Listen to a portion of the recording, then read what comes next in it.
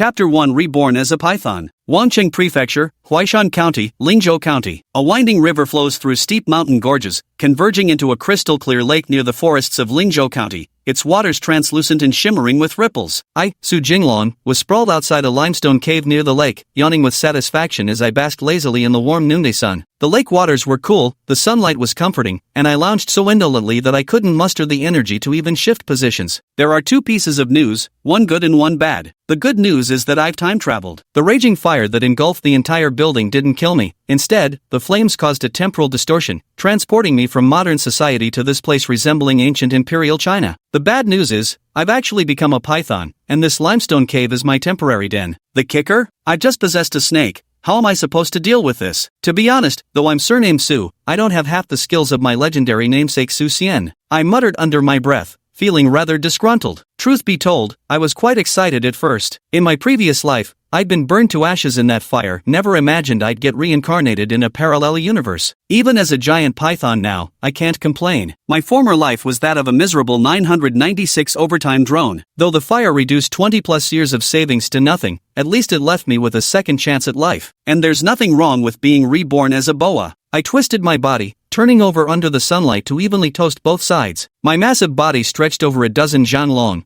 its snow-white scales resembling the finest mutton-fat jade, radiant under the sun's refraction like something divine. Except, I gulped, glancing at the somewhat smaller emerald-green boa coiled near the cave entrance. At that moment, it was curled on a rock ledge, licking the wounds I'd inflicted with its crimson tongue. Many of its jade-green scales were damaged, and its pitiful appearance actually stirred a pang of guilt in me. Damn it, I'm a 27-year-old straight-as-an-arrow guy who's never even had a girlfriend, yet somehow I'm finding a snake attractive? This must be some kind of illusion. I closed my eyes, struggling for a long time to accept the fact that I'd just been intimate with a snake. Damn it! This queen is the Dragon Empress, commanding 100,000 aquatic dragon troops, roaming freely between heaven and earth, daring to challenge the heavens themselves. Even the vast celestial court wouldn't dare look down on me. By divine mandate, I'm the dragon clan's pride, yet who could have predicted this dragon would enter shallow waters, this tiger would fall to the plains, now reborn to cultivate anew and contend for providence. Quite unfortunately, I've been reborn into the body of an ordinary green python, and now this vile beast before me has defiled my purity. Suddenly, a woman's voice filled with shame and indignation rang out in my mind. Ha! I was visibly stunned. Glancing around, there wasn't a living soul in sight. Who said that? Suspicious, my gaze settled on the green python. What are you staring at? Watch out, or I'll dig out your eyes, the voice threatened. I swear this here and now, once I regain my former cultivation, transform into a dragon, when that time comes, I will peel your flesh and pluck your sinews to vent my hatred. Now I could hear it clearly. This voice came from the green python, yet its mouth never moved. Could it be that I was hearing its thoughts? And what's this about the Dragon Palace's Empress,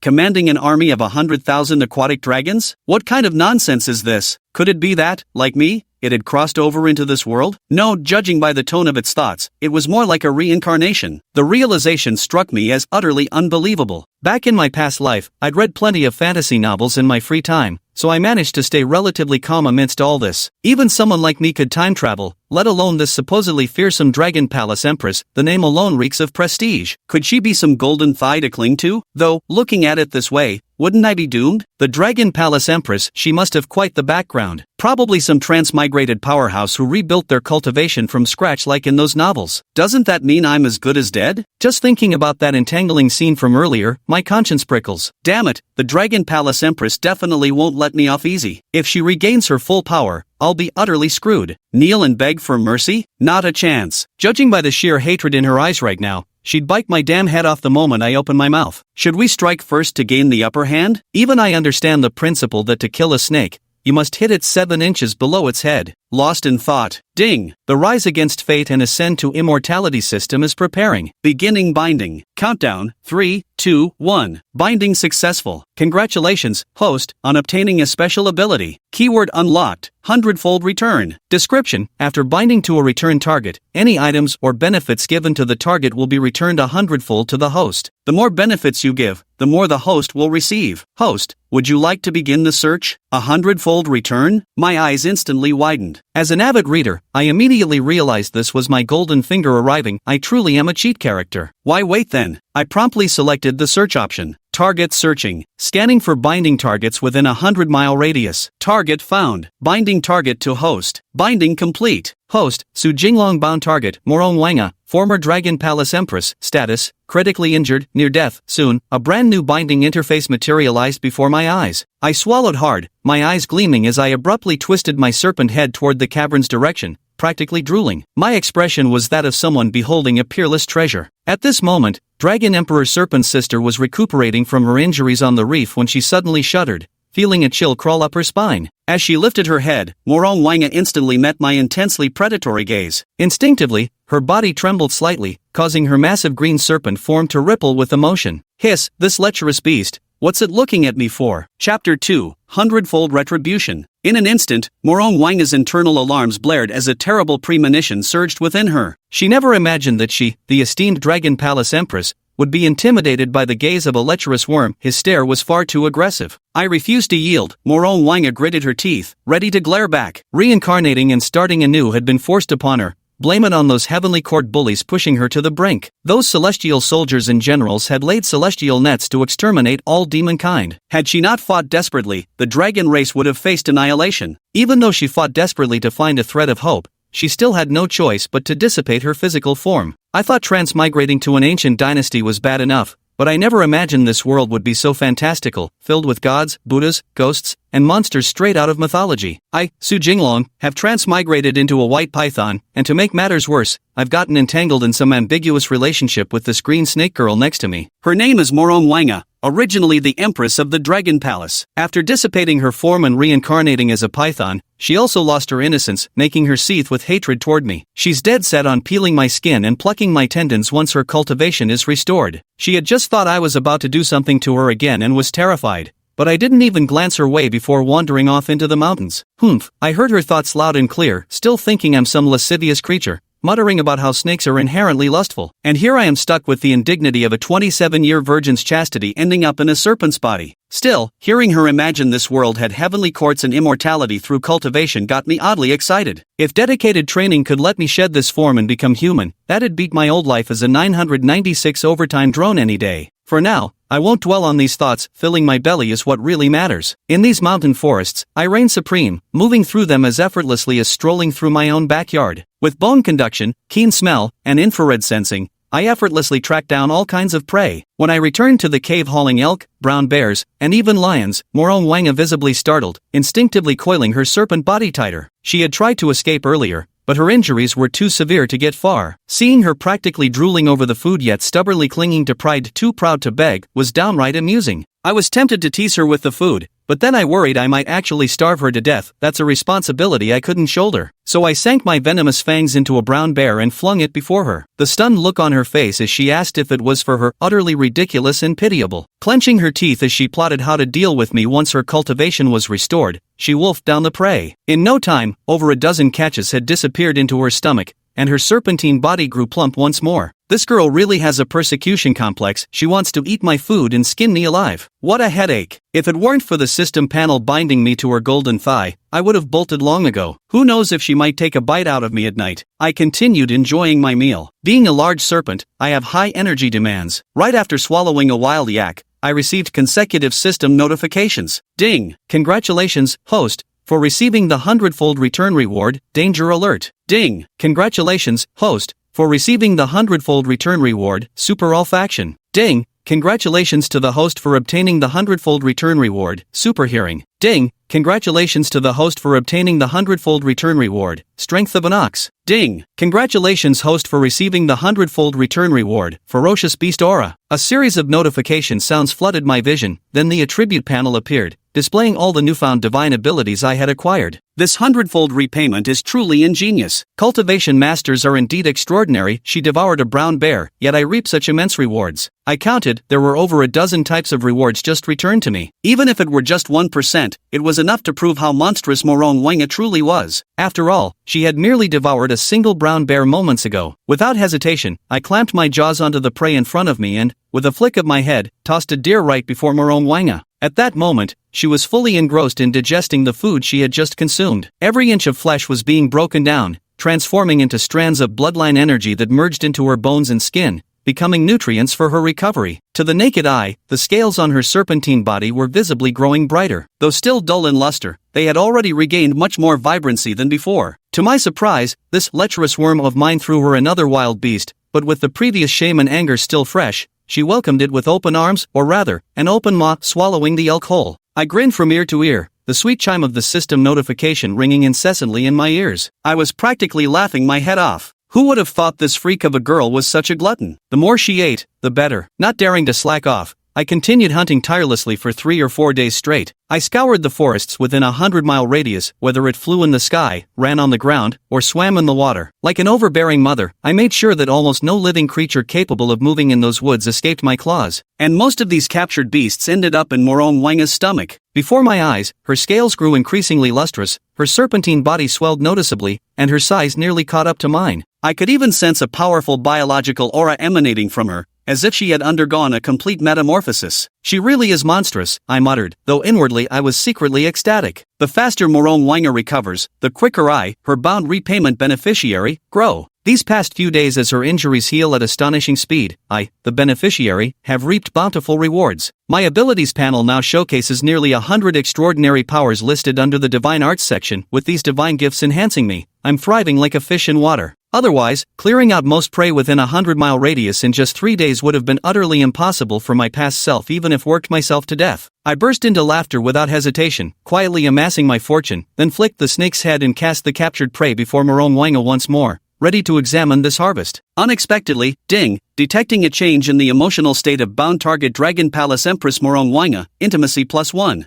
Host, Su Jinglong bound target, Morong Wanga, former Dragon Palace Empress, status, critically injured, nearing death intimacy, 1 point. I froze, focusing my gaze. Sure enough, an intimacy bar appeared beneath the binding interface. But seriously, what the hell is this? Intimacy, as the name suggests, this value represents the connection between the host and the bound target. The higher the value, the better the 100-fold return rewards. Note, if intimacy drops to 0, the binding relationship will immediately dissolve. Detected host's intimacy with the return target has surpassed 1. Synthesis options are now unlocked. The host may choose to synthesize abilities, completing the first evolution. What was I waiting for then? Synthesize. I made the choice without hesitation. Immediately, an 8-trigram cauldron materialized on the interface, roaring with raging flames. I watched helplessly as all the basic grade abilities I'd acquired over the past few days were thrown into its fiery depths. Ding, synthesis successful. Congratulations, host, you have obtained spiritual grade divine ability, King of Beasts. King of Beasts? My eyes lit up with joy as a scalding warmth surged from between my eyebrows, rapidly spreading throughout my limbs. I felt my flesh and bones transforming, while the white scales covering my body began to glimmer like gemstones embedded in my skin, radiating brilliance under the sunlight. In an instant, the burning heat between my brows seemed ready to burst through my skull. The sudden agony nearly forced a scream from my throat, but I clenched my teeth and endured. I could feel a radical transformation taking place within me, the searing heat between my eyebrows gradually converging to form a sharply protruding horn. My originally 10-jan-long serpent body rapidly expanded, becoming significantly thicker than before. Yet with the slightest movement, I felt my body grow lighter, my actions swifter, and the acuity of my bone conduction vastly enhanced. Moreover, if I so wished, I could effortlessly discern the panicked scene of a hare being chased by a leopard across the rocky shoals several miles away. Absolutely marvelous. My face overflowed with delight as I turned my gaze toward the small hill not far from the limestone cave. Whoosh! I transformed into a streak of light, bearing monstrous fangs as I tore toward the small mountain. A split second later, boom! A violent tremor shook the earth while a thunderous impact reverberated through the skies. As my massive jaws clamped shut, the mountain was utterly pierced through. Meanwhile, Morong Wanga, who had been coiled by the cave digesting her meal, awoke. Her serpentine eyes snapped open, crimson vertical pupils flashing. Scaled armor covering her entire body shimmered like lustrous jade, radiating a brilliant glow. 3 days of limitless feasting. Though the residual bloodline essence in these mortal offerings was scant, they've still restored some of my strength. Morong Wanga's serpentine eyes flickered with a faint smile, clearly pleased with her progress. Just then, a thunderous explosion shook the ground. Morong Wanga's breath hitched as an overwhelming pressure suddenly engulfed her, straining every nerve and making even normal breathing difficult. Who's there? Could it be the heavenly soldiers pursuing her? A shadow instantly darkened Morong Wanga's blood-red eyes. She tensed every muscle, ready to summon all her strength to escape the moment she spotted her enemies. To her surprise, upon looking up, she saw a nearby hillock abruptly shatter into rubble, leaving utter devastation in its wake. Amidst the ruins of shattered walls and toppled structures, a colossal silver-white serpent, over 20 zhang in length, lay coiled. The inverted reflections of the wreckage shimmered in its vertically slit pupils. It perched atop the mountain peak, tongue flickering, its silver-white scales resembling an impenetrable armored hide. Yet, how could it be him? Morong Wanga's serpentine eyes flashed with undisguised astonishment. She could never have imagined that the source of that earth-shaking explosion was actually my perverse worm. Such destructive power likely already rivaled that of a nascent immortal cultivator's spiritual seed. Since ancient times, for demons and beasts to cultivate, they must first shed their mortal forms to embrace the spiritual, only then can they ascend the hall and glimpse the path of immortality. Yet she clearly remembered that I was merely a favored common breed. How could such an earth-shaking transformation occur in just 3 short days? Even she, the dragon queen who commanded 100,000 aquatic troops of the dragon race, a peerless prodigy among the demon clans,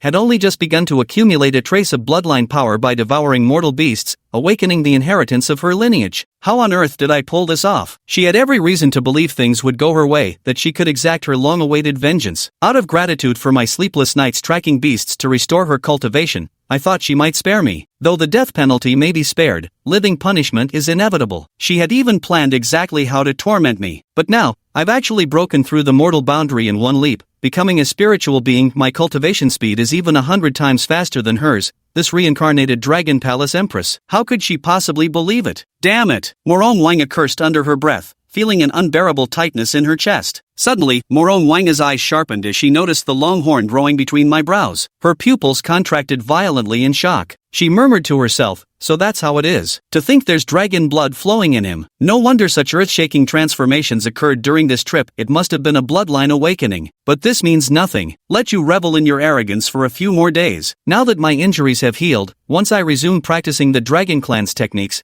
I'll undoubtedly leave you far behind in the dust. When that time comes, even if I spare your life, I'll make sure to ride you like a mount every single day."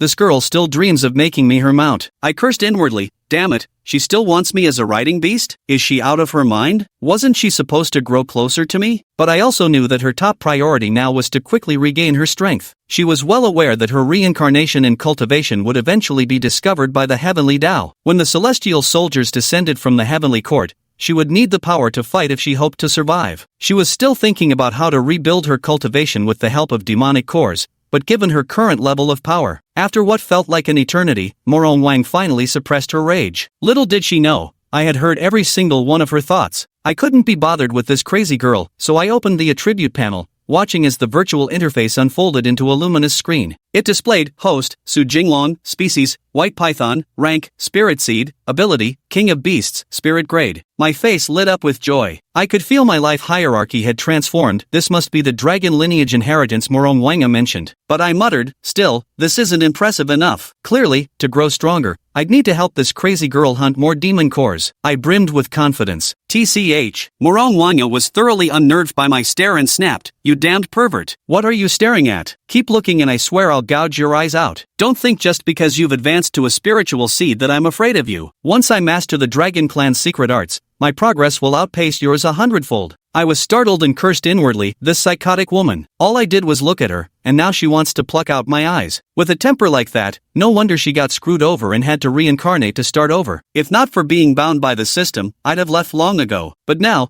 I had no choice but to obediently serve as her beast of burden. I grumbled to myself. I finally escaped the 996 rat race, only to end up in another world where I'm still stuck as a beast of burden. Could it be that I, Su Jinglong, am born to be a beast of burden? Though I complained, I dutifully turned and headed toward the dense forest in the mountains. After 3 days of scavenging, I had caught every living creature within 100 miles of the cave. This time, I ventured straight into the heart of the dense forest. Before advancing to the spirit seed stage, I wouldn't have dared to go near. My instincts warned me there was something terrifying inside. But now it was different. I had become a spirit seed and possessed the divine ability of the king of beasts, so fear no longer held me back. Before long, I stepped deep into the dense forest, where the air was extraordinary. Just one breath made me feel refreshed, and it could even coalesce into energy to temper my serpent body. My eyes gleamed. Wow, the air here is so peculiar. Could this be the natural spiritual chi mentioned in fantasy novels? Like an addict, I raised my head and began absorbing it rapidly. Screech! Suddenly, a bird's cry pierced the air as a large avian swooped down toward me, its razor-sharp talons gleaming coldly. Each claw looked capable of crushing boulders. Not daring to hesitate, I twisted my body swiftly to dodge. Boom! The bird's claws struck a massive rock, shattering the several hundred-pound boulder instantly. My scalp tingled with fear. Thankfully, I had moved fast. The huge bird missed its strike and swooped in again. I quickly retreated, cursing inwardly. What kind of bird is this? It's so fierce. At that moment, the system prompted, "Ding, host has encountered a second-tier snake-hunting bird. Detection shows Morong Wanga currently requires demon core for cultivation. Presenting this core to Morong Wanga will grant additional special rewards." The promise of extra rewards made my eyes light up. But this bird was too vicious. I couldn't win against it. As a natural predator of snakes, how could my newly evolved serpent spirit stand a chance? The rewards were tempting, but only if I lived to claim them. I wasn't stupid. Still, I wasn't just an ordinary snake. I was a modern, educated youth. If brute force wouldn't work, I'd outsmart it. I snarled provocatively at the snake-catching bird, enraging it as it swooped down again. Twisting my body, I dashed toward the vine-covered area. Its speed was terrifying. I narrowly escaped its claws several times. As we reached the edge of the vine zone, the bird dove at me once more with lightning speed. This time, I didn't dodge immediately. Waiting until it was almost upon me, I suddenly twisted aside. The bird grazed past me and landed directly in the tangled vines. Scree! The snake catcher found itself ensnared in the vines, temporarily grounded. Watching its frantic struggles only entangle it further in the creepers, I nearly laughed aloud with glee. Stupid bird, I gloated silently, now you're done for. I wriggled my body, inching closer to the snake-hunting bird. But the moment I got near, a sudden force crushed down on me from all directions. Caught off guard, I nearly collapsed flat on the ground. What the heck is this thing? So powerful! I muttered to myself, gritting my teeth as I stumbled back a few steps. Glancing back at the snake-hunting bird, I noticed the vines had tightened around it. This was clearly a golden opportunity. But the memory of that eerie force made me hesitate. Then, suddenly, I remembered I was no ordinary beast. King of all creatures. I roared hoarsely. Hiss! I flicked my blood-red forked tongue, the sharp sound reverberating through the mountains, startling countless birds into distant flight as my serpentine cry echoed far and wide. The snake-hunting bird screeched repeatedly in terror, a dignified second-grade demon beast now immobilized, utterly bound by vine ropes. It thrashed wildly, causing the vines to sway,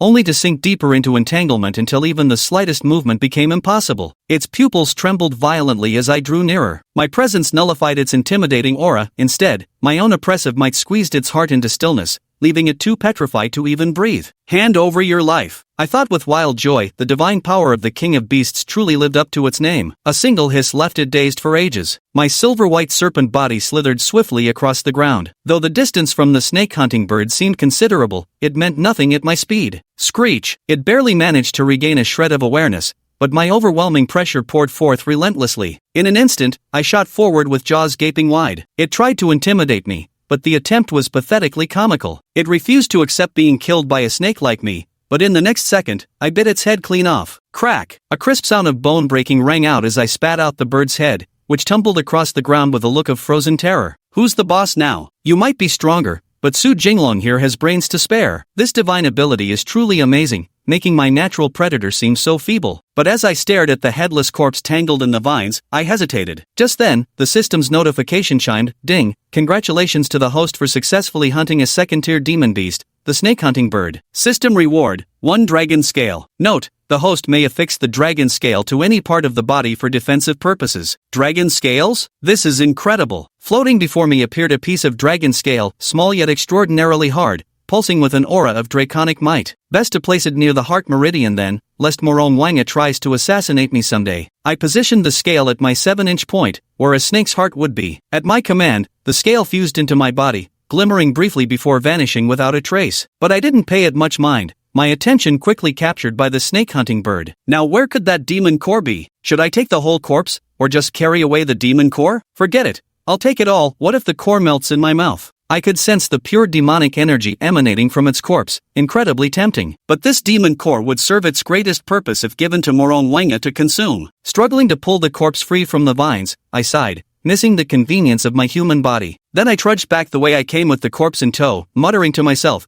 gotta have Morong Wanga taste this demon core quickly. Let's see what's so special about a second-rank beast's core. I carefully made my way through the dense forest, wary of encountering another snake-hunting bird. Suddenly, I caught a whiff of a sweet fragrance, a far richer concentration of spiritual energy. The spiritual energy is dense over there, let's check it out. Places with concentrated spiritual energy often harbor rare treasures. Excited, I quickened my pace. The deeper I went, the denser the spiritual energy became. Within minutes, I came upon a small lake, no more than a few dozen feet across, its waters crystal clear and shimmering. Threads of white mist rose from the pond, and I realized this vapor was spiritual energy. Moreover, it was spiritual energy materializing into physical form, something only found in the sacred grounds of major sects. I've hit the jackpot, I exclaimed in excitement. But with that shout, a heart-palpitating presence emerged. My heart skipped a beat, and I instinctively retreated several meters. Just as I turned to flee, a jet of water erupted from the pond, carrying an aura of utter annihilation. Boom! The water jet missed me but struck down several towering trees nearby. Too close, time to go. Without looking back, I bolted away at full speed. Chapter 7, Bewitched to Death. That was close. Run for your life. Su Jinglong didn't even have time to think, his first instinct was to flee. This aura was vastly more powerful than that snake-catching bird's. He didn't even entertain the idea of fighting back. After running for an unknown amount of time, Su Jinglong finally dared to stop and turn to gaze behind him. The concentration of spiritual energy had drastically decreased. He had no idea how far he'd run,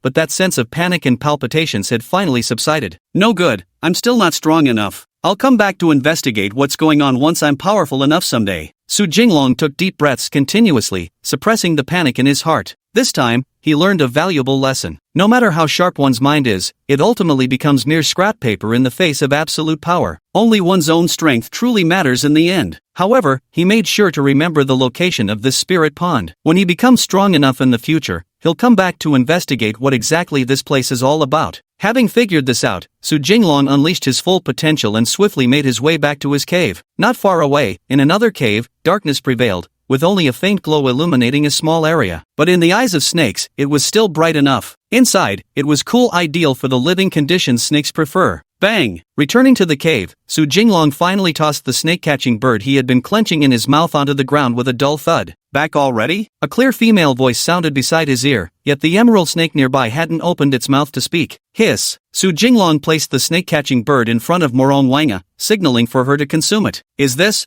a snake-catching bird? Wait a minute, this probably isn't an ordinary snake-catching bird, is it? At the very least, it must be a demon beast that's reached a graded rank. The snake-catching bird had been dead for some time, and most of its demonic energy had dissipated. However, the demonic power within its beast core showed no signs of leaking. On the contrary, it remained exceptionally abundant. Morong Wanga carefully examined the snake-catching bird, a flash of wariness crossing her eyes. Though it had clearly been dead for some time, the lingering aura it emitted still posed a considerable threat to her current body. Listening to the other party's incessant muttering, Su Jinglong felt utterly speechless. The meat's already at your lips, why aren't you eating it? Hiss! Su Jinglong nudged the serpent-catching bird with his head, glancing at it as if urging it to devour the prey. Is it intending for this concubine to consume it? Wait, something's wrong, there's quite a significant demonic aura within this. It's a demon core. Morong Wanga came to her senses and grasped the hidden significance. Her tongue flicked out, delving into the flesh, and curled back with a walnut-sized demon core. Within mere minutes, this emerald-green snake had been shocked 3 times. A serpent without any ranking had actually hunted down a natural predator of higher rank. Even more astonishing, the prey was offering itself to be eaten. There's still a demon core inside this corpse. Morong Wanga suddenly raised her head, looking at the other party with disbelief. Her jaws clamped around the demon core, not daring to swallow it just yet. Afraid there might be something wrong with it. What are you being so cautious about? If you've got good food, eat it quick. What's wrong with you? I ate the snake-hunting bird? Whatever, this is good stuff. Her eating me would be doubling my gains. Su Jinglong suppressed his urge to devour the prey, gave the mother snake a cold glance, then returned to his resting spot to lie down. Morong Wanga arched her upper body, watching as her opponent moved away. Then she tilted her head back, tossed the demon core into the air, and swallowed it in one gulp. With his absolute strength against me, he'd never resort to underhanded tricks to finish me off. Besides, it didn't kill me before, so the demon core should be fine inside. Morong Wanga faced the demon core within arm's reach with great caution. The previous ones were just ordinary beasts easy to eat once caught. But what lay before her now was a demon core, a greatly nourishing treasure of the demon race. Unasked kindness is either cheating or theft. There are only 2 possible outcomes. The first is seeing it for the first time but not daring to eat it. The second outcome is Morong Wanga's heart sank as she silently thought, this is bad. A glint of determination flashed through her eyes. But before she could further contemplate, the demonic energy within the demon core suddenly stirred. Her severely wounded body was substantially repaired, and the entire serpent was immersed in the joy of healing. The long-lost comfort in her body made Morong Wanga extremely happy. Though the power contained in this demon core was immense, fortunately, much of it was used to heal her injuries. Otherwise, she would surely have been overwhelmed and injured once more. Comfortable. She had no idea how much time had passed when Morong Wanga opened her eyes again, a gleam of brilliance sparkling within them, utterly dazzling. She stared excitedly at her own body. Her injuries had finally healed. Was he simply trying to feed me, to help me recover my wounds? Or was he using me to test for poison? Before long, Morong Wanga returned to normal. Lowering her gaze in contemplation, she stared at the giant serpent resting nearby and fell deep into thought. This one didn't come to handle official business, certainly not with intentions of becoming a dragon knight. What exactly is the symbolism behind this white serpent? No point thinking about it now, it'll reveal itself in time. Time reveals a demon's true nature. Morong Wanga shook her head, dismissing further thoughts, and in one gulp swallowed the snake-catcher bird's body, her belly bulging noticeably. In the distance, Su Jinglong let out a light snort through his nose, thinking to himself, time will reveal the demon's nature. You wouldn't even let me have a go at it. Wait, no, even if you asked me to, I wouldn't go. Let's talk about it when the day comes for me to take human form. What's so great about Dragon Knights? Just at that moment, a sound came from the system. Ding, system notification. Morong Wanga consumed a demon core, activating 100x return. Ding, system notification. Morong Wanga's affection toward the host has increased by 1 point. Morong Wanga's current favorability towards the host, 2. Seriously, officer? Just 1 per demon core? Su Jinglong felt utterly helpless. It seemed her wariness was still too high. But before he could ponder further, the energy within him surged violently once more. Within mere breaths, his body swelled several-fold in size, nearly occupying half the cavern. Ding! Congratulations to the host for becoming a first-level demon beast. So I become a first-level demon beast just like that? Su Jinglong was astonished. Feeling the immense power surging through his entire body, he was truly shocked. Are first-order monster beasts really this powerful? But that snake-catching bird was only second level, yet it wasn't this powerful. After much deliberation, Su Jinglong could only come to one conclusion. The initial state of the serpent-catching bird must have been very small, inconspicuously so. My heavens! How did it lie there for just a moment and suddenly become a beast with a cultivation rank? Just as Su Jinglong was still pondering, an utterly astonished voice reached his ears. Morong Wanga stood dumbfounded, frozen in place. Compared to the person before her, she resembled nothing more than a green bamboo viper. Too small. Ha, little brat. Lost in your charm. Su Jinglong's other lip curled upward slightly on the side facing away from her, thoroughly pleased. But now, he's pretending to be a master. Masters are always aloof. Chapter 8, Body Explosion. Little punk, can't you die from being mesmerized by my massive physique, bro? With me protecting this reincarnated Empress, won't she soar to new heights in the future? Su Jinglong thought triumphantly to himself. He believed such an imposing figure would surely awe the world and make Morong Wanga fall desperately in love. But the words that followed nearly made him collapse to the ground. Grown this big. If he were to resort to force, I fear I wouldn't even need to commit suicide before my body would burst apart. Morong Wanga's eyes were filled with worry. Her gaze involuntarily fell upon the serpent's tail. It was practically larger than her entire body. Can't even get inside. The only accessible holes are the limestone caves. Though these words weren't spoken aloud, Su Jinglong still heard them. Hearing these words, his pupils contracted sharply as he abruptly rose to his feet. He stared at the other person in disbelief, thick wisps of vapor escaping from his flaring nostrils. What the hell kind of savage nonsense is this? These are words the Empress could possibly say? Even if you're interested, I'm definitely not interested, okay? Su Jinglong gasped inwardly, angrily chastising the other party for their improper thoughts. The other person was now a snake. What difference was there between him now and a virtuous gentleman? There wasn't the slightest trace of improper intentions. What's he doing? How dare a mere spiritual seed glare at this princess like that? Morong Wanga refused to back down, straightening her posture to meet the furious gaze with equal intensity. Yet unexpectedly, given their vast difference in size, her indignation appeared utterly adorable. Su Jinglong chuckled inwardly. The Empress is quite adorable too. I can't wait to see her humanoid form, still with those dragon horns. Wonder if I can grab them. His imagination ran wild. Breaking eye contact with the Tsundere serpent, he lay down again. He still needed to adjust to his newfound first-tier demon beast strength, otherwise even running might trigger apocalyptic tremors. Humph, it seems you're truly frightened by this princess's glare. Good, very good. From now on, I shall reluctantly permit you to accompany me, allowing you to ascend to heaven alongside this princess. Seeing her opponent retreat voluntarily, Morong Wanga was utterly pleased, her eyes brimming with unconcealed delight. But soon, upon seeing the opponent's massive size, they fell into silence. Hearing the other party's inner thoughts, Su Jinglong curled his lips in disdain. What a heartless female snake. He hadn't even been willing to eat the demon core himself and had given everything to her. What more did she want? Forget about insignificant matters like hundredfold cashback, that topic wasn't important right now. Wretched mother snake, Su Jinglong secretly thought with disdain. How strange. Her tsundere demeanor momentarily abandoned, Morong Wanga stared at the silver-white snake, racking her brains but utterly unable to comprehend how it had suddenly grown larger. Not even its skin had been shed. Forget it, this world is full of weird things anyway. Not gonna dwell on it. Maybe there's some adventure out there. No, now that I've recovered, next time he goes out, I'm following him. If there really are any treasures to be found, I should get my share. How else am I supposed to cultivate to a decent level in this lifetime? Morong Wanga's eyes were resolute as she steeled herself to follow and observe the other party during their next outing. His progress was clearly faster than hers, that simply wouldn't do. How could she ever avenge such humiliation now? Meanwhile, on the other side, Su Jinglong's body brimmed with abundant energy, making hunting the last thing on his mind. His thoughts were entirely preoccupied with one question. Why had the favorability meter increased by only a tiny amount? It takes over a dozen beasts just to raise a tiny bit of favorability, but a single demon core is worth far more than a dozen beasts. At the very least, it should give 2 points. Su Jinglong roared inwardly with powerless fury, venting his most enraged words through utterly impotent speech. Little did he know, this was simply because Morong Wanga's wariness toward him ran too deep. Her thoughts had already leaped to entirely different conclusions. If she had known these demon cores were specially prepared for her, her fondness would surely have grown even greater. Yet communication between them remained impossible. Su Jinglong could hear Morong Wanga's speech, but his words were incomprehensible to her. He could only grasp the emotional tone and rely on gestures to supplement his understanding. Unless both became sufficiently cultivated demon beasts, capable of using spiritual energy to transmit thoughts or refining the obstructing throat bone, this barrier to speech would persist. Not long after, Su Jinglong finally managed to move his body, slowly making his way out of the cavern. Fortunately, the cave was spacious enough to accommodate him. I can't go too fast. What if the Empress gets lost and starts crying? Su Jinglong sighed and deliberately slowed his pace. Perfect opportunity. Keep up. Morong Wanga finally waited for the other party to leave the house and hastily shifted her body to follow their movements. But immediately after, she seemed to realize how dreadfully slow her climbing speed was. The other party clearly wasn't exerting much effort,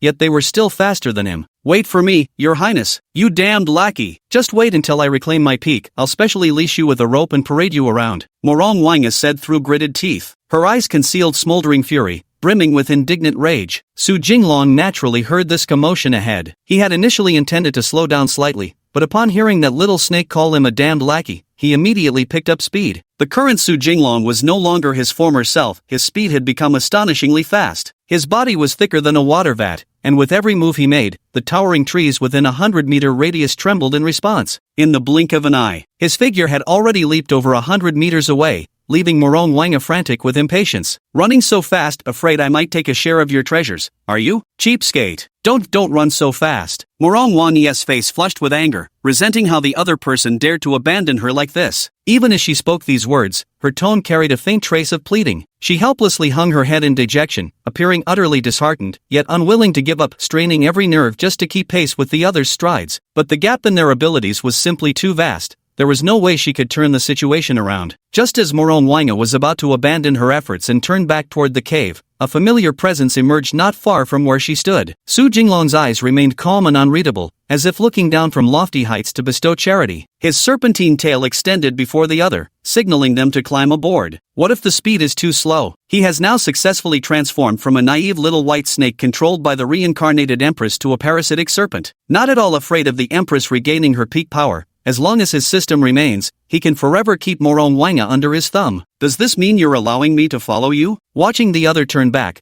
Morong Wanga widened her eyes in disbelief at this unexpected development. She never expected that the other party would turn back, as if it could understand her words. However, little Emerald Snake didn't voice it out, and the other party pretended not to hear either. Su Jinglong flicked his snake tail, signaling for the other to quickly climb on. Seeing this, Morong Wanga didn't hesitate for a moment and swiftly ascended along the serpent's tail, securing herself firmly onto its back. Chapter 9, The Blind One. The scenery outside here isn't half bad. At last, Her Highness gets to see some sunlight. Perched atop Su Jinglong's head, Morong Wanga straightened her upper body, basking contentedly in the sunshine. I've been staying in the cave all along, though it's not particularly dark. getting some sunshine is still nice. Upon hearing these words, Su Jinglong secretly wondered, it's not far at all, climbing out isn't that hard. Only coming out now, is she this scared of dying? Other reincarnated immortals always charge ahead fiercely, how come she's being so docile? Both snakes harbored their own ulterior motives, their minds working busily. A silver-white giant python swiftly traversed through the mountain forest, frightening away all birds and beasts in its path. Upon closer look, one could spot an emerald-green little snake perched atop its head. Of course, not that little, but compared to Su Jinglong, it might as well be a lowly. Soon, the two snakes disappeared into the dense woods. While in the mountainous forests, Su Jinglong released his aura, and not a single bird or beast dared to approach. But as soon as he entered the dense woods, his unrestrained presence, the oppressive might of a first-ranked demonic beast, spread for miles. Astonishingly, several other first-ranked demonic auras responded from the surroundings. His perception was extraordinary. He instantly pinpointed the source of the anomaly. Roar! A deafening roar came from afar, shaking the air like a shockwave and sending chills down the snake's spine. Ah! Morong Wanga was startled and couldn't help but scream in alarm. The entire snake instantly entered combat mode, arching its body and repeatedly flicking its tongue. Yet Su Jinglong showed not a trace of panic. He halted his steps and fixed his gaze on the source of the sound. He had no ears, his entire skin surface served as his hearing organ. Orangutan! The shadowy figure came swinging through the vines between distant trees, unmistakably revealing the strength of a first-tier demonic beast. First-tier demon beast. Morong Wanga was astonished inwardly as his vertical pupils instantly locked onto the approaching enemy. A mere first-tier demon beast dares to show off before an expert. Before the ape could even land, Su Jinglong took the initiative to attack first. He arched his body, gathered his strength, and lunged with jaws wide open for a ferocious assault. Roar! The gorilla was getting closer and larger with each step, revealing itself to be several meters tall upon closer inspection. With one hand gripping vines and the other pounding its chest, its fangs were exposed in the open air, filling the surroundings with a foul stench. The thick, fishy liquid between its teeth flew out with a roar. Seeing that the white python dared to strike first, it seemed provoked, its eyes instantly turning blood-red as it swung its enormous, hill-like iron fist toward the python. But unexpectedly, the silver-white serpent was even faster. Before the fist could land, it twisted its head to dodge, and in the next moment, its head latched onto the ape's arm, coiling around its opponent. Die! Su Jinglong inwardly roared as he coiled around the black-furred monster several times, trapping it tightly. With every ounce of strength in his body, he squeezed to crush the creature. Roar! The gorilla's body was crushed by immense force, enduring excruciating pain as it involuntarily let out a howl towards the sky. The strength and defense it had always prided itself on were effortlessly crushed. The bones of its body let out an endless series of cracks under the pressure, even to the point where his eyeballs seemed about to burst from the pressure. A crimson tongue lolled out, desperately trying to gasp for air, but his neck was tightly constricted, cutting off all breath. Su Jinglong possessed tremendous strength, yet it still took him a full several minutes to finally end the gorilla's life. Huff! He let out a sigh of relief,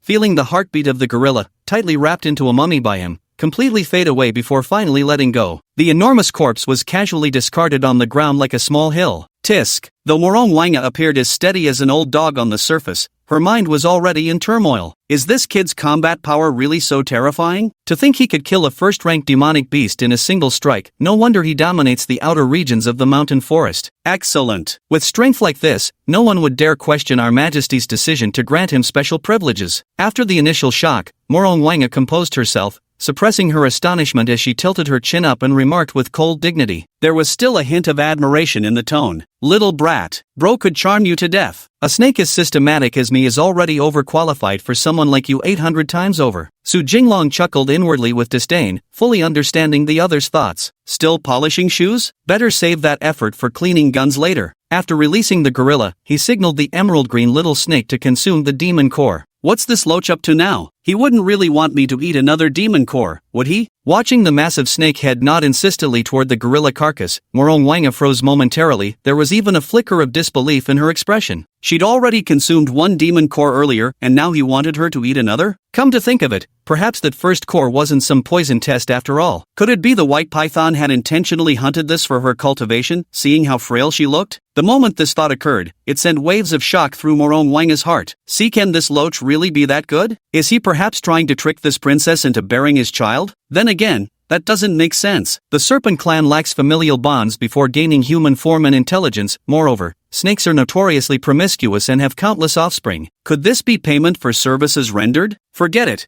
I won't dwell on it. This princess shall reluctantly accept the loach's humble tribute. Morong Wanga's eyes flickered with shifting emotions as numerous thoughts surfaced only to be suppressed. After all, when a demon core presents itself, it would be foolish not to consume it. Strengthening herself took precedence above all. As for the rest, we'll talk about it later. Hearing the other party's thoughts, Su Jinglong was speechless. He glanced at Little Green Snake several times but ultimately said nothing, silenced into speechlessness. If you're going to eat, just eat. Must you put on such a show? A woman's heart is as deep as the ocean, let alone this dragon who's always lurking in the depths. Her thoughts are truly abyssal. Crazy girl. He hadn't even entertained such perverse thoughts, forgetting that Morong Wanga was originally of dragon descent and completely natural about her serpentine form. The ape's body was somewhat large, making it impossible for Morong Wanga to swallow whole, so Su Jinglong thoughtfully tore the carcass apart into several segments. Only then could she accurately locate the demon core and swallow it in one gulp. After a brief moment, Morong Wanga's body grew slightly larger, while Su Jinglong remained nearly unchanged. Perhaps the threshold for advancing to a second-level demon beast was higher. Ding! Morong Wanga consumed a first-level demon core. Congratulations, host, you have obtained Culinary Master skill. Culinary Master. What a culinary master indeed. Su Jinglong was startled. He looked at his own body. There weren't even hands to cook with. No rush. Better to accumulate a few more skills and keep waiting to synthesize divine abilities. The two snakes continued advancing deeper, setting off to hunt more prey. Soon they encountered another first-tier black wolf, which Su Jinglong effortlessly slaughtered before gutting it to retrieve the core. When Morong Wanga swallowed the second first-grade demon core, the system's voice rang out once again. Ding! System reminder, host, Morong Wanga still lacks one second-grade demon core to successfully advance to a first-grade demon beast. Chapter 10, just one more. Ding! System reminder, host, Morong Wanga still needs one more second-grade demon core to successfully evolve into a first-grade demon beast. What? 2 first-level demon cores plus 2 second-level demon cores just to create a single first-level demon beast? What kind of consumption rate is this? I can't afford this. Su Jinglong suddenly raised his head, his face paling with shock. He took a deep breath, never expecting the toll would be so immense. Does advancing to the first rank inherently require such massive amounts of demonic power? Or is Morong Wanga's cultivation technique simply a bottomless pit? Meanwhile, Morong Wanga had also finished absorbing 2 first-rank demon cores. His entire aura shifted, becoming sharper and more powerful. But in front of Su Jinglong, it still wasn't much. After consuming these 3 demon cores, my power has greatly increased. If this continues, sooner or later I'll be able to fight my way back to the 33 heavens. This loach has done well. In the future, I might grudgingly grant him the position of a lackey. Morong Wanga was in high spirits, brimming with smug satisfaction. Standing atop Su Jinglong's head, he carried himself with the air of one surveying the world from a commanding height. Yet alas, his diminutive frame appeared adorably tiny when compared to his mount. TSK, 3 demon cores as bribery just to land a flunky's job. You kinky little thing, just wait till you've transformed. Sooner or later there'll come a day. No, sooner one day and later another. No, that's not right either. Anyway, sooner or later I'll have my day. Su Jinglong kept correcting his phrasing, muttering these righteous declarations to himself. If only I could get another second-rank demon core. Calculating carefully, I should be able to break through to first-rank demon beast. If it weren't for my cultivation technique being too powerful and monstrous, I wouldn't be able to consume so many demon cores. Luckily, I still have the loach to command. Morong Wanga sensed her demonic energy and concluded that just one more second-rank demon core would be about enough. Not yet the first second-level demon core, most of it was used to heal injuries, otherwise I would certainly have broken through to first-level demon beast. Hearing the other party repeatedly calling him a loach, Su Jinglong grew somewhat displeased. I treated you like an adopted daughter. How did you end up acting like a grandson? That's downright disgraceful, isn't it? No way. I'll have to seal your demon core for now. Just wait and see. He snorted coldly, his breath turning to white mist in the air, clearly displeased. Kindness taken for ingratitude. Surveying his surroundings, Su Jinglong realized he had unknowingly approached the vicinity of that mystical pond once again. The mystic pond? Last time I couldn't defeat it, but now I'll try my luck again. I must redeem my past humiliation. Su Jinglong let out a sharp whinny and immediately turned around, heading deeper into the spirit pond. Just now, he brutally beat 2 first-order demonic beasts, which greatly boosted his confidence. Last time I couldn't win because I hadn't reached the cultivation rank, but now that I'm first rank, shouldn't that be enough against a first-tier demon beast? Thinking this, Su Jinglong grew extremely excited, rubbing his hands together and itching to give it a try. The spiritual energy here is incredibly rich and dense. If I could cultivate here every day, my progress would surely advance by leaps and bounds. This little loach better hurry up and deliver me to the most spiritual energy-rich place for cultivation. Feeling the long-lost familiar spiritual energy around her, Morong Wanga's heart soared with excitement, equally eager to begin. Without another thought, she immediately coiled her body and frantically employed her cultivation techniques, gulping down the spiritual energy at astonishing speed like someone starving to death. Who would have thought such a desolate lower realm could still harbor a place with such abundant spiritual energy? Truly the pinnacle of luck. When the whispers overhead reached Su Jinglong's ears, the corners of his mouth unconsciously curved upward. 1,000 miles in a single day? Didn't you forbid it? You still want to cultivate? Still calling me a mud skipper? Just you wait. In a moment,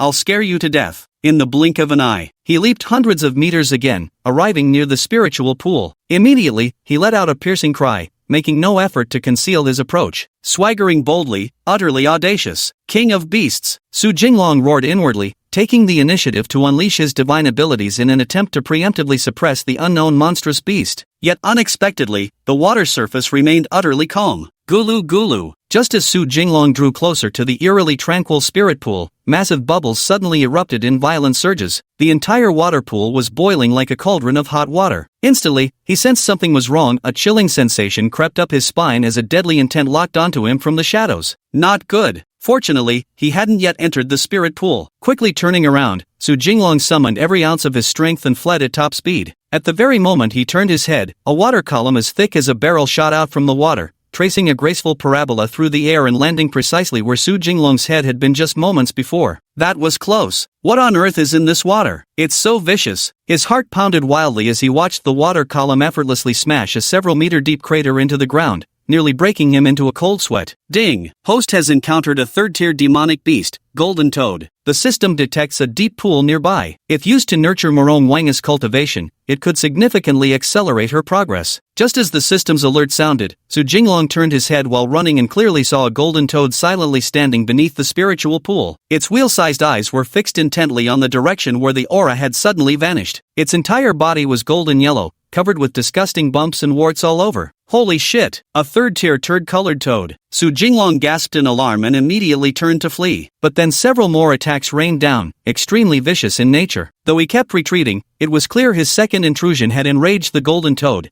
which continuously launched assaults as warnings. Whoosh! Just as Su Jinglong had barely escaped and was catching his breath, mistakenly thinking himself safe, another water column descended mercilessly upon his abdomen. Ah! Intense pain engulfed his entire body, making him thrash about on the ground, yet he never missed a beat in his desperate scramble to escape. Boom! Just as expected, had he paused even for a second earlier, his tail would have undoubtedly taken the full brunt of that blow. Su Jinglong didn't stop until he had run a great distance, rolling on the ground in agony to relieve the pain. Damn it! This humble one actually sensed death looming just now. Luckily, this loach ran fast, otherwise, this humble one might truly have perished there. Just as Su Jinglong was writhing in pain, Morong Wanga, who had been clinging tightly to him, finally regained her composure. She glanced back with lingering fear, then a blazing fury flashed through her eyes. How dare a mere toad frighten an empress into paralysis? You disgusting toad, just you wait. One day, I swear I'll make you pay for this. The rankless female emperor couldn't even resist under the pressure from a third-tier demon beast. Morong Wanga swore an oath with overwhelming fury, wishing she could turn around and slaughter her way back that very instant. Chapter 11, First Order Demonic Beast. I'll get you killed sooner or later, you bastard. Damn toad. As the ruler of an empire, the supreme sovereign of the dragon race, to be attacked by a mere toad, such was the unforgettable humiliation that Morong Wanga could never erase from her memory. Even in the short term, it draws more hatred than the celestial court far beyond the clouds. In the short term, if she can't destroy the heavenly court,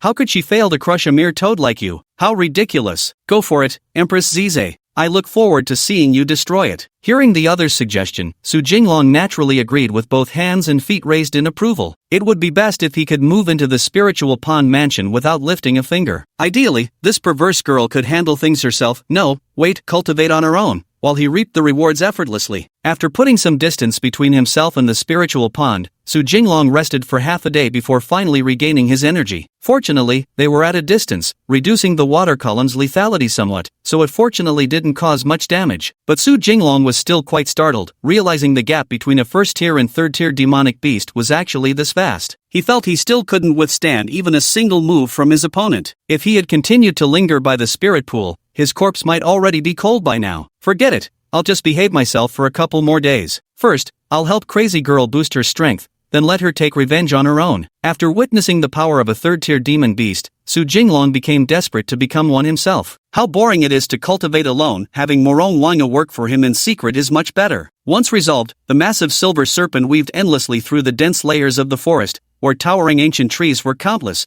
their trunks remarkably thick. As Su Jinglong put it, they were as big as he was, though he certainly wasn't talking about his waistline. There don't seem to be many second-tier demonic beasts around. Why won't they show up already? Last time, I ran into a snake-eating bird, so why haven't I spotted a single second-tier one now? After searching for a long time, Su Jinglong found nothing. Although there were several first-order demon beasts around, they were all intimidated by his aura and dared not make any reckless moves. They merely trailed silently behind, too fearful to launch an attack. As for Morong Wanga, by now she was too furious to speak. Curling tightly into herself, she plunged into cultivation. Even with the spiritual energy sparse and insufficient, she stubbornly persisted, pouring all her effort into it. Roar! Suddenly, a tiger's roar echoed from the far distance. A roar echoed, stirring fierce winds through the dense mountain forest, making tree branches sway incessantly. It was as if the sound could pierce through skin and strike directly at the soul. A tiger? Perfect timing. This time it shouldn't be a third-tier demon beast. Su Jinglong didn't sense any particular danger from the tiger's roar. If anything,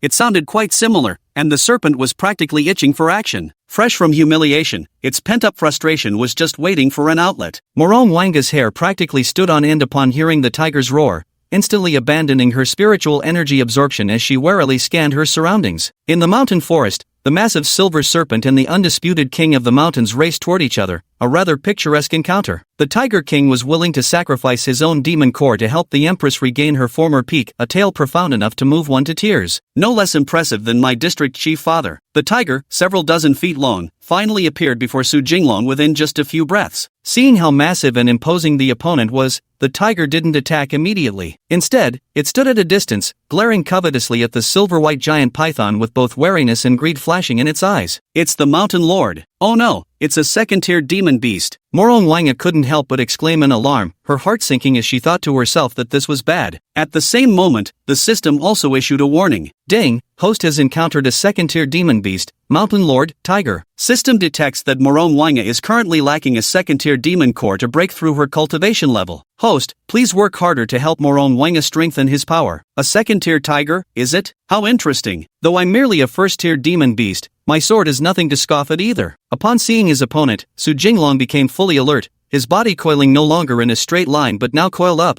with just the upper half of his body rearing to a towering height of over 10 jang. As a colossal serpent, his innate advantage was singular, brute strength. If he could completely entwine that tiger, the sheer pressure would surely crush it to death. Yet achieving a full wrap around his adversary proved extraordinarily difficult. Fortunately, the surrounding environment was quite conducive to his fighting style. The abundance of trees hampered wide, sweeping attacks, thereby limiting the Mountain Lord's strength as well. Roar! Tisk! The two sides were locked in a stalemate. Su Jinglong did not rashly launch an attack, instead maintaining a deadlock stare with his opponent while searching for an opening. The Mountain Lord behaved similarly, constantly shifting its footing and prowling within a safe distance, its eyes brimming with aggression, sharp as blades. A second-tier Mountain Lord fighting a first-tier giant python, this is no contest at all. No, I must also secretly look for an opportunity. This loach has been of great help to me, I can't just let him die in vain. Morong Wanga thought to herself, her eyes filled with determination. Silently, she slid down the white python's body and crawled along the ground without making a sound, distancing herself as she planned to ambush the tiger. To everyone's surprise, Su Jinglong took the initiative to attack, leaving Morong Wanga no time to seek an opportunity. Freak girl, a measly unranked snake dares to ambush a second-tier tiger. I must strike first, can't let this tiger woman throw her life away. Su Jinglong glared fiercely at Morong Wanga, cursing her for ruining his moment. As the inner voice faded, the silver-white serpent moved with agile grace, leaping up and darting directly onto the trunk of a nearby tree. Roar! Whether the Mountain Lord believed it had found an opportunity or was instinctively startled by the sudden movement, it reacted immediately, springing into the air and striking fiercely at the serpent's spinal weak spot. Unfortunately, Su Jinglong was faster. No sooner had he steadied himself than he leapt again, this time toward another towering tree. But the tiger couldn't break anymore, midair with no solid footing. It could only lunge toward the now utterly empty tree in futile fury. Boom! The towering tree was snapped in half, collapsing with a thunderous crash, squarely struck by the tiger's paw, nowhere left to hide. Perfect chance! Su Jinglong had barely steadied himself when he noticed the tiger using the momentum from swiping at the tree to pivot and search for a landing spot. In that instant, the giant serpent seized the opportunity, propelling itself forcefully off the trunk once more and charging toward the tiger in a deadly assault. Roar! The white python moved swiftly. By the time the tiger landed and lifted its head again, the serpent's massive body was already hurtling through the air toward it. The tiger's pupils contracted sharply, its vision narrowing as the dark shadow loomed ever closer. Instinctively, it gaped its bloody maw wide, baring its fangs while simultaneously swinging its right arm in counterattack. Yet its reaction was too slow, the right arm failed to gather full strength, and the gaping jaws missed the white serpent's body entirely. Die. Chapter 12, Die. Go die. Su Jinglong roared in his heart as his serpentine body lunged toward the mountain lord's flank. His plan was to evade direct confrontation with the second-tier demonic tiger, find leverage on its massive frame, then coil his entire body around it to strangle the beast with crushing force. Roar! The tiger's roar shook the mountainous forest, causing the dense trees to sway incessantly as their massive trunks trembled, shedding countless tender green leaves like rain. With its bloody maw gaping wide, the tiger raised its right forelimb to strike. Yet despite its jaws missing their mark, that formidable swipe landed squarely on the silver-white serpent's body. Though lacking full momentum to knock the giant serpent from midair, the tiger's razor-sharp claws successfully tore through scaled armor, sinking deep into flesh and sinew. Ag! Su Jinglong was astonished. He never expected his opponent to be so fast. An intense, burning pain quickly spread throughout his body. This was the first time he had ever been injured. The flesh was neatly torn away, a mangled lump casually discarded on the ground, exposing sturdy crimson muscle beneath. Blood dripped down, filling the air with the heavy scent of carnage. It was intensely stimulating to the brain. Roar! The tiger's eyes were filled with shock and disbelief. It had never imagined that a mere first-rank demon beast like its opponent could hold out this long in battle. Not a second-tier demon beast yet surpassing one. It turned around, wanting to counterattack, but the serpent's head had already found leverage, clinging to its body and beginning to coil around it. A longer figure swooped down from the air. In an instant, another powerful swing of the snake's tail aimed straight for the tiger's face. I'm already injured, you must die. Trade injury for life. Su Jinglong hissed and roared, ignoring the unbearable pain as he exerted all his strength to tightly coil around the second-tier demon beast. Under the immense pressure, blood gushed wildly from his wounds. The tiger howled in helpless rage, its face contorted in fury as it bared its fangs dripping with viscous saliva and lunged at the serpent's tail. Unexpectedly, due to excessive tension and being immobilized by the python's grasp, the tiger missed its bite. The snake tail came crashing down on its head with tremendous force, and only then did the tiger's jaws snap shut violently. Too late. A crisp clack of teeth echoed as the tail landed with crushing force. A fresh wound split the tiger's face instantly, stretching from beneath its right eyelid to the left lip, carving across its entire visage. Flesh torn and blood streaming, his face covered in the foul stench of gore. Go to hell! Su Jinglong didn't give the tiger any chance to counterattack. First, he forcefully snapped the beast's two hind legs,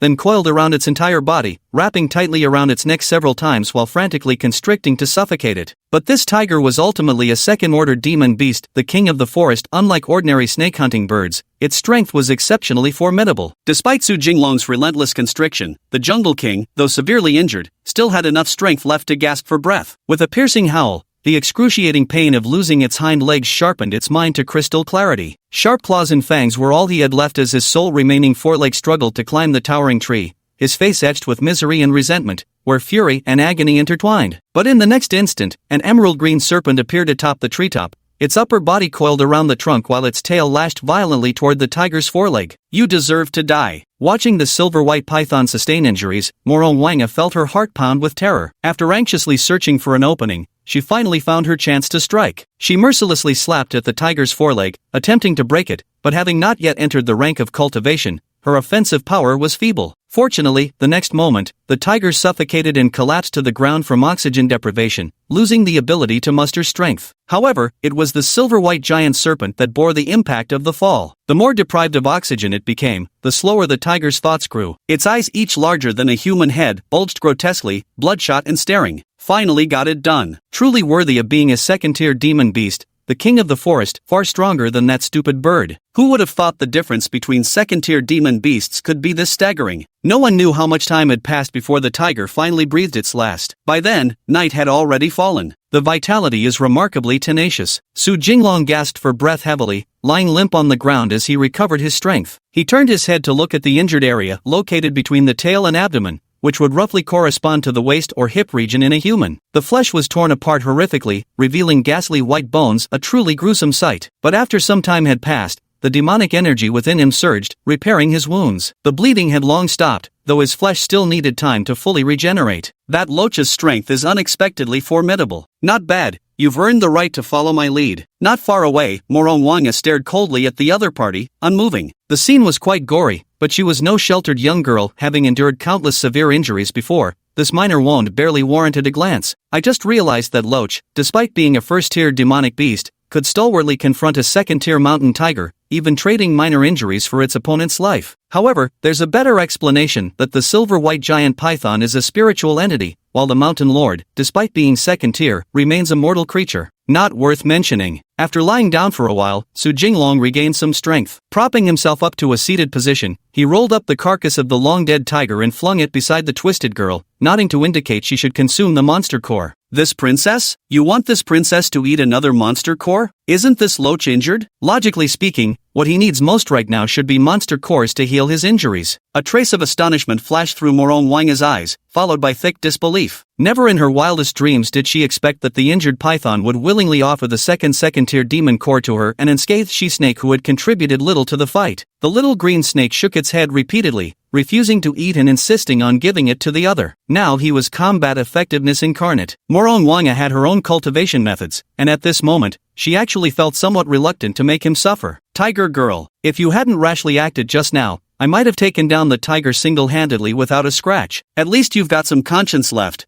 knowing to defer to me. Outwardly, Su Jinglong appeared quite gentle, offering the demonic core for the other to consume. But inwardly, he continued grumbling incessantly, deeply vexed. Just moments ago, as long as Morong Wanga hadn't moved recklessly, he had been fairly confident of defeating his opponent single-handedly without injury. Alas, all the unnecessary flailing and meddling only resulted in making matters worse. In the end, after much pushing and pulling between them, Morong Wanga, finding herself utterly outmatched, was finally left with no choice but to consume the demon core. Dawn was nearly breaking, but Su Jinglong stubbornly refused to accept it, no matter what. If he had kept it all for himself, that would have been the greatest loss, toiling away only to fail and multiplying it 100-fold. That would have been truly tragic. He seems quite promising, this lad. In the future, this palace will surely bestow upon him a wealth of rare and precious treasures. This lad is quite commendable, knowing to offer the best to this palace. Firstly, she couldn't refuse, and secondly, Morong Wanga also wanted to quickly increase her strength. After several rounds of polite refusal, she hesitantly stopped declining. With things having reached this point, what more could she say? These words served merely as self-consolation to ingest this second-tier demon core.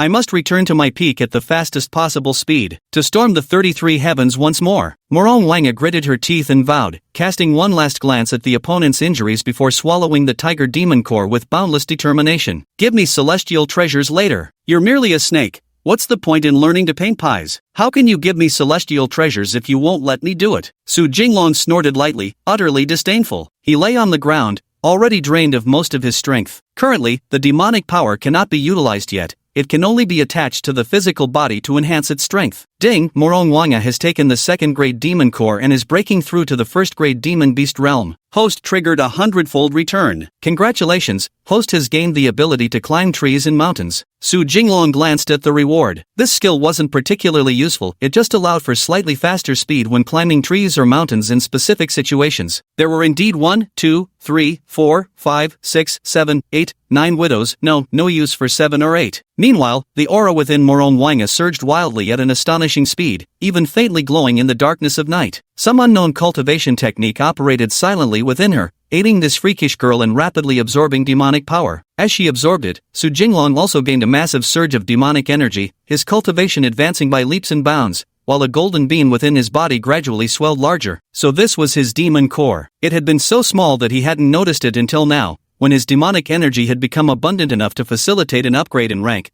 and it began absorbing the energy within him. Though Morong Wanga had not yet finished absorbing, Su Jinglong had already fully digested the demonic power within his body. It's not the same. She's breaking through her cultivation realm, whereas the white python is absorbing demonic power, not yet ready for a breakthrough. Almost. Why am I like a bottomless pit too? 100-fold return on a second-grade demon core still can't break through to second tier? Su Jinglong was quite surprised, as the injuries on his body had already healed during the absorption of the demonic energy. Yet he still hadn't broken through to the second tier. He was utterly perplexed. I see, so does that mean Morong Wanga's cultivation techniques are also counted as mine? That explanation should make sense. Su Jinglong clicked his tongue, feeling neither happy nor sad. At least the demonic power wasn't lost. Am I at the peak of the first rank now? Damn, I really am regressing, talking about being at the peak of the first rank like it's some big deal. When bored, Su Jinglong couldn't resist mocking even himself. Just as he was about to adjust to his newfound strength, the aura around him suddenly turned wild and frenzied. Sometimes frenzied, sometimes normal, it felt like signs of chi deviation. System, get me a chi deviation manual, quick. Su Jinglong didn't know what was happening, but his instincts told him this was chi deviation, because he'd read too many novels. The system remained unresponsive, paying him no heed. What's going on here? Su Jinglong approached Morong Wanga, circling several times without finding any issues. He noticed the chaotic rush of demonic energy within the other's body, wildly colliding everywhere. Strangely, this violent knocking had actually tempered the flesh into greater resilience. But Morong Wanga's complexion looked off. If it were body tempering, she shouldn't have looked like she was on her period. He kept sizing her up,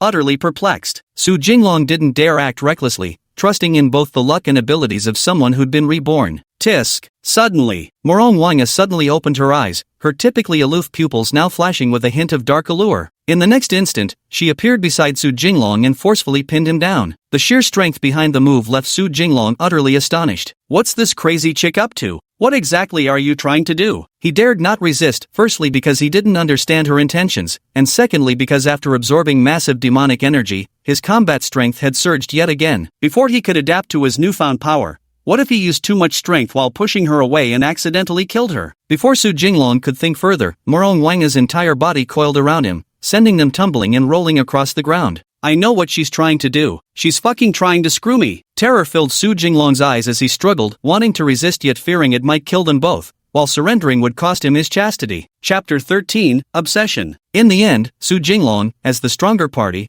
ultimately chose to compromise and help the weaker one. Adhering to some ancestral master's words, don't initiate, don't refuse, don't take responsibility, he bore an immense burden of pressure. My innocence is about to be ruined. Rarely does a snake shed copious tears, yet Su Jinglong wept as if his heart would break. It was precisely at this moment that Morong Wanga flashed a bewitching smile and slowly approached the white serpent. No, don't treat me this way. In Su Jinglong's limpid eyes shone fear and bewilderment about the future. Is this right? This is wrong. Resist? Completely powerless. All of this is for her own good. She's obsessed for a reason, you can't blame her for it. Sometimes it's not necessarily me who suffers, it could be her instead. Su Jinglong muttered softly under his breath, steadying his mind as if reciting Buddhist scriptures. Yet he made no move whatsoever. All this, I'm preparing for my future self. She was chosen for me by the system, no matter how ugly, she can't be that bad. This is just the retribution I deserve before becoming stronger. Last time it was me, now it's my turn again. Su Jinglong kept persuading himself in his heart,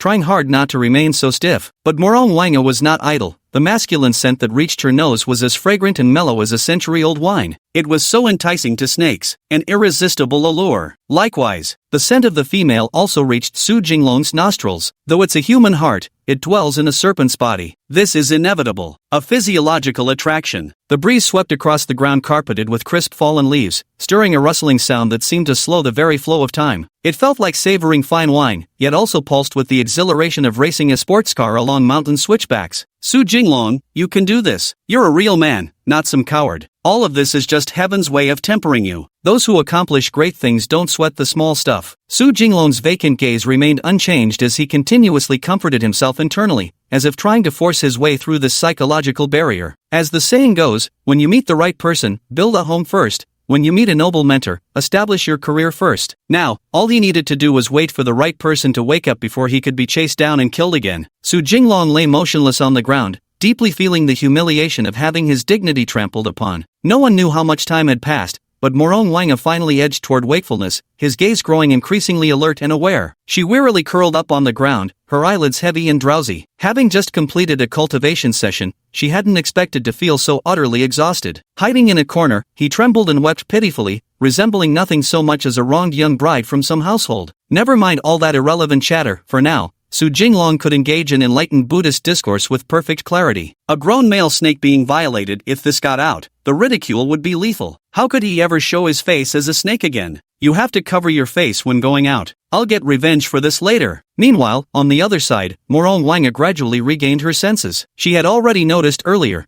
but being in a dazed state at the time, any resistance would have been feeble. Here we go again. I'll have you killed, you filthy eel. Morong Wanga's heart roared with fury. Though the eerie glint had faded from her eyes, they now burned with intense rage. As the saying goes, there were no roads in the world to begin with, but when many people walk the same path, a road is formed. While this wasn't the first time she'd experienced such things, the memories weren't too distant either. Ignoring the tearing pain in her body, Mu Rongwanga wanted to fight that wretched eel to the death, but one glance revealed its pitiful, aggrieved expression. The instant she saw the other party's aggrieved expression, Morongwanga's rage was unexpectedly extinguished. Her fiery eyes grew somewhat dazed, unable to comprehend why the other had become like this. Yet clearly, she was the one who had suffered the loss. Her heart full of anger vanished in an instant. How could he be more than this consort? This consort? This was the first thought that flashed through her mind upon seeing this scene. Why wasn't it like this the first time she walked? Forget it, no point arguing with this filthy loach. This time, it was my own inner demons acting up. Luckily, I managed to release these wicked desires in time, otherwise there really would have been trouble. After staring for a long while and remaining silent for just as long, Morongwanga ultimately gave up pursuing the matter. Logically speaking, it had actually been her own initiative. No, it's coercion. Just now, this palace experienced a chi deviation. Snakes are inherently lustful. When nature took over, there was nothing to be done. This palace acted too hastily earlier. Morongwanga recalled her desperate desire for a breakthrough when consuming the demon core,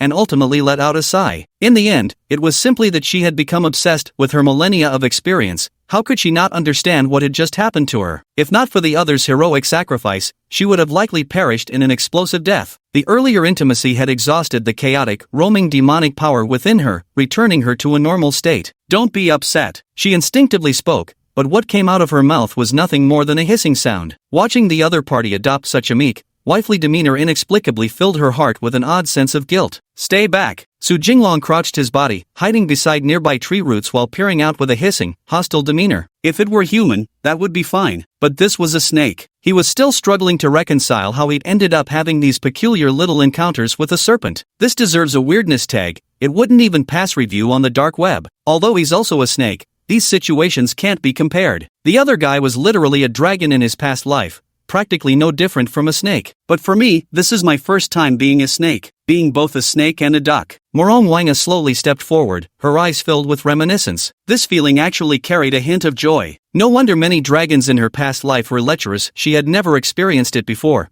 but now she'd tasted just a tiny bit of its sweetness. However, her pride as an empress wouldn't allow her to take the initiative in certain matters. What a kinky chick, getting so bold on the first try. If she keeps developing like this, she'll probably be whipping me with leather straps soon. The more Su Jinglong thought about it, the more wronged he felt, convinced this situation simply couldn't continue. I need to find a way to turn this situation around. No more passivity. I must take control, because only when I'm in charge will things work out. But Mu Rongwanga remained unaware of his thoughts. Slowly, she stepped forward until she was finally beside him, gently using her demonic energy to soothe his restless emotions. This woman dares to comfort me? Su Jinglong felt the icy cold demonic energy seep through his entire body, almost like a massage. It feels quite comfortable. Forget it, after all, it wasn't his true intention. This time, my life has returned, and he hasn't suffered any loss either. But if he dares to demand more, I swear I'll make his soul scatter to the winds. Chapter 14, Bloodline Ascension. Enough, enough. Let it go this time. This damned loach got injured yet still offered its demon core to me. Considering its heart's not rotten and its intentions were good,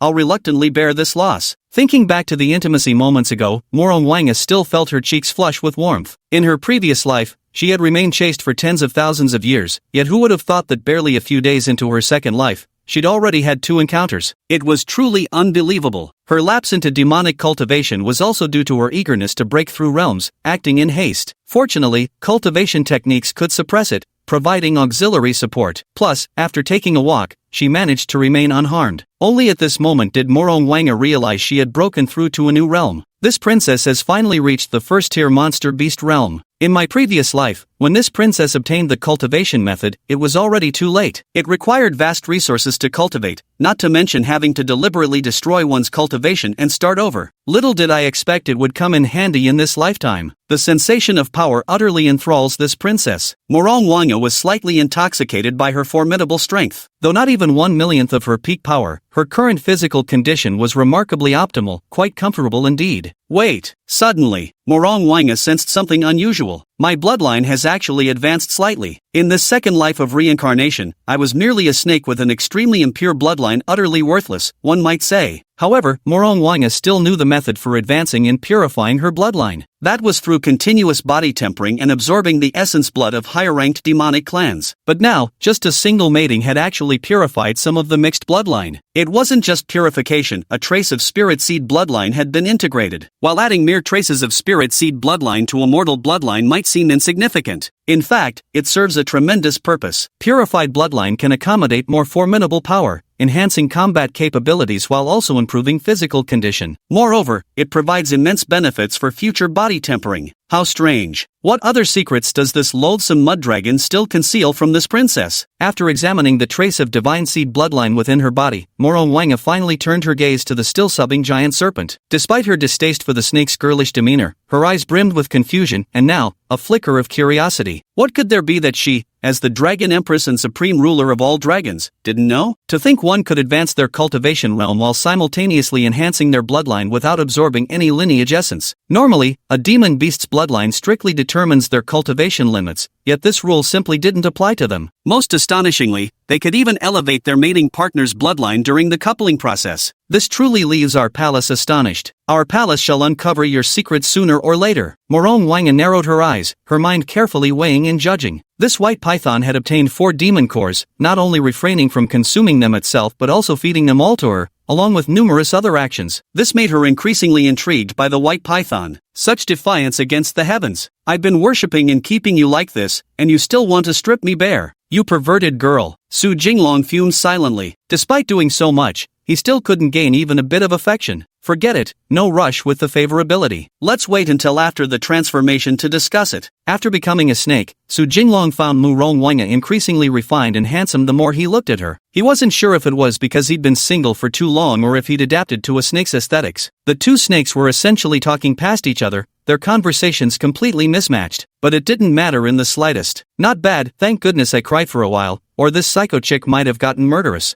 I'll go meet that golden toad after I reach 2nd rank, maybe 3rd. The more he pondered, the calmer Su Jinglong's emotions became. Actually, he didn't really want to cry just now, he merely intended to make Morong Wanga abandon his murderous intent, that's all. This is true, not fake. Believe him, you won't go wrong. It's not that he wanted to cry. No grievances whatsoever, what could a male possibly lose? Let's head back to the cave first. This princess still needs to stabilize her cultivation realm. After all, the state after chi deviation is extremely unstable. Just as Su Jinglong was about to stand up, Morong Wanga's inner voice sounded. Hearing this, he thought the same. Go back first. Get used to your newfound strength on your own turf. Next time, you can push Morong Wanga aside. We'll talk about everything else after we share the same room. Speaking of which, the dragon lady's appearance. Ha! Suddenly, a bear's roar echoed through the air. The sound and presence interrupted the two who were just about to leave. Su Jinglong and Morong Wanga exchanged glances, their movements halting as they gazed into the distance. A brown bear appeared with its cub, running from afar. The mother bear seemed to be teaching her offspring how to hunt. Better late than never, but better never late. A first-stage late-level demon beast and one about to break into the first-stage territory, perfect for us to practice on. A glint of delight flashed through Su Jinglong's eyes. After probing their opponent's strength, he was pleasantly surprised. First stage? Barely worth mentioning. We can take them. 2 first-tier snakes against a first-tier brown bear, the advantage is mine. Morong Wanga thought exactly the same. The white python would deal with the mother bear, while she'd pick on the weak. No, she'd match up against an evenly matched opponent. Hiss! The ejected message happened frequently, instantly putting both snakes on high alert. The mother bear showed no fear whatsoever. With agile movements and rapid quadrupedal speed, it advanced like a charging bus. Having never witnessed the earlier brutal slaying of the second-stage tiger, she naturally approached with absolute confidence. Among beasts of the same rank, the boar, bear, and tiger all stand at the top of the food chain, thick-skinned, incredibly defensive, swift in movement, and immensely powerful qualities that snakes inherently lack. The cub, roughly the size of a small car, watches intently from a distance as its mother hunts, learning valuable techniques. Meanwhile, Su Jinglong doesn't hesitate for a moment,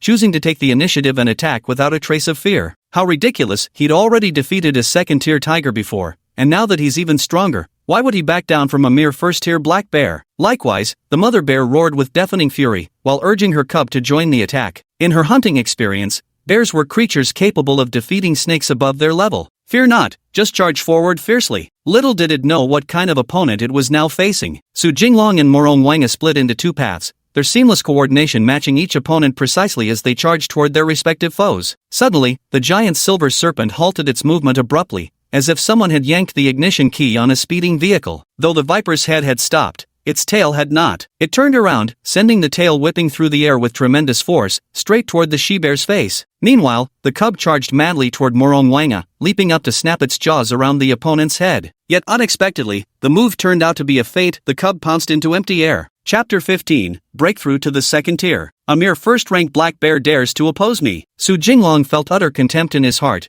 yet remained fully focused, delivering a solid tail sweep. Smack! Bang! Boom! 3 sounds rang out. The mother bear was first struck squarely in the face and sent flying backward dozens of meters, then slammed sideways into a towering ancient tree with such force that it split the massive trunk clean in half, sending the tree crashing down with a thunderous boom. Roar! Truly worthy of being a ranked demon beast, this black bear's hide was extraordinarily thick and tough. Even such a devastating attack landing squarely hadn't managed to kill it outright. Not even its ribs were broken, sustaining only flesh wounds. However, it remained lying on the ground for dozens of seconds before staggering awkwardly back to its feet. Meanwhile, another battlefield was equally perilous. The little black bear leaped several meters high, aiming to decapitate the green snake in one bite from its dominant position. Unexpectedly, due to its lack of combat experience, the snake managed to dodge. You expect this princess to fight a bear head-on? Did you genuinely think this was my first hunt? Morong Wanga sneered inwardly with disdain. Having lived for tens of thousands of years with incomparably rich combat experience,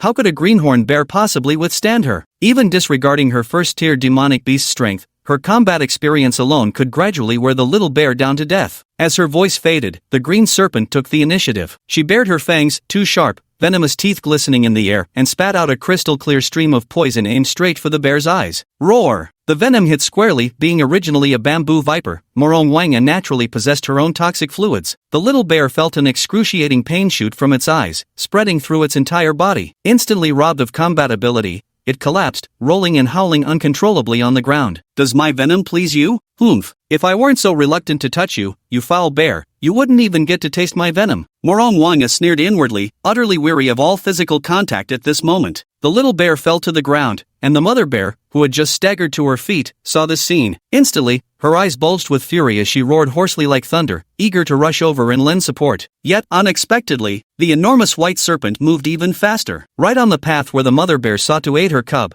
it abruptly lunged and crashed headlong into her. The impact was tremendous. Bang! Another solid impact sent the mother bear collapsing to the ground, with one of her ribs broken, the shattered bone now piercing her internal organs. At this moment, even effortless breathing seemed an impossible luxury. Roar! The mother bear let out a heart-wrenching howl, powerless but to watch as the bamboo viper sank its fangs into her cub, injecting venom. Yet he was utterly incapable of rising to his feet. The next moment, a silvery white serpent's tail slowly coiled around the bear's neck and suddenly tightened. First came the tense sound of muscles straining like a bowstring drawn to its limit, followed by a series of sickening cracks as bones shattered. In the end, the mother bear was strangled alive, her bulb-sized eyes bulging grotesquely from their sockets, blood streaming horrifically from all 7 orifices. Is that all? With such meager skills, you dare bring a bear cub to hunt us? Did you really take the 2 of us for textbook fodder? Su Jinglong sneered contemptuously. His agile tail wasn't idle either. Instead, it gathered strength and lashed out with consecutive strikes at the already deceased mother bear's abdomen in a fierce assault. Several whipping blows finally split the mother bear open, spilling her entrails across the ground in a gory mess of blood and viscera. Give me that demon core. Su Jinglong's gaze fell upon a fist-sized demon core as he snorted coldly and retrieved it. Pity! This bear hadn't yet reached first rank. It couldn't have condensed a proper demon core. Otherwise, I could still grow a bit stronger. Morong Wanga injected the toxin into the bear cub. In truth, the poison wasn't that potent. At the very least, it wouldn't kill the bear instantly, needing 10 more minutes to take full effect. But there was no resisting the sheer volume of venom in her body,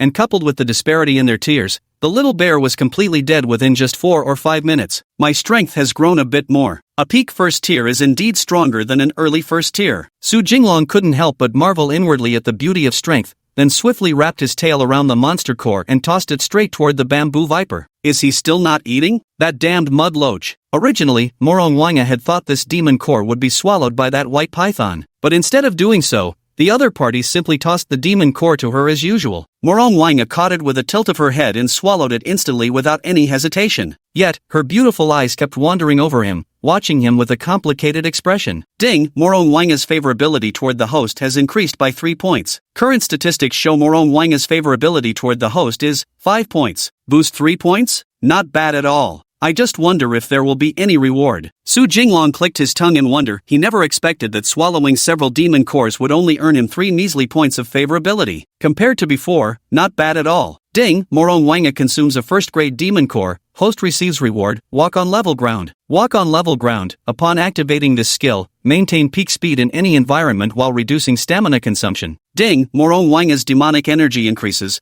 Host upgraded to peak first-grade demon beast. Only one more demon core needed to break through to second-grade demon beast. Still missing 1 demon core? That's not too bad, almost there. With 100-fold refund of demonic power, Su Jinglong's cultivation had reached a bottleneck. Just one final push was needed. Open the system panel. Host, Su Jinglong. Species, White Dragon Python. Grade, First Order Spirit Seed. Abilities, King of Beasts, Walk with Ease, Climb Mountains and Trees. From then on, these were the divine abilities the system rewarded Morong Wanga with after consuming the demon pills over the past few days. But basically, none of them were of any use. Except for the King of Beasts, which was a spiritual grade divine ability, the rest were all mortal grade, completely useless. System, merge all these mortal grade divine abilities for me and see if we can get something good from it. Ding, congratulations to the host for successful synthesis, obtained the spiritual grade divine ability, Crimson Venomous Edge, Venomous Fang. In the next instant, Su Jinglong's mouth suddenly became unbearably itchy, and then a pair of venomous fangs appeared within his oral cavity. Originally, pythons don't have teeth,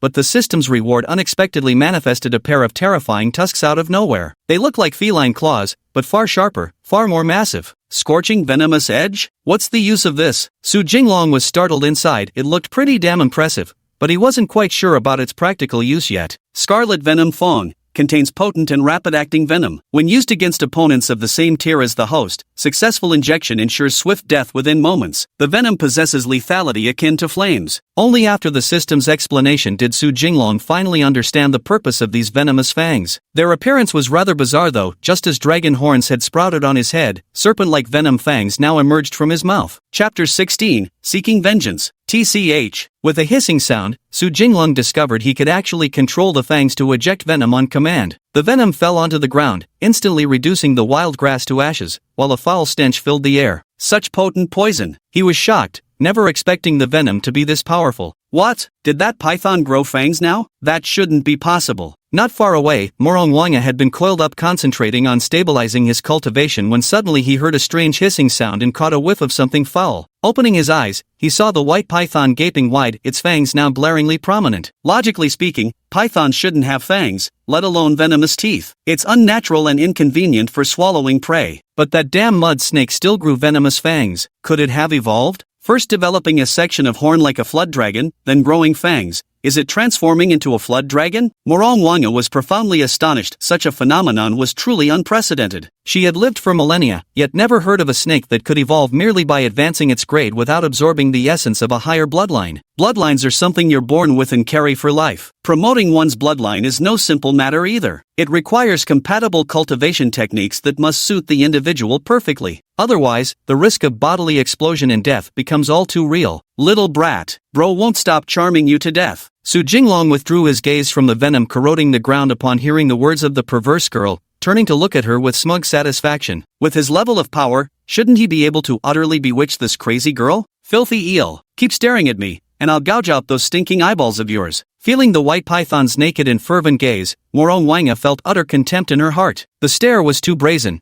making her extremely uncomfortable. What? That psycho girl still wants to gouge out my eyes? One of these days, Su Jinglong gave a heavy inward snort and turned his head away without another glance. Noticing the opponent had turned away, Morong Wanga at last stopped pressing the matter. But when my gaze lowered and saw that lower half, somehow my face burned hot. It felt as though boiling blood rushed straight to his brain. Feeling completely dizzy, the second time walking was naturally easier than the first. Just as the two snakes were about to leave, the ground suddenly trembled slightly. Boom! The earth trembled, as if some terrifying creature was approaching. The dark figure sprinted from the far distance at an incredibly fast speed, moving with extraordinary agility, like an enlarged version of a tank. Roar! Hearing the sound, Su Jinglong and Morong Wanga simultaneously turned their heads to look at each other, their alertness maxed out, extremely cautious. It was a brown bear. Its size was even larger than that first-tier black bear. Its aura was more vigorous. One could already smell its mighty vitality even before approaching. It's that she-bear's mate. Su Jinglong's heart skipped a beat. They'd been using each other's wives and children for target practice,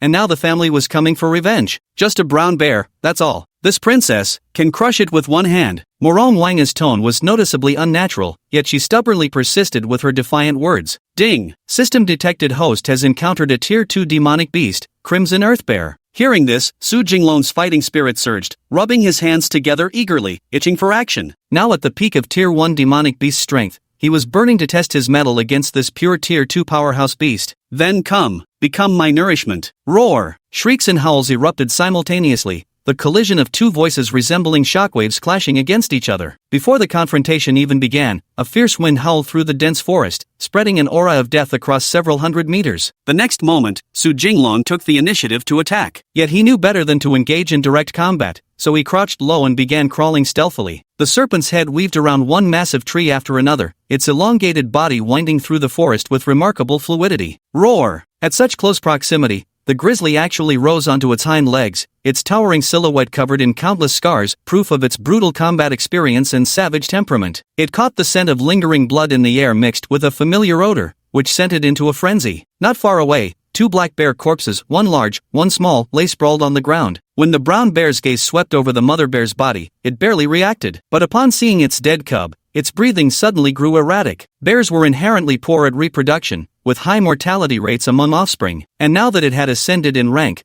conception became even more difficult. This cub had been its only surviving progeny. My child, go die, all of you. As a second-ranked demon beast, the brown bear's intelligence was roughly equivalent to that of a 13 or 14-year-old human, and it had already developed emotions. It pounded its chest while letting out frenzied roars. The sound was deafening, like a spiritual attack. After roaring, it lowered its forelimbs and launched an assault toward the colossal white python. Between the two snakes, this white python had an especially imposing presence. Clearly, it had consumed its partner's demon core. Unexpectedly, the white python was exceptionally cunning, darting away at incredible speed. Su Jinglong sneered inwardly. Their strength was nearly equal, so what gave it the right to overpower him? Great opportunity. Suddenly, seeing the brown bear pause its charge and unleash a furious roar before accelerating again, he spotted his golden chance. Without hesitation, he decided to employ the old tactic of waiting by the tree stump for the hare, this time letting the bear come to him. With every step the brown bear took, a powerful tremor shook the ground. Spotting its opponent trapped beneath the tree,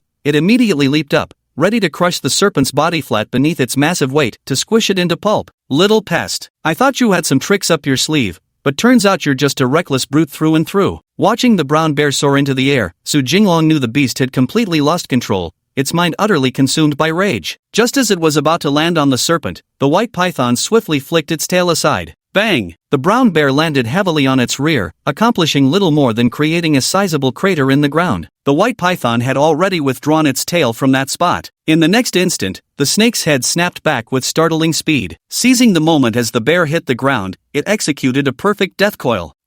Just as the coils tightened, the brown bear reacted immediately, struggling with all its might. It used both arms to push outward while standing up, attempting to flee forward and create distance. Su Jinglong felt a sharp pain, utterly shocked by the sheer strength of his opponent. The serpentine body wrapped around the bear's chest experienced an almost tearing sensation, but his python's strength was greater. As his head continued to spiral around the bear's body, the constricting force grew increasingly relentless. The small distance he had just struggled to create was instantly closed, and then the melee began. Although it was called a melee, in reality, it was still Su Jinglong single-handedly executing a death coil, with the brown bear utterly powerless to resist. When Su Jinglong spoke of a head-on clash, he meant testing their strength directly under such circumstances. Chapter 17, Smooth Breakthrough to the Second Tier, Seeking a Wave of Golden Tickets. As the first coil was completed, the next few became much easier. Although the brown bear tried to push apart the giant silver-white python with its arms, the tide had turned, leaving no room for resistance. Su Jinglong then quickened the coiling speed. Before his entire body had even wrapped around the brown bear,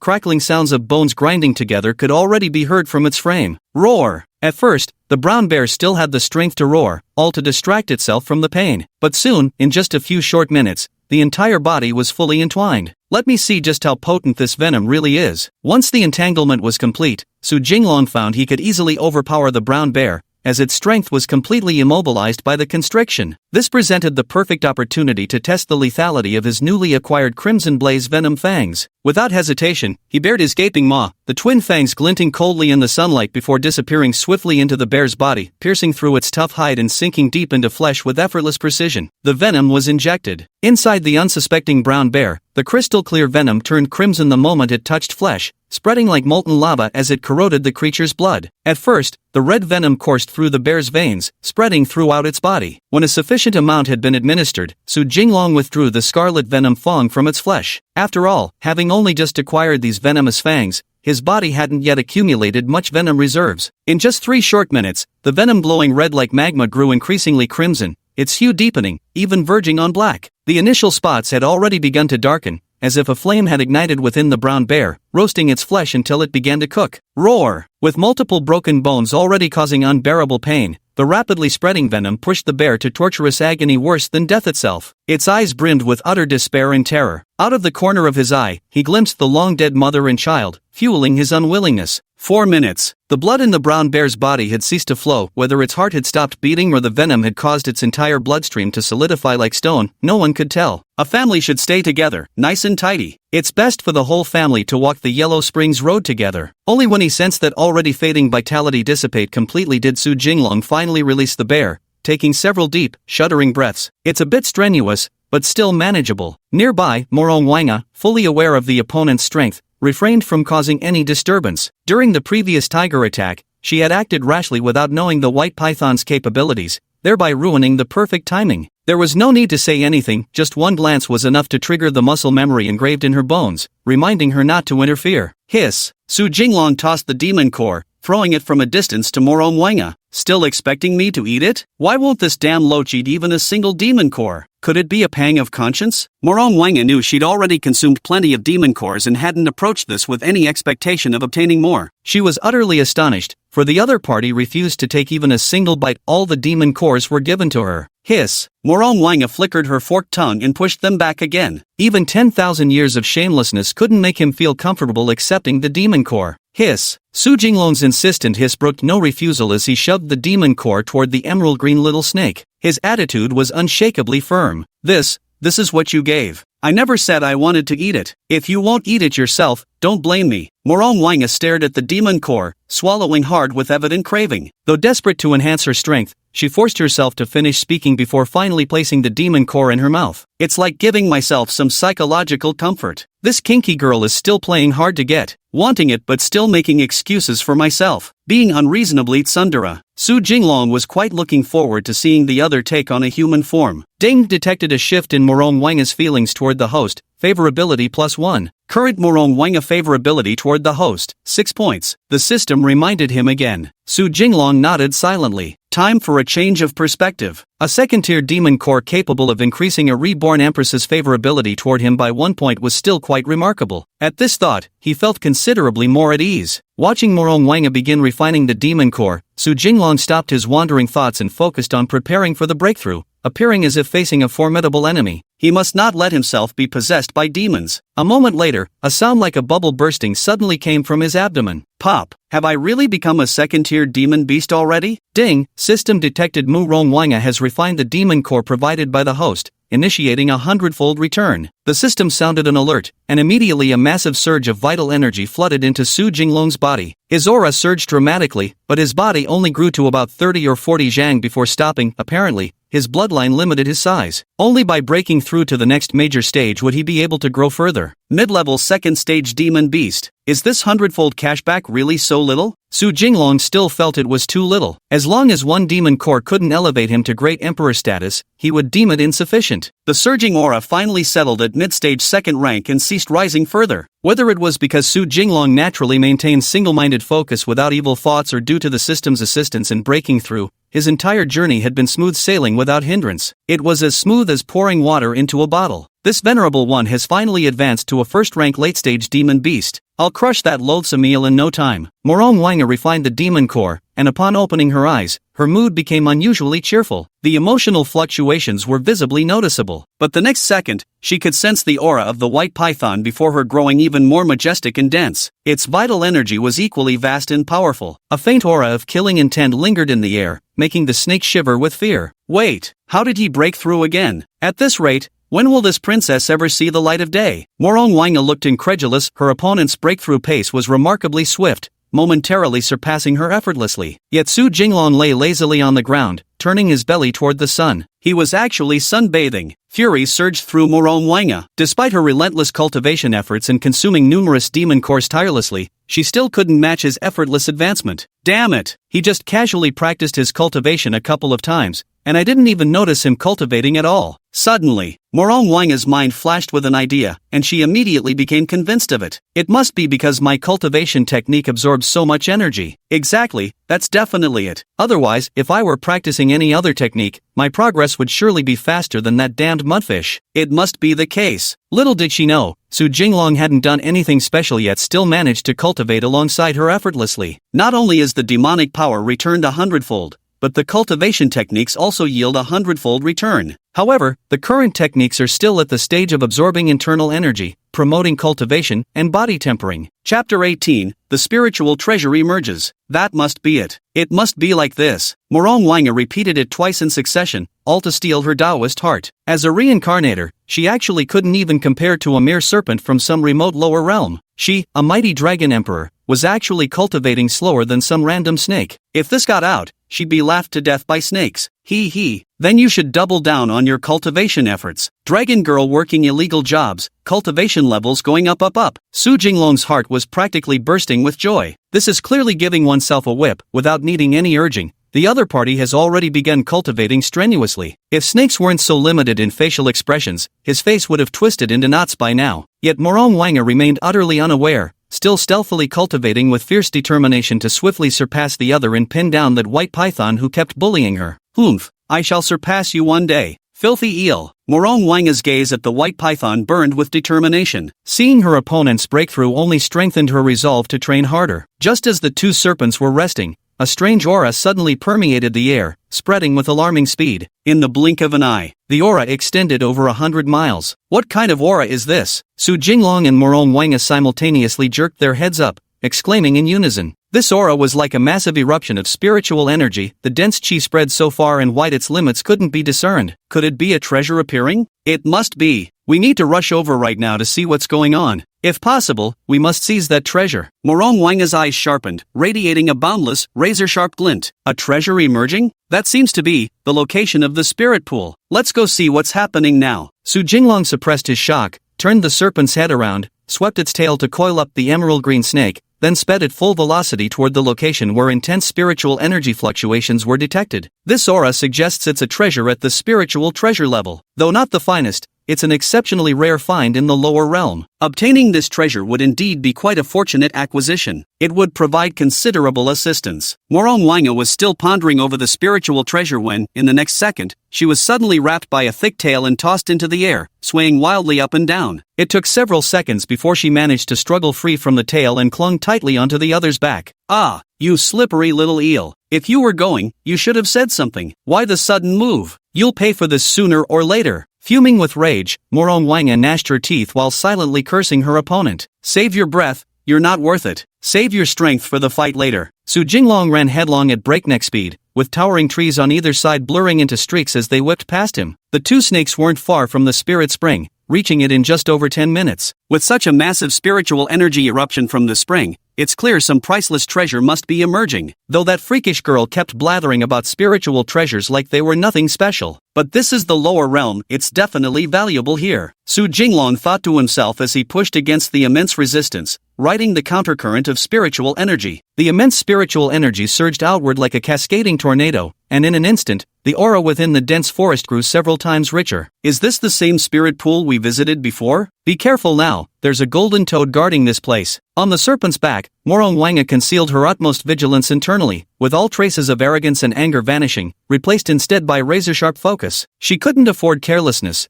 Rebirth into this life was no simple matter. No wonder that golden toad possessed such formidable power yet didn't pursue us. It must have detected treasures within the spirit pool beforehand and has been lying in wait here all along. It must be for today's spiritual treasure. After surveying the surroundings, Morong Wanga finally realized the issues that had arisen earlier. Previously, when the golden toad unleashed its tremendous combat power, both Su Jinglong and she were clearly no match for even a single blow. Yet, the golden toad simply ignored them. It didn't give chase. Had it pursued them, she and the white python would likely have faced grave danger. Looks like it's at least a third-tier demon beast. We're in trouble now. So that's how it is. That explains why the golden toad didn't dare show itself. Su Jinglong suddenly realized the truth, finally understanding the crux of the matter. He originally thought the golden toad was simply too lazy to pursue them, but it turned out it had been guarding the spiritual treasure all along, fearing some beast might steal it in its absence. But now that I've become a second-tier demon beast, I should definitely stand a chance in a fight. Golden Toad, today I will surely take your treasure. Su Jinglong's thoughts took a sharp turn, his ambition now completely undisguised. He was a serpent, a cold-blooded creature. What sense of human morality did he possess? Ding! System has detected the emergence of a rare heavenly treasure. Dragon Blood Fruit, Spiritual Treasure Grade. Location, Spirit Pool. There is a third-grade demonic beast 500 meters away from the host, Emerald Water Toad. The system's announcement came abruptly. Golden Toad in Emerald Waters? I'll see whether your Golden Toad is better at swimming or my python is. Su Jinglong snorted coldly and quickened his pace. The spiritual energy shockwave quickly dissipated. But quickly, a sudden surge of oppressive force swept in from the distance. It was as if some supreme bloodline existence had inadvertently released a trace of its oppressive aura over there. If an ordinary unranked demonic beast were to approach, it would undoubtedly be immobilized by the pressure, its bones would crack at best, or it might perish on the spot at worst. A first-ranked beast might barely gasp for breath, but for a second-ranked creature, things were different, only its movements would be hindered. Speed has slowed down. The oppressive aura of the Emerald Toad. Sensing the energy within several hundred meters around him, he could detect immense hostility emanating from the Emerald Toad's position. This oppressive force. Su Jinglong remained completely unaffected, his formidable strength effortlessly repelling the oppressive aura. However, Morong Wanga couldn't bear it at all, immobilized under the crushing pressure. King of Beasts. Seeing his opponent unable to withstand the pressure, as if pinned down by 1,000 tons, Su Jinglong acted without hesitation. He unleashed his own oppressive aura in a head-on clash against the Golden Toad's formidable pressure. Before the creature even appeared, its oppressive aura preceded it. The two forces of pressure collided face-to-face, and in an instant, sparks erupted mid-air. Su Jinglong remained completely unfazed. Although his second-tier pressure couldn't intimidate the Emerald Toad, it at least allowed Morong Wanga to relax. She was no longer harmed by the oppressive force. This level of oppressive aura, it has to be at least a third-ranked demonic beast. The gap is just too wide, isn't it? Morong Wanga's heart filled with bitterness. While she might have stood a chance against a second-ranked beast, a third-rank opponent was simply beyond her capability to confront. The matter of using your tail to coil around me, I'll let it pass for now. After all, you did use your aura pressure to help shield me from oppression. Chapter 19, Azure Water Golden Toad. Before long, the two snakes drew near the boundary of the spirit pond. Before they could get any closer, several water columns as thick as vats erupted from the spiritual pond, mingled with copious amounts of demonic energy. A third-tier demonic beast was already capable of utilizing demonic energy to execute techniques. Of course, the vast majority of demonic beasts' techniques were innate talents engraved within their bloodlines. Alternatively, they might simply channel their demonic energy to release it from their bodies as crude attacks, just like the Emerald Water Toad, which wraps its demonic energy around water from the spiritual pool to launch assaults. Boom! Boom! Several towering trees were struck by the water column and instantly snapped in half, collapsing with earth-shaking crashes. Some water columns descended from the sky, falling through the canopy of giant trees and slicing those colossal trunks so massive that several people couldn't encircle them cleanly in two. That was close. The water jet's lethality is terrifying. Su Jinglong kept dodging frantically, barely avoiding the devastating attack. This Emerald Water Toad indeed possesses remarkable strength. Even on his third approach to the spirit pool, the demon beast's assault still struck fear into his heart. But the white python showed no fear, still charging madly forward in that direction. It appeared utterly fearless of death. I'll fucking kill you sooner or later. Su Jinglong cursed inwardly as the distance between them rapidly closed. Soon, the considerable expanse of the spirit pond became visible. The dark green waters were covered with moss, with fallen logs and broken rocks jutting out. Save for the golden toad, there were no other living creatures within. In the pool lay a massive boulder with an exceptionally flat surface, atop which crouched a dark green golden toad. The countless warts on its back revealed its formidable venomous capabilities. Weighing at least 3,000 to 4,000 jin and standing roughly 7 to 8 meters tall with a width of several meters, though not as large as a tiger or brown bear, it was far more powerful, especially in water, where it perfectly suited its combat environment. Although called a pool, Lingtan was by no means small, with waterfalls violently cascading down from its cliff faces. The pool stretched hundreds of meters wide beneath, not quite a lake, yet far larger than any stream or brook. Only when they drew near did Su Jinglong and Morong Wanga, the two serpents, get a clear view of Lingtan. Before they could examine it further, multiple powerful waterspouts erupted from the surface, faster and more lethal than before. The Emerald Toad opened and closed its golden maw repeatedly, releasing several attacks in quick succession. Neither Su Jinglong nor Morong Wanga dared confront these assaults head-on. Why take blows when evasion was possible? How are we supposed to fight this? A third-tier demon beast. Direct confrontation won't work. I'll need to find an opening for a sneak attack. Morong Wanga had no shred of morality. Seeing that she couldn't win in a fair fight, her first thought was to resort to underhanded tactics. After all, it was the law of the jungle, the winner reigns supreme. Without a second thought, she leaped from the silver-white serpent's back and vanished into the dense forest, seeking an opportunity to strike. Seeing this and sensing her intentions, Su Jinglong instantly understood what she had in mind. He went head-on to draw enemy fire, while the opponent waited for the right moment to strike. Compared to the emerald water golden toad, their biggest advantage was strength in numbers. Failing to capitalize on their 2-against-1 advantage would be a waste. The formidable power of mid-second rank was on full display as Su Jinglong moved with incredible speed, deftly evading each attack with precision. Put! He finally neared the shore and plunged headfirst into the water. Though the azure toad held tremendous aquatic advantages, he was ultimately still a serpent. Despite being a python, a land-dwelling creature, his prowess far surpassed that of tigers, black bears, or snake-hunting birds. It's not just a little bit stronger. So this is what water feels like. While dodging the watery projectile, Su Jinglong quietly marveled to himself. The demonic energy swirling within his body blocked his respiratory tract, allowing him to go without breathing for a while. Then, like a fish, he quickly mastered the ability to swim despite lacking leverage in the water. It was as though his innate talent for water had been unlocked. Humph, is this all a tier 3 demon beast has got? If all you can do is spit water, then no wonder I can slaughter you with ease. Su Jinglong felt nothing but contempt. How could a third-tier demon beast be so pathetically weak? Though no water jets were visible underwater, he could still sense the pulsing demonic energy. All he needed to do was dodge whenever he detected that surge of demonic power coming his way. Just as he let his guard down, the golden toad 100 meters away flashed a sinister grin. Rib bit! A deep, lethally charged croak rang out, churning massive waves in the water that first hindered Su Jinglong's forward movement,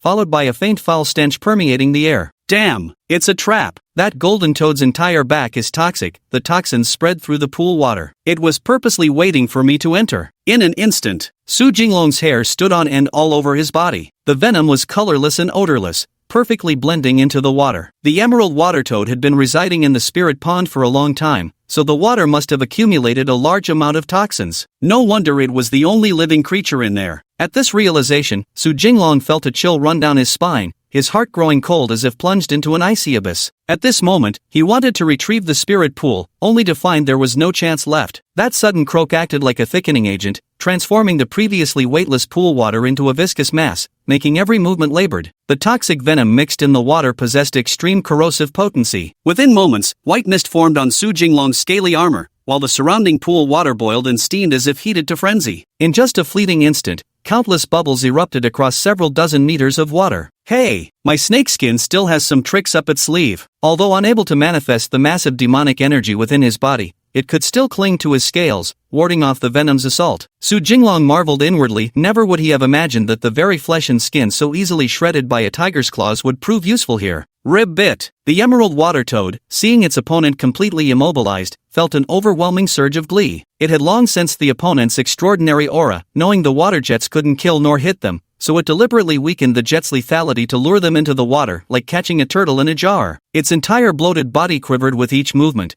covered in bulbous warts the size of human heads. Yet every hideous protrusion released a lethal, odorless toxin, a perfect paradox of repulsive appearance and deadly efficiency. This was the crucial reason why the golden toad would rather die than leave the spiritual pool. Yet in the next second, its joyous smile froze on its face. The white serpent merely emitted white smoke, showing no signs of injury. Even as vast amounts of white mist and bubbles boiled upward, the water temperature continued to rise. The white serpent remained completely unharmed. Quack! The jade water golden toad stood stunned for a moment. Its greatest survival advantage had proven utterly insignificant against its opponent's scaled armor. Hiss! Su Jinglong made no attempt to conceal his murderous intent, his eyes completely icy. If not for the limited mobility of his facial muscles, he would have been sneering viciously by now. He flexed his body, surging demonic energy empowering his entire being. Strength, agility, and defenses all dramatically enhanced. Chapter 20, Utterly Terrifying. Gasp! Su Jinglong's gaze burned with naked aggression, his ambitions laid utterly bare in that moment. Rib bit! Seeing that the silver-white giant python, as a second-tier demon beast, could effortlessly withstand the venomous attack,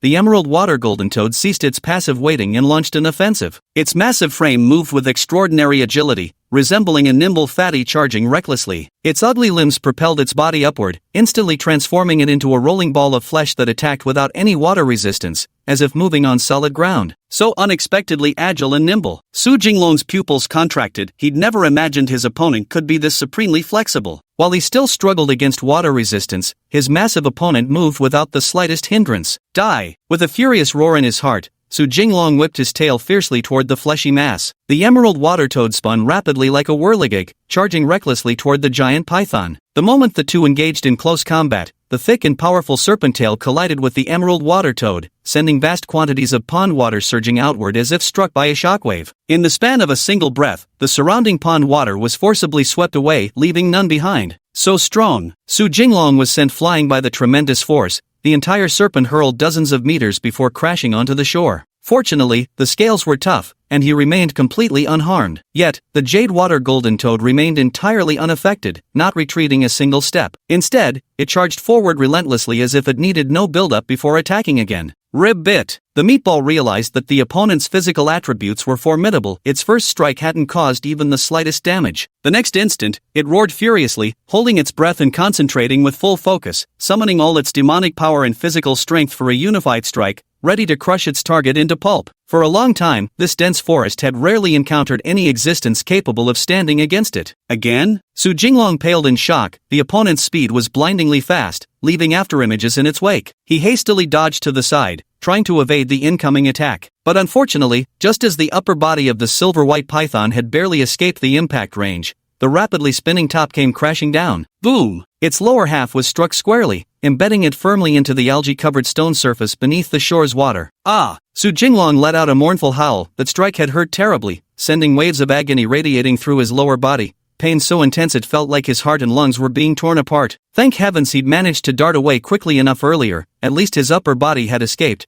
Otherwise that impact would have pulverized his internal organs. Gritting his teeth, he forced himself to keep fleeing, his demonic energy frantically repairing the damage inflicted on his tail. Against all odds, his serpentine tail hadn't been completely pulverized by that blow, but it was still in a sorry state. Blood seeped through the skin, staining the pool red. Everything in sight was dyed blood red. Now the tables had turned. The emerald water gold toad was frenziedly launching attacks, while Su Jinglong could only flee in haste, desperately trying to minimize his injuries. Why hasn't she come out yet? This princess has been waiting here for ages. It's perfectly normal for a second-rank beast to lose against a third-rank one. Get out quickly. I've laid the ambush. On the towering treetops by the shore, a green serpent coiled among the leaves, nearly invisible in its concealment. His presence was completely subdued, as if there wasn't even a snake here. Morong Wanga was extremely anxious. She could see the brutal underwater battle unfolding beneath the surface, especially the terrifying waves that kept crashing out, making the snake's heart race. At first, the water in the pool suddenly began to boil, with white mist and bubbles continuously rising. Then, a large section of water abruptly vanished from the center, sending countless ripples spreading across the surface. The force was so tremendous that ripples echoed from the pond's center to the shore several times over. Immediately, waves surged tumultuously, some crashing together from this side, others from that side, as if reluctant to part. Even the sound of waves striking rocks could be heard. Under normal circumstances, Morong Wanga naturally wouldn't want to lose this white python as an invaluable ally. But if it really came down to it, she would have to abandon it to protect herself. After all, 6 points of goodwill couldn't accomplish much. If he's determined not to come out, then there's really no way to fight. The golden toad has excellent water abilities and is clearly an aquatic demon beast. Though this queen and that nasty loach are snakes, we're not water snakes. We're better suited for land battles. This queen won't risk her own life. After staring for a long while, Morong Wanga finally uttered these 3 sentences. If it's within my power to help,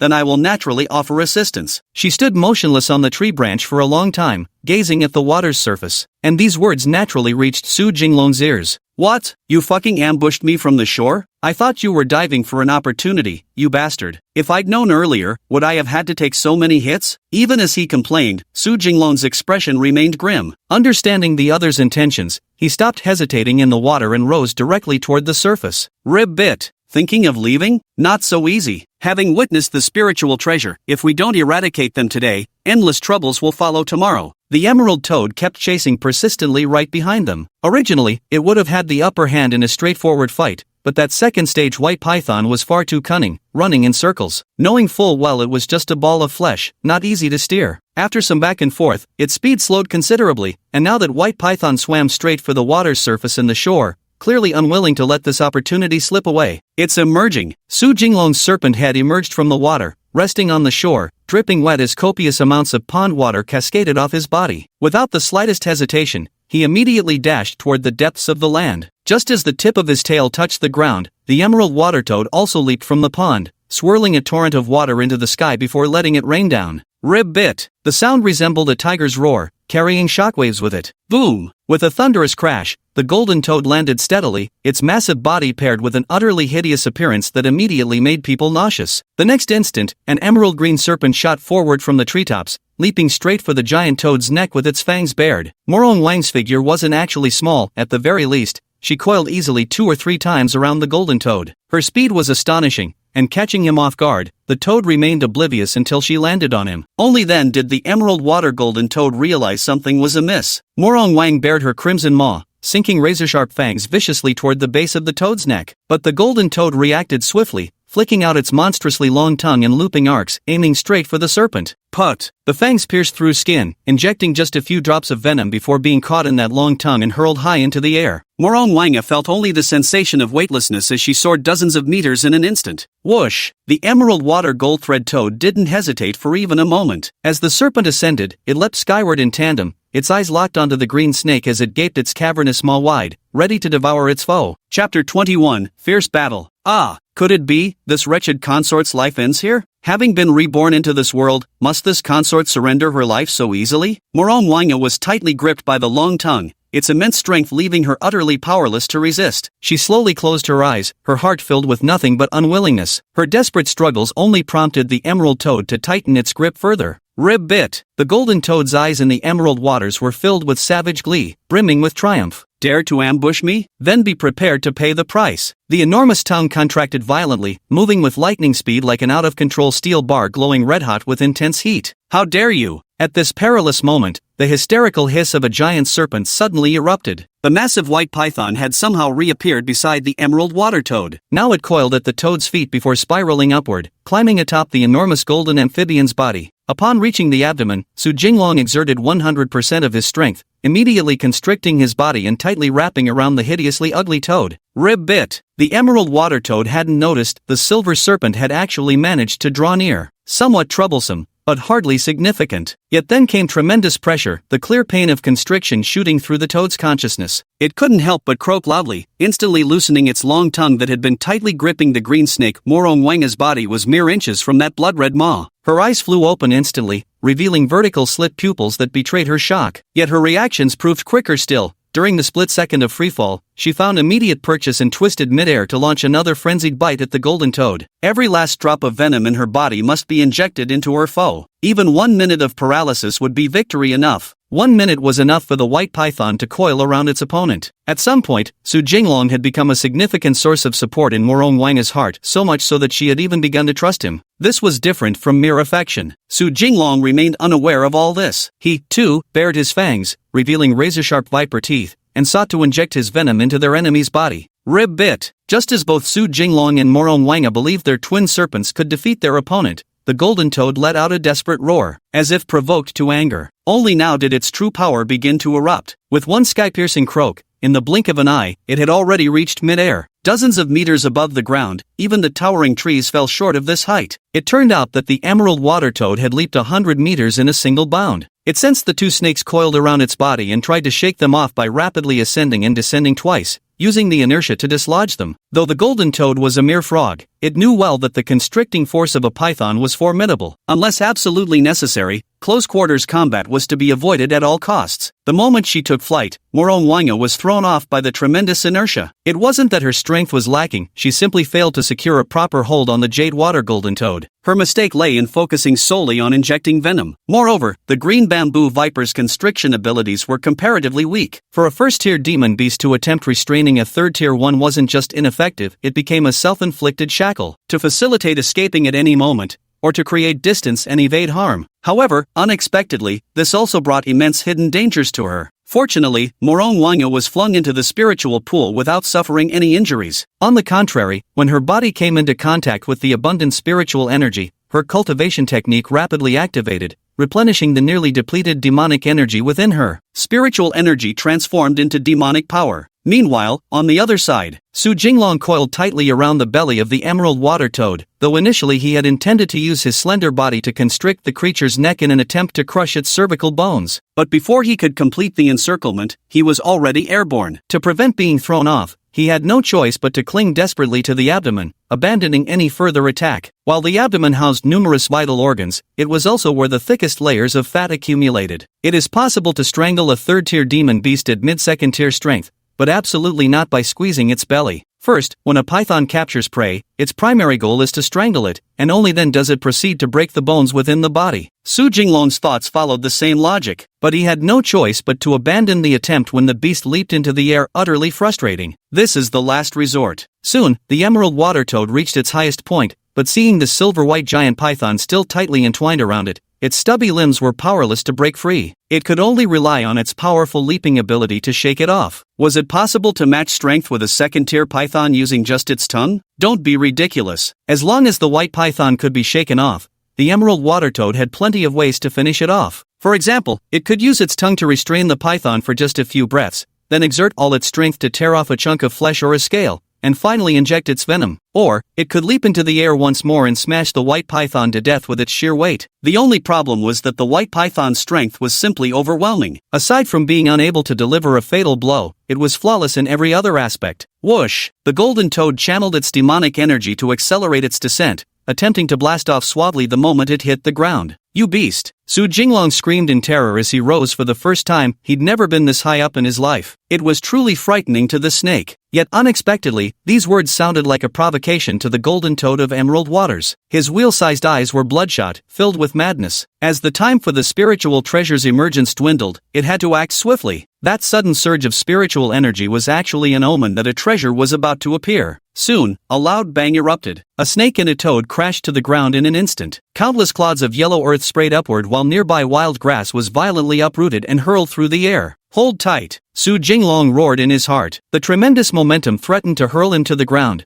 but he clung desperately to the emerald water toad's belly, his grip already sinking deep into its flesh. At last, after giving it his all, he finally managed not to be thrown off by his opponent. Just as Morong Wanga prepared to pounce again for another sneak attack, the emerald water toad leaped into the air once more without the slightest hesitation. It practically launched itself upward again the moment its feet touched the ground. This time, Su Jinglong has reacted back. He can even bite at the opponent's abdomen and inject venom. The rapid ascent moments ago had briefly fried his brain, but now, he absolutely won't let this opportunity slip away. Even Su Jinglong's buttocks are straining with effort, solely to maintain a death grip on his opponent. The large mouth gaped open, venomous fangs instantly piercing the golden toad's body. The barbed fangs made them nearly impossible to remove unless Su Jinglong actively retracted them himself. Chapter 22, Seizing the Golden Toad. Come taste my blazing venom stinger. High in the air, the emerald water golden toad leapt skyward once more, attaining unprecedented heights. At this moment, Su Jinglong let out a sinister laugh in his heart as he viciously drove his fangs into the flesh. They penetrated the steely hide with almost effortless ease. A snake's fangs are retractable, much like a cat's claws. The hook-shaped venomous fangs prevent them from being dislodged when the prey struggles. The retractable fangs allow the snake to control them with precision. They're remarkably flexible yet rigid. Rib bit. The emerald water toad has no neck, making it difficult to lower its head to see what's happening on its belly, but it distinctly felt a tooth sinking deep into its body. Su Jinglong's body was massive, and his fangs were enormous. It's hard not to notice. Instantly, a chilling liquid surged into his body. The emerald toad first felt an intense chill sweep through its entire body. The venom quickly merged into its bloodstream, circulating through its veins. First came the sensation of cold, making its whole body stiff and completely immobile. Then, it tried to mobilize its demonic energy to resist the liquid and force it out. At this very moment, as the emerald toad was about to land, its frozen limbs would surely inflict considerable injuries during this leap. But unfortunately, the venom soon became scorching hot. Almost at the very moment before landing, the entire toad regained mobility. It landed firmly with a thud. The golden toad in the green waters kept croaking incessantly,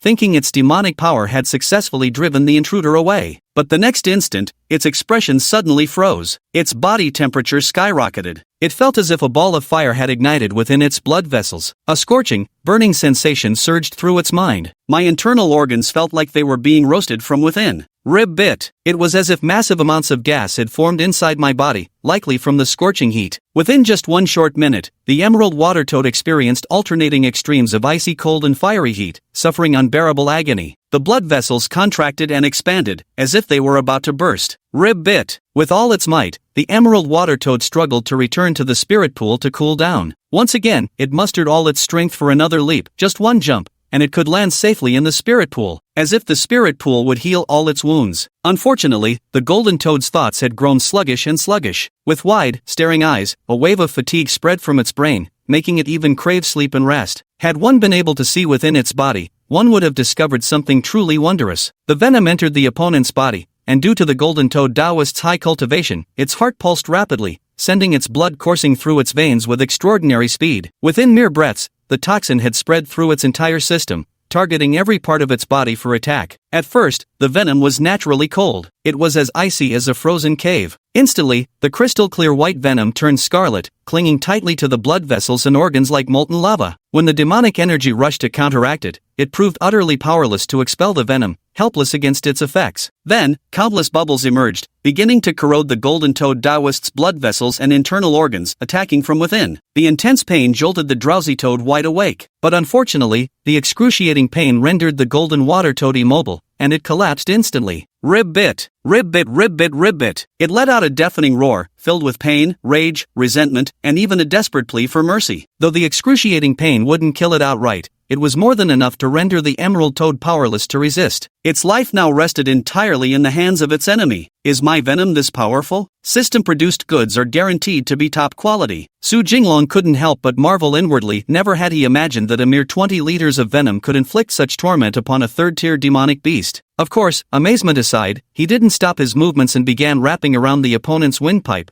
aiming to ensure a swift demise, thereby eliminating the trouble. From the struggle, he was nearly drained, left with little strength. Are his toxins really this potent? It's clearly a python, yet it's evolved venomous fangs, and not just any fangs, but extremely potent ones at that. This palace mistress is growing increasingly curious about that wretched loach. Morong Wanga observed this entire scene from the sidelines, taking in every minute detail with perfect clarity. What more could she possibly say? It's already collapsed. There's no need to intervene now. Even with such potent venom, that golden toad barely managed to hold on for nearly half an hour before dying. It died in utter agony. Too much fat won't tire you to death. The poor golden toad of the emerald waters never understood, even in death, just how the hell a python managed to grow venomous fangs. The toxicity is still fucking potent. No justice in this world. Snakes themselves are products of close-quarters combat. While a python's terrifying strength is one thing against a toad, even the toad knew its opponent was stronger. But this venom? Seriously? The golden water toad died without ever understanding it had fallen to the fangs of a poisonous python. You know damn well if it's turned on or not. Just turn it off already. This is pointless. Only when the emerald toad's heartbeat completely ceased did Su Jinglong finally rise from its corpse. Against an opponent of the same rank,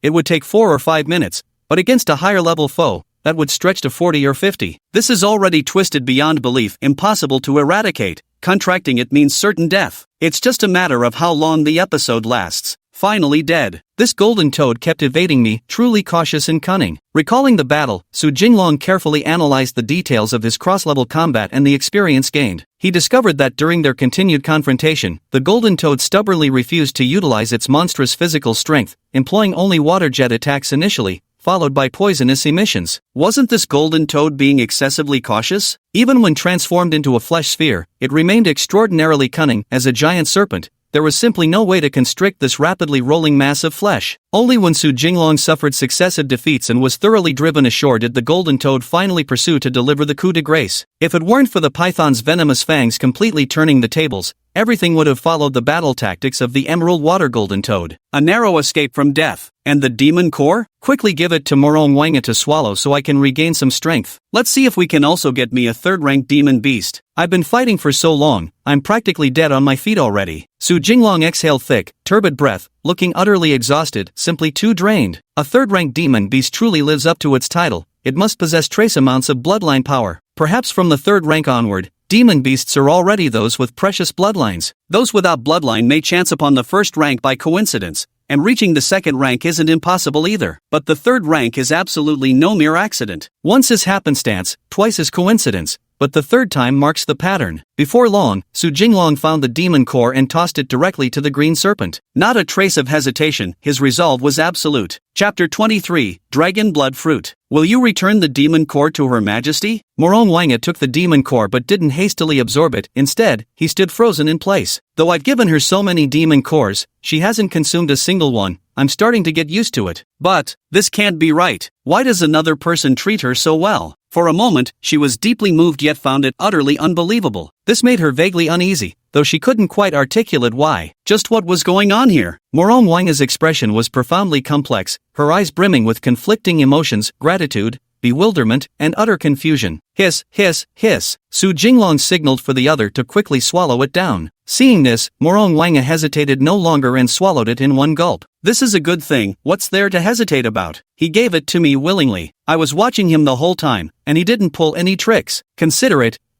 his repentance towards me. Morong Wanga recalled two particular impulsive moments, believing this was the other party atoning for their reckless actions towards her. Though these words were spoken, her heart held entirely different convictions. As for what truly transpired within, only Morong Wanga herself knew. Ding, detected Morong Wanga's mood has changed again. Favorability increased, 5 points. Current Morong Wanga's favorability toward the host, 11 points. So much? What's wrong with this crazy chick? Has your conscience finally awakened? Su Jinglong was utterly astonished, never imagining he could suddenly gain a full 5 points of goodwill. Could it be that my previous silent efforts have finally paid off? Did it let others recall its own merits? Probably. The third-rank demon core slid down her throat, and an immense surge of demonic power was about to flood into Morong Wanga's body. But at that very moment, her cultivation technique spun into overdrive. The demonic energy within the serpent's entire body underwent a frenzied refinement. The chaotic, impure demonic chi was expelled, leaving behind only the most elite essence of demonic power. This purified demonic energy proved far more potent compared to directly absorbing raw demonic power into one's system. As a demon, when spiritual energy is absorbed into the body, it transforms into demonic power under the effect of the demon core,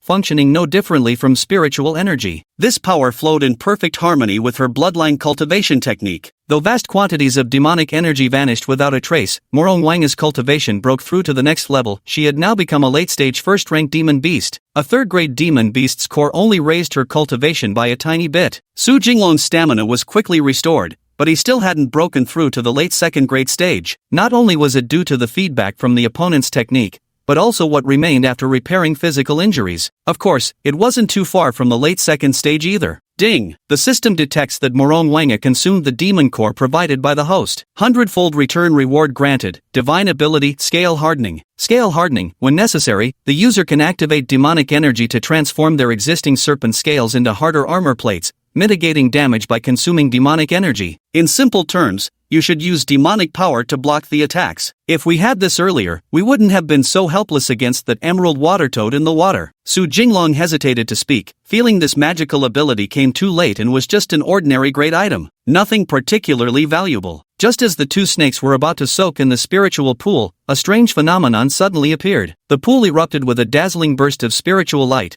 radiating countless intense beams in all directions. It was as if someone had hidden a nuclear-powered light bulb beneath its waters. Ding! System detects the emergence of a spiritual treasure. Spiritual treasure identified as Dragon Blood Fruit. Consuming Dragon Blood Fruit can greatly enhance the demon beast's inherent demonic bloodline. For those without bloodline, it purifies and activates their potential. For those with existing bloodline, it transcends species limitations to elevate their bloodline tier. System detected. Morong Wanga's bloodline requires enhancement. Host is advised to retrieve Dragon Blood Fruit from Spirit Pond and administer it to Morong Wanga. The instant these words registered, Su Jinglong abandoned all rational thought and plunged into the spirit pond without hesitation. Yet the moment he entered, regret flooded his senses. The light was too intense, it pierced through his eyes, forcing them shut. On the shore, Morong Wanga continued to cautiously observe the strange phenomenon, not daring to recklessly enter the water. Yet, upon seeing the white serpent plunge in, she clenched her teeth resolutely and followed its shadow into the depths of the pool. The pool was unfathomably deep, easily 100 meters or more. That was the glow emanating from the very deepest part. Previously, the golden toad had been in the shallow waters, though shallow here meant a depth of at least 50 or 60 meters. But the deeper they went, the more bitterly cold it became, freezing to the bone. Even Su Jinglong found it somewhat unbearable. The spiritual energy below was so dense it seemed to have condensed into liquid form, but he couldn't be sure. He had only passively absorbed small amounts through his nose, never actively circulating his cultivation techniques to draw it in. Even if it was spiritual liquid, he wouldn't absorb it, he left it all for Morong Wanga. The bottom of the pool was originally pitch dark, devoid of light, but under that illumination, nothing could be seen either. No difference. Whether too bright or too dark, nothing can be seen. What's the difference? The deep green pool water was illuminated into pure white, revealing the sheer intensity of that radiance. Suddenly, Su Jinglong detected a fruit brimming with potent energy and abundant vitality. And so, he followed the scent towards it. Nothing else could possibly remain in this spirit pond, for the fact that the golden toad dared linger in shallow waters proved no threat existed in the depths. He opened his mouth and, just in case, spewed forth venom, letting it spread with the current as a precaution. The golden toad did the same damn thing. Dragon blood fruit looks fucking amazing. Holy shit. It seemed like an eternity before Su Jinglong finally managed to grope his way to locate the dragon blood fruit. It was a fruit about the size of a human head. The entire body appeared white, pure white. Its shape unexpectedly resembled that of a dragon, coiled and curled up, just like the Holy Master hanging on the wall in that certain adventure story. Su Jinglong gently picked up the dragon blood fruit with his mouth, preparing to return to land. The instant the dragon blood fruit was separated from its plant, the glow vanished without a trace. Looking down, there was nothing beneath him, only an abyss-like void, fathomless in its depth. Of course, it was just pure darkness, impossible to see clearly. Lifting his head, he could make out the shimmering water surface where light was visible. Earlier, the light had been too dazzling, so Su Jinglong simply kept his eyes shut, relying purely on his senses to grope forward. Thus when the light vanished, it hardly affected him. Having just surfaced from the deep water zone, Su Jinglong spotted Morong Wanga waiting in the shallows. It's too cold down there, I simply can't bear it. The origin bloodline of this bamboo leaf green is still far too impure. One could say there isn't a trace of true bloodline left, it relies entirely on my cultivation techniques to sustain itself. Morong Wanga fiercely criticized her own bloodline, displaying disgust so intense it bordered on disdain. Seeing that the other party was still disdainful of his bloodline and unaware of what kind of spiritual treasure this was, Su Jinglong simply tossed the dragon blood fruit, the size of a human head, over to him. Chapter 24, Bloodline Evolution. Quick, consume the dragon blood fruit. Just as the two snakes were about to rest for a while longer, Su Jinglong suddenly sensed several auras approaching from the distance. They're rushing towards this direction now. It's clear they sensed the disappearance of the third-order demon beast's pressure and are coming to take a share of the spoils. Su Jinglong grew cautious once more, forcibly shoving the dragon blood fruit into the green serpent's mouth. Morong Wanga didn't know why the other party suddenly acted so rudely. Caught off guard, she swallowed the dragon blood fruit. MMMPH. The dragon head-sized fruit, resembling a true dragon, had barely slid into her stomach when it instantly melted into sludge. The pure white outer skin dissolved into a milky liquid, revealing the crimson-red flesh within. Almost immediately, Morong Wanga's body temperature skyrocketed as the dragon blood fruit was frantically absorbed within her gut. Within mere seconds,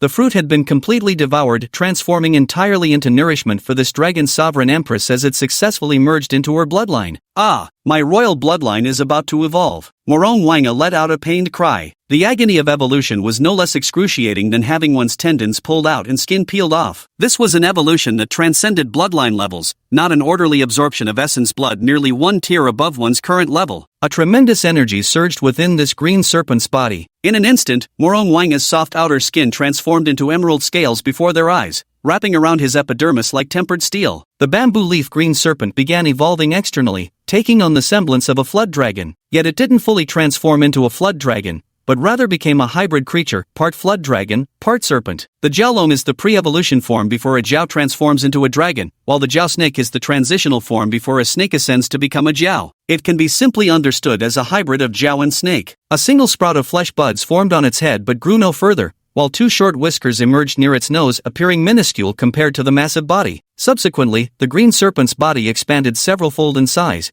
becoming nearly comparable to that colossal white python. The originally greenish snakeskin instantly shed, revealing the tender flesh beneath, still serpentine in form. Don't get any ideas. Within mere seconds, it grew extraordinarily tough. The snake's head also began evolving toward that of a flood dragon. It's finally complete. In no time at all, Morong Wanga completed her evolution. Now, eager to experience the changes in her bloodline, she couldn't be bothered with anything else. Ding! The system detected that bound user Morong Wanga has completed her bloodline evolution, immediately triggering 100-fold rebate. The system's emotionless voice echoed in Su Jinglong's mind. In an instant, the silver-white python's form expanded further, and the short draconic horn that had begun to sprout on its forehead transformed once more, now resembling the horn of a unicorn. It was evident that the next evolution would develop the forked horns of a Jiao, but this time it only evolved into a single main horn. Not only did the Jiao horns emerge, but Su Jinglong also shed his silver-white snakeskin, swiftly growing another layer of sturdy scales in its place. Only the dragon scales over his heart remained unchanged. A pair of whiskers sprouted wildly beneath his nose, his nostrils widened, his eyes enlarged, and his facial features became three-dimensional, no longer resembling those of a python. Officially began the transformation towards becoming a flood dragon. With each breath, white mist emerged, its features strikingly human-like. Ding! Congratulations, host, on officially evolving into a flood dragon. Cloud Canopy Flood Dragon, top spiritual breed. Next, host can evolve toward a true dragon. We look forward to your continued evolution. Shedding its serpentine skin, Su Jinglong was no longer a white serpent python but had become a white flood dragon. Though it was the lowest grade of amphibious dragon, it was still a dragon. Its dragon horns weren't fully evolved, nor were its dragon whiskers. Its limbs were just tiny buds, negligible. The most significant improvements were its scaled armor's defense and the changes in its draconic head, the evidence marking its evolution into an amphibious serpent. No way, how did he evolve too? It was clearly this princess who consumed the dragon blood fruit,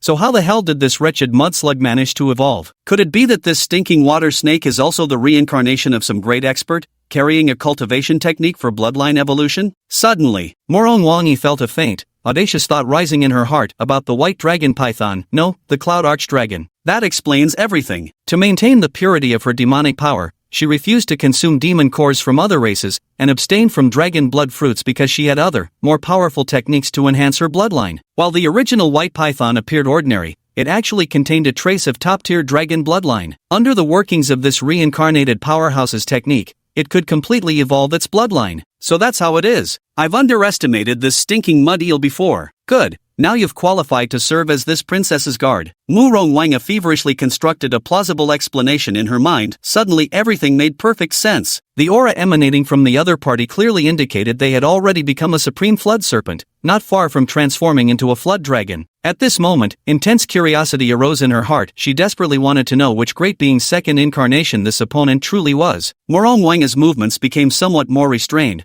but her mouth showed no signs of restraint, still stubbornly running off on its own. Forget it, let's change how we address each other from now on, so that when we can speak freely in the future, no slips of the tongue will reveal things we shouldn't say. Among those who had also been reborn, this belief took root and flourished in Morong Wanga's heart, becoming an unshakable conviction, subtly altering her attitude in that instant. Within her heart, it wasn't just curiosity about him anymore but also an additional layer of fondness that had emerged once again. You'd better watch your mouth, kid. Be polite to me from now on. It's not too late to behave yourself now. Hearing what was on the other person's mind, Su Jinglong felt immensely pleased and quite delighted. Without needing to say a word, that crazy girl had filled in all the reasons and explanations herself. So considerate. It was like knowing someone as intimately as their own underwear. Of course, a single dragon blood fruit doesn't actually enhance one's bloodline by much. Take Morong Wanga for example, it merely transformed her from a green bamboo snake to a half-step flood dragon. But the hundredfold return directly propelled Su Jinglong's evolution from a white python to a cloud vault flood dragon. Such a spiritual treasure is already one of the rare, superior artifacts in the mortal realm. It seemed these evolutions had taken a long time, but in reality, not much time had passed at all. Only a few minutes at most. Just as Su Jinglong and Morong Wanga were still immersed in the overwhelming sense of power brought by their bloodline advancement, countless figures rapidly emerged from the distance. Among them were several second and third-tier beings, while first-tier creatures were innumerable, surging forward like tidal waves. The pungent yet exhilarating scent carried from afar signaled Su Jinglong's realization the enemy had come. Roar! Cock-a-doodle-doo! Screech! Creatures filled both sky and land in overwhelming numbers. Leading the charge were tiger bears and monstrous boars, followed by a menagerie of demonic beasts, wolves, eagles, and ape monkeys moving in great packs. Enemies approaching. Su Jinglong and Morong Wanga exchanged glances, both eager to test their skills, brimming with anticipation. Chapter 25, Bloodline Suppression. As the enemies drew near, Su Jinglong and Morong Wanga showed not even a hint of fear. Instead, they were exhilarated beyond measure. Battle spirit burns fiercely. He could hardly wait to engage in a brutal, flesh-pounding fight with his opponent. While bloodline ascension wouldn't raise one's cultivation realm, it would certainly enhance combat prowess. The vitality grows richer and more vibrant, with corresponding increases in strength, defense, attack power, agility, and more. Screech, roar, growling. Various demonic beasts finally came into view before Su Jinglong and Morong Wanga's eyes. The creatures made all manner of noises, declaring their ferocious stance before the battle. The moment they clashed, both serpentine beasts simultaneously gaped their bloody maws, spewing massive amounts of venom. Roar! Even before the battle properly began, several second-tier demonic beasts had already fallen to the venomous assault. The venom splashed into their eyes, instantly corroding the eyeballs upon contact, sending plumes of white vapor rising into the air. The demonic beasts collapsed one after another, clutching their eyes and rolling on the ground in agony. What was strange was how these numerous demonic beasts could unite in perfect coordination, joining forces against just the two of them. King of Beasts, Su Jinglong didn't hesitate and immediately unleashed his oppressive aura domain. In an instant, at least 100 first-tier demon beasts were crushed to the ground, unable to rise. The pressure of the Beast King combined with the bloodline suppression of a second-tier demonic beast, whether first-tier or second-tier, none could withstand it. Because he was a powerful flood dragon. Dare to covet this prince's good fortune? All shall become nourishment for this sovereign's path to supremacy. Morong Wanga exclaimed with exhilaration, seeming to grow even more frenzied at the sight of blood. Her movements were lightning fast. With just a single sweeping strike, several first-level demonic beasts fell lifeless. The skull was split open, brains spattered out. What you're facing now is one of the rare flood dragons in the lower realm. Tremble, you low bloodline trash. Su Jinglong sneered inwardly, thinking that even a lower realm flood dragon possessed extraordinarily powerful bloodline. Somehow, the two snakes inexplicably gave off a married couple vibe, their movements eerily synchronized. The difference was, when Yunxiang Jiao swung its tail, it killed 3 or 4 second-tier demon beasts instead. Among them were a ferocious tiger, a bear, and 2 wild boars with exceptionally long tusks. None could withstand even a single blow. A single sweeping strike left them collapsed on the ground, devoid of any ability to resist. Just then, a flock of enormous birds approached from the distance, their continuous lee-lee-lee cries piercing the air. Birds? Damn it, 2 against 100, the advantage is mine. Su Jinglong scoffed inwardly, his eyes brimming with scorn and disdain. The next moment, he leaped into thin air, charging straight toward those eagles and falcons. In the past, it was always these hawks and eagles preying upon snakes, but today, it was a flood dragon wantonly slaughtering these birds. What exhilarating freedom! Indeed, this sudden leap is one of the abilities gained upon evolving into a flood dragon. With this skill, Su Jinglong can briefly fly and hover in midair. The exact duration hasn't been tested yet. Die! If not for you circling in the air, how could you ever match my serpent on land? As the words fell,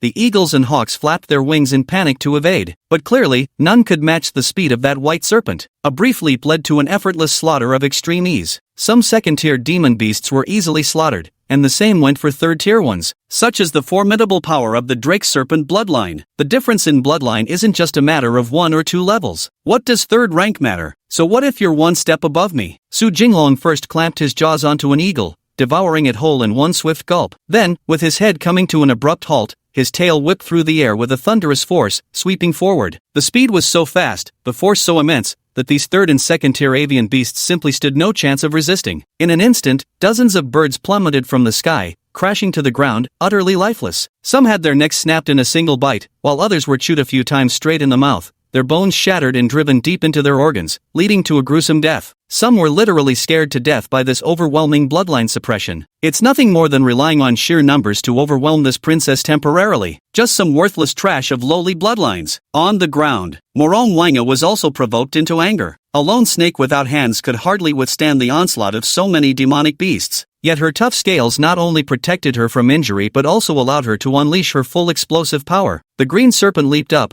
binding several demonic beasts in quick succession before twisting violently. Heads rolled to the ground as the stench of rusty iron filled the air. Blood gushed forth like a waterfall, staining the earth crimson. Just as Morong Wanga single-handedly turned the tide of battle, Su Jinglong also returned to the ground. Should we push this freak girl to her limits? Need some combat motivation? Su Jinglong immediately shook his head and dismissed the thought from his mind. Why would he, a python with a system, need to expose women to life-threatening dangers? Yet despite this reasoning, he swiftly joined the battle nonetheless. Originally, Morong Wanga alone could gain the upper hand, not to mention Su Jinglong joining the battle. Killing them was almost too easy. Though their offensive capabilities were lacking, their scaly armor was extremely thick. Mere second or third tier demon beasts couldn't possibly breach their defenses. Die, all of you. In just over half an hour, every single demon beast that had come was already dead. Not a single one was left breathing. If you lack the strength, stop coveting what you shouldn't possess. Morong Wanga let out a cold snort. She couldn't be bothered to eat these corpses now. Just going ahead and digging out the demon core on his own, planning to consume it later. How peculiar. What made these demon beasts unite against the two of us? If they were of the same race, it would be easy to explain. They're all from the same family. But now, something was off. Various demonic beasts had gathered together, all targeting the two of them. There was definitely something fishy going on here. Just as Su Jinglong and Morong Wanga mistakenly thought the ordeal was completely over and they could enjoy a period of rapid cultivation growth, an extraordinarily powerful aura emerged among them. Give me the treasure. A turtle as dark as the abyss appeared before the two. An aura of destruction permeated its entire form,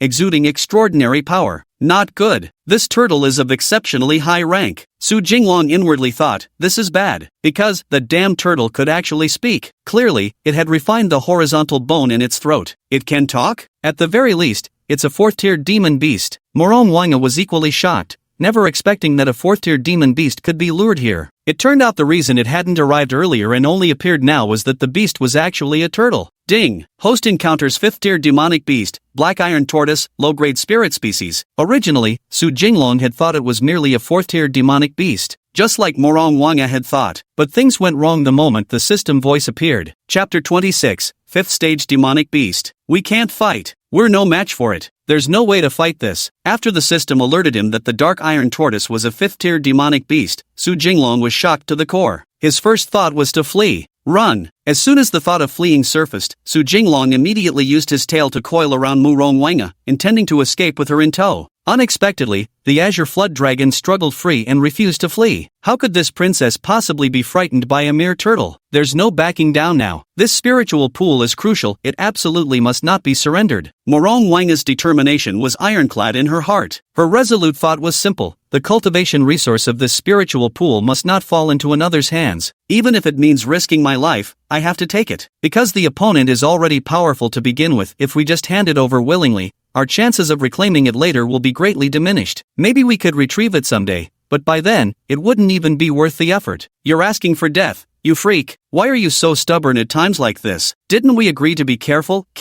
and even more careful? Hearing these thoughts, Su Jinglong showed a complicated expression, utterly helpless. He forcefully tried to pull the other person up again, wanting to take them away immediately, but the second invitation was still refused. What happened to this damn cowardly mud eel? Didn't he seem quite brave earlier? Morong Wanga's eyes were fixed unblinkingly on the ironclad tortoise moving slowly from the distance, massive as a small mountain. With each step it took, the earth trembled violently, like an earthquake. How interesting. Not running yet? Hand over the treasure quickly, and this venerable one might spare the lives of you two snakes. The dark iron tortoise narrowed its eyes slightly and immediately sensed that these two serpents' bloodlines were unusually abundant, to the point where even it felt somewhat intimidated. However, given its formidable strength, there was no need for it to fear them, it merely wanted them to hand over the treasures first before finishing them off cruelly. Otherwise, the treasures might get damaged in the process. Impossible. Morong Wanga thought to himself with a sharp, warning neigh escaping his lips. That's a fucking 5th-tier demon beast. Su Jinglong was beside himself with frustration, the others simply refused to leave. And worst of all, he couldn't speak a word. Absolute torture. Dare to defy me? The colossal turtle was infuriated to the point of laughter,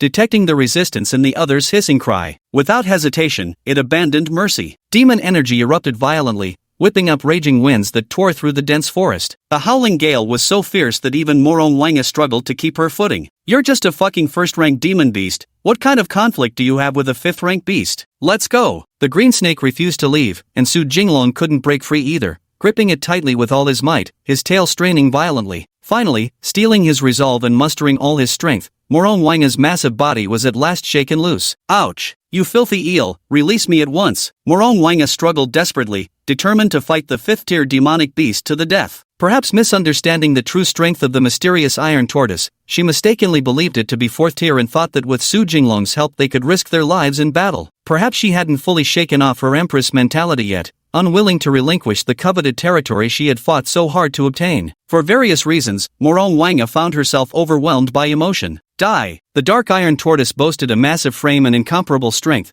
but when it came to speed, it truly left much to be desired. Yet its enormous attack range effectively compensated for its sluggish mobility. A divine power resembling a tortoise's foot, brimming with demonic energy, descended from the sky. Boom! Before it even touched the ground, the fallen leaves on the earth scattered in all directions. Su Jinglong and Morong Wanga stood precisely at the epicenter of this divine power. Damn it! Su Jinglong gnashed his teeth, let out an angry roar, and accelerated his desperate escape. But unfortunately, they fell just short.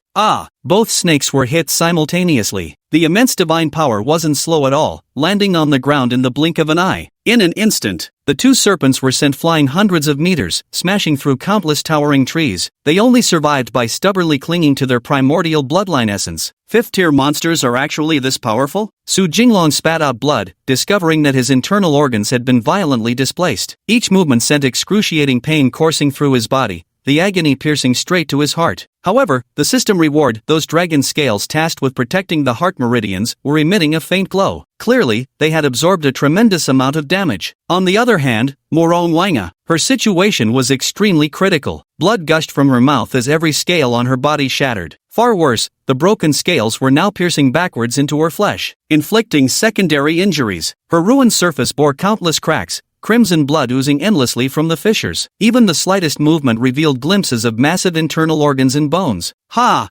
Wanga's pupils dilated in shock, never imagining she could be so easily defeated. The mysterious iron tortoise wasn't particularly swift in movement, but its demonic energy circulated with remarkable speed. She could no longer utter a single word. Run! Su Jinglong clenched his teeth, mustering the last of his strength as he coiled his tail around Morong Wanga, fleeing desperately into the distance with all his remaining power. It doesn't matter where we go, as long as we get away from that damn giant turtle. Far away, the black iron turtle's attention was drawn elsewhere. It paid no heed to Su Jinglong and Morong Wanga, because it could clearly sense that one was merely a second-tier demon beast and the other just a first-tier. Their bloodlines might be somewhat interesting, but they wouldn't survive a single strike from it. Spirit-infused pond water? Quite interesting. From this day forward, this place shall be my domain. The mysterious iron turtle's attention was captivated by the spirit-rich pond, forgetting all about those two worthless loaches. How fast could a second-rank spirit beast and a first-rank spirit beast possibly advance anyway? What's more, he had put all of 60% of his strength into that strike. A fifth-order cultivator slapping a second order without killing them, who would believe it if word got out? The mystic iron tortoise turned to the spirit pool and remarked, if this venerable one is not mistaken, this spirit pool should be the treasure itself. A pity this venerable one has been consumed by relentless cultivation over the past 2 years and scarcely ventured outside. Had it not been for that anomaly, this spirit pool might have remained undiscovered for a lifetime. After saying this, it slowly submerged into the spirit pond, feeling extremely comfortable. As its massive body descended deeper, displacing large amounts of spiritual water, only when it successfully surfaced did the mystic iron turtle notice the dead second and third tier demon beasts long devoid of their demon cores. It wasn't even worth mentioning. The vast majority of fourth tier demon beasts had been killed during its ascension to the fifth tier. Now there's a severe shortage of fourth tier creatures. The highest level available is only third tier. Though dead, it failed to draw the dark iron turtle's attention. In its eyes, the spirit pond before it was what truly mattered. The dark iron turtle had never been fond of movement. Such a blessed place was perfect for its cultivation. And in the distance, the two flood dragons successfully fled into the distance. Yet they didn't return to their former cavern,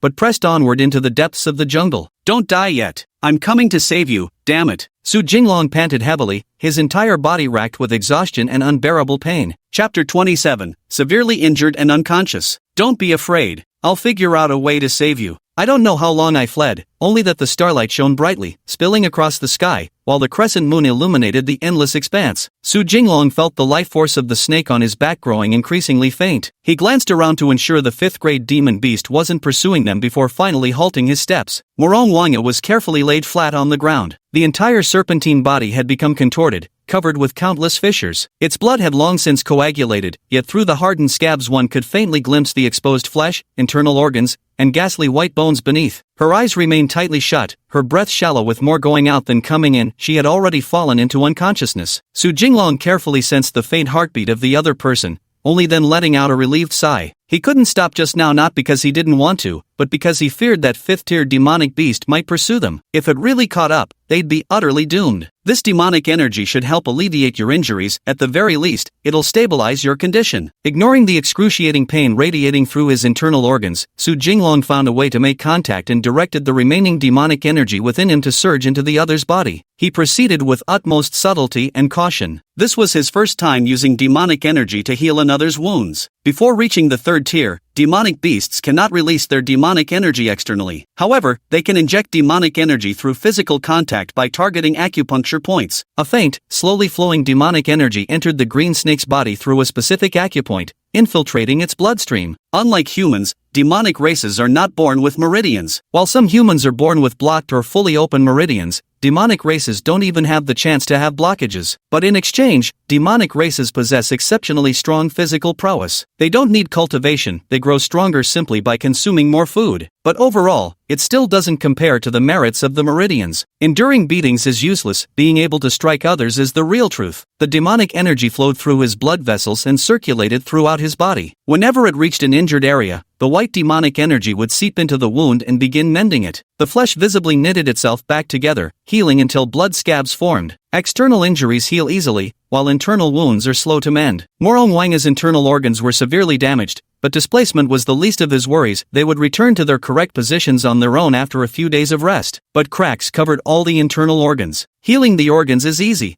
Making them heal internally is far more difficult. At the very least, it would require a long period of recuperation. Fortunately, however, the demonic energy within Su Jinglong was no ordinary kind. It had been purified through cultivation techniques, a refined demonic energy elevated by the bloodline of a flood dragon. It was truly extraordinary. No good, she's recovering far too slowly at this rate. I'll have to give her a few drops of my vital essence blood. This perverse girl seems rather pitiful. Just a few days after returning to normal, and here I am beaten into this sorry state again. Su Jinglong sighed repeatedly in his heart, his eyes filled with pity. Only after the flesh had completely healed did he begin preparing to feed the other party his essence blood. He gritted his teeth as demonic energy churned within him, surging straight toward his 7-inch heart. The massive heart constricted under pressure, accelerating blood flow. Under the immense force, several drops of dark crimson essence blood, shimmering with light, were squeezed out from the organ. 3 drops, that's all I can spare. Just 3 drops. Su Jinglong gasped heavily, as if he had suffered some severe blow. 3 drops of blood oozed from the dragon scale awarded by the system. He hurriedly pressed the dragon scale to Morong Wanga's lips. As it slowly dripped,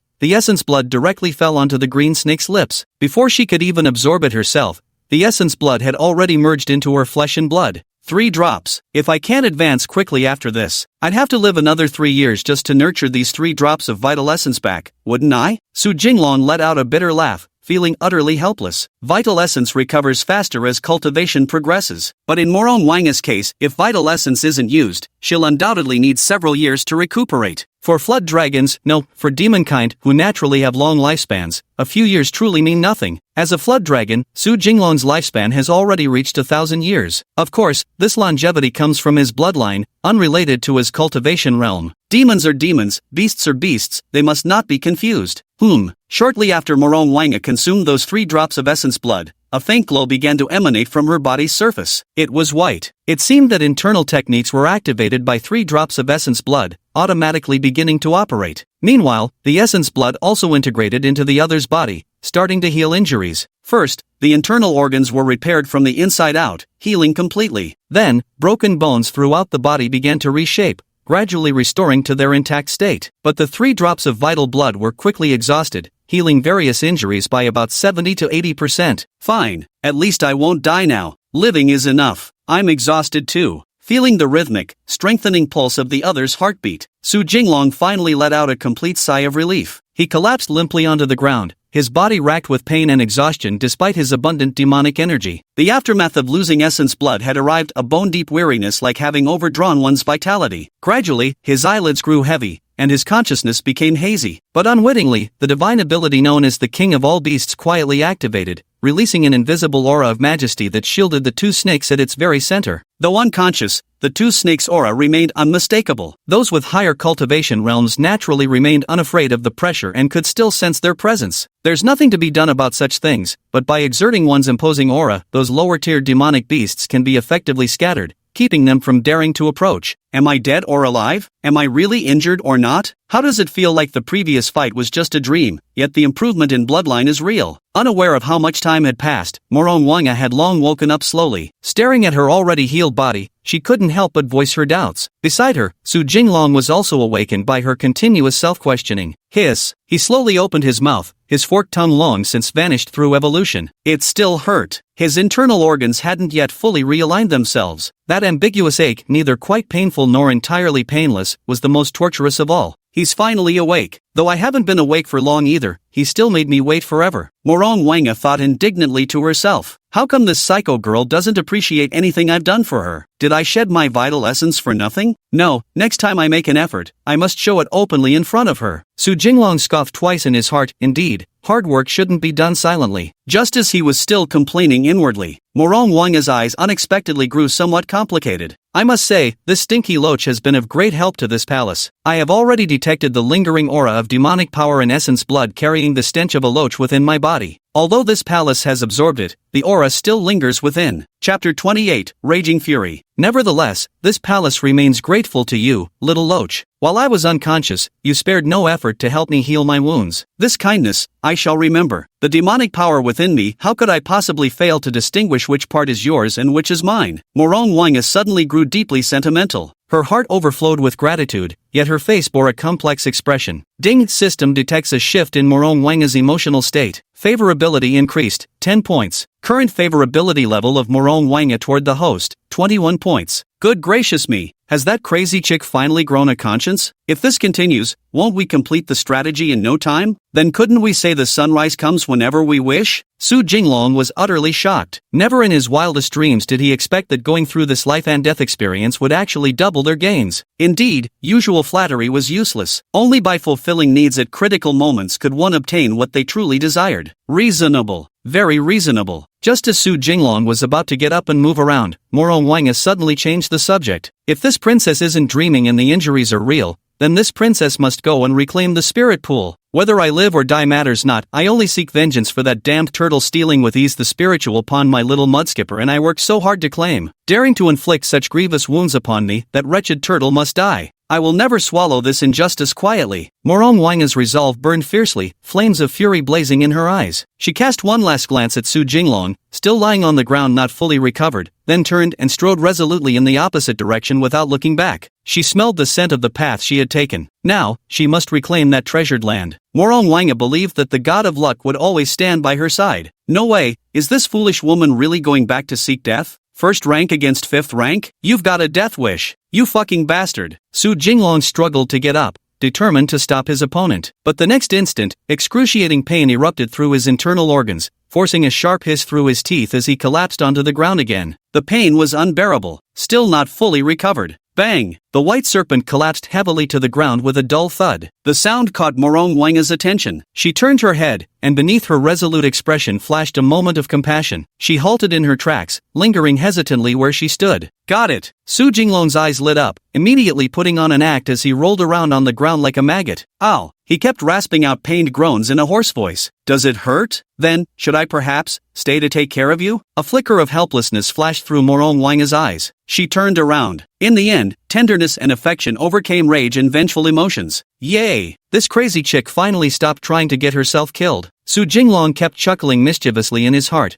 feeling thoroughly pleased. Not only had he obstructed a suicidal snake's path, this was further proof of the growing affection between the two snakes. You're hopeless. Morong Wanga realized that after she returned, the white snake no longer twisted or made any movements. Instead, it stopped completely and stared motionlessly at her. Its eyes were sincere, bold, and unblinking. Why is it staring at me like that? Morong Wanga gulped down hard. As their gazes locked, she found herself at a disadvantage and involuntarily turned her head away. Yet there wasn't a trace of anger in her, just uncertainty, mixed with a trace of curiosity. Ding! System detects a shift in Morong Wanga's emotional state. Favorability increased, 4 points. Current affection level of Morong Wanga towards the host, 25 points. The system's voice rang out abruptly. Su Jinglong jumped in surprise once more. He hadn't expected a mere exchange of glances to boost the points by 4. What the hell is going on here? It's a brand new machine. Wow, just one single unit. The truth is only one. And that is, a small flame can easily grow into a big fire, but without any spark, it's hard to rapidly heat up. After careful analysis, Su Jinglong arrived at a perfectly reasonable answer. What is that filthy loach staring at me for? I'll have his eyeballs gouged out sooner or later. Humph. Morong Wanga, for some reason, didn't seem the least bit angry. She let out a delicate huff, acting quite tsundere. Hearing this, Su Jinglong finally awkwardly averted his gaze. Sorry, the system's voice was just too alluring. He'd thought that staring a bit longer might raise her affection level further. Never expected that in return they'd demand to gouge out his eyeballs. Conscience devoured by dogs. If I can't look then I won't. And you still want to pluck out my eyes? Not a chance. Su Jinglong snorted twice and reluctantly lay down on the ground to rest. The demonic power within him slowly repaired his injuries, gradually extracting the tangled mess of internal organs. After healing Morong Wanga's wounds, he was too exhausted to tend to his own injuries. Now that he'd caught his breath, it was only natural to focus on healing himself. Shifting internal organs back into place isn't that difficult, and it's not life-threatening anyway, so I just left it be. Speaking of which, that dragon scale the system rewarded me is genuinely powerful, truly impressive. It withstood a full-force slap from a 5th-tier demonic beast without even cracking. Stubbornly preserved my measly little life against all odds. Should I go hunt some game for him and gather some monster cores to help him recover from his injuries? Wait, does he even consume monster cores? At this critical juncture, he probably can, right? Just as Su Jinglong was healing himself. Beside her came Morong Wanga's hesitant voice. She was considering whether to go out and hunt for game. Go ahead. Hurry up and go. You hunt yourself,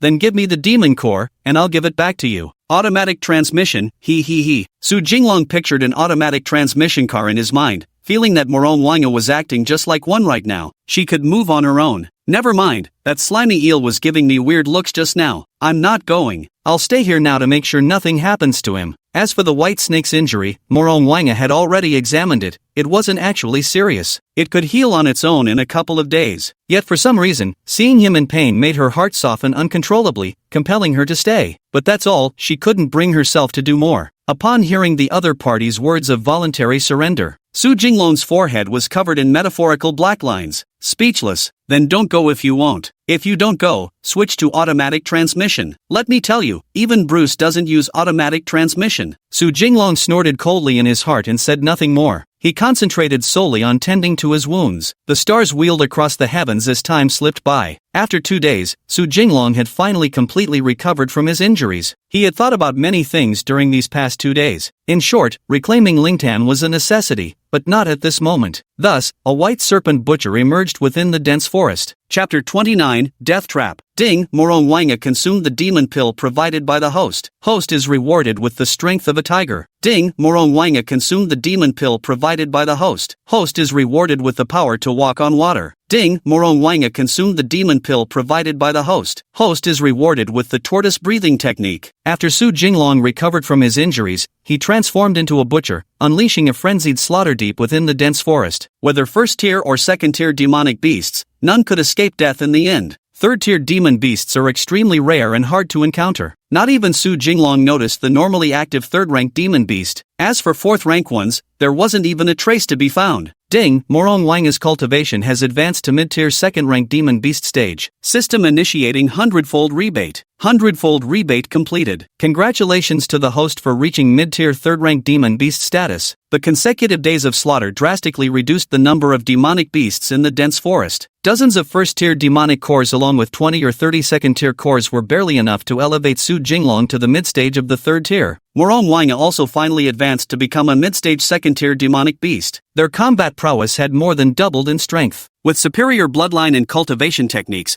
one's strength could at least enable them to challenge opponents above their level. Even reaching 5th rank isn't impossible. But Su Jinglong wasn't foolish. Clearly having more time to develop steadily, why force the issue and rush into fights? Let's cultivate first. At the very least, we should reach the 4th tier before engaging in battles. If possible, it would be best to wait until reaching the 5th tier. In this second life of rebirth, I must proceed with caution. This was Su Jinglong's thought. Yet Morong Wanga's thinking was entirely different. One might even say diametrically opposed. I have no time for slow cultivation, speed is paramount in all ascendants. My progress has been swift these past days. Once I reach the 3rd rank, I'll go duel that damned bastard. Once I obtain the spirit pool, my cultivation will undoubtedly leap forward by 1,000 miles. Morong Wanga was different, constantly worried about the alien invaders from beyond the skies. She lacked the luxury of time for gradual cultivation. She was determined to achieve the strongest cultivation in the shortest time possible. Only then can revenge be accomplished and the pinnacle reclaimed. This pinnacle wasn't just about power, it encompassed influence, it encompassed status. That damned woman. Is it a snake or a tiger, after all? What is there to fear with me here? Su Jinglong and Morong Wanga roamed through the dense forest, aimlessly searching for those terrified beasts that were fleeing in all directions. At the right moment, it suddenly occurred to him that he hadn't yet synthesized his divine abilities. Now he possessed dozens of divine abilities, but truly useful ones were far too few. Their usefulness could be compared to a eunuch visiting a brothel, utterly pointless. System, open the main panel. Su Jinglong silently called out in his heart, awakening the system. The moment his words faded, a blue electronic screen appeared before his eyes. Name, Su Jinglong. Species, Cloud Sky Serpent. Grade, Supreme Spirit Species. Abilities, King of Beasts, Crimson Venom Blade. Equipment, Dragon Scales. I've accumulated so many abilities without even realizing it, they just piled up unnoticed. None of these are useful except for the King of Beasts and the Crimson Venomous Edge. Just synthesize the rest. Let's see if we can make something good out of all this junk. Su Jinglong glanced at the long list of divine abilities, too lazy to even give them a proper look. The only thing he cared about was what kind of treasure he might get next. Ding, the system is synthesizing divine abilities. Congratulations, host. You have obtained the Ancient Killing Formation, 9 Nether Abyss Soul Devouring Array, one-time use. 9 Nether Soul Devouring Formation, this Ancient Killing Array, in its complete form, can slay even an Emperor-level being. However, currently at its lowest tier version,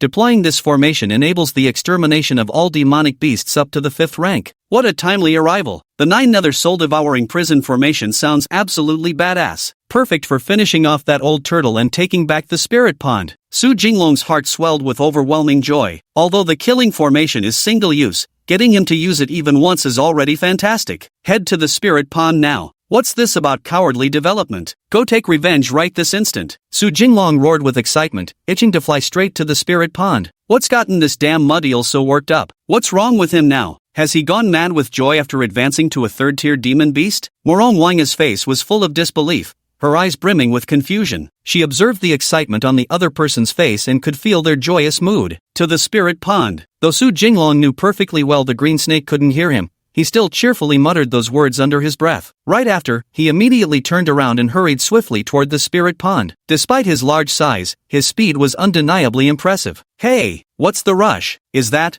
the direction of Spirit Pool? Could it be this brat thinks breaking through his realm makes him formidable? Seeing the direction the other was heading, Morong Wanga felt a flicker of excitement in his heart. She considered herself exceptionally powerful as a 2nd-ranked demon beast. Moreover, facing a 3rd-ranked demon beast meant the outcome was practically guaranteed. Stupid bird. If it weren't for the killing formation, we'd have to stay put for at least half a month to a month. Anyway, let's seize the Spirit Spring first. That tigress can soak and cultivate while I go hunting. Eating demon cores while absorbing spiritual energy, won't my cultivation speed skyrocket? The mere thought of this scene made Su Jinglong uncontrollably excited. This plan was simply flawless. Open 24/7, all year round. And poor working-class dragon Morong Wanga remained utterly oblivious to it all. He only knew he was about to face yet another exhilarating battle. Here we go again? Ha! Insects, last time you merely escaped from my grasp by sheer luck. Are you coming over to surrender this time? Before even approaching the Spirit Pond, still a kilometer away, the dark iron turtle had already sensed those two strange yet familiar auras. It spoke with confidence. Seeking its protection would undoubtedly be the most worthwhile decision. Of course, that's exactly what the dark iron turtle believed in its heart, absolutely not intending to keep those two powerful bloodline serpent dragons captive and use them as his own nourishment. Bring it on, stinking turtle! Before even getting close, Morong Wanga was already bellowing with excitement, his fighting spirit blazing, utterly unable to restrain his temper. Sensing the hostile aura, the previously relaxed mystic iron turtle's expression turned serious. Impatience was written all over his face. Fight what fight? Get back here! Seeing the green serpent about to leap into action, Su Jinglong yanked it back. Seeing this movement, the dark steel turtle was puzzled and did not immediately strike. Wait, did those two snakes just get stronger? 3rd tier and 2nd tier? But there's no need to panic after all, it's a mighty 5th tier demon beast. What else would we do if not fight? Are you scared? Morong Wanga was suddenly yanked back, her eyes blazing with fury, even itching to slap that white serpent twice. Chapter 30, Nether Dark Soul Devouring Array. Have you fucking lost your nerve? Morong Wanga whirled around sharply, eyes widened, her nostrils continuously puffing white vapor. She insists on coming, but you refuse to let her. Now he volunteers to come, only to chicken out when he actually arrives. What kind of nonsense is this? Ha ha ha, 2 insignificant ants, daring to challenge me with mere 3rd and 2nd tier strength? I wouldn't even need to exert much effort to crush you effortlessly. The mysterious iron turtle naturally sensed Morong Wanga's killing intent and noticed the white serpent's obstructive movements. While the 2nd tier one was still provoking, the 3rd tier one had already backed down. Truly a case of newborn calves not fearing tigers. Since when have I ever backed down? I just wanted a flawless speed run, that's all. Hearing the green serpent's inner thoughts, Su Jinglong scoffed disdainfully. He wasn't the least bit anxious, yet Morong Wanga remained utterly perplexed. If you won't do it, then I'll fight myself. Why should that damned turtle enjoy the benefits of the spiritual pool I fought for? Her rage burned uncontrollably, no longer able to restrain her temper, it erupted all at once. 9 Nether soul-devouring formation. Just as Morong Wanga broke free from the white serpent's restraints and prepared to leap up for a final showdown with that damned turtle, a streak of light streaked across the sky. Seeing his opponent hastily taking action, Su Jinglong could no longer conceal his intentions, inwardly roaring with fierce determination. Instantly, a circular formation disc appeared before him, a prefabricated killing array. With a hiss, the serpent demon poured every ounce of its demonic power into the attack. Hum! The deafening noise left both snakes with ringing ears. Instantly, the formation disc rapidly expanded, transforming into a vat-sized array. Upon it, countless bizarre and arcane inscriptions and symbols interlocked in intricate layers, utterly incomprehensible to behold. Crack! A crisp shattering sound rang out. The formation disc instantly split into 5 or 6 pieces, transforming into countless fragments that scattered far into the distance. What is this? A formation disc? Where did he come from? Morong Wanga's movements were interrupted by this sudden phenomenon, and in her momentary astonishment, she saw the formation disc appear. She blinked her large eyes in disbelief, never expecting to see an array disc here. Low-level grand formations aren't typically refined into formation discs. What is this thing? It could be considered quite splendid, but ultimately, it's completely harmless. The black iron tortoise had never seen such an advanced magical artifact before. At first, it widened its eyes in great curiosity, wondering what this thing was. But as it shattered into pieces moments later, all curiosity in its heart vanished. Yo! Outrageous! Su Jinglong raised an eyebrow, surprised that his opponent would underestimate him so blatantly. Only a few seconds had passed since the array disc split open. This is the moment. The heavens and earth darkened, devoid of light. Where moments earlier there had been clear skies and scorching sunlight, now dark clouds gathered, with thunder and lightning. Another treasure has emerged? The dark iron turtle was astonished, mistakenly thinking it was an omen of a spiritual treasure's emergence. Yet the very next second, countless pale blue glowing inscriptions interconnected heaven and earth, while an oppressive aura of utter annihilation swept across thousands of miles. Su Jinglong widened his eyes, desperate to memorize the appearance of this grand formation. Such a wondrous sight might not be seen again for ages to come. Ancient killing formation. Morong Wanga was stunned, her heart screaming in shock. She could sense the archaic aura and the weight of time within it. Just what kind of existence was this white serpent? She didn't have time to look at the killing array, tilting her head to stare fixedly at the white serpent, desperate to see through it. But Su Jinglong completely ignored her. What on earth is going on? The mysterious iron tortoise was startled. Just now, it had sensed an extraordinarily terrifying aura locking onto it. The sensation was as if some existence it couldn't hope to reach even after cultivating for 10 lifetimes had decided to annihilate it. Who exactly is this? The mystic iron tortoise was utterly panicked. Its eyes darted about frantically as its massive body kept spinning in circles on the spot, scanning the surrounding heavens but finding no trace of any presence. In an instant, layer upon layer of ominous black clouds once again materialized in the sky. Shadows flickered within, exuding an aura of destruction. It was as if 100,000 celestial troops had appeared, riding the clouds and mists between heaven and earth. No, not heavenly soldiers. These were the ghostly soldiers of the underworld. Countless spectral figures emerged across the sky, with sigils floating between heaven and earth that pulsed with the breath of death. A terrifying pressure capable of annihilating creation itself manifested. Bang! The black iron turtle was suffocated by the overwhelming pressure, the immense force directly pinning it to the ground, completely immobilizing it. At this moment, the damned turtle couldn't even utter a word, only its lively and intelligent eyes flickering with terror remained. Infinite chains of darkened iron reappeared across the firmament, some tethered to the celestial canopy while others descended straight into the underworld's depths. Thick black smoke continuously billowed forth from the iron chains, dense to the extreme. Instantly, all creatures within this killing array prostrated themselves on the ground, displaying their complete submission, not even daring to raise their heads. Die! A voice of judgment, like that of a judge of the underworld, resounded through heaven and earth, reverberating endlessly. A shadowy figure hovered between the skies and the ground, resembling a divine manifestation. In its hands, it held the book of life and death and grasped a black brush, pointing it directly at the enormous turtle from a distance. Countless tendrils of black mist spewed forth from the brush's tip, streaking straight toward the dark iron turtle. In an instant, the black mist made contact with the great turtle, penetrating straight through its forehead and burrowing into its body. Ah! The mystic iron turtle felt immense agony erupt within its mind, as if its very soul were being torn apart. The nine-nether soul-devouring formation, true to its name, was an ancient killing array designed to consume souls. It took only a few seconds. The dark iron turtle's eyes grew vacant as it clamped its mouth shut, uttering not another word. The next second, it slowly closed its lighthouse-like eyes and died completely. Massive amounts of black mist dispersed from it, vanishing with the wind as they returned to heaven and earth. This killing formation came swiftly, and left just as swiftly. Just as the mysterious iron turtle's soul was devoured, a faint breeze seemed to stir between heaven and earth. The myriad anomalies in the sky proved utterly defenseless, dispersed by a gentle breeze and reduced to ashes, as if it had never existed at all. From the moment the formation disk was activated to now, only a brief minute or two had passed. If not for the massive corpse of the profound iron turtle lying before Su Jinglong and Morong Wanga, he would never have believed such a killing array could truly exist. An ancient killing array. Fear incarnate. Su Jinglong's throat moved as he couldn't help swallowing hard. At this moment, he yearned for cultivation more intensely than anyone else. Thus, he turned his utterly desirous, unblinking gaze toward the green snake beside him. Of course, it's the desire to cultivate. Who exactly is this white snake? To think she even possesses an ancient killing formation, this princess knows absolutely nothing about this reincarnated white snake. How many more unknown methods does he still possess that this princess remains oblivious to? Morong Wanga was utterly shocked,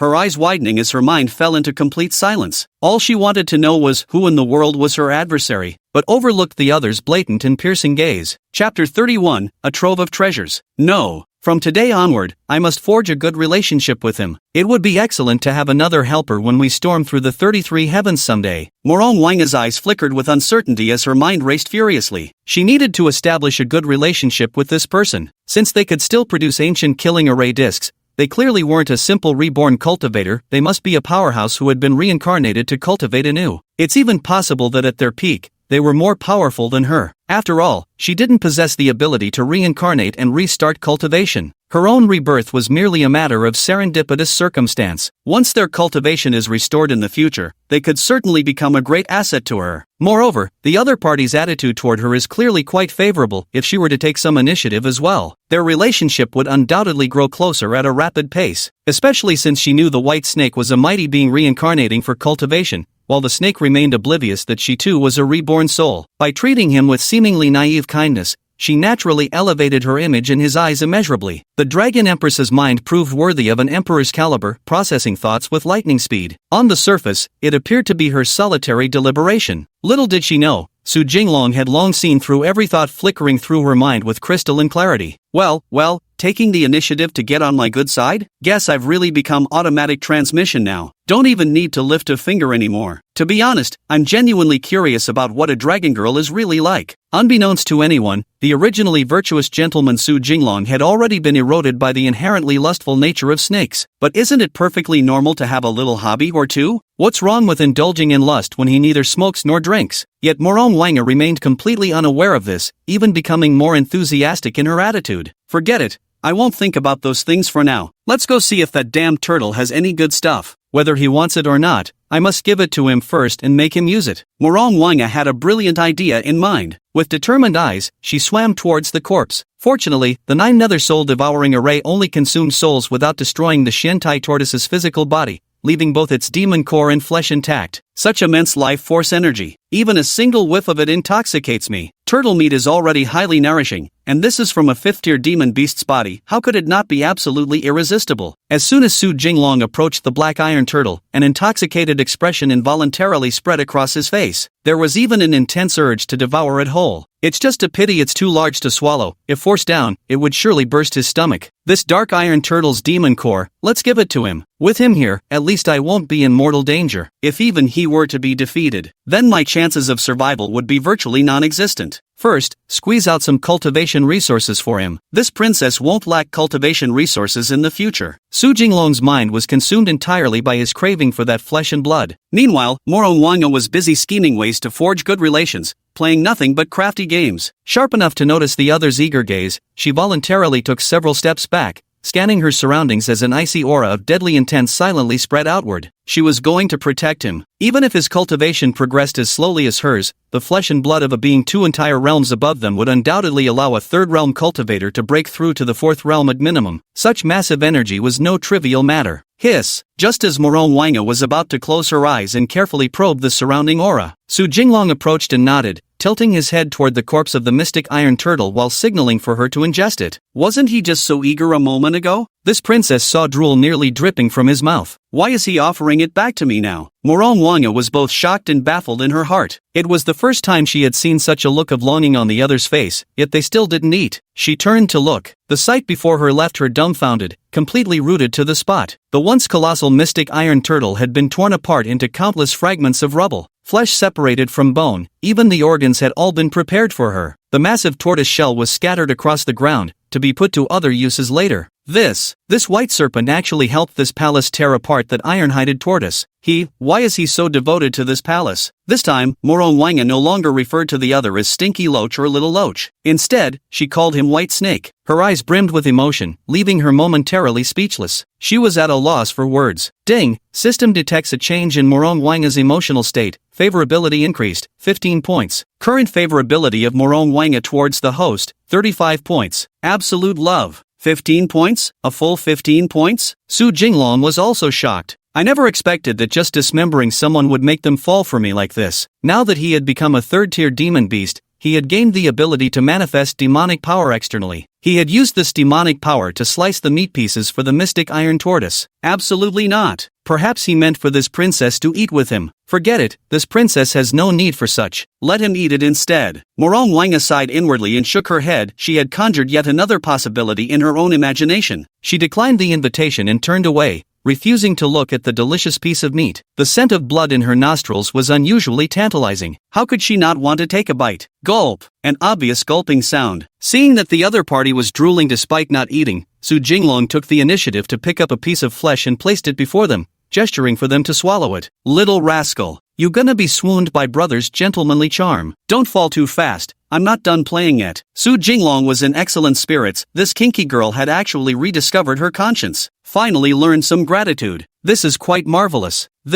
I'm truly torn about this matter. Clearly it was my intention for him to eat it. Morong Wanga's voice was hesitant, filled with uncertainty. She looked up and met his bright, sincere gaze. Finally abandoning restraint, she tossed the meat chunk upwards and caught it with an open-mouthed gulp. No, isn't this rather unladylike? This concubine ought to mind her image a little more. After swallowing a piece of meat, Morong Wanga actually began to care about her appearance in front of the white snake. Perhaps she believed that as a female, she should radiate the brilliance of femininity. Hiss! Su Jinglong pretended not to hear it, but in reality, he was bursting with joy inside. He grabbed the other with his tail and led them to the location of the obsidian turtle's corpse, allowing them to feast heartily. This princess declined. It was he who insisted this palace eat. Morong Wanga's voice carried a hint of grievance, as if the other party had done something wrong. Chapter 32, King of the Deep Forest. Never mind, he made this princess eat it. This concubine had no choice but to reluctantly consume these crude meats. Morong Wanga swallowed hard but still held her head high with unmistakable haughtiness. Actually, the tone was incomparably tsundere. She saw everything he did to her and kept it in mind. Finally ate. So slow. Su Jinglong finally let out a sigh of relief. After consuming the mystic iron turtle, his physical body would undoubtedly grow stronger by several degrees. As for the beast core from a 5th-rank demon beast, there was no need to even consider. It would undoubtedly propel him to the 4th rank. Just then, the rustling sound of rubbing leaves erupted all around. Hundreds of demonic beasts emerged from within. Among them were over 80 first-tier demon beasts, a dozen or so second-tier demon beasts, and 2 or 3 third-tier demon beasts. None taller could be found. All conceivable creatures, those that flew in the sky and those that ran on the ground, were present. They seemed to be former subordinates of the profound iron turtle. Hiss! Unable to discern the newcomer's intentions, Su Jinglong grew vigilant, narrowing his eyes as he prepared for battle. How strange. That bizarre phenomenon earlier, surely the three of us weren't the only ones who saw it? How can they not be the least bit afraid? He was deeply puzzled in his heart. But he didn't take these 100 or so demon beasts seriously at all. After all, Su Jinglong was now a 3rd-rank demon beast. He could even handle 4th-rank ones without breaking a sweat. There wasn't a single 4th-tier demon beast among them, making the fight absurdly easy. Like hitting a baby. Roar! Suddenly, all the demonic beasts prostrated themselves on the ground, chanting their submission in unison. The tiger lay on the ground, exposing its belly, its most vulnerable spot, demonstrating its loyalty. Eagles and falcons of all kinds landed, spreading their wings and prostrating themselves. When birds lose the sky, their combat effectiveness undoubtedly drops by 80%. All manner of demonic beasts used their species customs to declare their submission. Witnessing this scene, Su Jinglong understood exactly what it meant. Got it. Seeing me instantly kill the black iron tortoise, they're now trying to pay tribute. But should I really take them under my wing? Su Jinglong fell deep into thought. It was a rather difficult decision to make, but after some deliberation, he decided to accept these underlings. Because their demon cores truly couldn't be of much use to Su Jinglong and Morong Wanga. Having these followers would make it easier to control the entire dense forest. Moreover, making a move likely meant opposing the whole woodland. Though fearless, even an elephant finds mosquitoes annoying. Hiss. Su Jinglong raised his upper body with pride, gave a slight nod, and exhaled a breath filled with chilling air. The hissing carried no hostility, it was a signal of accepting a subordinate. Arg, arg, arg. Coo coo coo. Chirp chirp chirp. The new sovereign accepted them, overwhelmed with excitement for a moment, as all the demon beasts rejoiced at no longer needing to flee from being hunted. What formation arrays or discs were, they had no idea, but they knew that the dark iron turtle had been slain by the green snake and the white snake before them together. At that time, they could barely breathe, let alone struggle. Submission was merely to preserve one's life. Cultivation is arduous. Am I the boss now? Does this mean I become the ruler of this territory? Su Jinglong appeared dignified and imposing on the surface,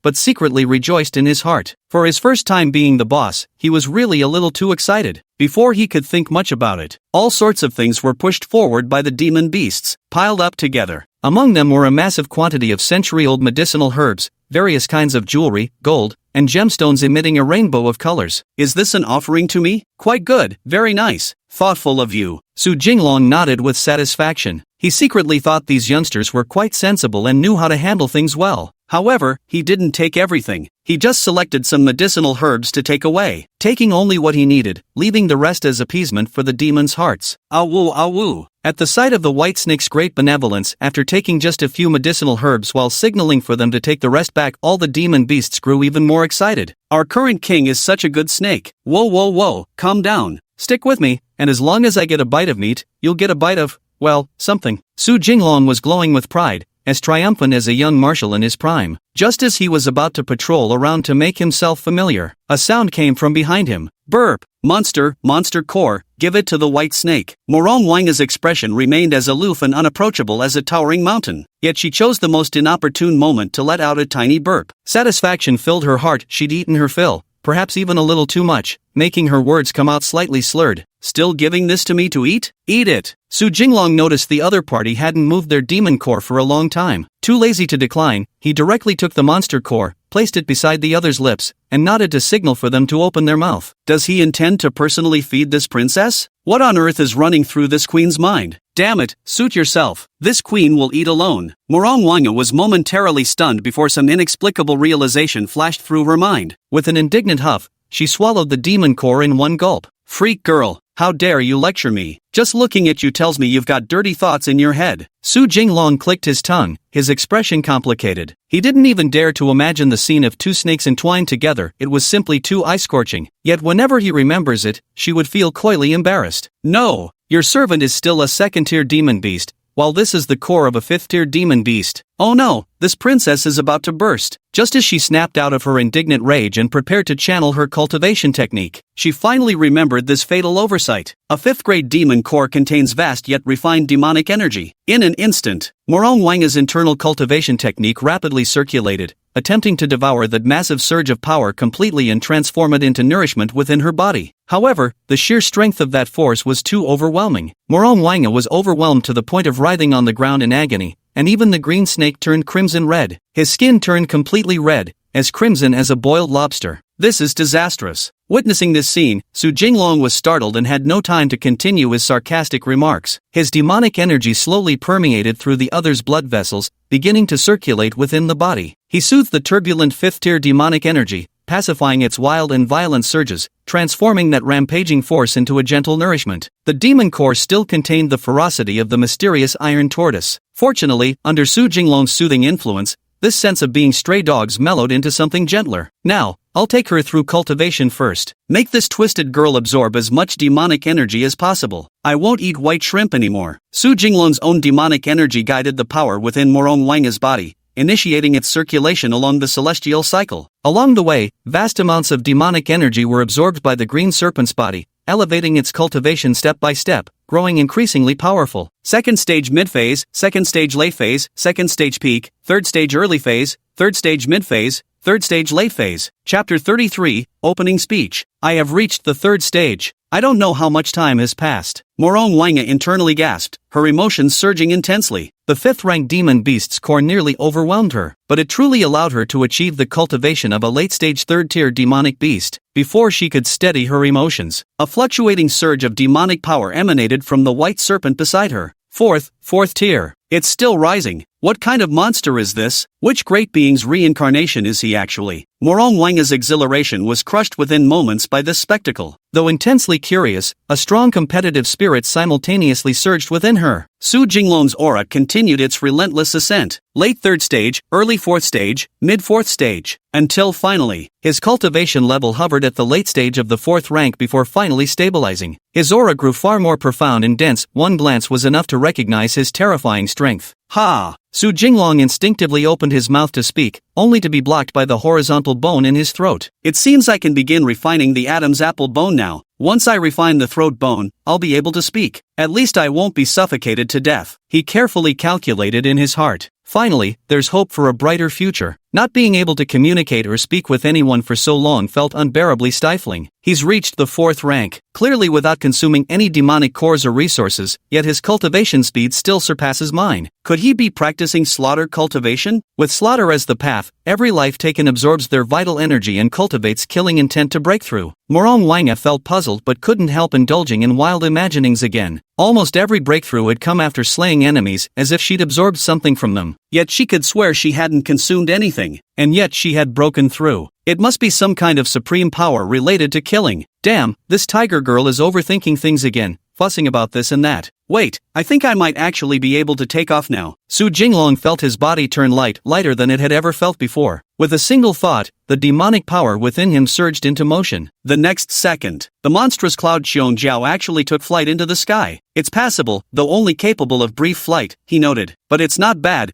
it's good enough. Perhaps at the 5th or 6th rank, I'll be able to fly longer? Soaring through the skies, Su Jinglong inwardly gasped in amazement, shouting holy crap, over and over. The first flight left him somewhat disoriented, with the physical sensations resembling those of walking, but the sensation felt unfamiliar to his eyes, requiring diligent practice. Can you really fly through the air once you reach the 4th rank? Indeed, it must be a reincarnation. Unless one has reincarnated and started anew, how could a 4th-tier practitioner possibly master aerial flight? At the very least, you'll need to reach the 5th tier. What a natural talent. Morong Wanga could understand this. When she reached the 4th rank and gained the ability to fly, it would roughly correspond to the golden core stage in human cultivation terms. Just as Su Jinglong touched down, he made another discovery. Nowadays, they can briefly soar through the skies and even refine their adamantine bones. It seemed that the 1st to 3rd realms constituted a major cultivation stage. Based on this reasoning, then the 4th to 6th stages would constitute a major realm. By the same token, reaching the 7th to 9th stages is also a major realm. Let's refine the hyoid bone first. Let's see if I can start speaking sooner rather than later. As for that crazy chick, hurry up and go cultivate. After landing, Su Jinglong brought Morong Wanga back to the spirit pool. He, on the other hand, did not absorb spiritual energy, but concentrated solely on using his demonic power to grind away the transverse bone in his throat, all for the sake of being able to speak. The mortal realm's cultivation stages should be spirit attraction, foundation building, and immortal foundation, 3 major realms, each divided into early, mid, and late minor stages. Each minor realm corresponds to 3 stages of demonkind's cultivation, with the Yuan establishment stage enabling brief aerial flight. As serpents, we're born flightless and must wait until the 4th stage to take to the skies. If only I could revert to my true dragon form at this very moment. No need for cultivation, born with the ability to ride clouds and mist, to soar through the skies. Morong Wanga watched as the other party landed and then headed straight for the spirit pool without looking back. Surprisingly, she felt a twinge of envy in her heart. As a member of the dragon race, she found it utterly unacceptable to crawl around on the ground like a maggot. Plop! Forget it. I'm determined to train harder. 4th rank isn't far off. I must break through to it soon. Morong Wanga clenched her teeth, her eyes burning with fierce determination. She leapt up and plunged deep into the spiritual pool, madly absorbing its abundant spiritual energy to begin her cultivation, attempting to quickly advance to the 4th rank. Witnessing this scene, Su Jinglong felt quite satisfied in his heart. Good.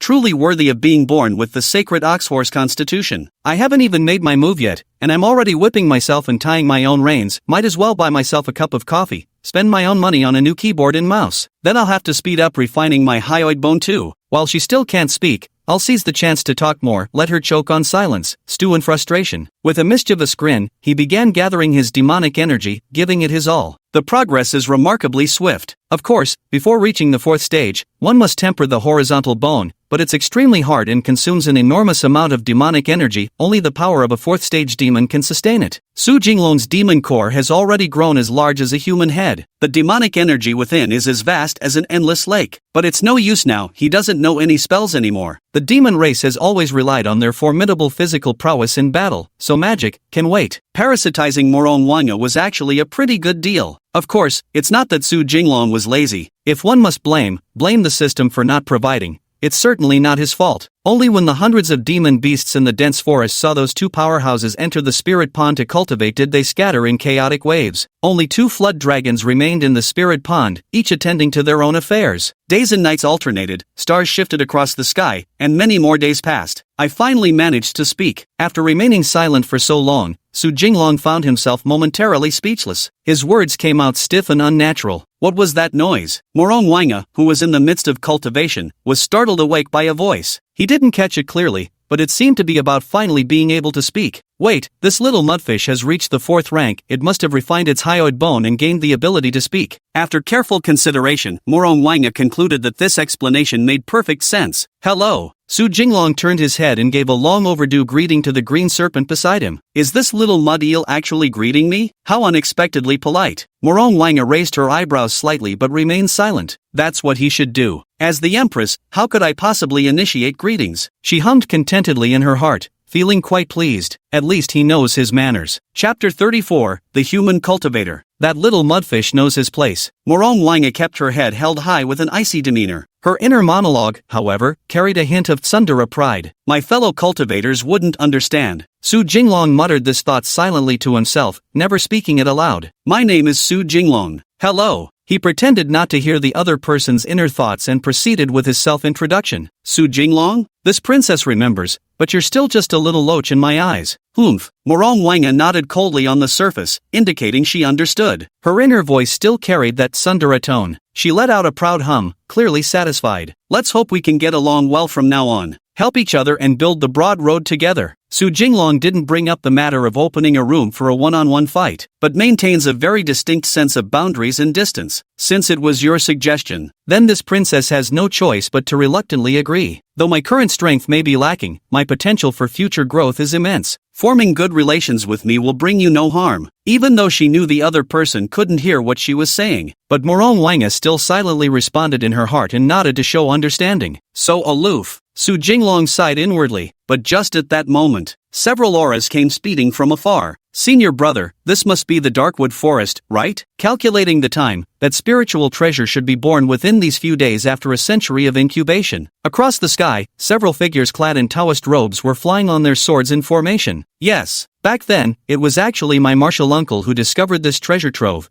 where a spiritual treasure was being nurtured. However, it needed another century to fully mature at the time, so we never returned. But when I passed through this dense forest a couple of years ago, I sensed an overwhelming spiritual energy. It must have been stirred by that very treasure. The middle-aged man at the head gently stroked the long hair at his temples, his face wearing a naturally superior smile. Master speaks wisely. It's just a shame our grandmaster passed away in earlier years. Otherwise he could have extended his lifespan by another century. The remaining 3 individuals followed behind. The closer to the front they stood, the greater their age and cultivation prowess became. The leading middle-aged cultivator possessed even greater power. A single longsword could carry 3 people riding together. Let's go. Let's hurry first to see how soon that spiritual treasure will emerge. The middle-aged leader's eyes flickered with a hint of regret before quickly shifting to unwavering composure. The enormous longsword traced a radiant arc through the air, shimmering with dazzling brilliance. Of the 4 individuals, aside from him as the lead elder, the other 3 consisted of 1 outer sect elder and 2 inner sect disciples. This journey wasn't merely about treasure hunting, it also served as an opportunity to temper his disciples through practical experience. Last time he passed by, he noticed that the most powerful creature there was only a 5th-tier demon beast. Though he might not be able to defeat it, that 5th-tier beast wouldn't be able to stop the 4 of them. Hey, Master, in a month, when the 1,000-year spiritual herb appears, should we go and take part? Even if we can't obtain it, we should still go and witness the might of the other sect's prodigies. Among them, the eldest disciple suddenly asked a question with great respect. This, later, as your master, I'll get you 2 spots to go and observe. Every participating prodigy is either at the peak of spirit attraction late stage or an expert in the early stage yuan building realm. Your skills are only good enough to tag along and watch from the sidelines. The inner sect elder chuckled lightly, unconcerned by the matter, knowing the sect's true disciples would naturally handle it. Although they're strong, don't lose heart. Though the 2 of you may not compare to the prodigies, you are still the backbone talents of the sect. Already reaching the mid-stage of spirit attraction in your early 20s, breaking through to the foundation establishment realm is just around the corner. Achieving the position of an elder is merely a matter of time. After a pause, the inner sect elder added, fearing that the disciples might have their Tao hearts shattered. Thank you, Master. We will surely train diligently and live up to your expectations, Master. A glimmer of joy flashed in the 2 disciples' eyes, eager to witness the true prowess of a prodigy. Recognizing one's own mediocrity is, after all, a form of progress. And all of this fell squarely upon Su Jinglong's ears. Being a flood dragon, his physical senses were extraordinarily keen even from hundreds of meters away.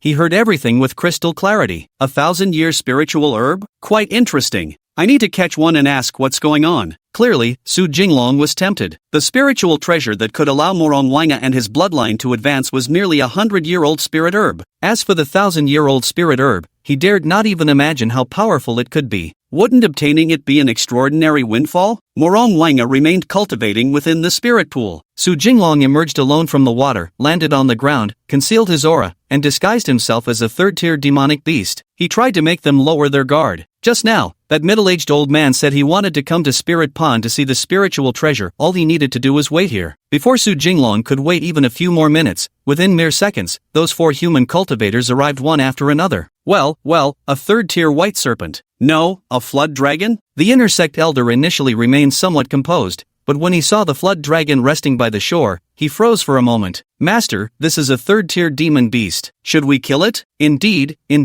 Looking at this 3rd-tier white serpent, I'm somewhat tempted to raise it. The 2 disciples openly conspired without restraint. The outer sect elder, knowing full well he wasn't qualified to speak, remained silent. It must die. The spirit treasure has already been devoured by it. From a white python to a flood dragon. If we don't act soon, even this master of yours won't be able to do anything about it. The inner sect elder's face instantly fell. The gloom on his face seemed capable of freezing water into ice. The miraculous elixir that took a century to brew was actually consumed by a beast. How could this not enrage him?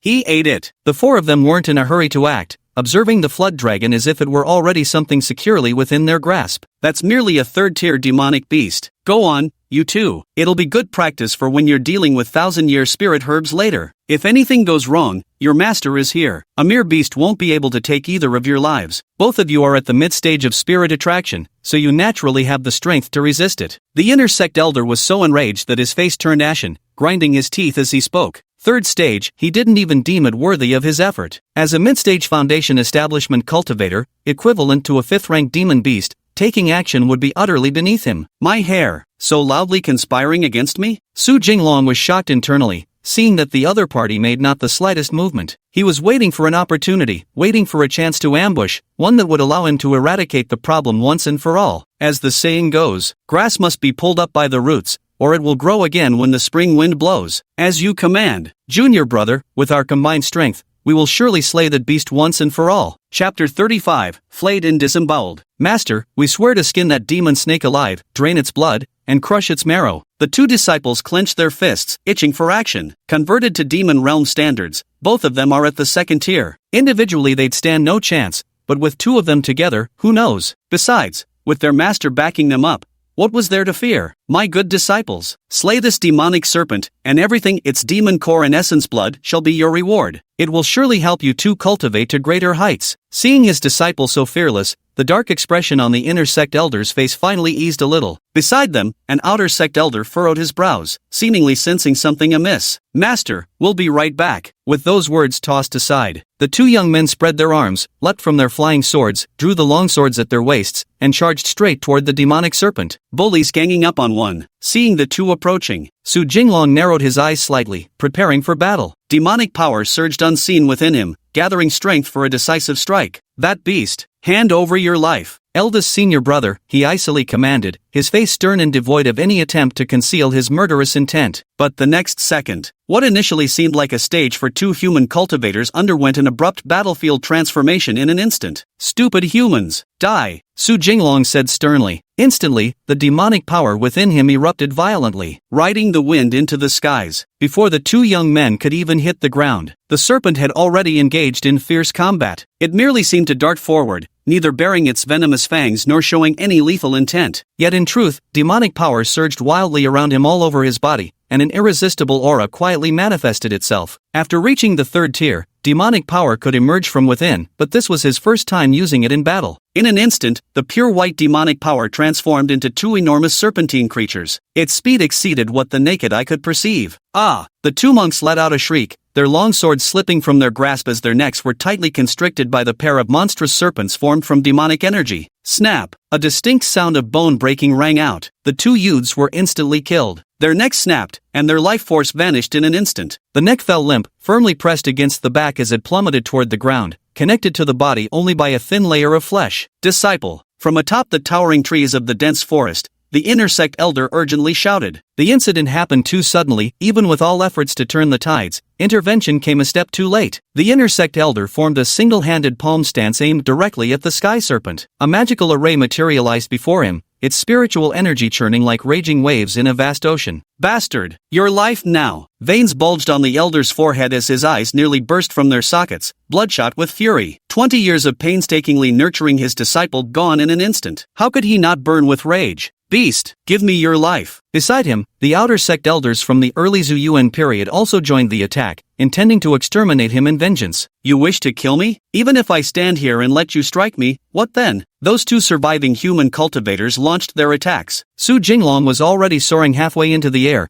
his movements as leisurely as a stroll in a courtyard, utterly unhurried. A fourth-rank demon beast's physical body is inherently formidable, let alone one with flood dragon bloodline. The two attacks, thick with deadly intent, struck before Yunqiang Jiao, erupting into powerful shockwaves. In an instant, Su Jinglong's figure was concealed by white mist. "Beast, return my disciple to me." The inner sect elder remained unappeased, roaring hoarsely as he charged forward to attack, determined to utterly annihilate his foe, leaving neither ashes nor dust behind. "Is that all you've got? Treating me like an animal, you're no decent folk yourselves." The smoke dissipated, and Su Jinglong remained completely unscathed, his scales even gleaming brilliantly under the sunlight. The distance between the two is very close. This was also the reason why he was in no rush to strike after being attacked. Closing the distance and engaging in close combat is the ultimate truth. Ranged attacks are a cultivator's true means. Su Jinglong's body twisted and bent like a divine dragon. Not good. The inner sect elder's pupils constricted, his guts twisting in terror. Just now, emotions flared up and provoked anger, but now in close combat, the situation looks grim. "Old bastard, still trying to finish me off. Don't even bother weighing your own abilities." Su Jinglong let out a cold laugh, his aura exploding as he no longer concealed his realm, a fourth-tier demon beast. "What? A fourth-tier flood dragon? What a cunning beast!" The inner sect elder panicked as the distance between them was dangerously close, merely a few meters. He suddenly turned his head and roared behind him, "Junior brother, come assist me." But as the words left his mouth, there was no trace of any silver left behind by his junior brother. Long gone. A streak of light shot across the sky, fleeing into the distance. Damn it! Someone actually managed to escape. Su Jinglong's heart sank as he abandoned his casual demeanor and launched into full pursuit. The distance closed in abruptly, and the inner sect elder's retreat speed was far inferior to that demonic serpent's. In an instant, he was completely entangled by its coils. GRRH. As the constriction intensified, the elder's veins bulged violently, his face flushing crimson. His longsword slipped from his control, clattering to the ground behind him. With both hands, he desperately wrenched at the serpent's body coiled around his neck,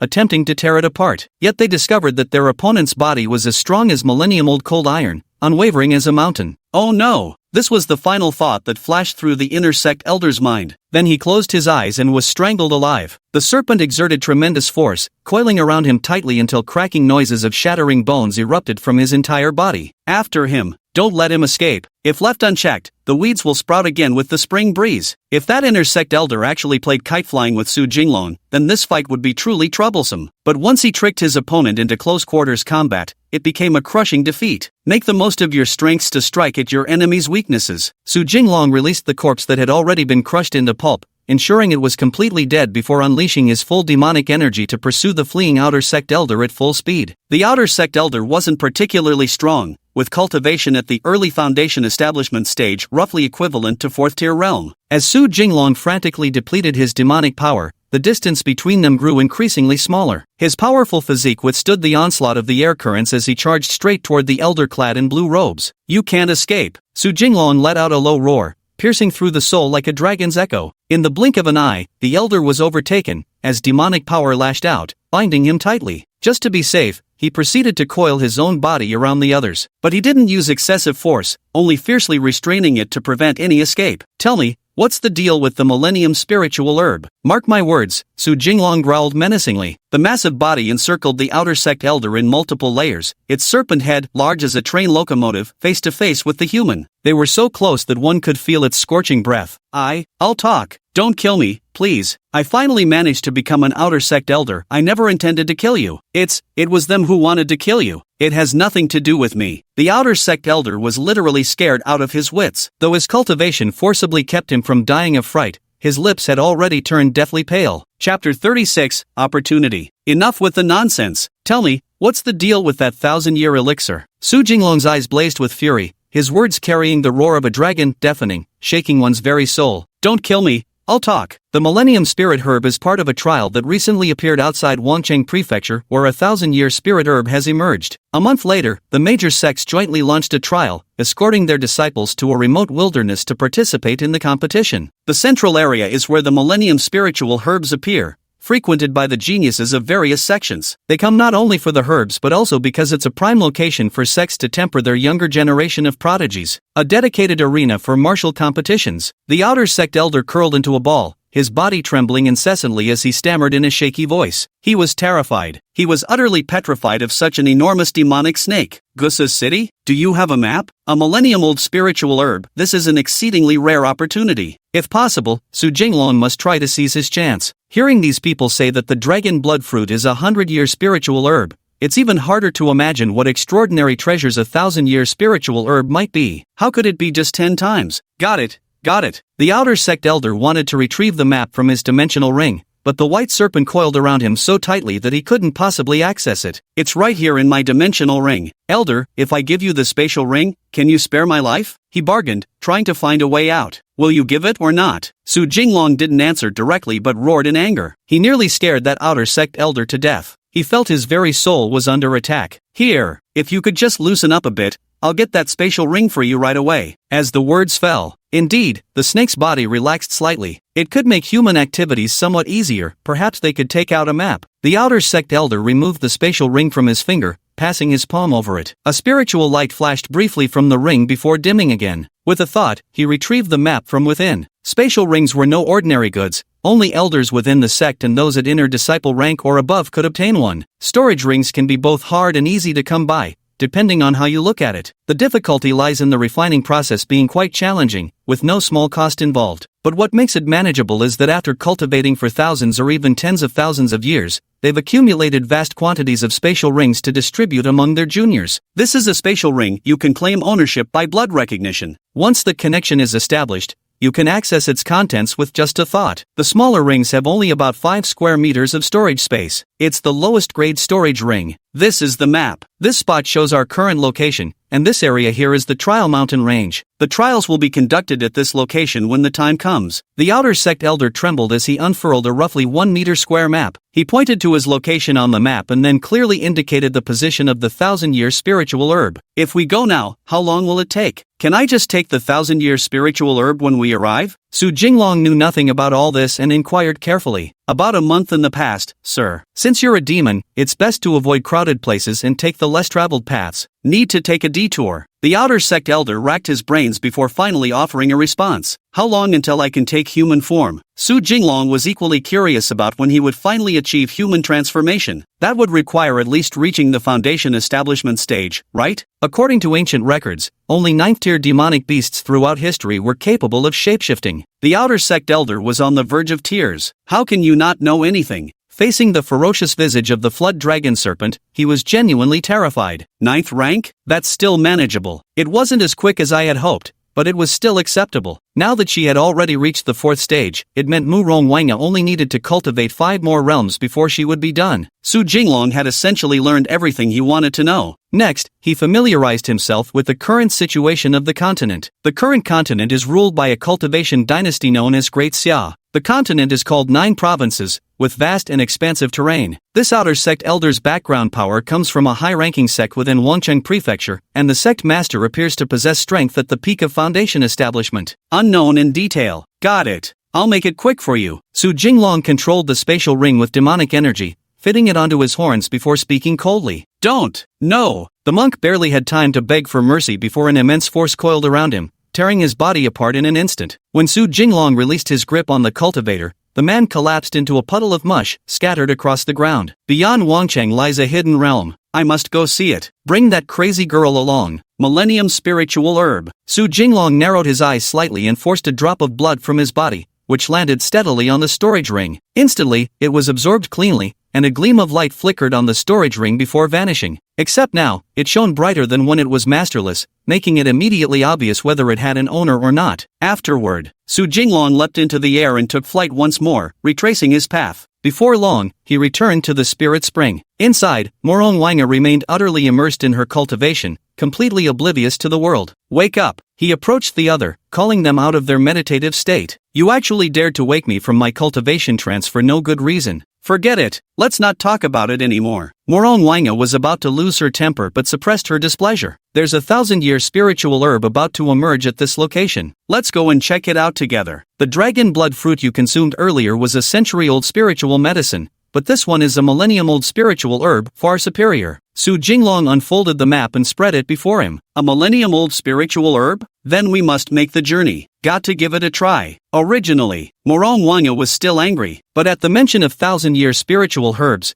she immediately felt it was understandable and the plan seemed feasible. She nodded repeatedly in response. Let's hurry and set off now. It'll probably take about a month to get there, and the Mystic Realm will open in roughly a month too. We need to leave early, otherwise there'll be nothing left by the time we arrive. Su Jinglong couldn't help but inwardly curse. This was truly a woman's fickleness, changing moods in the blink of an eye. If only I could take a single dose of 1,000-year spirit herb. Surely I can advance to at least 5th tier, no? Morong Wanga carefully calculated in her heart. In her past life, she had scorned such things, but now they were priceless treasures. She must fight for them. She absolutely wouldn't let them slip away so easily. If she hadn't known about it, that would have been fine, but now that she knew this thing existed, she simply had to go see for herself. Let's go then. Destination, Wancheng Manor. At her command, both serpents leaped from the spirit pool simultaneously, splashing great waves as they raced straight toward Wancheng Manor. Chapter 37, Secret Realm Trial. Time flies like a shuttle, days and months pass swiftly. In the blink of an eye, nearly a month had passed. In a small town outside Wancheng Prefecture, the inn was packed to the rafters, filled with countless cultivators rarely seen in ordinary times. Originally, the small town had only been inhabited by common folk, but after news spread of the impending emergence of a 1,000-year spiritual herb, all the mortals had taken their relocation compensation and departed. Almost every one of them was a cultivator. Wancheng Prefecture had hundreds of thousands of inhabitants, yet cultivators numbered only about a mere 1,000. But it wasn't just Wancheng City, many cultivators had also come from the county towns under its jurisdiction. This small town had unexpectedly gathered over 1,000 cultivators. Among them were representatives from major sects and prominent families, not to mention the looming shadows of high-ranking officials and nobility. Numerous inns sprang up, and countless vendors, sensing lucrative opportunities, flocked here to set up stalls selling local goods. City Lord, with the commencement of this trial, many distinguished sects, families, and noble clans have sent their elite disciples. It is quite lively indeed. But shouldn't this 1,000-year spiritual herb belong to our Wancheng Prefecture? Why spread the news inviting outsiders to take a share? On the second floor of an inn in a small town, 2 figures stood one behind the other on the balcony, gazing at the endless stream of people below. One of them voiced their doubts. The emergence of this 1,000-year spiritual herb is bound to trigger celestial phenomena. It's not something the two of us can conceal. Rather than stingily hiding and hoarding it,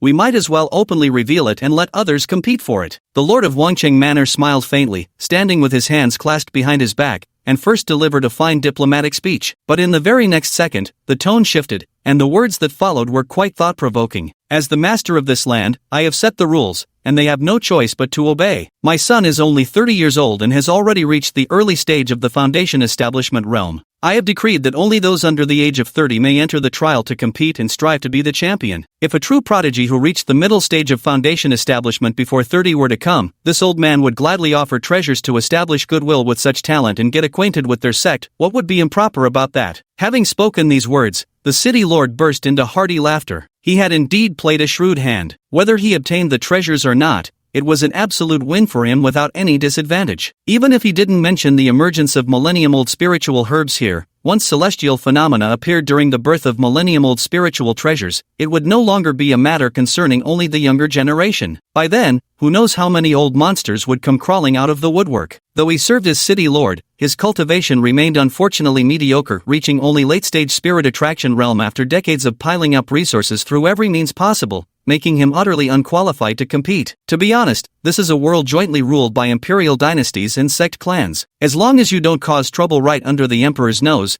they'll generally turn a blind eye. At the very least, the current situation remains within his control. So that's how it is. The city lord's cunning stratagem is truly admirable. I'm utterly impressed. Though I've known your lordship for years, you never fail to amaze this humble one. Truly enlightening. The person behind hurried to flatter. With such fine words spoken, the city lord grew even more delighted. Clearly the praise had hit the right note. At this very moment, a figure pushed open the door and entered with a gloomy expression. Father, now you've done it. Are you satisfied? People from the Astral Gate, the Hunluo Gate, and the Slaughtering Nether Palace are all here. 1 mountain, 2 palaces, 3 gates, here come 3 of them. The burly young man couldn't help shouting loudly, blaming his own father. The so-called 1 mountain, 2 palaces, 3 gates referred to the most powerful factions in this mortal dynasty. Some were established by the imperial court, while others were founded by sects. What? 3 out of the 6 sects have come? Hearing this, the person behind them was startled. Never could I have imagined that a single 1,000-year spiritual herb could attract 3 top-tier factions. Among them were innumerable old monsters at the Shinji stage, not to mention their elite disciples brimming with heavenly pride. Just 3 of them came, is that all? Even if all 6 of them had come, this millennium spiritual treasure still belongs to my son. The city lord was grinning happily at first,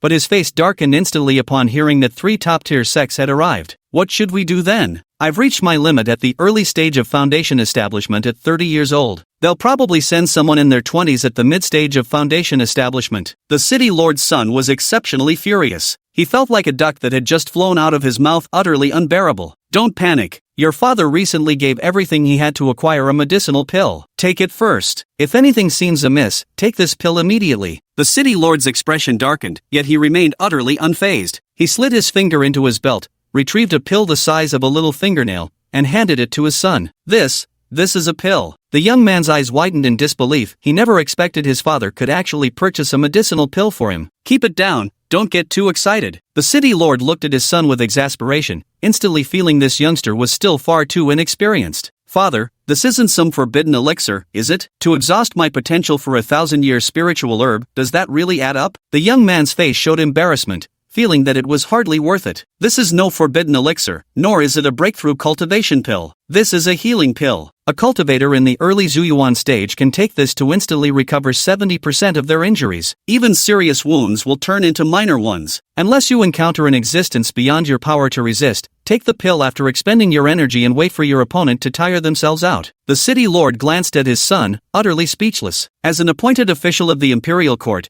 did he not want his position anymore by using forbidden drugs? Thank you, father. Your son will not disappoint this time. I will surely obtain the 1,000-year spirit herb to honor you. Upon hearing it was a precious healing pill, the young man was so overwhelmed with excitement that words failed him, treasuring it like a priceless gem as he tucked it into his belt. The belt had hidden compartments for storing items, such as quicklime, throwing knives, and the like. Alright, that's enough. Your father only hopes you'll learn from this fight and make breakthroughs in the future. Your father doesn't have grand hopes. I only wish for you to break through to the late-stage foundation establishment within your lifetime. That would satisfy me. Each major cultivation realm represents a barrier. 95% of people cannot advance from the chi condensation stage to foundation establishment. That his son could reach foundation establishment at such a young age proves he's at least a mid-stage foundation establishment expert. He'll likely reach late-stage foundation establishment in the future. It took 10 years to progress through the first 3 minor realms, and another decade to advance from spirit attraction to foundation establishment. If one could reach the late stage of foundation establishment within 100 years,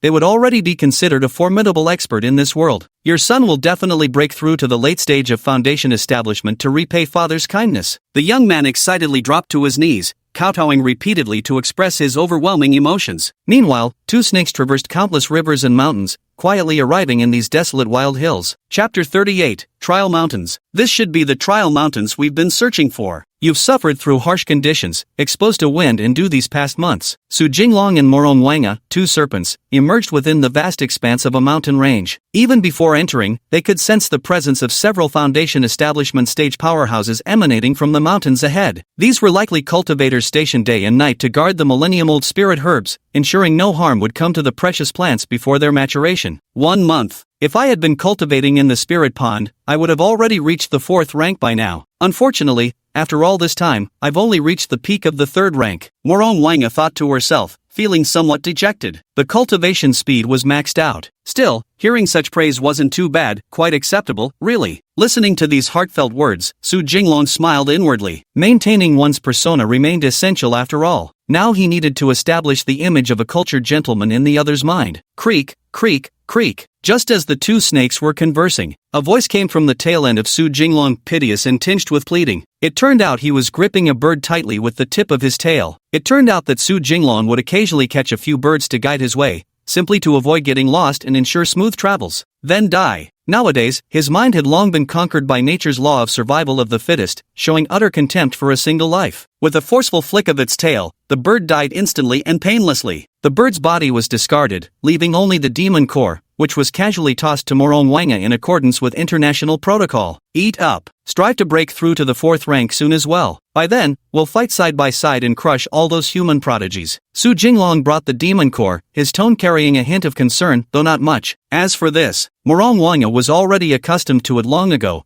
feeling no burden in her heart at all. She swallowed the demon core in one gulp, treating it as if popping a candy. This is also for the sake of enhancing my power rapidly. That's quite reasonable. In due time, this princess will naturally repay him with rare treasures as compensation. The green serpent thought to herself. She repeatedly reminded herself to repay his kindness once she succeeded. But for now, it's all castles in the air, impractical. It's like comforting one's own psyche. There's a sense of being given charity, but what's even more pronounced is the discomfort of constantly accepting favors from others. Who could keep accepting indefinitely? Before the trial begins, should I sneak out tonight to grab someone and question them about the situation? Should I go or not? Su Jinglong spoke quickly, hoping to hear that eccentric girl's opinion. After all, he'd had very few dealings with humans, far less experienced than that green serpent. Hearing this, Morong Wanga slowly shook her head. We can't go. There's an overwhelmingly powerful presence over there. There must be at least a 6th-tier cultivator guarding the prodigy. Putting aside the issue of not exposing our demonic aura and energy, just the unfamiliar terrain alone makes it highly likely we'd get cornered and attacked. On the surface, she appeared utterly speechless, but in her heart, she still explained it again. Even though she knew the other person wouldn't understand, she still wanted to explain. It's as if I've done all I should. Whether you listen or not is up to you. Forget it. I won't go after all. When the time comes, naturally a flood of talented auras will leap into the trial mountains. All we need to do is follow them in. Su Jinglong nodded thoughtfully, pretending as if he hadn't heard anything. Coward. Morong Wanga glanced at the white snake as if she were rolling her eyes at someone, yet she still said something. It's for the best if you don't go. Little Ching, for now, let's find a place to settle for a couple of days first. Wait a couple of days before going. Hide first, save us from any human experts coming after us. Su Jinglong pretended not to hear, mentally labeling her a freak. Little Ching was the name he had given to Morong Wanga. Just the right title. Just in time for my 2-day break. Recharge your energy to strike with full force. Upon hearing she could rest, Morong Wanga maintained a composed demeanor as she nodded in agreement, though inwardly she was already quite pleased. She was indeed quite exhausted from days of relentless travel. And so, the two sought shelter in a cave. Several wolves had made their den here, but they were merely first-level demonic beasts, effortlessly crushed by Su Jinglong. The sun rises and the moon sets, as day and night alternate. Several more days passed in the blink of an eye. At this very moment, the surrounding mountainous area spanning hundreds of miles was filled with a refreshing medicinal fragrance. Just a single whiff could refresh the mind and instantly invigorate the body. It must be about time for the trial mountain range to open. The medicinal aroma is so potent I can hardly imagine how nourishing that 1,000-year spirit herb must be. Morong Wanga thought contentedly to herself. But as she finished speaking, her eyes caught sight of the white serpent, and she couldn't help but fall silent. Never mind, let him have it. After a long pause, she sighed and ultimately chose to yield it to the other party. Morong Wanga had already taken many things offered by the other party,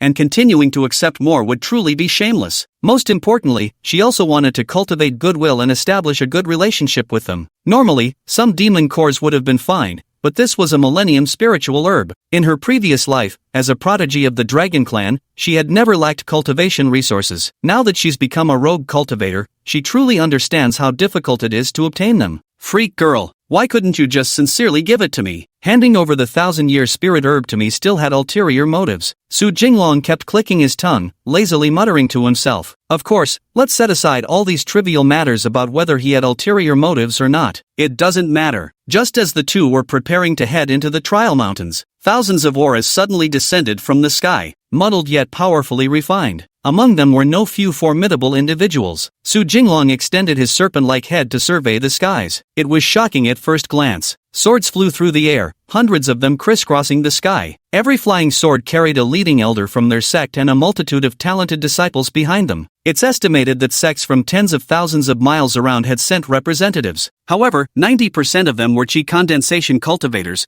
nearly all present just to observe and learn. Only a small fraction were actual participants in the trial competition. Bloody hell, that's strong. If human cultivators are this powerful, why are there only humans here? Where are the mighty ones of our demon race? Su Jinglong frowned at the sight of so many people. If only some powerful demon cultivator would arrive with underlings in tow. Otherwise, how was he supposed to escape when the time came? Yet scarcely had these words left his mouth, an extremely intense demonic aura emanated from the opposite direction. This 1,000-year spiritual herb grows within the Great Mountains, which belong to my demon clan's territory. It's only fair that my demon clan dispatches some of its finest talents. A voice carrying traces of a tiger's roar resounded between heaven and earth, lingering without fading. It's the demon race. The demon race is joining too. The mere sound of this sent junior cultivators in the chi attraction realm trembling with fear, their bodies shaking uncontrollably. Yet the sect elders from various factions remained perfectly composed, showing not a trace of alarm. What demon dares to speak such wild words? Chapter 39, The Great Demon. What evil creature spouts such nonsense? This is sacred training ground for human cultivators, how dare you beasts interfere? How could our human geniuses possibly work alongside you foul creatures? It's too dangerous. As the words echoed, an elderly figure clad in Taoist robes appeared, his gaunt face framed by flowing white hair and beard that reached his waist. The azure robe shimmered with gilded inscriptions,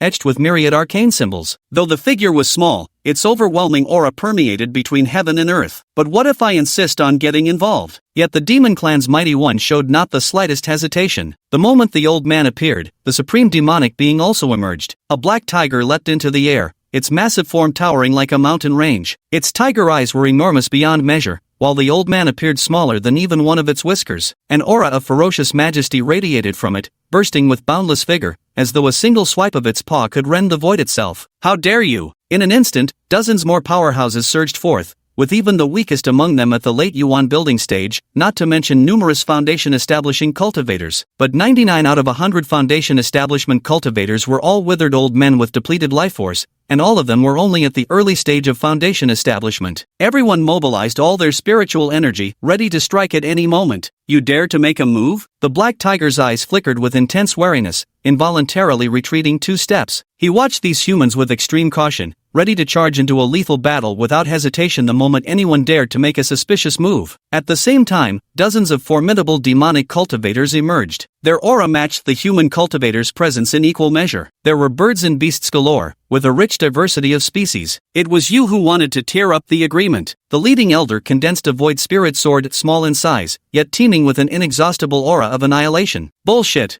I never said anything about fighting. I just want our young ones from the demon clan to enter and temper themselves there. The black tiger spoke with complete sincerity. His imposing aura was no weaker than his opponents. Then why have you brought so many demonic beasts? The human cultivator roared in anger. Can't stand the sight of them. Really want to trade blows. Just worried about hurting our own youngsters. You call me out? Didn't you bring your people too? Black Tiger was merely a tiger, yet at this moment it bore a human expression. His challenging voice was loud and forceful. Exactly to guard against you. The elderly human snorted coldly, his gaze filled with undisguised dislike for the other. Stop arguing. How about this? Both our sides retreat 200 miles, and only let the younger generation enter this area. Whether you humans or us demons, let's compete fairly without breaking the agreement, lest we trigger another great war. If your human faction sends prodigies under 30, then our demon race will also dispatch geniuses under 30 to enter the trial grounds. Each of our clans shall send 5 powerful cultivators to observe from the front, and neither side shall make a move. The Black Tiger seemed particularly wary about initiating combat. He proactively proposed this arrangement and repeatedly emphasized maintaining non-aggression. The underlying agreement itself was shrouded in mystery. 30 years old? Do you truly believe this old man doesn't know what level your so-called 30-year-old geniuses possess? If you really want to come, only prodigies under 15 years old are allowed. Humans and demons grow at different rates. Demons mature extremely quickly,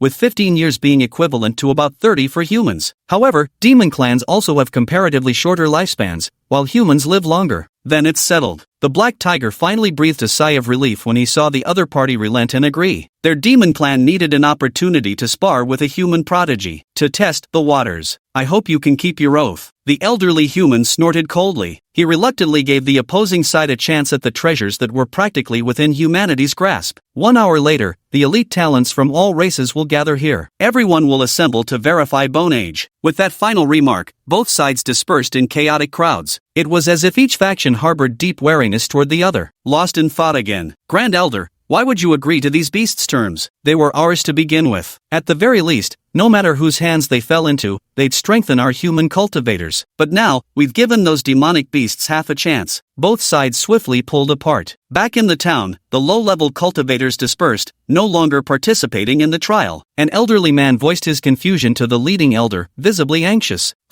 Hundreds of years have passed since the last battle between humans and demons. The demon clans must be watching greedily. In that case, why not use a 1,000-year spirit herb as bait to test the abilities of the younger generation of demon cultivators? As for this 1,000-year spirit herb, its value depends. It holds great benefits for foundation establishment cultivators, but is nothing extraordinary. For those of us at the core formation stage, it's practically useless. The old man's face was full of displeasure. That's what they say, but the feeling of having to share the pie is truly unpleasant. A 1,000-year spiritual herb, no matter how inferior, is still a 1,000-year spiritual herb. Just giving them this opportunity, I'm genuinely not convinced. The rest of the group was in a state of gnashing teeth and burning anger, wishing they could tear through the heavenly vows and charge over immediately. The demon race is full of reckless fools. There are indeed those daring enough to strike without hesitation. What? You dare let your juniors take risks here? A single sentence silenced all the cultivators, leaving no room for further debate. There was no other way. At this point, the pride of both the human and demon races was on the line. Their prodigies had no choice but to fight it out. So strong. Sensing the auras from both sides, the system's warning chime never ceased. The Black Tiger was a 7th-tier demonic beast, while the leader of the human group was actually a mid-stage immortal foundation cultivator, yet still one level stronger. But if it got close, who could say? Su Jinglong felt the pressure was too intense, to the point where he could scarcely breathe.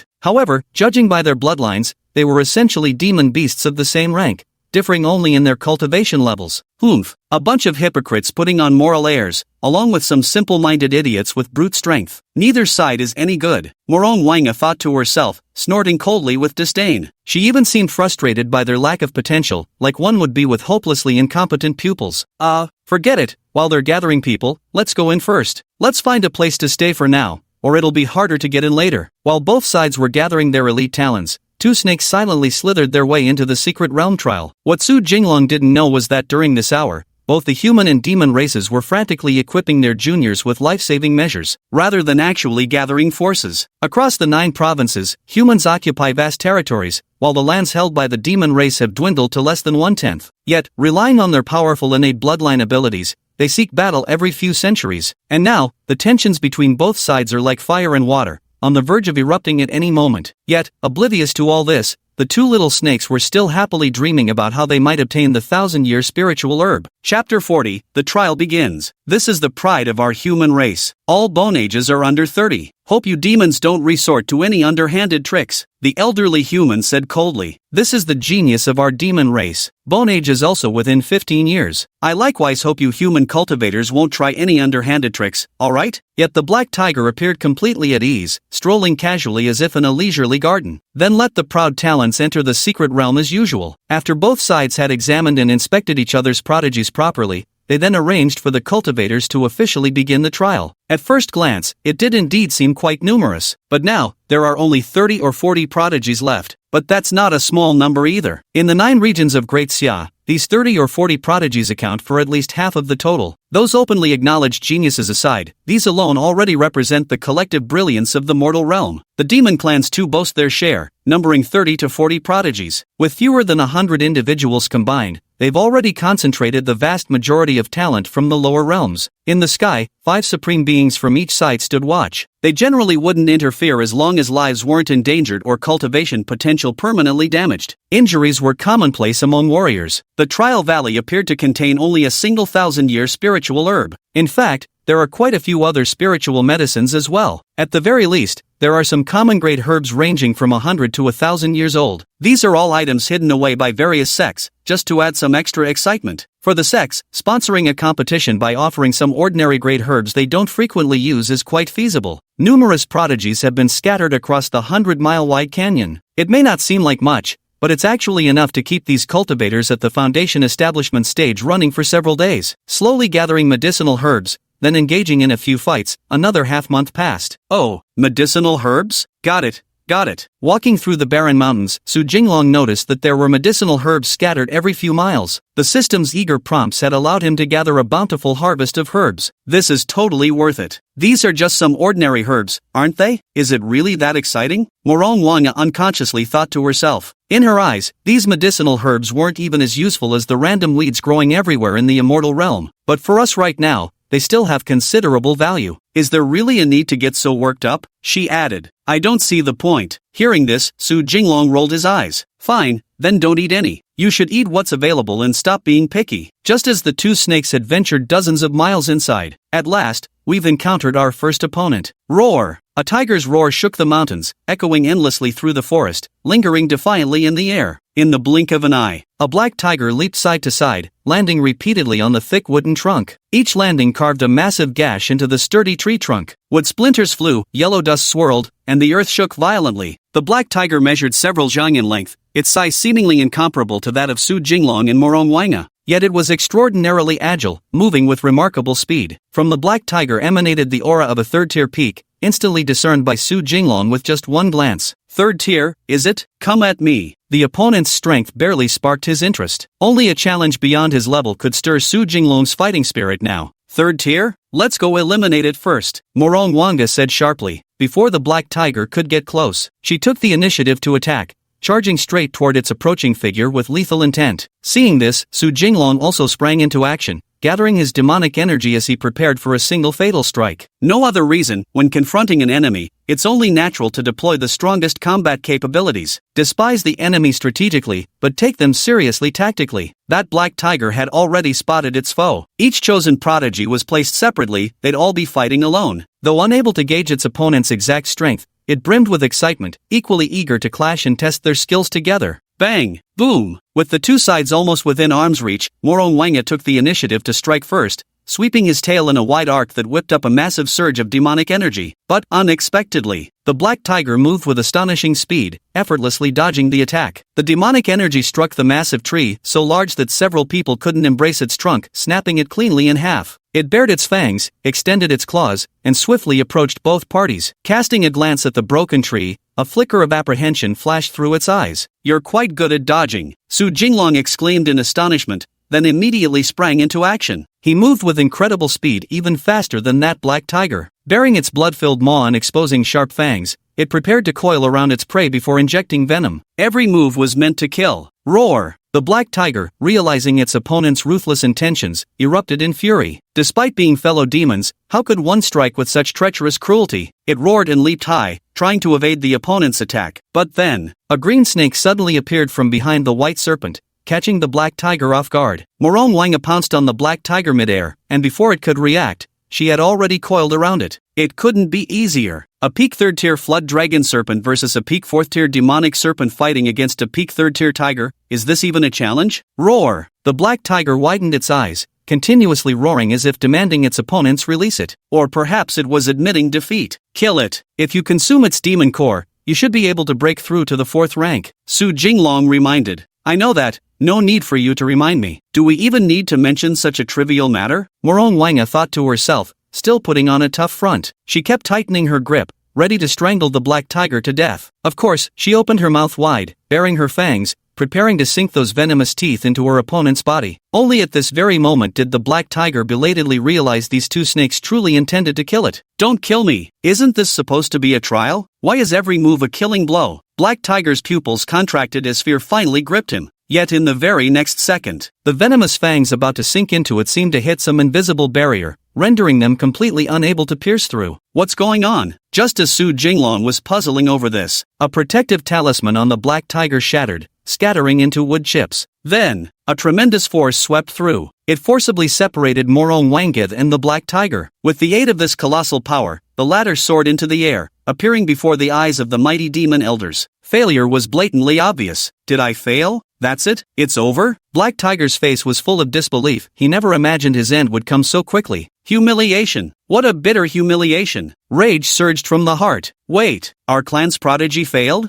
The Black Tiger exclaimed in shock. Just as I noticed the protective charm had shattered, the next moment I saw our family's prodigy soaring into the sky. Chapter 41, Fierce Battle. How did it take off? They watched as the black tiger rose several hundred meters into the air. Both snakes froze in astonishment where they stood. But soon, Morong Wangyith snapped out of it. This must have life-preserving means too. Judging from the previous conversations between humans and demons, it seems there's simply no way to hunt demon beasts or human cultivators anymore. A bunch of worthless trash, resorting to tricks when you can't win fair and square. Now we'll just have to go find some medicinal herbs. Morong Wangyith gritted her teeth and spat out the words. Everyone who'd made it this far was a young prodigy, each undoubtedly carrying life-saving treasures on them. I see. Upon hearing the other's words, Su Jinglong finally understood the situation. How heartbreaking. Everyone else has guardians, while these two are left scavenging for scraps to eat. The truth was exactly as Morong Wangyith had guessed. Black Tiger ascended to the heavens with a stunned expression. They caught sight of the demon clan's Black Tiger elder not far away. What gives? Why did our prodigy emerge so quickly? The massive Black Tiger was equally dumbfounded. The two Black Tigers locked eyes, neither able to utter a single word, one from sheer embarrassment. Another reason was also due to shame. But the next second, old Black Tiger had an unbelievable thought flash through his mind. There are two possibilities: either another old-timer from the human race managed to sneak in, or the human prodigies are absurdly powerful, because this little Black Tiger was already the most talented youngster among their tiger clan. Its successor. In an instant, 5 great demon cultivators and 5 human cultivators exchanged glances simultaneously,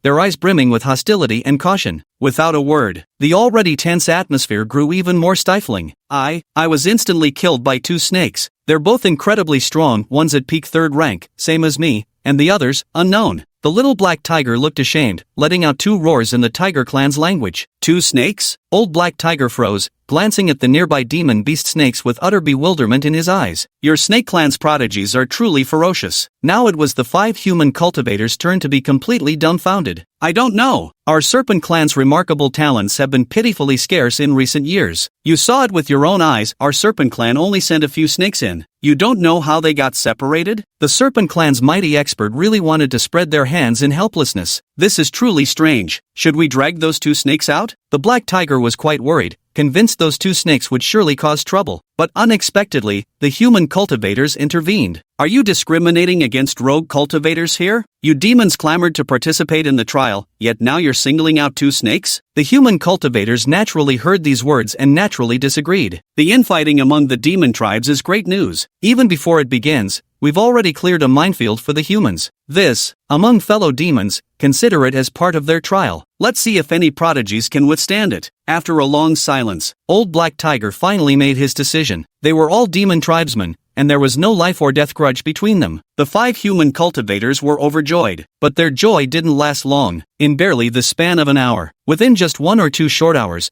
as many as 3 human prodigies had come flying up. Their faces looked as if they'd eaten shit. How were you defeated? The elderly human asked with a complicated expression. The 3 of us just stumbled upon a medicinal herb, but just as we were about to pick it, we encountered 2 snakes, too strong. The 3 of us couldn't even fight back. One seemed to be at the early foundation establishment level, the second one, I couldn't even comprehend. The 3 disciples exchanged glances, then bowed their heads in silence. Hey, you just said we can't target 2 snakes. We must have them both continue to participate right now. Black Tiger was overjoyed and quickly spoke up. The smile won't disappear, but it will shift. Then keep on participating, the human cultivator said through gritted teeth. Please elaborate on how the incident happened just now. Some were quite curious about what exactly was going on and couldn't help but press for details. It happened like this. Time reversed. 3 monks traveled together as a precaution. After walking for several hours, they finally discovered a medicinal herb. Just as the 3 were about to step forward to pick it, 2 snakes appeared out of nowhere. A green snake launched itself from the tree, flying toward them. Another white snake shot from the distance, arriving before the three in the blink of an eye. A sweep of the tail came crashing through, and just like that, the trio ascended to heaven together. Fishing is still too slow. Forget it, I'd better take the initiative. First, clear out the people to avoid too much chaos once the millennial spiritual herb emerges. Su Jinglong clicked his tongue in frustration, utterly exasperated. I've waited so long, yet only 3 people showed up. Common grade herbs are barely passable, but 1,000-year spiritual herbs offer greater value for money. Idiot! I've been telling you we should go hunt for the millennium spiritual herbs first. Yet you stubbornly stayed here waiting for rabbits to bump into trees. Barely 3 people came all morning, what a waste. Morong Wanga showed no outward reaction, but her mind was overflowing with furious inner commentary. It was precisely because she believed the other person couldn't hear her thoughts that she dared to treat them this way. Su Jinglong wiped the sweat from his brow, stowed away the mediocre herbs, and continued onward with the green serpent slithering alongside him. Not gone very far yet, 2 snakes discovered a place where a fight was taking place. Today I must settle the score with you beasts once and for all. Kill it, go help the junior sister. 5 human cultivators were battling against 3 demonic beasts. The scene was chaotic and disorderly. The 3 demonic beasts fought without rhythm, being forced into steady retreat. The 5 human cultivators coordinated perfectly with their trained footwork techniques, executing an excellent assault. Among them were warriors wielding swords, spears, and blades, each figure richly varied. Wait, it seems like an unfamiliar demonic aura has appeared. Noticing additional demonic energies emerging from another direction, one of the cultivators turned sharply to investigate. 2 snakes were spotted staring right at this place. Ouch! The 3 beastly creatures were all gray wolves. Upon seeing their fellow demonic kin, they immediately cried out for help, hoping the other would come to their aid. Charge! Su Jinglong gave a wicked grin, locking eyes with the green serpent immediately. Both understood exactly what the other meant. Drive them all away. No distinction between friend or foe. Not good. 2 more demon beasts incoming. Hurry! Quick and decisive, take out 1 or 2 gray wolves first. At the sight of the approaching demons, the 5 cultivators immediately raised their guard to the utmost. They unleashed a flurry of techniques in rapid succession, each strike a lethal finishing move, going all out in an attempt to overwhelm their foe through sheer numbers. The 3 gray wolves were covered in wounds, blood continuously seeping from numerous minor injuries. Though none were life-threatening, the pain was relentless. Howl! In unison, the 3 wolves let out mournful cries, hoping their opponent might extend some assistance. Oh, aren't you going to greet me now that you see my true form? Su Jinglong was caught off guard and immediately chose to strike without hesitation. The 2 snakes attacked simultaneously, charging straight at their enemies. The white snake went straight for the human, while the green serpent struck at the gray wolf, each with clearly defined roles. Chapter 42, All targets hit. Oh, all of them attacked. A low growl. A fierce gale suddenly swept through the mountain forest, thick with demonic energy that spread for miles around. Su Jinglong charged straight toward the group of humans. Without the slightest attempt to conceal the murderous intent in his eyes, his killing aura instantly enveloped the 5 humans. Wild rogue cultivators and pampered prodigies were worlds apart when it came to life or death battles. Witnessing this scene, the 3 gray wolves were overjoyed, thinking, such formidable strength is truly heaven-sent. But the next moment, the 3 gray wolves' smiles froze on their faces. In an instant, my heart skipped a beat as a wave of murderous intent surged toward me from the same direction. In the blink of an eye, the green serpent had already lunged forward. All of you, go hover in the sky. You dare to compete with me for this millennium-old spirit herb. Su Jinglong snorted coldly and lashed out with a sweeping tail strike. The 5 figures stood frozen as if under some immobilization spell, panic-stricken with not a single coherent thought in their minds. Resistance was utterly impossible. Boom! The colossal serpent's tail swept past person after person, pausing momentarily yet continuing its ominous lateral swings. Ah! Only when the tail swept past right in front of him did the man react with a terrified scream. But it was as if an invisible wall of air blocked the lethal strike before them. In an instant, several figures rapidly ascended into the air, escaping the danger. But behind them stood 2 others, who had not yet faced the demonic serpent directly. At the same moment, Murong Wanga lunged at the 3 gray wolves. Before they could react, he unleashed killing moves first, releasing all his demonic energy to fill their surroundings and prevent them from dodging or moving. Then it opened its blood-red maw and roared wildly, utterly terrifying. I refuse to believe I can't kill you all. After the fight, realizing that this human prodigy simply couldn't die and thus wouldn't offend some powerful figure behind him, the 2 attackers unleashed their full strength, battling relentlessly without holding back. After half a day, they still hadn't managed to kill a single person. It was like punching cotton, all force with no effect. Morong Wanga,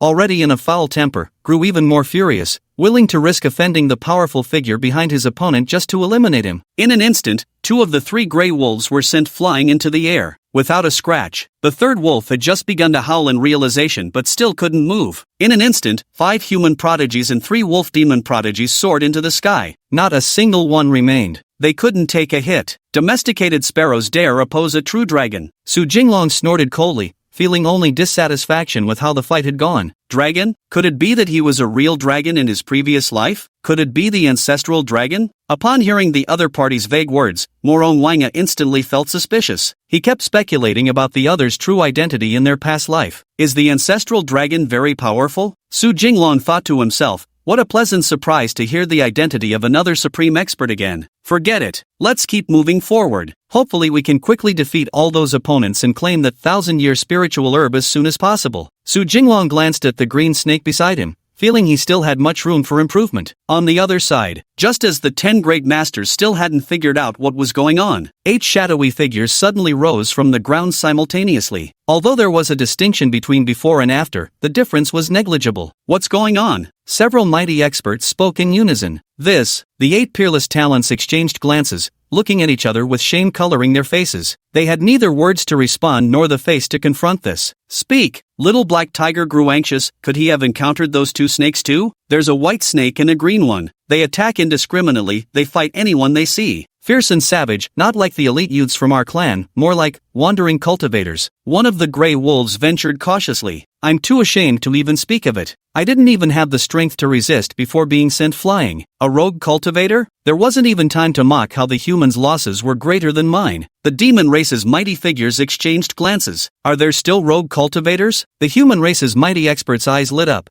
an eerie smile appearing on their faces. Nothing else. Rogue cultivators have talent and strength, they're worth recruiting. Those belong to our demon race. Aren't you afraid they'll stab you in the back? The demon race's black tiger widened his eyes fiercely as he spoke through gritted teeth. He had to figure out a way to take these geniuses away. Don't be afraid, just sign the contract, the human expert declared confidently. Our demon clan's little demons naturally belong to our demon clan. What does this have to do with you humans? How could the black tiger not know what the other party was thinking? He was getting a bit anxious. The humans were truly wealthy. Every move is steeped in a century of heritage. It may seem little, but when laid out before you, it's overwhelming. What do rogue cultivators have to do with you? The human expert sneered, showing not the slightest regard for the other's words. All that matters is having wealth anyway. You wouldn't dare. Seeing that he was losing the argument, Black Tiger's demonic energy surged violently around him, all his black fur standing on end. I would. The two stood confronting each other, continuously trading insults but neither making the first move. It's making people a bit anxious. Wait, the spiritual energy is surging. The 1,000-year spirit herb is about to emerge. A junior exclaimed, breaking the stalemate. How could that be possible? This seed calculated at least another week. Black Tiger blurted out instinctively. This can't be right? When did you do the math? Did you plan this all alone? Waiting here for us to arrive? The human powerhouse glared and demanded sharply. None of your business. It's my damn choice. The black tiger shrugged and strode through the air toward the epicenter of the spiritual energy turbulence. One demon goes forth, several demons follow. Not to be outdone, the human cultivators gave it their all and raced towards the location where the 1,000-year spiritual herb had emerged. No other reason. Independent cultivators will surely go there too. Just now I was delayed and didn't get to see those two snake demons make their move. Now I must go take a look. Meanwhile, somewhere in the mountain range, Su Jinglong and Morong Wanga immediately sensed the herbal aroma growing even more potent, laced with swirling currents of spiritual energy. It made the snake drool uncontrollably. A millennium-old spiritual herb has emerged. Hurry over there, can't fall behind. Morong Wanga silently urged herself on as she hastened toward the source of the surging spiritual energy. The next instant, Su Jinglong acted even faster, simply coiling it up with his serpent tail to settle the matter in one swift move. How rude again! Morong Wanga gritted her teeth inwardly,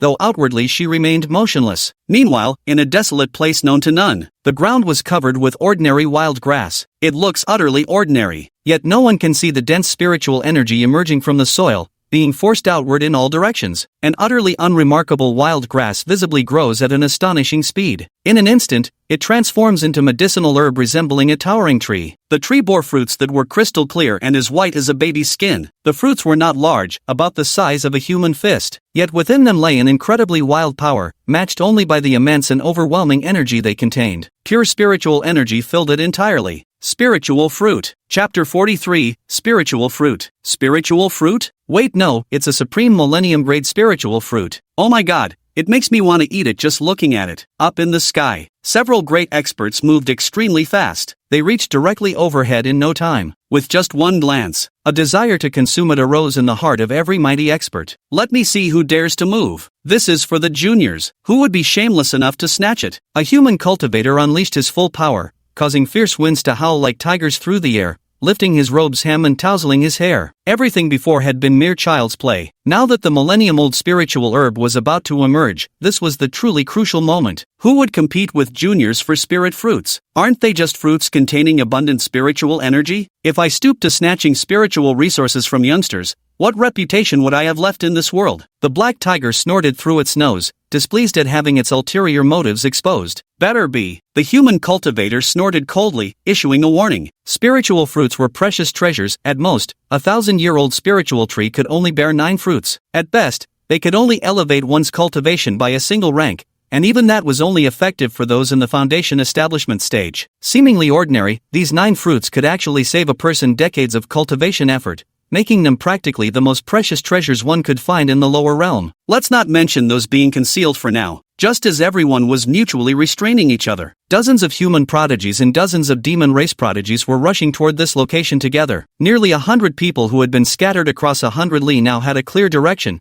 all rushing toward the birthplace of the millennium spiritual herb. The mountain range stretches for hundreds of miles both horizontally and vertically, scattering nearly 100 people within it. Given the short time frame, few have encountered each other yet, but now they've all neatly united in solidarity. The battle between humans paused momentarily as they locked eyes, their gazes brimming with newfound solidarity. The same goes for the demon race. For a moment, countless auras came rushing in this direction. Though not particularly powerful individually, their sheer numbers were overwhelming. As for Su Jinglong and Morong Wanga, they weren't far from the location of the millennium spiritual herb, yet when they arrived, it was already too late.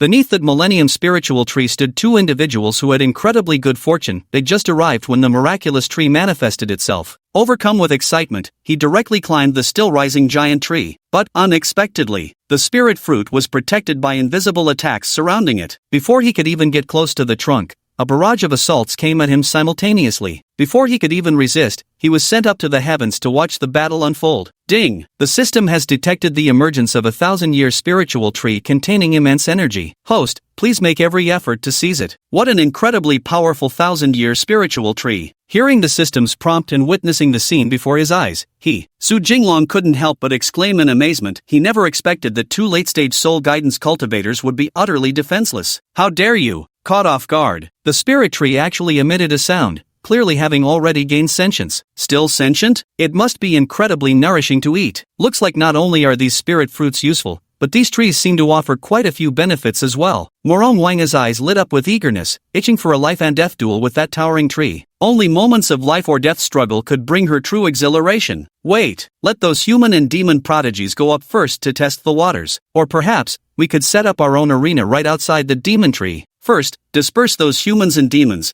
then join forces to tackle the demonic tree together. Su Jinglong blocked the other's path, his eyes brimming with wariness. Better to be the Oriole than the Mantis. Or perhaps, if I can't have it, neither will any of you. First drive the others away, cut off their chances of obtaining the spirit fruit. Whether I can actually win it or not is another matter. At least start with dirty tactics. Excellent idea. Let's settle this in the arena right now. This princess feels her blood boiling all over, desperately needing a life and death trial of equal strength. Morong Wanga even believed that only at the brink of life and death could one unleash their hidden potential, hence she chose the second and riskiest path. No other reason. I just enjoy pushing myself to the limit. Then I'll start by holding the fort as the challenger. I'm really eager to fight them. Let me witness exactly what capabilities those human prodigies and demon clan geniuses possess. Su Jinglong rubbed his hands together, equally eager to join the fray. A certified battle enthusiast through and through. Having settled their discussion, the two immediately dispersed. Morong Wanga took up a defensive position behind the 1,000-year spirit tree. Any genius who wished to approach would have to get past her first. Same here. Su Jinglong was no exception. Before he could steady himself, several auras approached from the distance. A blatant, unabashed provocation. Want the spirit fruit? First get past me. Su Jinglong focused all his attention, gathering his demonic energy into a single point,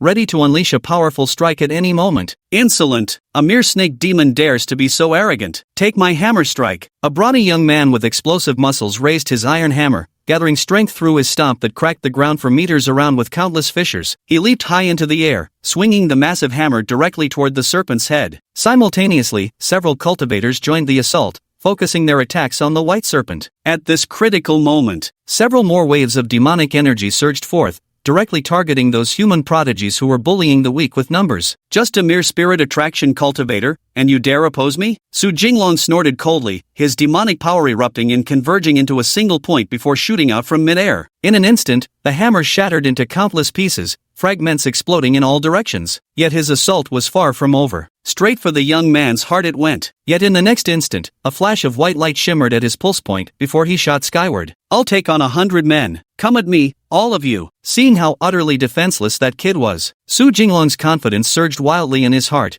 and he roared with madness, challenging everyone to come attack him. The white demon race prodigies who had been assisting their kin all froze in shock, halting their attacks mid-motion. Hearing this voice, the human cultivators also ceased their ongoing assaults. You've got some nerve. A human cultivator couldn't contain their fiery temper and charged straight toward the white snake. Meanwhile, among the demon race, some beasts were also provoked, their eyes reddening as they rushed to fight the white serpent. Yet Su Jinglong remained utterly unperturbed, the corners of his mouth curling into a faint smile. To him, this was merely another opportunity to hone his skills in battle. Behind the spirit tree, Morong Wanga's heart burned with wild arrogance, though curse his speechless state. With just one display of icy detachment, he fought effortlessly, maintaining an air of elegance even in combat. Several attackers charged from 3 directions, their moves fierce, not quite lethal, yet nothing to underestimate. Yet the Emerald Serpent surpassed him in cultivation, technique, and experience. Swifter, it executed a nimble backflip, its tail sending 2 or 3 foes flying. As it twisted midair and landed, venom sprayed from its fangs straight toward its opponent's eyes. The battle raged fiercely on the flat terrain, and all of this was seen by the powerful figures in the sky. No one spoke a word, the atmosphere heavy with solemnity. Chapter 44. This is what a true genius looks like. This is what a true genius should be like. No one knew how long the silence lasted. Suddenly, a mighty figure sighed with emotion. Our definition of a prodigy has always been someone young with rapid cultivation speed. True prodigies not only cultivate with astonishing speed and possess extraordinary talent, but can also fight above their level, not to mention their youth. From the sky above, someone added in agreement. That's what you call a real prodigy, goddammit. Our demon race keeps producing outstanding talents. The black tiger roared with laughter, his rough voice shaking with unrestrained joy. In his eyes, these 2 serpents had already become beasts of their demon faction. It's still hard to say. What if we offer more? Although the human cultivators also wanted to compete for it. But after all, different clans will never share the same heart. Foreign breeds are bound to be disloyal. Though speaking of competition, a glint of killing intent flashes through their eyes. This child absolutely must not be spared. If it were just an ordinary prodigy, there might still be qualifications to absorb and accommodate them. But that was already in existence at the level of a demonic monster. They must carry some favorable destiny on their backs. If you dare lay a hand on my demon race's demon beasts, we demons won't hesitate to tear apart the agreement either. The appearance of these 2 demonic abominations was enough for the demon race to unilaterally break their oath. If you want to fight, then let's fight. The human cultivators refused to be outdone, roaring back with equal ferocity. The rising young talents, watching their elders hurling curses and insults, all bowed their heads in silence, not daring to speak. But they still didn't make a move. While the heavens were busy quarreling, the battle on the ground grew exceptionally fierce. In just a few minutes,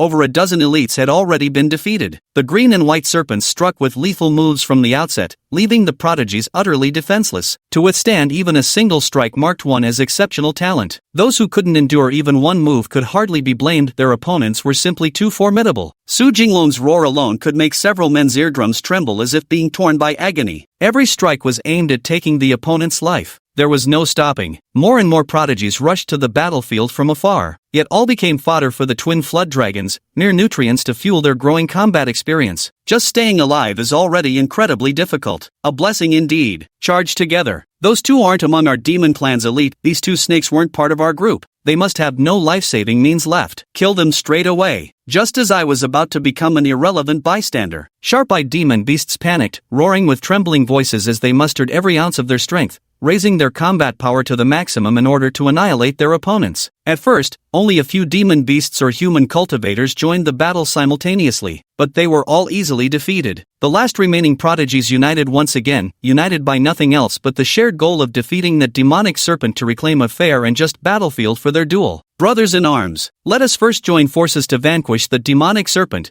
then engage in our individual duels and claim the spirit fruits," a human cultivator shouted, hoping all demons and humans would listen to him. "Take out those 2 snakes first." At his command, all the elite talents of both humans and demons rushed forward. Unlike before, when they came at me 1 or 2 at a time, now dozens charge at once. They unleash killing moves from afar, hoping to strike me down without getting hurt themselves. "Go ahead, try to kill me. Just kill me if I can't stand me," Su Jinglong snorted through his nose, utterly disdainful, right after he finished dealing with the few men before him. Just during those few seconds before the next cultivator arrived, countless magical techniques were unleashed in unison, all converging to annihilate Su Jinglong. Boom! In the blink of an eye, those lethal strikes landed simultaneously on Su Jinglong, giving rise to a colossal mushroom cloud. Black smoke, dust, and yellow earth soared dozens of meters high, filling the sky and obscuring vision, making it impossible to discern anything. Ha! Even if you're a 5th-order demon beast, you can't escape death. Such a powerful attack, even if you don't die, you'll be crippled. The human cultivator snorted coldly, completely dismissive. Just as everyone at the 1,000-year-old sacred tree's battlefield believed the white serpent would be blasted to ashes without a trace, layers of yellow sand gradually dissipated. Within the smoke emerged the colossal coiled silhouette of a figure. Are you fools ignorant? Isn't the strongest reliance of demonic beasts their physical bodies? The smoke cleared, revealing the massive body of the white serpent. How is this possible?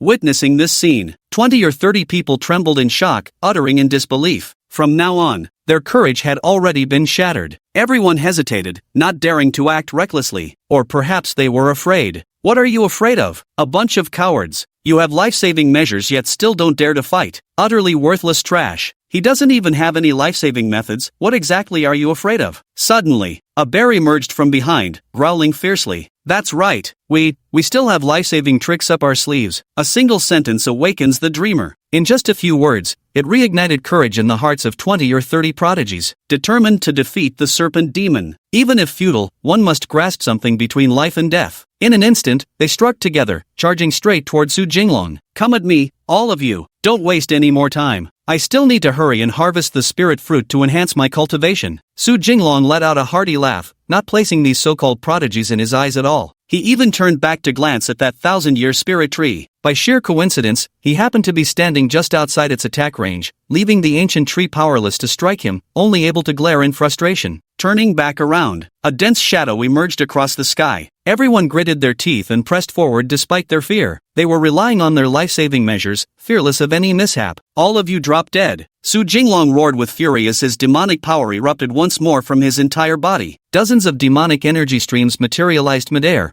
hurtling straight toward those leaping figures. At his command, all demonic powers locked onto their enemies, soaring forward in unison, like a flying sword, yet resembling a star.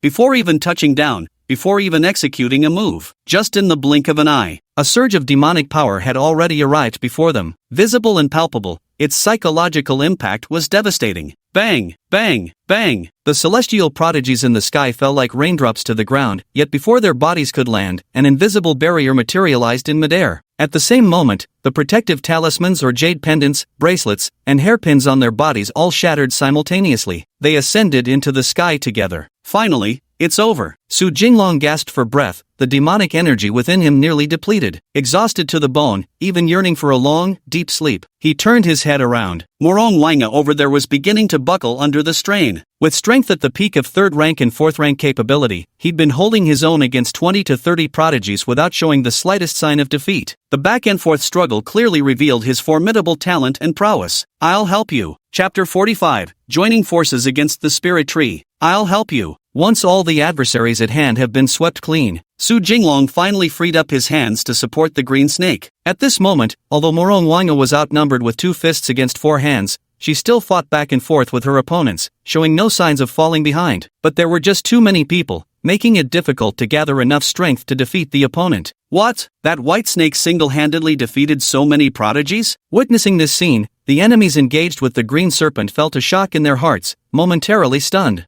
Oomph, I can handle it myself. Yet, Morong Wanga simply sneered coldly, disdain swirling in her thoughts. Nothing more. Her pride as an empress compelled her to bear the burden alone, no matter how difficult. With Su Jinglong here, who dares harm even a hair on her head? With a sharp cry, Su Jinglong had already leaped beside her. Having just joined, he swiftly defeated several opponents, sending them flying and out of the battle. The chosen ones couldn't even handle a single green snake, let alone this newly arrived and even more formidable white serpent. Within mere breaths, the tense battle situation was instantly reversed. Neither the human race nor the demon race could slay these two serpents even when joining forces. Boom! Though Su Jinglong had nearly exhausted his demonic energy, his pride lay in his physical prowess. With just one glance, he could send that so-called prodigy flying. It was effortless. How the hell are we supposed to fight this? Some had their courage shattered, their Dao hearts crumbling in defeat. His body trembled as he collapsed with a roar, utterly clueless about how to fight. It wasn't a matter of whether he could win or not. The opponent's formidable shadow was deeply branded into his psyche, becoming an inescapable psychological trauma that would never fade. Just hit it, loser! A fourth-tier demon beast from the demon race, seeing that others had exhausted themselves sufficiently, suddenly launched a sneak attack from the shadows. Little did it know, its presence had long been detected by Su Jinglong, who remained vigilant every minute, guarding against any sudden move from this brat. The fourth-ranked demonic beast leaped into the air and struck, its moves vicious and treacherous, aiming straight for the head. Just as it was about to land its sneak attack, Su Jinglong tilted his head slightly and effortlessly dodged the opponent's attack. Then, the thick and powerful tail swung around, sending the fourth-tier demon beast flying straight into the air. Completely lost the ability to fight. Right up until the moment it was flung into the air, that fourth-tier demon beast hadn't realized what was happening at all. And at this moment, a burly man rushed forward. I don't believe you can finish me off in one move. Just give me a chance, let me land 2 moves, and you're done for. The young man had one hand shaped like an eagle's claw, while the other rested at his waist as if reaching for something. Bang! Yet the next second, the stark reality showed him he didn't even stand a chance of surviving the first move. His healing pill didn't even get an opportunity to make an appearance before hastily falling away. The tail swipe instantly shattered the medicinal pill at the young man's waist into powder. No! As he rose, the young man caught a whiff of medicinal scent and suddenly realized this was the precious pill his father had bankrupted himself to purchase. Now he was eliminated like a mere foot soldier before even making his grand entrance. And just a few minutes later, the remaining elites of the demon race and human race had all taken to the skies, with not a single person left on the ground. After dealing with all the elites, only then did Su Jinglong turn his gaze towards the 1,000-year spirit tree. After finishing the fight, Morong Wanga's mind went completely blank. Only one sentence lingered in her thoughts. With Su Jinglong here, who dares to harm her by even half a point? This sentence echoed endlessly in her mind, refusing to fade away. She raised her head to look at Su Jinglong beside her, her gaze complex. Is he pursuing your highness? Or, Morong Wanga thought to herself, her heart filled with mixed and complicated emotions. This emotion seemed veiled by mist, leaving her uncertain. Do you need to rest? I'll go pick the spirit fruit first, all for you to eat. Su Jinglong secretly rejoiced in his heart, while outwardly displaying tremendous responsibility and manly charisma. To love a woman, a female snake, one must spoil and pamper her. With those words, he charged toward the Millennium Spirit Tree without hesitation, attempting to defeat it and pluck those 9 spiritual fruits. Yet, unexpectedly, his exhausted body grew weary, while the Millennium Spirit Tree, having conserved its strength, remained full of vigor. Swish! Leaves scattered chaotically as vines and branches surged forth like monstrous tentacles, relentlessly closing in on the white serpent's body, seeking to ensnare and strangle it to death. Is that all you've got? Watching those clumsy attempts, Su Jinglong snorted coldly and unleashed his demonic power, neatly severing the vines with peerless ferocity. I shall lend you my aid as well. Meanwhile, Morong Wanga forcefully shook her head, casting aside those complicated thoughts to clear her mind before throwing herself into the heart of the battlefield. Although the 1,000-year sacred tree possessed considerable strength,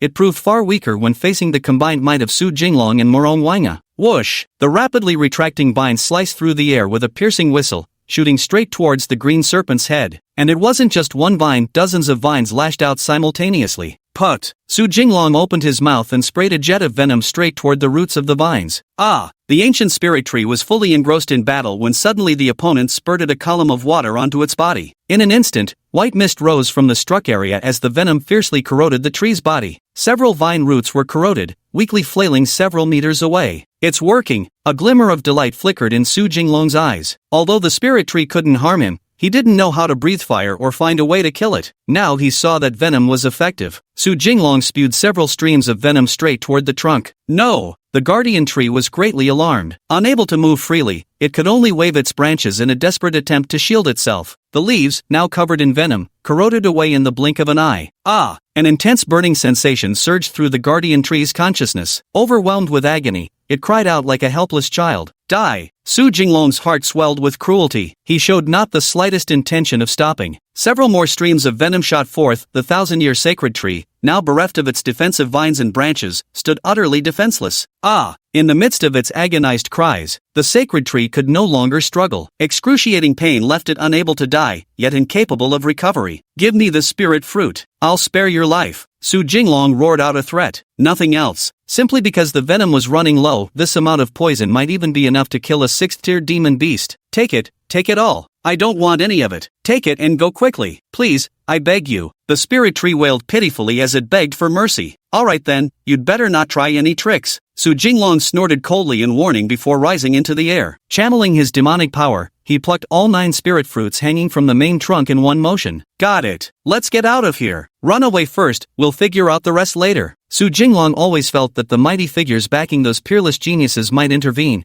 leaving him with no sense of security here whatsoever. Chapter 46, Recruitment Offer. 2 viper-like serpents frantically slithered away across the ground. Though moving with incredible speed, not a single person attempted to intercept them. The sky above lay in complete and eerie silence. 5 great demons and 5 cultivators stood face to face, eyes widening in mutual astonishment. Nobody move. We're leaving first. Black Tiger hissed sharply, his eyes filled with apprehension. Our celestial prodigies are all in the sky, so we can't spare a thought for those 2 demonic creatures yet. We must first ensure the safe departure of our own prodigies before freeing our hands to recruit those 2 serpent demons. Go on, get out of here. What? If you won't leave, what do you plan to do? The human cultivators watched as the demonic serpent retreated, refraining from delivering a fatal blow. The reason was the same, their own juniors were still present at the scene. At the very least, they had to ensure their safe departure before giving chase to that demonic serpent. You'd better not try any sneak attacks. A gentleman shouldn't stoop to such despicable acts, should he? Black Tiger sneered repeatedly while retreating with his juniors, shifting away as he went. This battle yielded absolutely no benefits whatsoever.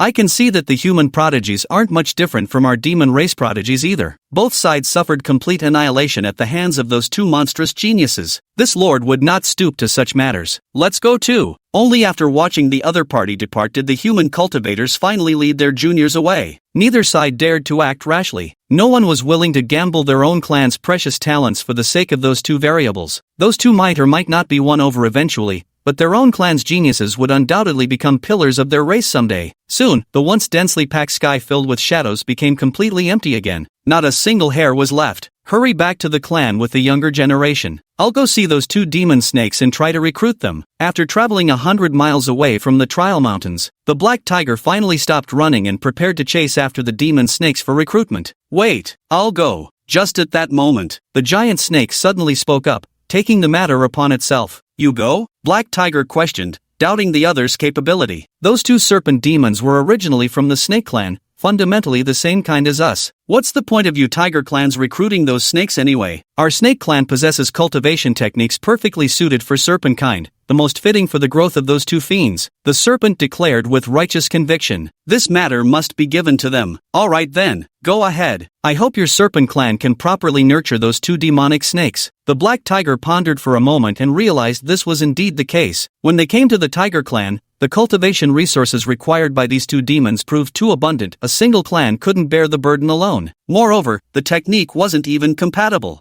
Then leave it to me. After deliberating, the serpent demon set off alone, pursuing in the direction the 2 snakes had departed. However, it wasn't moving very quickly, neither fast nor slow. Who knows what's going through my mind? On the other side, Su Jinglong and Morong Wanga dared not stop for even a moment. The moment they obtained the spirit fruit, they swiftly placed it into their spatial ring. He immediately dashed away along the path he had come. It was merely to prevent annihilation by human cultivators, or perhaps they also feared the demon race would strike them down without mercy. Let's stop running for now and eat the spirit fruit first. At the very least, once it's in your stomach, it's yours. They won't be able to do anything even if they catch up. Su Jinglong scanned the surroundings, ensuring it was safe, before finally stopping his levitating flight. With the green snake still coiled around her back, do you really dare present these to me? Murong Wanga stared wistfully at the 9 spirit fruits emerging from her spatial ring, involuntarily swallowing hard. Pretending she didn't want them would be a lie, but to say he would eat them wasn't true either. Here, eat this. This mistress won't eat it. If you eat it, you can break through to 5th-tier demon beast. Surely it's more useful for you than for this mistress. With gritted teeth, Murong Wanga thought to herself, though the other party couldn't hear. But she closed her eyes and turned her head away, refusing to face the spirit fruit, making her stance clear. Her tail pushed the spirit fruit toward the white serpent's mouth, urging it to eat. Closing her eyes was her way of resisting temptation. But the next second, 9 pills floated nimbly to Morong Wanga's lips, controlled by demonic energy. The broad, gentle voice sounded in his ears. Eat them. You've expended quite a bit too.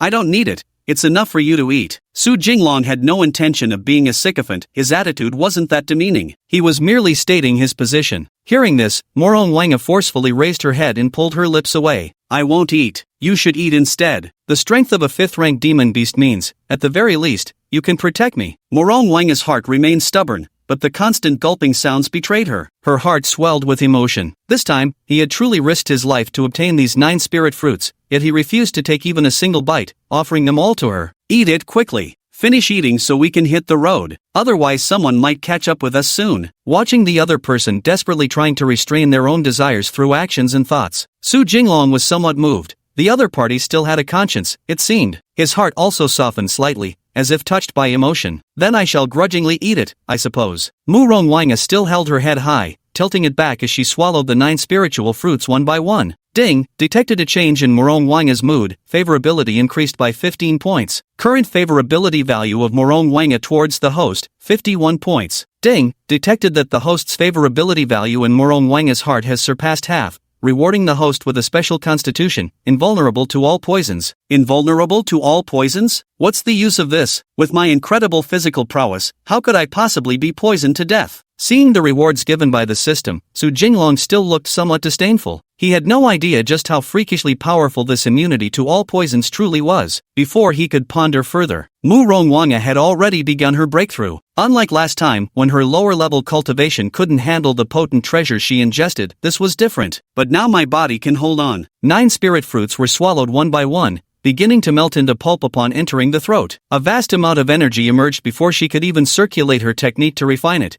and that energy spontaneously began merging with the green serpent. Pop! A sound resembling a beer bottle being uncorked rang out. Morong Wanga's cultivation directly entered the 4th stage, and without stopping, continued to rise. Instantly, his body shimmered with dazzling golden light. It was impossible to tell how much time had passed. At long last, that aura finally stabilized. In the end, Morong Wanga's cultivation level settled firmly at the late stage of the 4th tier. She could now tread through the void and refine the horizontal bone in her throat. It still required time for complete refinement, but flight was already within her grasp. Ding! The system detected that Morong Wanga has consumed the resources provided by the host, triggering a 100-fold return. And at that very moment, Su Jinglong's cultivation level also began to rise, similarly breaking through to the 5th rank, then advancing rapidly with his aura continuously surging. At the same time, his physique improved slightly once more. Though not obvious, he could still clearly feel the enhancement to his physical body. But what delighted Su Jinglong most was the transformation in his physical body's strength. Chapter 47, Alliance. If lower-tier demonic beasts rely on their massive size, incredible speed, and devastating attacks to prevail, then the overwhelming combat power of higher-tier demonic beasts stems from their terrifying physical bodies. The white serpent's size hasn't increased much,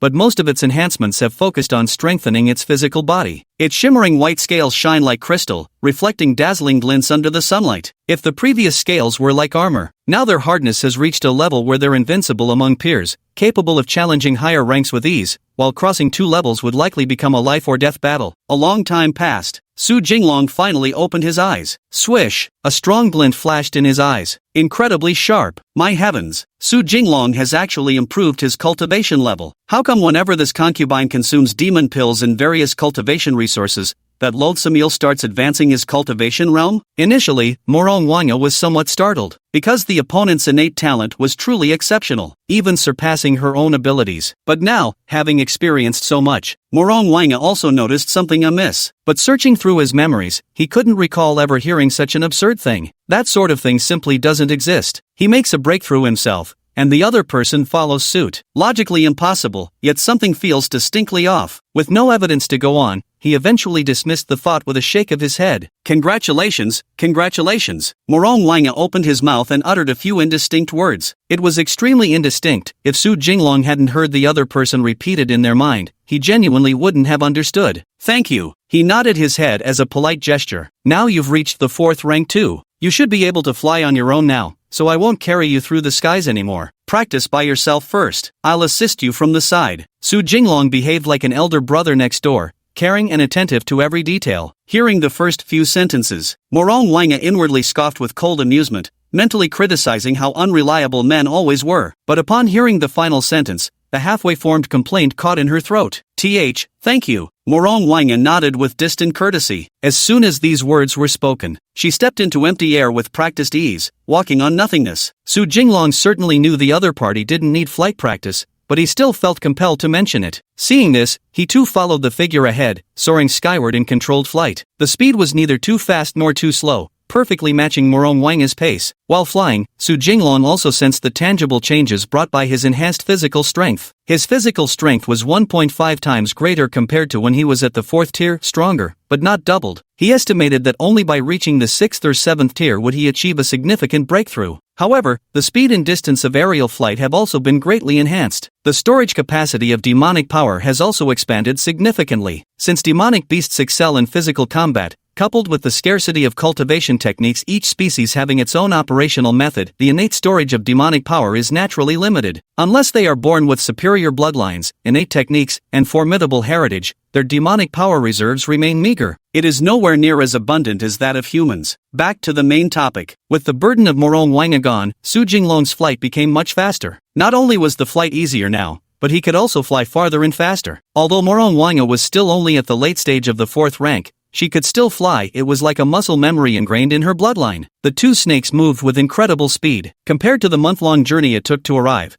now it would likely take only a few days to return. At the same time, the demon had not yet returned to the dense forest, yet news still managed to spread faster than its return. The dense forest lies in the mountainous hinterland, near the deep mountainous region, and deeper inside, there were quite a few demon tribes present. Among them were also numerous powerful demon beasts. Within a massive underground cavern, several formidable demon beasts had gathered in one place. This cavern was far larger than the one Su Jinglong had resided in at the outer regions, seemingly encompassing its own miniature world within. The vertical distance from its lowest point to its highest measured at least several hundred meters. As for width, it was as vast as a great river without even needing mention. However, being a cave within towering mountains, it appeared as though the interior had been hollowed out while also extending hundreds of meters underground. The sound of dripping water echoed constantly in my ears, with stalactites standing like a forest as far as the eye could see. All was darkness, heavy and oppressive, and faintly, I could hear the rushing current of an underground river, swift, almost violent, yet seemingly distant. Has everyone heard about this? 2 demonic serpents joined forces to battle nearly 100 prodigies from both human and demon races. Not only did they escape unscathed, but they also made off with the millennium spiritual fruit nurtured by the 1,000-year sacred tree. I heard it's from our place too. The leader of the pack turned out to be a white wolf. It was dozens of meters long, with a massive head and an enormous yet agile frame. Even in the underground caverns, its piercing eyes could clearly illuminate the darkness of the subterranean tunnels. I heard. What should we do then? A bunch of demon beasts came today, all asking about those 2 snakes. No idea where they got the news from. An ant queen complained. Seemingly just an ordinary ant, it was actually massive in size. Though it was speaking, it continued to produce enormous ant eggs without pause. Each one was at least at the level of a 1st-tier demonic beast. Once hatched, they would possess ranked strength. Can we mountain demons compare to those great clans? I'm all alone, relying solely on good bloodline and fortune to cultivate my way through. No offense, but among everyone present, isn't Brother Wolf here the one with the highest cultivation? 6th rank initial stage cultivation. The great clans have 6th rank cultivators everywhere,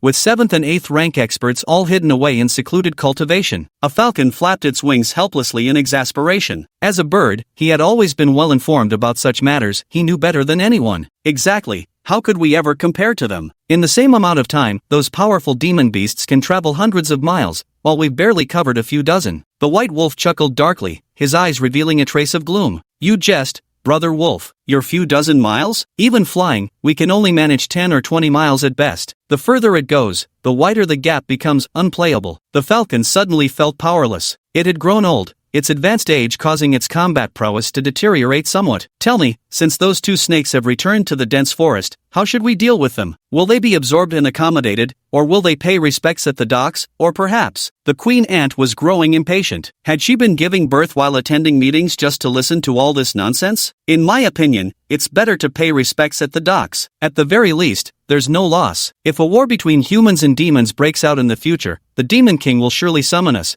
and then we can help each other out," a monster proposed. "Who do these newcomers think they are, paying respects elsewhere first? How come they haven't come to pay their respects to us?" Chapter 48, each with their own schemes. "Those two are just newly arrived here, so we're supposed to go pay respects to two newcomers instead? How is this possible?" The Ant Queen snorted coldly, making her stance clear. "Stay out of this. There's a wise saying among humans, some may learn the truth earlier, others later, each has their own expertise. A master is one who has attained the way." The falcon clearly lacked confidence. It seemed most demon beasts thought it should be those two snakes who ought to come pay their respects, rather than these long-established seniors going. "Let's discuss this later. For now, let's leave it at this." The situation was on the verge of turning into an argument. The white wolf coughed twice, interrupting the battlefield filled with the smell of gunpowder. "Let's follow Brother Wolf's lead. Let's observe for a while first." A demon beast chimed in agreement. Most of the demon beasts weren't powerful enough, and neither side wanted to offend them. The best approach is to wait and see how things unfold. If it truly is a formidable demonic creature, then precautionary measures must be taken. But if not, if they don't come, then it's their problem. On the other side, Su Jinglong and Morong Wanga finally returned to the dense forest after their long journey by flight. At this moment, myriad creatures in the dense forest cried out in unison, roaring to welcome the king's return. Right at this moment, an aura filled with oppressive force approached. This aura didn't belong to Su Jinglong or Morong Wanga. Rather, it came from an unfamiliar presence. "Who's there?" Su Jinglong suddenly turned his head, his eyes locking onto the source of the aura. "I am an elder of the Serpent Clan. A few days ago in the Trial Mountains, I witnessed your talents. Truly remarkable. Our Serpent Clan chief wishes to invite both of you for a visit. What say you?" Just as Su Jinglong was about to make his move, a black serpent figure emerged in the air. The serpent, looming above, spoke as if inviting the two rogue cultivators to its clan, though its tone carried the condescension of granting a favor. The Serpent Clan? Su Jinglong knew there must be some,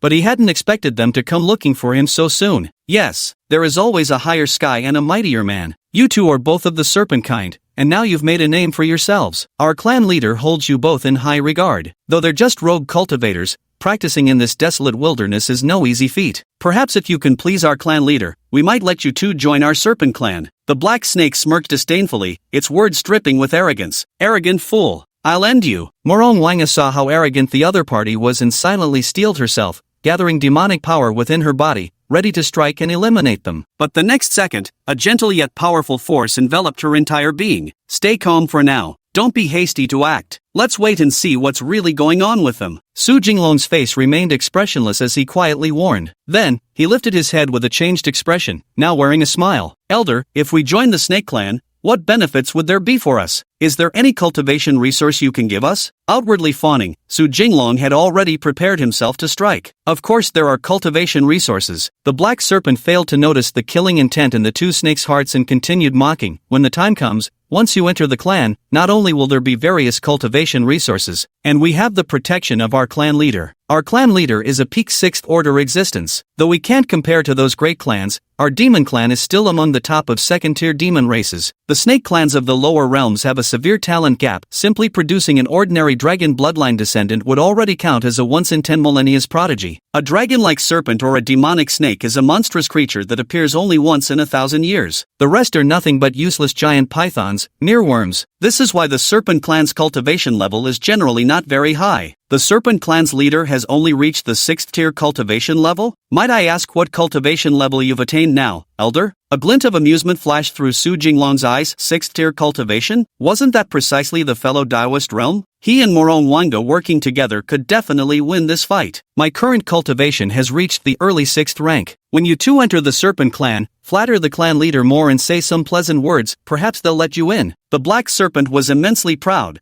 boasting about its cultivation level. Early stage 6th rank? Su Jinglong was astonished to find his opponent was merely at the 6th rank. No wonder the Black Tiger was chosen as the representative in Trial Canyon. Apparently, the Serpent Clan couldn't compare to the Tiger Clan. Early stage 6th rank? That's practically ant-level cultivation. As is widely known, speaking in common terms, there are only 3 realms: the Elder Realm, the fellow Taoist Realm, and the Ant Realm. Su Jinglong hadn't checked the other party's cultivation level earlier because doing so would have been somewhat impolite. But now seeing it, this snake tribe truly isn't much either. Exactly right. You two, take a break for a couple of days. Hurry and come to our Serpent Clan for the feast. To have caught our clan leader's attention enough for him to personally host a banquet, you two are already extraordinary. Don't miss this opportunity. The Black Serpent mistook their reaction as admiration, growing even more arrogant. He even felt that the other person was flattering him and took the initiative to point out a path. He said. The black snake took out a map from the spatial ring on his body and tossed it over from a distance. Don't worry, we'll both be there for sure. We absolutely won't let your kindness go to waste. When uttering the final two words, Su Jinglong deliberately emphasized his tone. He pinned Morong Wanga down forcefully, preventing any outburst at this critical moment. Then I shall take my leave first. Both of you, hurry over there too. The black serpent laughed loudly as it left, feeling quite pleased with its own impressive performance. He didn't even check the other party's cultivation level, assuming them to be at the 4th tier strength of the trial mountains. Little did they know, their opponent had already reached the 5th tier, and with their ability to fight beyond their level, even a 6th tier adversary would be no match. Don't let me keep you. Su Jinglong's smile slowly faded, replaced by a murderous glint in his eyes. Why is this filthy eel blocking my path? Someone at the mere 6th stage beginner level dares to act so arrogantly. If I don't tear such a fool to shreds, this princess would disgrace these very cultivation skills of mine. Though only at the 4th stage, Morong Wanga was exceedingly proud and couldn't tolerate even the slightest mockery. Steady, get ready, we're heading to the Serpent Clan. If the Demon Clan leader truly possesses 6th tier cultivation,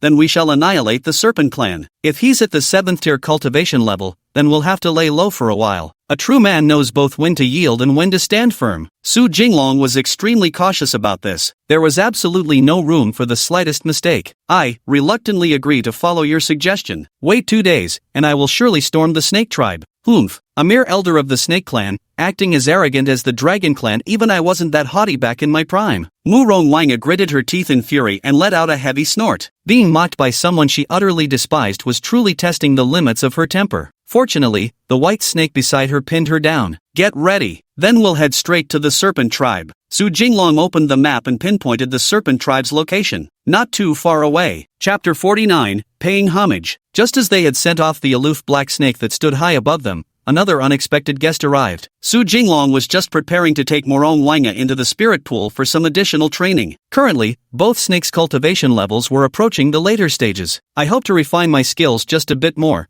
to see how long it'll take to reach the pinnacle. Ouch! The sound of scurrying claws came from the darkness. Before the two serpents appeared a scorpion and a millipede. That must be the great power from the Demon Clan, right? Greetings! We too are the demon beasts from the deep mountains. Since we're bound to run into each other sooner or later, we happen to want to befriend you two young prodigies. The scorpion hissed and began to speak. The centipede beside it kept nodding vigorously, expressing agreement. The sunlight glinted off the scorpion's raised stinger, flashing a cold gleam. Standing several zhang tall, like a massive tank, the body isn't very big, looks like venom is protruding. His features were just too hideous, making Su Jinglong find it somewhat hard to face. Hello, we're all demon beasts from these mountainous regions. It's truly a shame we're only meeting today. Su Jinglong wore a forced smile, showing no hostility. A smiling face is never struck. Yet inwardly he sneered, without this cultivation base, how would these two insects possibly come to pay their respects? And he wasn't the only one. The scorpion and centipede each nursed their own schemes, having originally intended to probe underground to test the snake's strength and cultivation level. Little did I expect to stumble upon the peace overtures extended by that serpent tribe.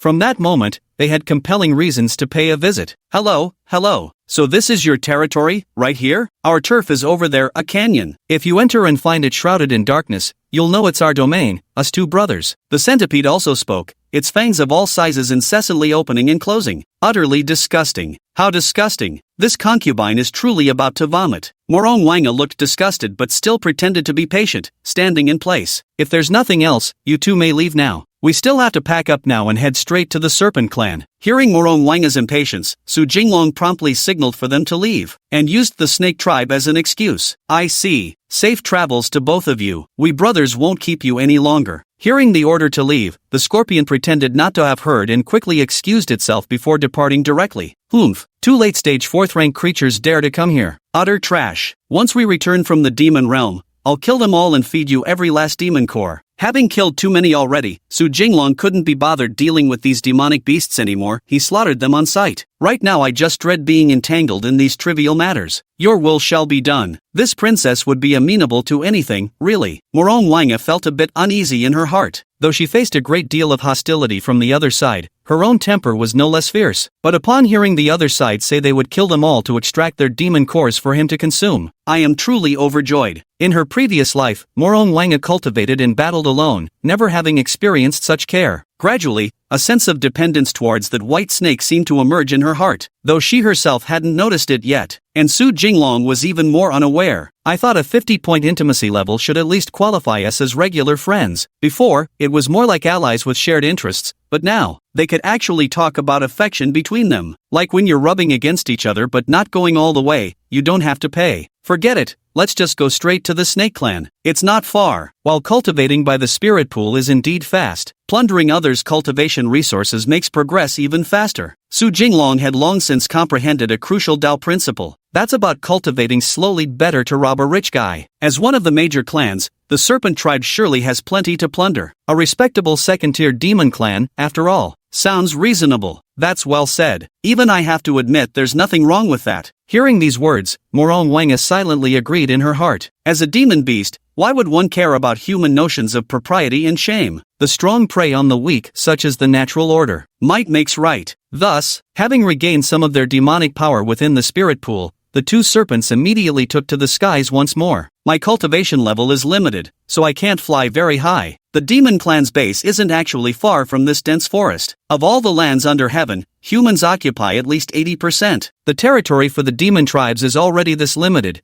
making it impossible to scatter further and give humanity opportunities. Naturally, they stay tightly clustered together. However, the dense forest lies within the outermost regions of the demon province, and the snake clan's territory lies further back. Following the map, the two snakes flew day and night for nearly a full week before arriving. Those endless mountain ranges stretched on without pause. No wonder the humans never tried to conquer this place. Nothing but mountains, completely unfit for human habitation. Though even the demon clans yearned for those flatlands. Within the Serpent Clan, in a dark, damp cave, gathered within were tens of thousands of snakes, but 8/10 of its cultivation was only at the first or second stage, and it was already quite old. The deeper one went, the darker it became. It wasn't until reaching dozens of meters underground that third and fourth tier demonic beasts began to appear. In the deeper regions, fifth tier demonic beasts were also numerous, at least 100, which demonstrated the strength of this second-rate demonic clan. Deeper still, it was pitch black, so dark you couldn't see your hand in front of your face. At the very end, a scaled flood dragon covered entirely in armor plates,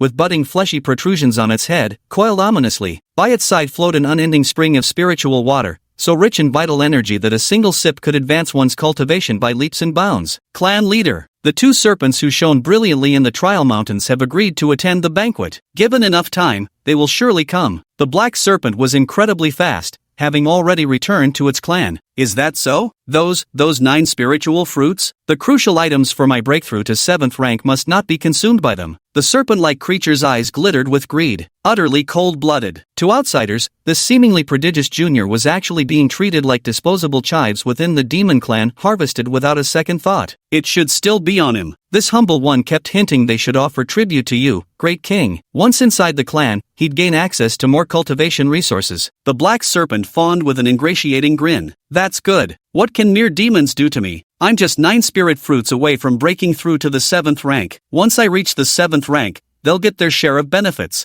Oomph. A complete 7th order being is naturally more powerful than 2 prodigies at 3rd and 4th order. The demonic serpent was quite disdainful, believing its own breakthrough to be most important. Your Majesty speaks true. No matter how monstrous a prodigy may be, they could still very well perish prematurely. But investing in the Great King is undoubtedly an honor for our Serpent Clan. Chapter 50, The Threat. The Serpent Clan doesn't sound very impressive, but actually setting foot in Snake Clan territory, this dense demonic aura is truly overwhelming. Above the Snake Clan's domain, Su Jinglong sensed the thick demonic aura, his eyes brimming with bloodlust and excitement. How exhilarating would it be to slaughter them all? From what I hear, the strongest is only at the peak of 6th rank. But who would have thought the demon clan still had over 100 5th rank demon beasts and more than a dozen 6th rank ones? This princess can't help but feel the urge to raise the butcher's blade. The bloodlust in Morong Wanga's heart was becoming hard to suppress. He could hardly bear to talk, he just wanted to strike without another word. Let's first see what treatment the Serpent Clan offers us. If it's acceptable, then what's the harm in staying with the Serpent Clan for now? If you won't give it to us, then we'll just have to take it by force. Su Jinglong and Morong Wanga exchanged a glance. Their eyes spoke volumes of unspoken understanding. Having been together for so long, they developed the unmistakable look of an old married couple. Truly destined by fate, both snakes sought to exterminate their own kind. Cold-blooded creatures, living up to their reputation. Along the way, Su Jinglong unabashedly unleashed the full might of his late fifth-stage cultivation. The oppressive aura crushed all low-level demonic beasts, leaving them unable to lift their heads. He swaggered directly into the cave without hesitation, because an endless stream of demonic energy emanated from within it. Who's coming? In the depths of the cave, the Serpent Clan's chieftain, Jiaosha, abruptly raised his head, his eyes filled with icy indifference. It seems, it's those two youngsters. The black snake ceased its cultivation and opened its eyes excitedly. Once the clan leader breaks through to the 7th rank,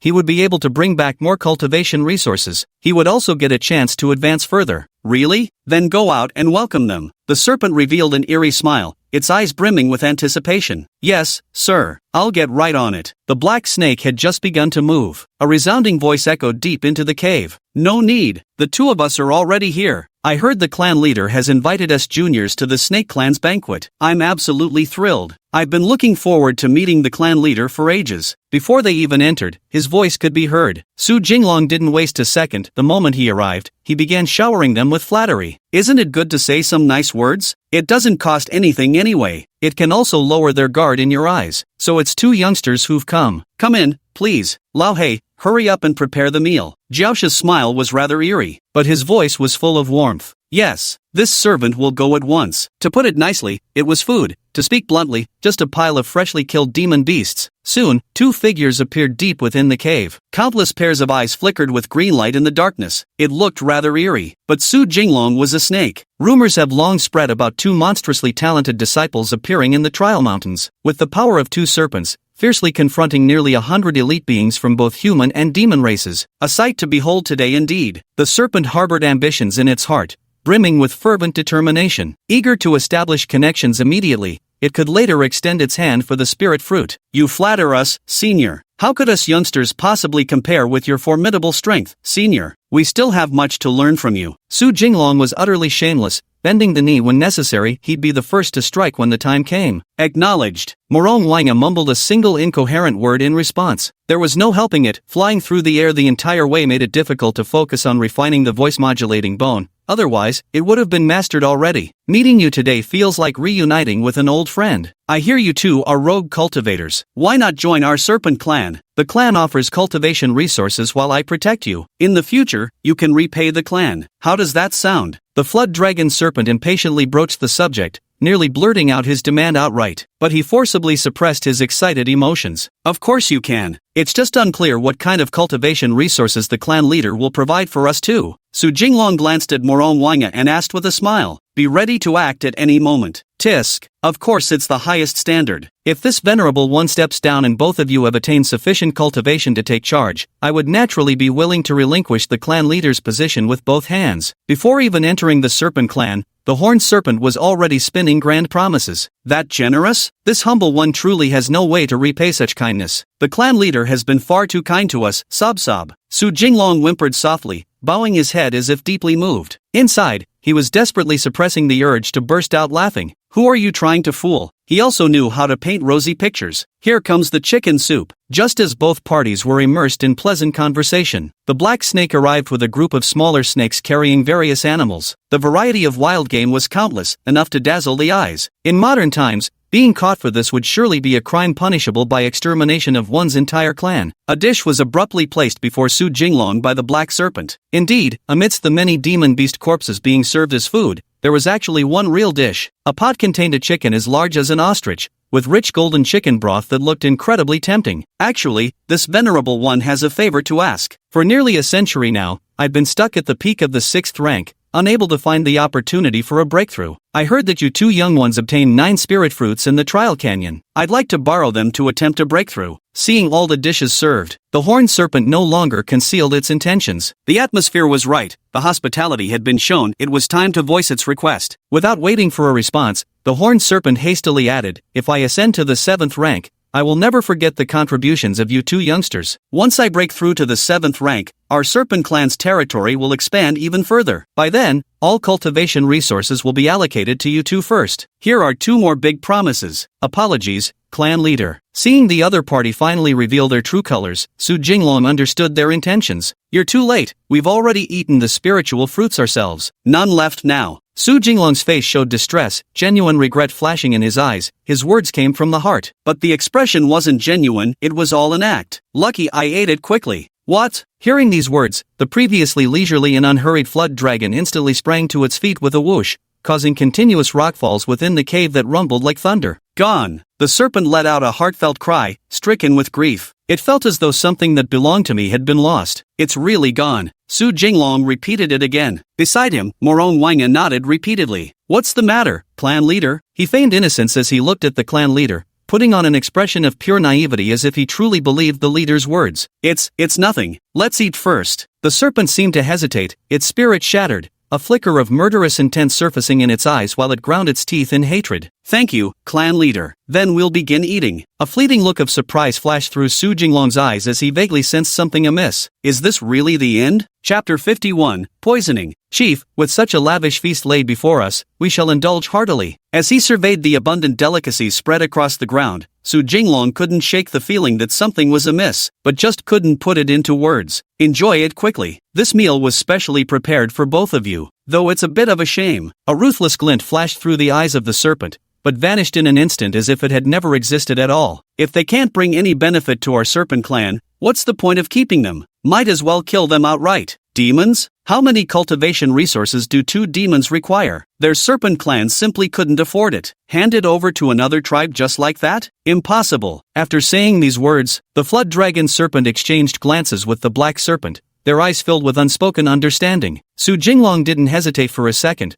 opening his mouth to swallow the old hen hole. But the moment it touched his lips, the system alerted him. Ding! The system has detected poison in the chicken soup. But host need not worry, feel free to enjoy your meal. Hearing this, Su Jinglong suddenly remembered the system's reward, his body's immunity to all toxins. So this was the treacherous snake's backup plan all along. Let me taste it first. You can eat some later. Su Jinglong glanced at the green snake beside him with meaningful intention. Seeing this, Morong Wanga faintly understood something in her heart, but since the other party hadn't spoken, she couldn't be certain. Clan leader. After swallowing a mouthful of chicken, Su Jinglong suddenly raised his head, his sharp eyes gleaming with bloodthirsty ambition as he glared at the horned serpent. What is it? Is the food not to your liking? Seeing the opponent consume the poisoned meat, the flood serpent dropped all pretense, its face now openly mocking. Of course it is, but the flavor seems a bit off, doesn't it? I can't help but feel you've poisoned it. Su Jinglong tore off all pretense of cordiality. No sooner had he spoken these words than his attack manifested without warning. Within the depths of the cavern, demonic energy erupted violently,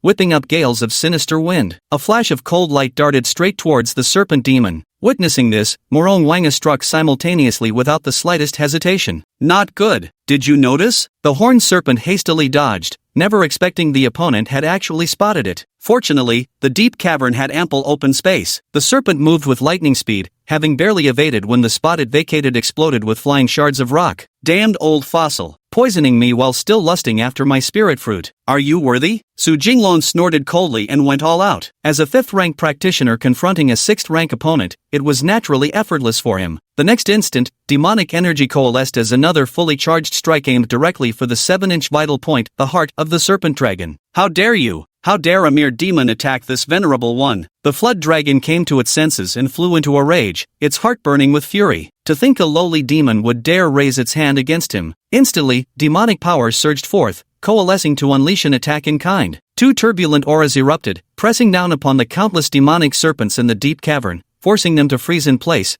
bowing their heads in submission. Yet Morong Wanga was no delicate maiden even under this crushing pressure. She struck from the opposite flank, lashing out at the horned serpent. How dare you? 2 bursts of demonic power collided, sending scattered remnants of energy flying in all directions. For that moment, the 2 adversaries were evenly matched, neither could gain the upper hand. However, when Morong Wanga made her move, the serpent demon staggered in shock, its focus wavering for just an instant. Yet in that mere second span, seizing the opening, Su Jinglong summoned even greater power, forcibly dispersing the serpent demon's energy before striking straight for its vital point. This venerable one has reached the apex of 6th rank cultivation. What can you worthless creatures possibly do to me? The serpent, defeated in just a few moves, instantly became desperate and attacked with all its might. The deep cave trembled violently for a time, with falling rocks like rain and a thunderous rumbling throughout. Numerous lower-ranked demon snakes were literally frightened to death, bleeding from all 7 orifices, their livers and gallbladders split open. Even 6th rank is useless. I, Su Jinglong, am invincible among my peers, challenging those beyond my realm is but child's play. With a cold snort, Su Jinglong stopped suppressing his power and unleashed his full strength. With a furious roar, he charged forward and grappled with the flood dragon. After several rounds of combat,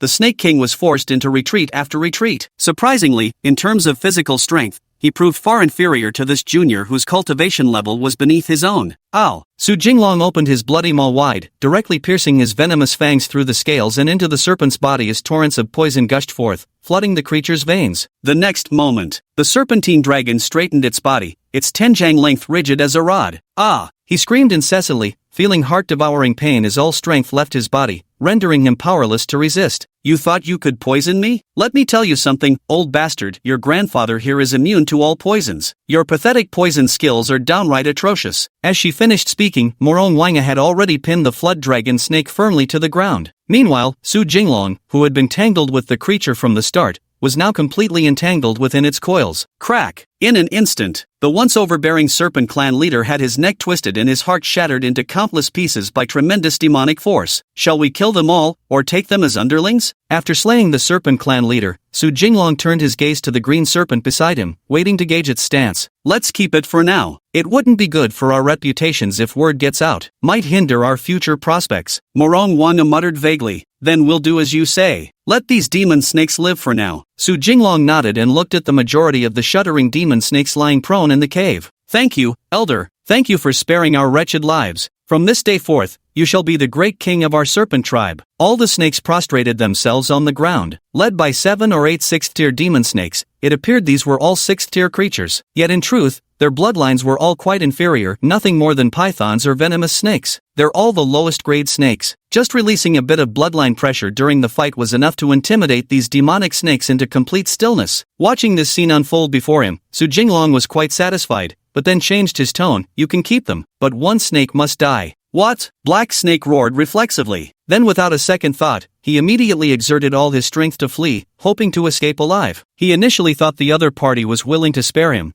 but now it seemed he was still doomed to die. Other than the Black Snake having offended both of them, the other snakes had never even seen the two of them before. But before they could run more than a few steps, the black serpent's body exploded like a bomb, flesh and blood splattering everywhere, drenching the mountain rocks in gore. They didn't even have time to scream. From this day forth, let me see who dares to harbor disloyal thoughts. Su Jinglong swept a cold gaze over the remaining 6-tiered demon snakes and warned, we will serve our great king with utmost loyalty, never harboring a traitorous thought in our hearts. The dozens of 6th-ranked demon snakes were practically on the verge of tears. How do I beat this? Not even the courage to resist. Well, that's for the best. This venerable one hopes you'll remember what was said today. Chapter 52, The 5 Great Demon Kings. Esteemed one inquires, what is the current distribution of the demon clans? What are they like? Having confirmed that these serpent demons no longer possessed any capacity for resistance, Su Jinglong wished to understand the situation regarding the distribution of demon clans in the lower realm. We serpent folk are the weakest among the 5 clans in Wangqing Prefecture, the Fox Clan, Wolf Clan, Spider Clan, and Bear Clan being the others,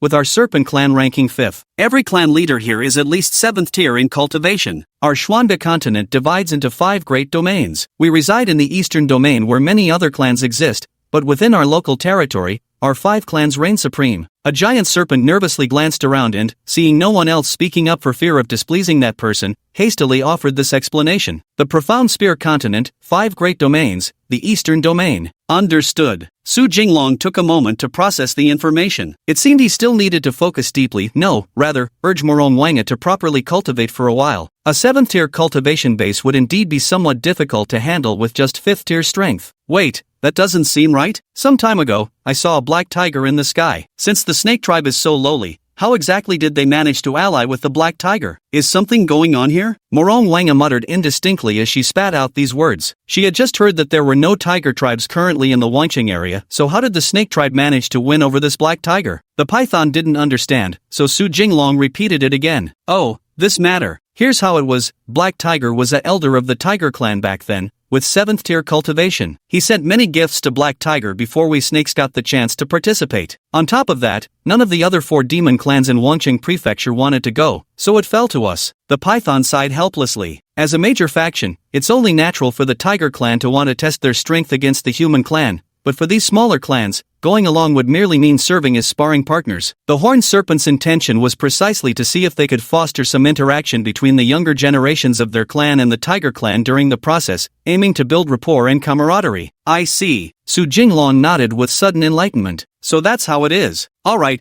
you all go and make preparations now. From this day forth, I am the king of the Snake Clan. 3 days of celebration. This trip has been incredibly rewarding, and becoming the king certainly calls for celebration. Su Jinglong finally got to be the king leading tens of thousands of snakes once. How could he not celebrate? What a character. It's just being a king for once, isn't it? You're so excited about this. Morong Wanga was torn between laughter and tears, wanting to blame but finding nothing to say, inclined to agree yet feeling it too childish. What's there to celebrate about some measly underworld serpent clan? The tone wasn't sarcastic, but rather teasing with a light laugh. Except it was said internally. Long live the great king. At his command, all the serpent demons dispersed. Only 2 people remained in the cave. My current strength should be enough to casually defeat 6th tier opponents. But 7th tier is uncertain. I imagine there's quite a leap between major cultivation realms. Moreover, I haven't mastered any profound abilities yet. Skills like King of Beasts and Scorching Venom Blade seem far too rudimentary now. Su Jinglong secretly calculated in his heart,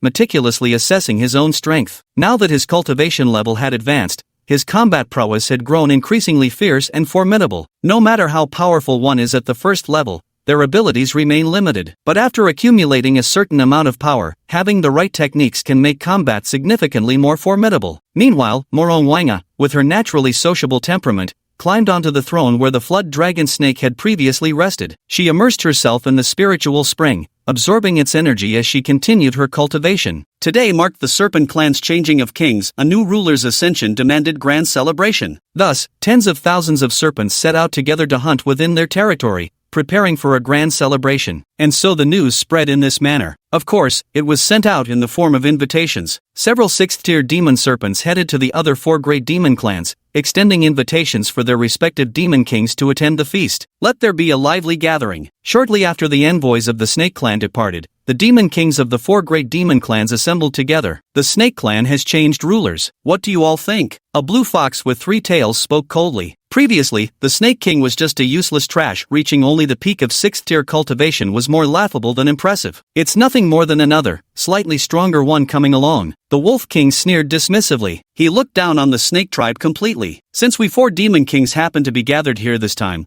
why don't we carve up the Serpent Clan for good? Previously, the Serpent King relied on his alliance with the Tiger Clan, so we didn't dare act rashly. But now without that bootlicking Serpent King cozying up to the Tigers, what does it matter if they're slightly stronger? After all, we're 4 7th level demon beasts. The Spider King snarled with a sinister grin. Countless eyes revealed boundless greed in their thousands. Your Majesty, this seems acceptable. Though the Snake Clan's territory isn't vast, even the smallest mosquito carries its own meat. The Eagle King was overjoyed and couldn't wait to swoop down immediately. The Eagle tribe inherently held a natural advantage over the Snake tribe. For a weakling who dares to consider themselves my equal, I've long wished them dead. The Eagle King and the Spider King both agreed. Naturally, the Fox King and the Wolf King had no objections. Ha ha ha. The 4 demon kings revealed cruel smiles. Their opinions were negotiated into alignment. Tomorrow we shall gather at the Serpent Clan to assess the capabilities of their newly appointed king. If he proves mediocre and lacks substantial backing, then we shall. Ha ha ha. The Fox King, being the craftiest, devised a plan. Well, since all 3 demon kings agree, I, the Wolf King, naturally have to go along with the tide too. The Wolf King, being the most treacherous, waited for the other 3 kings to agree first before pretending to be a gentleman and giving his consent. This is excellent. With all 4 great clans attacking the Snake Clan together, even divine intervention couldn't save them now. United as our 4 clans are, we shall be invincible. The Spider King, swelling with arrogance, was leading his bravest warriors to weave an inescapable net. That's settled then. Everyone hurry back to your clans and make arrangements. Tomorrow we must unleash our strongest power to swiftly annihilate the Snake tribe. The Snake King? What sort of creature is this? The laughter of the 4 demon kings echoed through the mountains and wilderness, lingering endlessly without the slightest attempt to conceal their ambition. Yet Su Jinglong remained blissfully unaware of all this. In his view, having slain the previous Serpent King, they wouldn't make another move so soon. This was a time for careful observation. And typically, by the time he broke through to the 6th rank,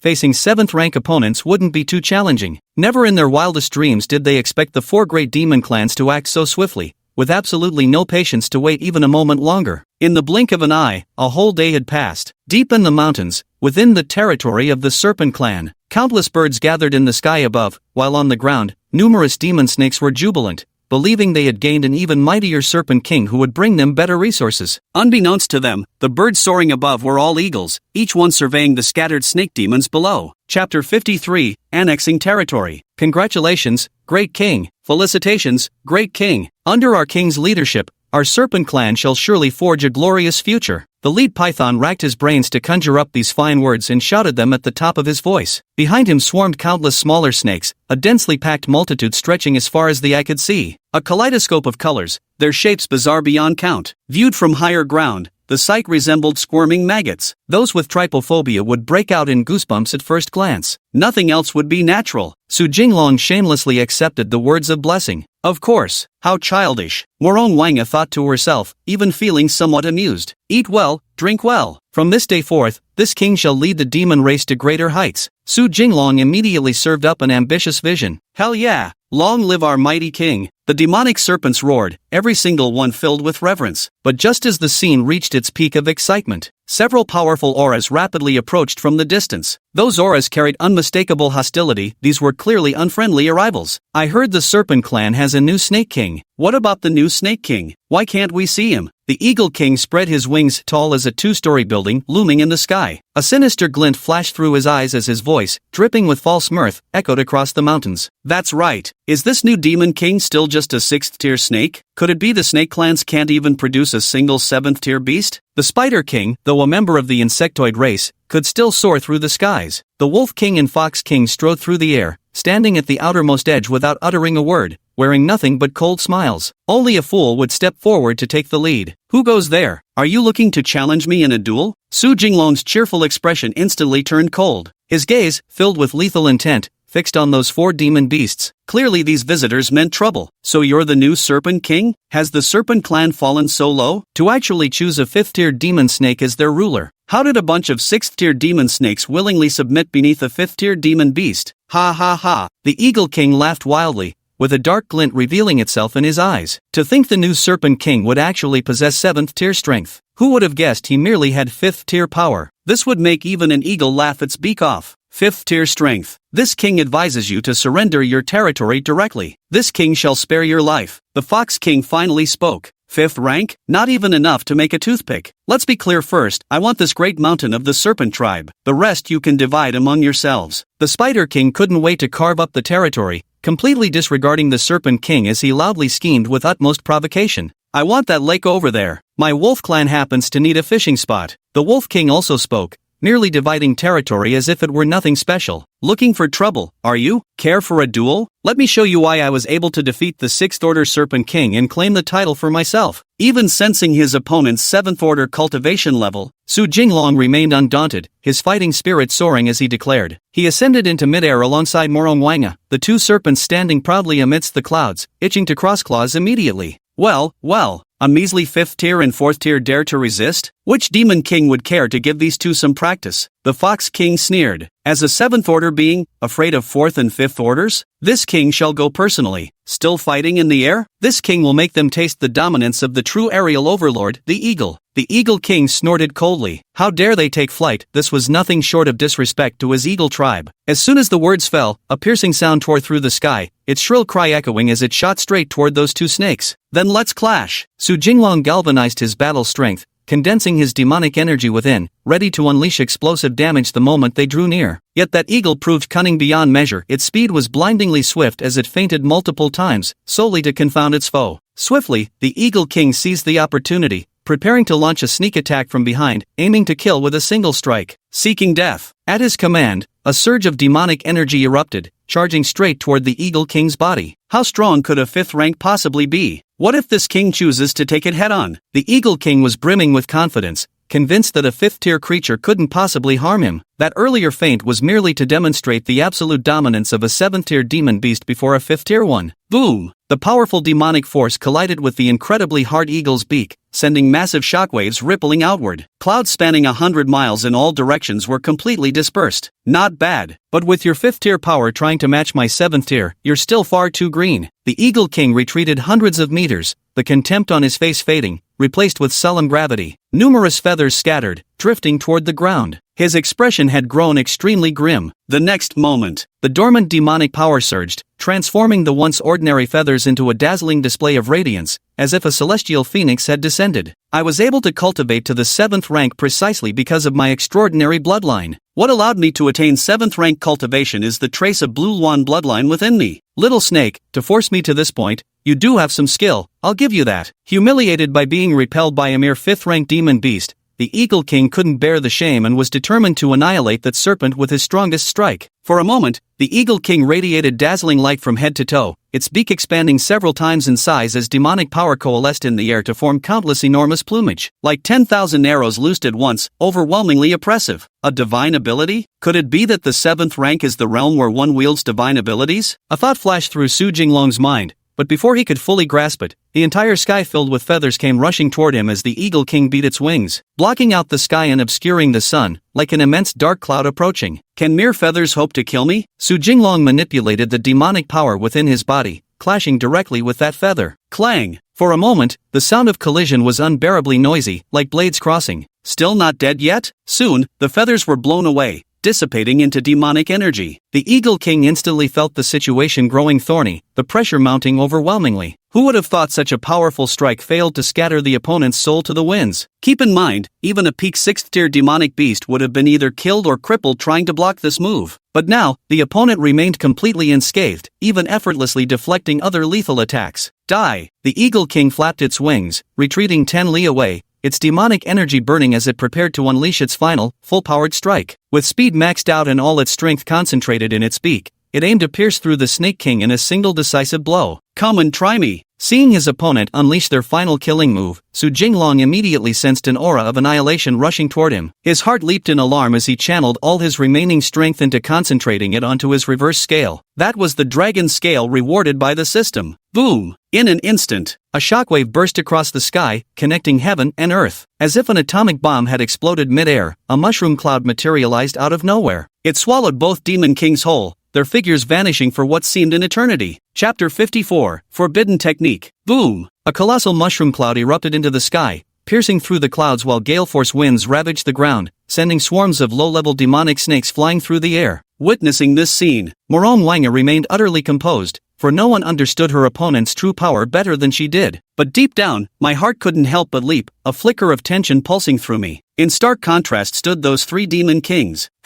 Even an 8th-ranked great demon would struggle to withstand this strike, I reckon. That measly 5th-ranked snake demon? It'll be blasted into scattered fragments here and there. The Fox King let out a disdainful laugh. What lay before his eyes was truly ridiculous. A mere 5th-tier beast daring to challenge a 7th-tier monster single-handedly. Such folly hadn't been seen in thousands of years. Perhaps his strength and talent are indeed commendable. But comparing an untempered 5th-rank genius to a powerful 7th-rank expert is like pitting a firefly against the brilliance of the full moon. The Wolf King likewise snorted with a smirk. Talent is important, but luck is the most essential thing. The words had barely left his lips. The sky-obscuring yellow smoke finally began to slowly dissipate, revealing the figures of 2 individuals. The white serpent emerged unscathed, and what's more, it coiled tightly around the Eagle King, exerting every ounce of its strength in a desperate attempt to crush him to death. The Eagle King struggled with all his might, yet couldn't utter a single word. His face twisted in agony, trapped yet unable to die quickly. For now, neither side could gain the upper hand. What? How is that possible? The Spider King was utterly horrified. He blinked his thousands of eyes to make sure he wasn't seeing things. A 5th-grade snake actually entangled its 7th-grade natural predator, an eagle? What right does he have? In an instant, the 3 demon kings sensed imminent danger. The Fox King widened his eyes in disbelief at the scene before him. At that moment, the Eagle King strained to blink his eyes, glaring meaningfully at the 3 demon kings. Attack! Let's kill him together. He's too damn dangerous. If we don't finish him off now, we'll surely face his vengeance later. The Wolf King's pupils trembled with shock. Reacting first, he roared and leapt into the air, dashing away while readying a lethal strike. Exactly. crush him with overwhelming force, or we'll face endless troubles in the future. The Fox King likewise roared and charged straight toward the battlefield. The Spider King did the same. All three kings attacked simultaneously, rushing directly at the White Serpent. Not good. Facing a 7th-ranked Demon King, Su Jinglong's fight was already this intense. 1 against 4. There's absolutely no chance of winning. Mu Rongwange's pupils contracted sharply. He instantly realized something was wrong. At this very moment, she must remain utterly calm and composed to exact vengeance. The situation was critical. The trusted White Serpent that could always be relied upon was being forced into retreat. She absolutely had to devise a countermeasure. Die! The Wolf King roared, channeling demonic energy into a swirling orb crackling with lightning sparks, which he hurled straight at the White Serpent. At the same time, the other 2 Demon Kings appeared simultaneously, unleashing a barrage of lethal attacks. To eliminate this inevitable threat, the 3 Demon Kings pulled out all the stops to kill him.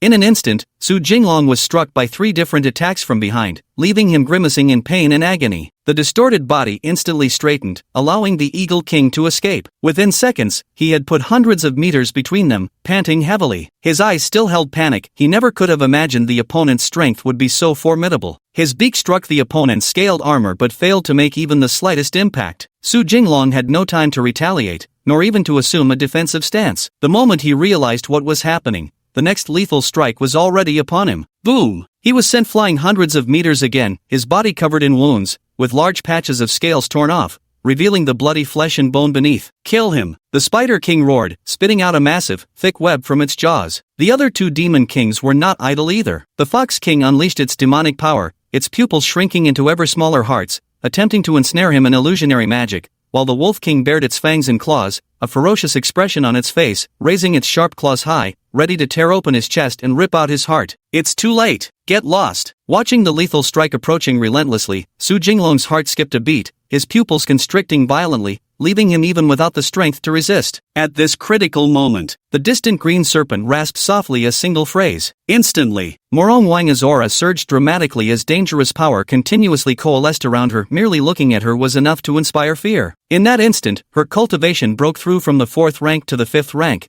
then forcibly ascended to the 6th. Next moment, Morongwange suddenly opened her eyes, a chilling light swirling within her pupils. In an instant, the world turned bitterly cold as the temperature plummeted. Wherever she passed, water instantly froze, and even clouds solidified into blocks of ice. Who dares lay a finger on him? A roar that pierced through heaven and earth erupted. Immediately, 5-clawed dragon apparitions materialized around Morongwange's body. At this very moment, it truly seemed as if a golden 5-clawed dragon had descended upon the world. Its aura was world-shattering and absolutely undeniable. The dragon's whiskers floated rhythmically, dazzling golden light shimmering, its tightly compacted scales gleaming with solid hardness, while its limbs gathered peerless killing intent. What was that noise? The 4 Demon Kings were terrified, frozen in uncertainty. An overwhelming force had locked onto all 4 of them, rendering them completely immobile. No idea, one muttered. The Fox King's heart pounded violently, sensing death looming dangerously close. Before the 4 Demon Kings could react, the 5-clawed golden dragon had already leaped before them, exhaling a breath of dragon fire that sent one Demon King flying. With another swipe of its claws through the void, a golden fissure tore through space, striking another Demon King, who was instantly blasted thousands of meters away, vanishing without a trace. Then, Morongwange let out a roar, the dragon's cry shaking heaven and earth. The eardrums of the 2 Demon Kings shattered, and before they could even resist, they were sent flying. She swiftly grabbed the severely wounded Su Jinglong and fled the scene at an astonishing speed. In the blink of an eye, they had covered hundreds of miles. Before even taking a second breath, the golden light faded from Morongwange's body, instantly receding into that of an ordinary flood dragon. His entire form grew dull and dim, even the once gleaming scales now appearing loose and tarnished. This is what a true great emperor looks like. God damn it. Su Jinglong was repeatedly beaten and suffered considerable injuries, but fortunately, he wouldn't die. However, Morongwange fell directly into a coma, collapsing to the ground without moving. The backlash from forcibly enhancing her strength was severe. Her cultivation level plummeted continuously from the 6th rank, eventually stabilizing only at the early stages of the 4th rank. Are you okay? Please don't die. You can't have anything happen to you. Su Jinglong couldn't assess the injuries on the other person, and panic immediately set in. If only he knew where the injuries were, then healing would be easier, but now, he was at a complete loss, with no idea where to even begin treatment. Just as he was racking his brains in desperation, the system's voice emerged like a divine savior. Chapter 55, The Art of Yin and Yang. Ding, the system detects that the bound individual Morong Wanga is severely injured and spiritually weakened. If the host engages in dual cultivation, it can significantly recover the bound individual's condition. Ding, the system rewards the host with the art of yin-yang harmony. The system's sudden announcement was like a lifeline, offering the two a method to restore their cultivation. Dual cultivation? Su Jinglong, disregarding the pain of his injuries, abruptly stood up. In his mind, a few words echoed repeatedly as he pondered the vast hidden meanings behind them. Wait, my soul is wounded? To unleash such combat power just now, you must have used a forbidden technique, right? The demon race's souls are inferior to humans, even more fragile, so they were using their souls as a means to unleash such formidable combat power just now. Su Jinglong murmured in a low voice. No wonder Morong Wanga was so severely wounded, this is truly shocking. Both body and soul have suffered tremendous trauma. But considering she's a millennia-old empress, proficient in forbidden arts, it seems perfectly reasonable. The technique of yin-yang harmony entered Su Jinglong's mind, rapidly assimilating as if he'd known it since birth, every movement flowing from pure instinct. With a complicated expression, he gazed at the unconscious Morong Wanga, deeply contemplating the consequences and implications. If we dual cultivate, will she kill me when she wakes up? Su Jinglong was deeply tormented in his heart. He couldn't decide whether to practice dual cultivation to heal her injuries or wait and see, slowly repairing the wounds inside her body with his inner energy. It was clearly visible that demonic energy was tearing at Morong Wanga's wounds, hindering her natural healing process and making self-recovery nearly impossible. Enough hesitation. She got hurt just now because of me. I need to make her recover as quickly as possible. Demon beast souls are inherently weaker than humans to begin with. Using forbidden arts even once must have inflicted severe injuries. Who knows how long it would take if she recovers slowly. After an intense inner struggle, he finally made his decision. Su Jinglong gritted his teeth and closed his eyes, recalling the principles of the yin-yang harmonization technique in his mind. Sunlight continuously bathed Su Jinglong as he absorbed the yin essence, strengthening himself. The wounds he had sustained in the battle against that fifth-rank bastard turtle gradually began to heal. Meanwhile, Morong Wanga's soul-tearing injuries from the battlefield also started to mend slowly. And that wasn't all. The cultivation levels of both parties were gradually rising. This technique was truly miraculous. Not only had their injuries vanished, but it even promoted cultivation advancement, improved physical constitution, and purged impurities, rendering their innate physiques increasingly pure. Even impurities within their bloodlines had been thoroughly cleansed. Coming back to his senses, Su Jinglong let out a long exhale, the healing of his body filling him with immense pleasure. From head to toe, he brimmed with the comfort of complete recovery. Wait, did I actually reach the 6th rank? To his astonishment, a vigorous battle had unexpectedly helped him break through his limits, elevating his combat prowess to the early 6th stage. Not only that, but the severely injured body also healed. The scales on its body grew even harder, shimmering brilliantly under the sunlight, absolutely stunning. He felt his strength had increased not just twofold, but potentially tenfold. All this was rightfully his as a dragon knight. After all, Su Jinglong's aesthetic preferences still leaned towards admiring human beauties. While he was still immersed in the ecstasy of his cultivation breakthrough, Morong Wanga also awoke slowly, letting out a low groan. She felt remarkably comfortable yet strangely fatigued. It was as if she had sleepwalked across the entirety of the heavens and earth. Sniff! Morong Wanga sensed something was amiss. With her eyes closed, she instinctively took a deep breath through her nose. The next moment, her eyes flew open as she sprang to her feet. Eyes wide open, face filled with disbelief. She saw her own body and instantly knew what had just happened. Morong Wanga remained silent, smelling the salty, metallic scent of blood in the air, then glanced at the snot. At last, I realized what had happened. Has he forced himself on me again? Morong Wanga's tone held not a trace of blame, only thick disbelief. Good heavens! Surely you wouldn't take advantage while this princess lies grievously wounded? This princess is still injured. Are you trying to strike while the iron's hot? Morong Wanga felt somewhat displeased, but ultimately harbored no intention to blame. Yet in the very next moment, she realized no pain radiated through her body. Her wounded soul now felt more powerful than ever. Discovering something amiss, Morong Wanga urgently inspected her own body, channeling demonic energy to examine herself internally. I even broke through? 5th rank now. Oh my god. What on earth just happened? This is so embarrassing. Morong Wanga discovered that all her injuries had healed completely, and she had even advanced another cultivation rank. As an eternal empress, she didn't even need to think to know exactly what had just happened. For a moment, she felt nothing but embarrassment, her heart screaming things like, I can't face anyone now. On the surface, Morong Wanga remained as steady as a mountain, standing motionless as if inspecting herself. Only Su Jinglong knew just how turbulent the storm was within her heart. Oh dear, coming so suddenly without giving this noble consort any time to prepare. I was just asleep and didn't get to experience anything, what a waste. Good heavens, what exactly is this noble consort thinking about? Morong Wanga felt her face burning as if with fever, though the green snake's skin being naturally green made the flush invisible. Sorry about that just now. Su Jinglong knew full well the other party meant no reproach, yet couldn't help but apologize. I saw your soul was wounded, so I used the dual cultivation method to help heal your injuries. I didn't get your permission first, but I truly had no other choice. I'm truly sorry about this. Su Jinglong's shamelessness vanished in this moment. Perhaps it was because of Xiao Chunan. First taste of intimacy. It's nothing. Morong Wanga instinctively opened her mouth to speak. Two perfectly articulated words left them both stunned. You can speak now? Su Jinglong momentarily froze in surprise,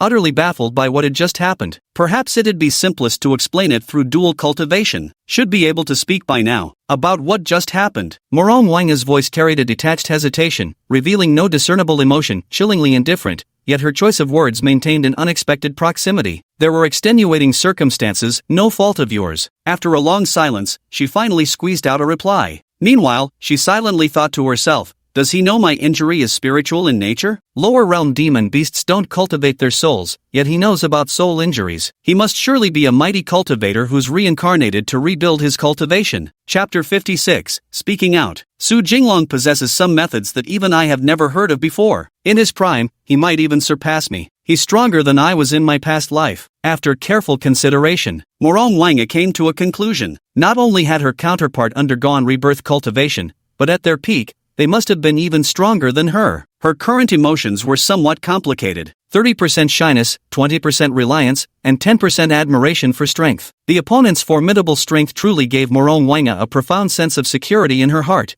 even making her somewhat dependent on this feeling. As for certain matters, having experienced them once led to a second time, then a third, and gradually becoming accustomed to them was unavoidable. Yet she still felt genuine shyness. As a maiden of countless years, encountering such matters for the first time inevitably made her blush with bashfulness. My body is so exhausted. How long did he actually take? Ah, forget it, how embarrassing. How could I keep dwelling on such a thing? Morong Wanga's tone was coy, both tsundere and shy, shaking her head repeatedly to rid herself of these unhealthy thoughts. Are you all right? Fully aware of what was going through the other's mind. But Su Jinglong could only pretend not to know. He hesitantly asked with concern. It's nothing, Morong Wanga blurted out, her tone still icy, completely emotionless. Perhaps she had grown accustomed to speaking in this manner. As long as you're alright, I'm really sorry about this. Should we rest here for a while now? Should we go back and kill them after improving our cultivation? Or should we charge back immediately? Su Jinglong tilted his head, trying to gauge the other's intentions. At his current early-stage 6th order cultivation level, judging by his combat prowess, taking on 4 demon kings wouldn't be a problem. But something in his gut told him this wasn't entirely safe. Morong Wanga remained silent, lost in thought. Should we go back for revenge now, or improve our cultivation further before striking back? Su Jinglong repeated it again. Ha! Morong Wanga snapped back to reality, her eyes flickering with panic, her movements flustered, clearly showing signs of guilt. It would have been better if I'd just listened to you. She composed her expression and answered truthfully. In her view, the other party's cultivation was higher than her own, their strength surpassed hers, and surely their experience and ideas were more mature. Listening to them couldn't be wrong. Take a rest for a while then. Wait till another day to return and seek revenge. Now is the time to maximize your cultivation level as much as possible. Su Jinglong nodded, having devised a foolproof plan. There are quite a few demon beasts in this area currently, we can use them as a temporary solution. At the very least, we're safe here for now. Who knows if some ancestor might suddenly reappear when we return to the demon tribe, or if they'd seek help from other demon clans. Then won't he run right into it? Having just narrowly escaped death, isn't he bound to behave for a couple days? The more Su Jinglong studied this area, the more familiar it seemed. It felt recognizable, yet he couldn't quite place where he'd seen it before. On the surface, Morong Wanga appeared aloof and indifferent, but the inner monologue in her heart was as lively and fanciful as a young girl's. All sorts of whimsical and eccentric thoughts kept popping up in her mind, yet she stubbornly kept them bottled up without uttering a word. If Su Jinglong remained silent, she wouldn't speak either, maintaining her quiet demeanor at all times. Ding! Detected a change in Morong Wanga's emotional state. Favorability increased. 10 points. Currently, Morong Wanga's favorability toward the host is 61 points.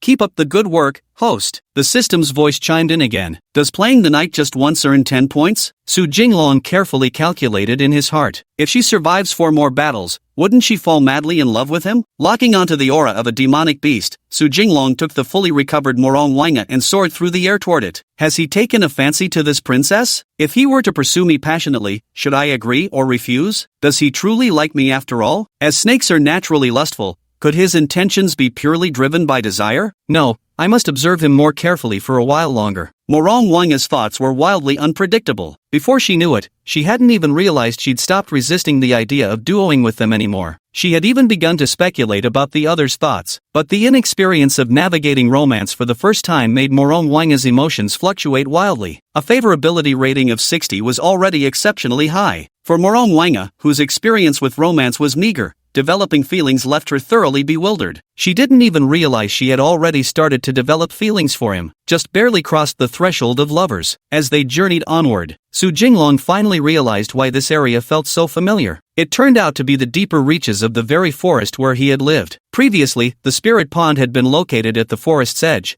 but now, they stood deep within its heart. Among them were 7 or 8 fifth-tier demonic beasts and 1 sixth-tier demonic beast. At this moment, Su Jinglong and Morong Wanga were not far from that 6th-tier demonic beast. Along the way, he concealed his aura and also masked the aura of the little dragon maiden. Soon, a white wolf appeared before the two of them. The white wolf lay slumbering on the massive stone disk, seemingly in hibernation, waiting for nightfall to absorb the power of moonlight once more. Die! Seizing the moment, Su Jinglong struck instantly, his 6th-tier aura fully unveiled as he charged straight toward the white wolf. Who's there? The white wolf awoke with a start, lifting its head to find a snake launching an attack against it. It struggled to resist, but the opponent's aura was simply too terrifying. Its bloodline power rendered the wolf completely immobile. It couldn't even attempt to fight back. Thud! The white wolf's head exploded like a watermelon, spraying brain matter and blood in all directions. He didn't even have the strength to resist. Extracting the demon core, Su Jinglong handed it to Morong Wanga. Eat it. It can help you cultivate your abilities more quickly. Su Jinglong handed over the demon core as usual. No,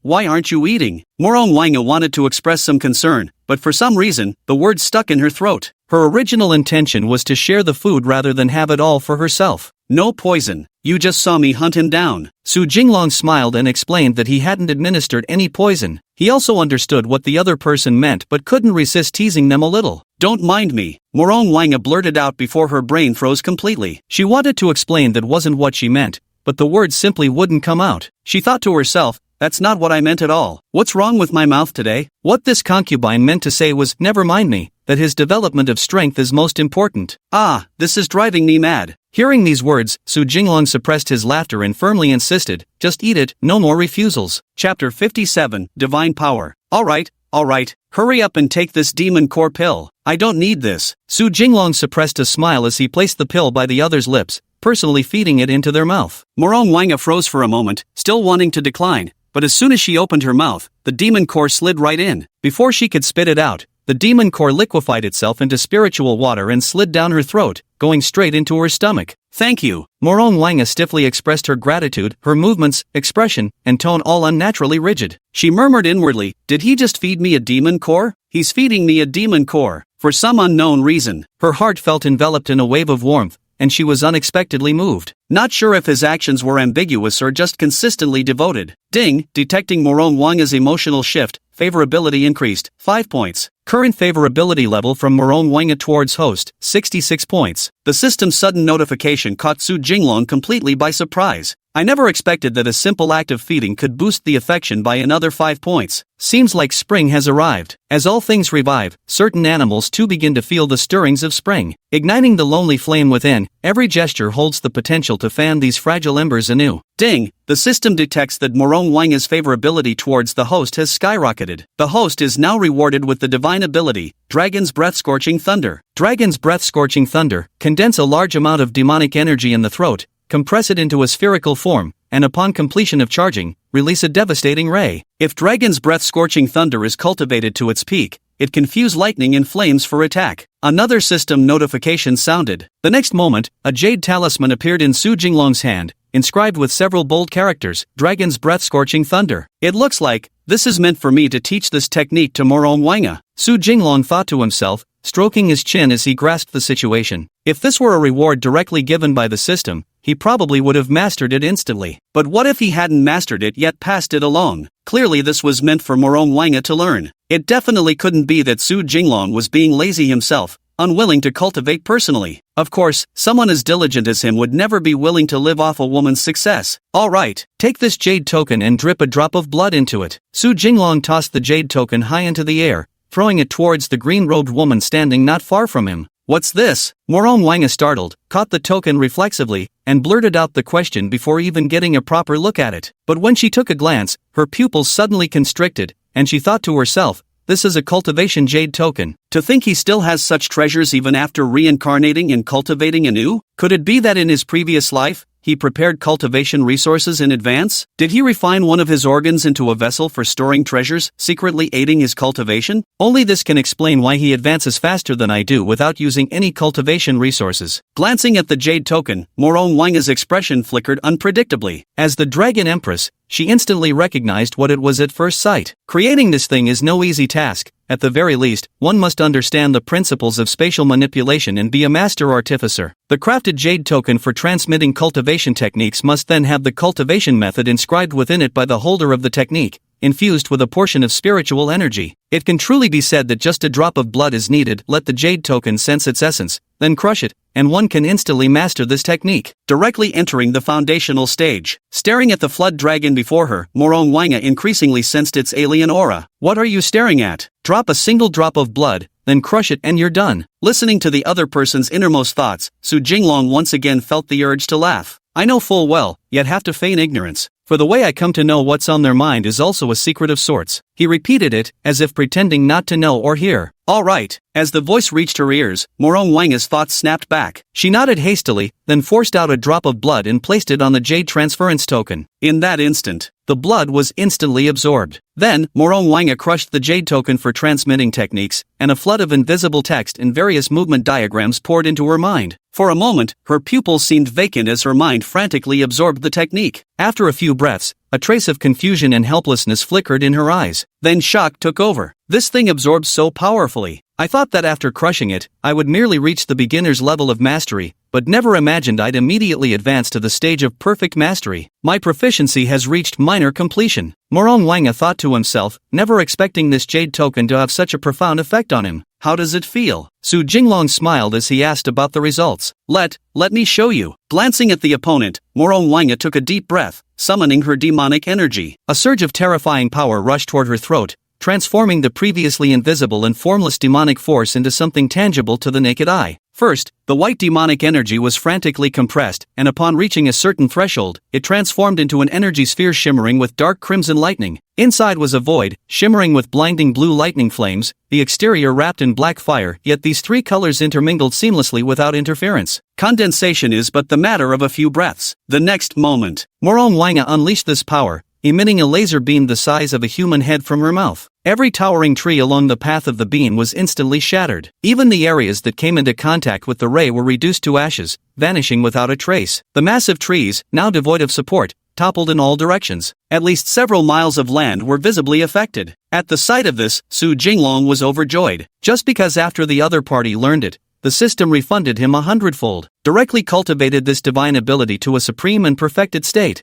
as if transcending the mundane to enter sainthood. At least 100 times more powerful. How do you feel? Su Jinglong pretended to be calm and composed, asking nonchalantly. It feels like the demonic energy is depleted. I think I can challenge a 7th-ranked demon beast above my level with this dragon's breath ashen thunder. It can help share some of the pressure for you. Morong Wanga was also visibly pleased, unable to control her emotions for a moment, so exhilarated that even her usual aloof demeanor was completely forgotten. Such divine abilities are incredibly powerful for this realm, especially when viewed from this lower world. That's good. If you truly believe you can challenge a 7th-ranked demon beast above your level, then after you've recovered your demonic energy, we'll charge back to the Serpent Clan together and strike down those 4 great demon kings. Su Jinglong let out a muffled groan, his eyes radiating invisible killing intent. Chapter 58, Regrouping and Rebuilding. Ha ha ha, this Snake Clan's territory belongs to us now. With our domain suddenly expanded by such magnitude, this king is thoroughly delighted. Many more days passed. The territory of the Serpent Clan was gathering place for the 4 great demon kings. The 4 of them had just assembled. Before anything could be said, the Spider King began roaring excitedly. Don't celebrate too soon. First, think of how we should hunt down those two fiends. I have already investigated thoroughly. Those two serpent demons are geniuses at the monstrous level, possessing formidable innate talents. If we don't exterminate them root and branch soon, they will surely bring endless calamities upon us in the future. The Eagle King snorted coldly, showing not the slightest hint of joy. That day, he had been lightly injured by a mere 5th-tier serpent demon, after which he sent out his eagles to gather information. Never would I have imagined that these were the two monstrous geniuses who recently made a dazzling appearance in the Trial Mountains. The Eagle King speaks nothing but the truth. Those two aberrations must be eradicated root and stem at the earliest opportunity. The Fox King concurred, firmly believing they must be exterminated down to the last root. So what if it's just a 5th-tier demon snake and a 4th-tier demon snake? What's there to be afraid of? However, this king agrees with the proposals of Eagle King and Fox King. Wolf King sneered coldly, his icy eyes revealing both disdain and murderous intent. Hearing this, the Spider King was taken aback. So that's why you called us here today? This king has already sent people to hunt them down, just haven't found them yet. What, have you found them? The spider clan's fertility was formidable, with millions of their kind scattered in search of the two demonic serpents, a task both simple and challenging. Based on the direction they fled days ago, I've already dispatched thousands of eagles to pursue and investigate. The moment we detect the slightest trace, we 4 great demon kings will act immediately, suppressing those two fiends with overwhelming force and exterminating them without mercy. The Eagle King grumbled gloomily. Getting injured by a 5th-tier demon snake was utterly humiliating. He simply had to reclaim his honor. Absolutely necessary, he muttered. I'll go back and immediately deploy our Wolf Clan warriors, no matter the cost. We must exterminate those two demonic snakes. Though the Wolf King dismissed the 2 low-level demonic snakes with contempt, he wasn't foolish. But just as the 4 great demon kings were jointly discussing this matter, a powerful aura approached from the distance, moving with astonishing speed. In the blink of an eye, he arrived nearby, accompanied by a voice brimming with arrogance. No need to come looking for me. Today, I've come to you. Last time you ganged up on me when I was alone. Today, this venerable one will surely settle the score and wipe away the humiliation. Before the man arrived, his voice came first. Su Jinglong at the mid-6th tier and Morong Wanga at the mid-5th tier jointly gathered above the Snake Clan's territory. They didn't conceal their auras in the slightest, flaunting their arrogance openly. Recently, after Morong Wanga used the dragon's breath-scorching thunder, Su Jinglong hunted a large number of demon beasts, supplying all their demon cores to replenish her demonic energy. Just because the cultivation technique she practiced was incredibly powerful, the demonic energy stored in the demon core was vast, requiring a large number of demon cores for restoration. At the same time, it allowed Morong Wanga's cultivation to advance further, reaching the mid-stage of the 5th rank. After witnessing the might of the dragon's breath annihilating thunder, Su Jinglong gained the confidence to take on 4 opponents single-handedly. His combat strength was 100 times that of Morong Wanga's, his demonic energy reserves were 100-fold greater, and his mastery of divine abilities was top tier. In the current battle situation, all of that was simply overkill. Kid, you've got some nerve. The Spider King couldn't tolerate such provocation and immediately took to the skies, ready to fight with everything he had. Kid, we thought you'd chickened out and run away. I never thought you'd walk right into the net. You really have no regard for your life. The 4 7th-level demonic beasts exchanged cold smiles. Though the aura of a 6th-level practitioner was clearly evident, they couldn't sense any combat power from them. They just thought that with 4 7th-tier demon beasts joining forces, how could they possibly lose to a single 6th-tier serpent demon? Funny, cut the crap. I'll fucking spiral right up and give your mother a 360-degree stir-fry from hell. Su Jinglong cursed angrily, the sight of these 4 punch-worthy bastards making his blood boil. It was supposed to be a fair one-on-one duel, but halfway through when he couldn't win, they resorted to ganging up on him. Without another word, he unleashed the full might of his 6th-stage cultivation, releasing an absolutely terrifying aura. He decided to strike first, eager to test just how formidable the combat power of the 6th stage truly was. In an instant, Su Jinglong's figure suddenly appeared before the 4 demon kings, sweeping his tail at them without hesitation. The dragon's breath lightning consumes demonic energy at a terrifying rate, best to avoid using it unless absolutely necessary. Running out of strength mid-battle would be disastrous. Damn! The 4 great demon kings were stunned, never expecting their opponent to be this fast. While dodging, they couldn't help but marvel at how incredibly lucky their adversary was. Just a few days had passed, and yet he'd already broken through to another realm. But fortunately, it wasn't 7th tier. Of the 4 great demon kings, 3 managed to dodge, leaving only the Spider King who failed to evade in time. 2 of its 8 legs were instantly blown off. Thick green blood gushed out, spattering across the sky. Ah! The Spider King let out a miserable shriek as overwhelming pain engulfed his entire body, an excruciating agony that made fighting nearly impossible for him. Yet the other 3 demon kings paid him no attention, striking directly toward the white serpent without hesitation. Each unleashed their most devastating moves, hurling them mercilessly at their foe. Moon chant. The Wolf King roared with fury, its howl reverberating hundreds of miles across the land. In that moment, the sky seemed to darken, the sun's radiance eclipsed by the moon as a faint lunar shadow loomed overhead. The next second, his already formidable muscles erupted, bulging with explosive power. Speed, strength, and more have all increased several times over. Meanwhile, the Fox King and the Eagle King unleashed their most devastating attacks. The Eagle King retreated several miles, building momentum before reaching full speed, focusing all its monstrous energy into its beak, poised to pierce straight through its enemy's heart. But that Fox King was extraordinary, pink hearts flashing in his pupils. Despite being a male fox, his allure skills were shockingly potent. Before you circles what matters most in your heart. The Fox King whispered his incantation as demonic power surged, filling the sky within seconds with an intensely alluring fragrance. This was the proudest technique of a 7th-tier demon beast. Upon reaching the 7th rank, one unlocks the divine abilities hidden within their bloodline. After Su Jinglong finished cleaning up the remnants, he straightened his posture. Before he could even gather the dragon's breath Ashen Thunder, a pink demonic energy enveloped his surroundings. Just one puff, and I was floating in bliss from head to toe. Su Jinglong felt so ecstatic that he couldn't help but close his eyes. But suddenly, he remembered they were still in the middle of a fight. The next second, his eyes snapped open. Yet what he saw were thousands of naked human beauties swaying their bodies, performing alluring dances of every variety. Each bore a seductive expression, their every movement dripping with temptation. Chapter 59, Dragon's Breath and Ashen Thunder. Damn it! Demons have fragile mental defenses, they're extremely susceptible to falling irreversibly into illusionary techniques. Morong Wanga's pupils contracted sharply. She had been standing at the rear, intending to intervene only when absolutely necessary during critical moments. Never expected that everyone would go all out from the very start. If it were merely a straightforward and powerful offensive, it wouldn't have made her worry so much. Yet unexpectedly, illusion techniques were deployed. Few low-level demon tribes cultivate magical abilities, let alone practice mastery over the soul and spiritual powers. So beautiful. Su Jinglong swallowed the thick saliva in his mouth, instantly lost in a trance beyond his control. Could this be any more alluring? In his eyes, countless beauties stood naked before him. Yet to others, all they saw was a demonic serpent floating mid-air, its eyes vacant, its face twisted with greed and desire. At the same time, the attacks of the major demon kings leaped right before them. The Eagle King moved with lightning speed, its beak slicing through the air as visible demonic force evaporated into white mist around it. Their massive bodies were shrouded in white mist, somewhat blending with the sky, yet their terrifying aura still made it impossible to underestimate them. The Wolf King expanded his body several times over, his muscles bulging unrestrainedly,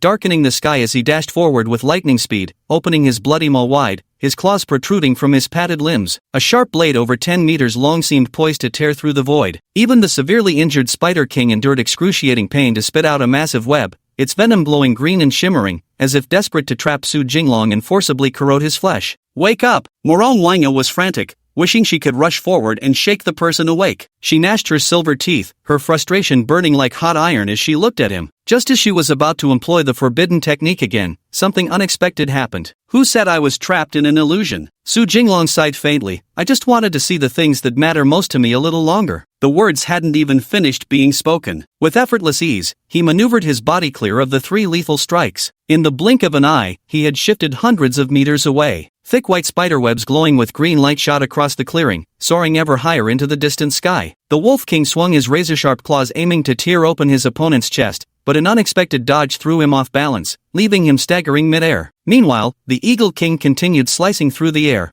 plunging backward into the fray, utterly disregarding the white serpent nearby where Su Jinglong stood watch. Yet his momentum carried him too fast. The Eagle King couldn't break his charge. What's more, Su Jinglong even had the leisure to pat the Eagle King's forehead with his tail, forcibly altering the direction of its charge toward a thick wooden beam. What? The Fox King was shocked beyond measure, never expecting his opponent to evade so effortlessly. Just a hair's breadth away. I just wanted another look, that's all. It's not like I'm really under the control of your psychic powers. Su Jinglong chuckled lightly and disdainfully repeated it once more. Hearing this, the Fox King was utterly shocked, his heart pounding uncontrollably. Bullshit. Seeing the white serpent was unharmed, Morong Wanga rolled her eyes, secretly cursing in her heart. She had just witnessed the other's eyeballs nearly popping out. Only lecherous men would make such an expression. She didn't even need to think to guess what had been seen. Taste my claws. Before she could ponder further, the Wolf King steadied himself and lunged once more, swinging his claws and fangs. Seeing this, Su Jinglong couldn't help but laugh. At the 5th rank, I held an absolute advantage in one-on-one combat. Now that I've reached the 6th level of cultivation, do you really think you can still injure me with a single slap? The words had barely faded. Su Jinglong moved in a flash. No, it was his speed being so fast that it merely appeared as teleportation. He appeared behind the Wolf King and swiftly coiled his body around the opponent's chest. Using that single point of leverage, he spread rapidly, enveloping the entire body within seconds. Then, without the slightest hesitation, Su Jinglong bared his fangs within his gaping maw and sank them deep into the Wolf King's neck. A massive dose of venom was injected into the opponent's body, then withdrawn 2 seconds later,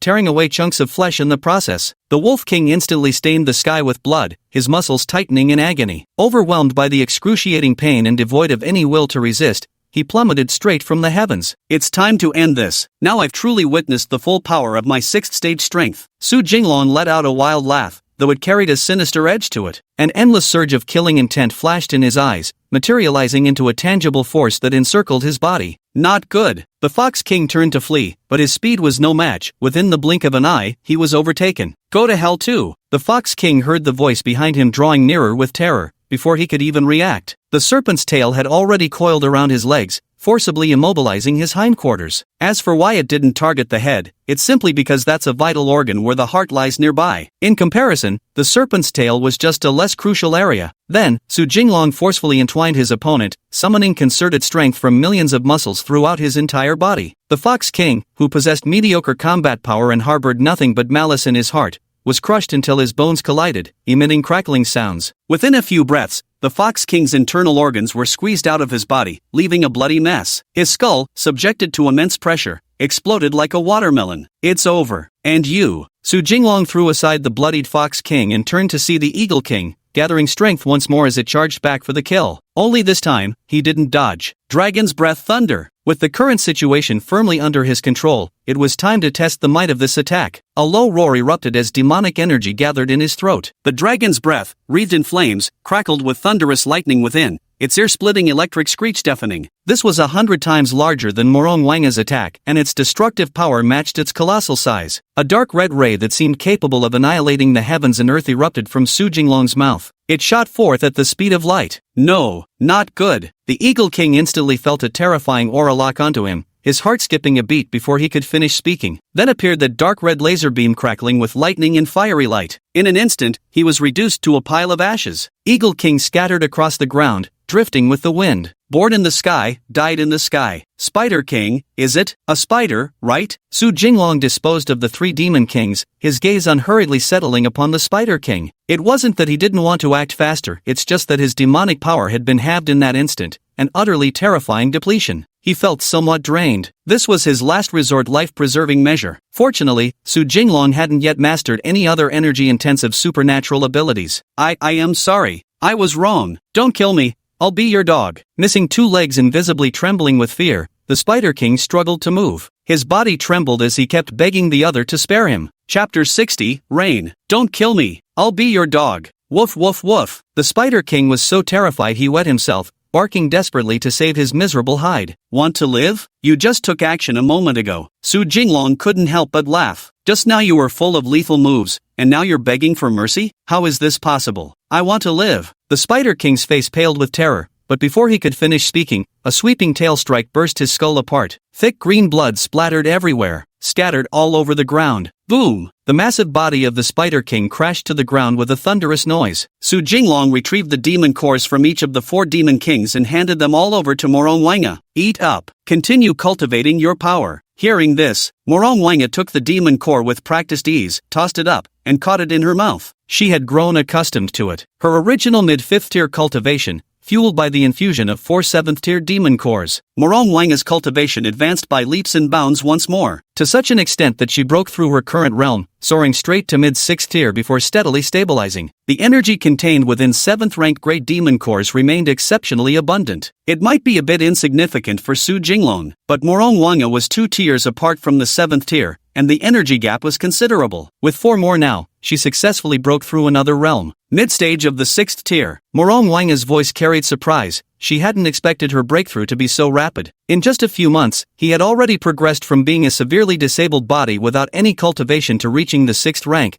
and throughout this process, he hadn't encountered any insurmountable obstacles. How incredibly lucky! Meanwhile, Su Jinglong remained silent as the energy within him surged steadily, finally stabilizing at the mid-level of the 7th rank. Did he break through too? How come as soon as I break through, he follows suit? Something feels off, but I can't quite put my finger on it. Manhwa had no idea about the system's existence. She was merely baffled, completely clueless about what was really going on. She could clearly sense the strangeness in it, but without evidence, there was no way to understand why. How could she possibly bring this up? Hearing the doubts in the other's mind, Su Jinglong pretended not to notice while silently calculating a plausible response. His motto was simple: if they didn't ask, he wouldn't tell. Ding! Detected host's advancement to a 7th rank demon beast with rapid cultivation progress. Reward granted: cloud soaring. Cloud soaring. Using this flight technique allows traversing 1,000 miles in a single day. Ding! Host has amassed a large quantity of low-tier divine abilities. Initiate fusion? The system's notifications kept chiming. Earlier, Su Jinglong found it annoying how Manhwa gained a completely useless divine ability with every demon core she consumed. Each time she ate one, the system would remind him. It became so irritating that he simply muted the alerts. Fusion. Fuse now. I need to check if there's any powerful divine ability for me to use. Su Jinglong's eyes lit up. Without the system's reminders, he had almost forgotten about this. Dragon's Breath Ashen Thunder might be good, but it consumes too much energy. It's annoying that ultimate moves can't be spammed like regular attacks. What he really wanted was a skill that could function like regular basic attacks. The system is merging divine powers for the host. Ding! Congratulations to the host for acquiring the divine power. Lightning Fire Tribulation Finger. Lightning Fire Tribulation Finger compresses demonic power to fingertip size and launches it with a flick, dealing considerable damage at low cost. Lightning Fire Tribulation Finger? Just by looking at the name, Su Jinglong could tell it was extraordinary. While Manhwa was still stabilizing her cultivation state through meditation, he quietly stepped into the air and traveled several miles away. Thunderfire Calamity Finger. With a low roar, several finger-sized thunder flames instantly condensed within Su Jinglong's body before being launched through the fleshy buds of his draconic horns. Boom! Each invisible bolt of lightning might seem small, but its explosive force was incredibly powerful, snapping that towering tree in half in the blink of an eye. Boom! The giant tree collapsed with a thunderous crash. A single strike from the lightning tribulation finger packed quite a punch. Chopping trees no longer held any meaning. Su Jinglong once again turned the serpent's head toward a stone mountain that stood 100 meters tall, dozens of meters wide, and weighed at least 100 tons. Thunderfire Tribulation Finger. Su Jinglong unleashed this attack once again. In the blink of an eye, an invisible thunderfire coalesced within his body, erupting forth instantly with the momentum to pierce through the skies. Boom! Boom! Its speed was astonishing, even rivaling Su Jinglong's flight velocity. Upon impact, sparks flashed momentarily, stirring up a cloud of smoke and sending debris flying in all directions like a torrential downpour. The 100-ton stone mountain collapsed abruptly, turning into a pile of rubble. Not bad with those attack moves. Not bad at all. Low energy consumption, decent damage output, lightning fast speed. It can totally be used as a basic attack. Su Jinglong got exactly what his heart desired. Here came the perfect basic attack. Simply fantastic. After he briefly tested the power of the Thunderfire Calamity Finger, he didn't remain idle. Instead, he personally visited the territories previously ruled by the 4 great demon kings and declared their demise, proclaiming that all their lands now fell under his governance. Among them were some demonic beasts who resisted foreign rule, all of whom were effortlessly slaughtered, dead beyond any hope of revival. At the threshold of 7th tier, 8th tier, or even 9th tier combat power, these low-level demonic beasts were as fragile as a block of tofu. It was almost too easy. Without expending the slightest effort, Su Jinglong effortlessly secured this vast territory. An area spanning nearly 1,000 miles around had become the territory of him and Manhwa. After several more days of cultivation, a 6th-rank eagle brought news. Great King! The decade-long Demon Clan Conference is about to begin in our eastern region. They're holding the gathering in Wangbei City and have sent you an invitation. An eagle fluttered its wings, hovering midair, its voice unable to conceal its excitement. Demon Clan Conference? Su Jinglong repeated. He hadn't heard of it, had no idea what it meant. It's like this every 10 years. Our demon race of the eastern region holds a gathering to allocate cultivation resources for the coming decade. The stronger you are, the more cultivation resources you can claim. Previously, we weren't even qualified to participate. Our role was essentially that of spectators. But this year, they sent an invitation, meaning you could also attend the gathering and share in the cultivation resources. As a bird, the eagle's agile form took on the role of messenger. He reported everything he knew without holding back. Divide the resources? How strong is the strongest demon clan in the eastern domain? Su Jinglong stroked his chin, wanting to first hear about the mightiest demon clan the other party mentioned. This way, he could roughly gauge the situation. The strongest might possess 9th tier strength? Probably mostly 8th tier. If anyone reached 9th tier, they wouldn't stay in our eastern region anymore, they'd have to go to the central region. Even Old Eagle didn't know for sure. Though well informed, such top-level matters were beyond his reach. Chapter 61, The Eastern Territories Monster Race. Around 8th tier, the strongest barely reached the 9th tier. Understood. Just hand me the invitation and tell me the location. Su Jinglong pondered for a moment. It was just a worthless life anyway, so might as well go all out. At his 5th tier stage, he could fight 7th tier opponents to a standstill. Dominating 7th tier foes when he was 5th tier meant he could easily crush 8th tier adversaries now. Of course, he was utterly fearless.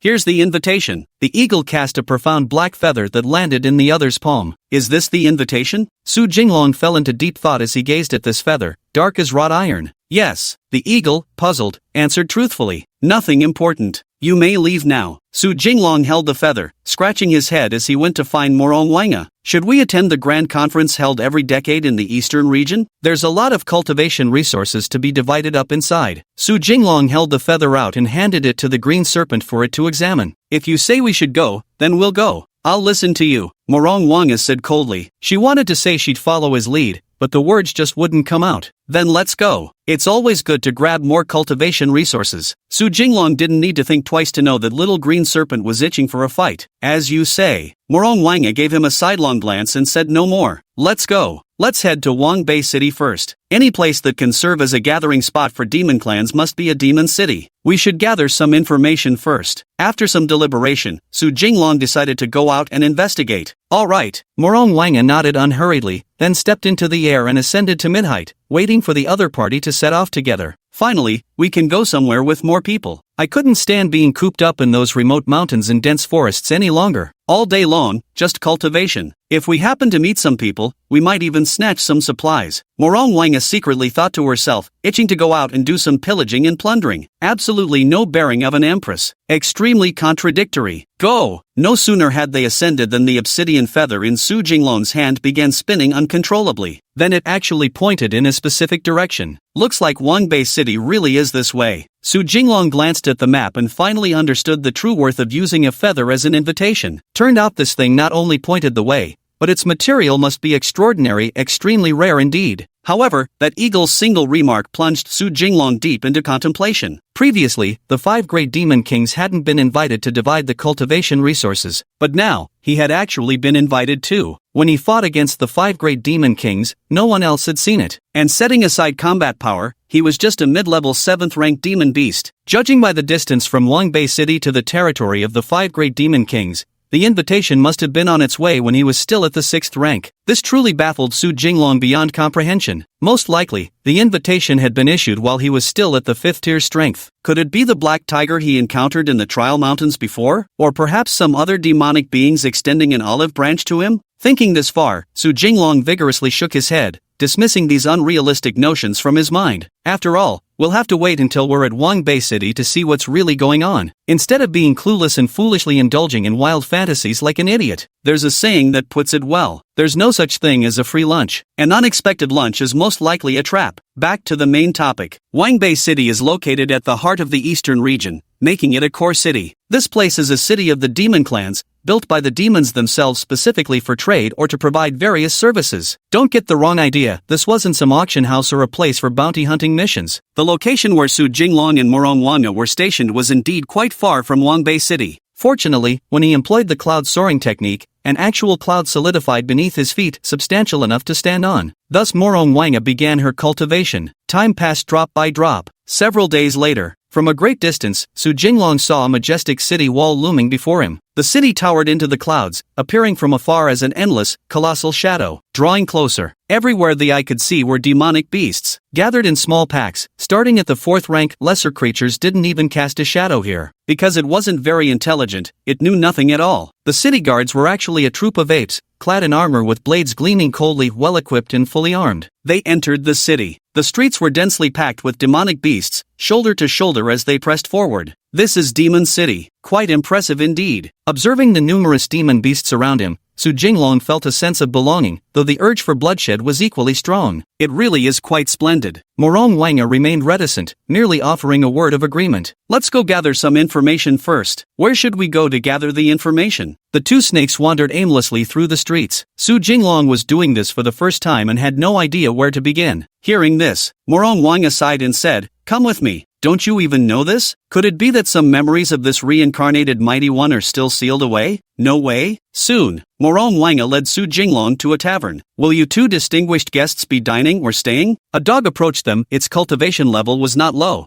and it had even refined its hyoid bone. "Just bring whatever dishes you have. I need to ask you something. Is the Eastern Realm Demon Clan Conference being held soon?" Morong Wanga said casually, as if this were a routine matter. "That's indeed the case. Only I'm not sure what the two of you would like to know." The yellow dog bared its large teeth and chuckled merrily. "Which factions will be participating? What are the tournament rules? How the battles will be conducted? And what is the highest cultivation level among the great demons competing?" Morong Wanga got straight to the point without the slightest attempt to conceal her intentions. There are quite a few ethnic groups who come to watch the competition, but as for those who actually participate, that number is much smaller. The tigers, the tortoises, the eagles, the bears, the wolves, and many other such clans. Just as he said this, the yellow dog's voice suddenly cut off, wearing an ingratiating smile full of expectation. One look at this dog's expression, and Su Jinglong immediately understood what he meant. He took a spirit stone from one of the confiscated spatial rings and placed it on the table, watching the other party with great interest without saying a word. Spirit stones shouldn't be spent so recklessly after all.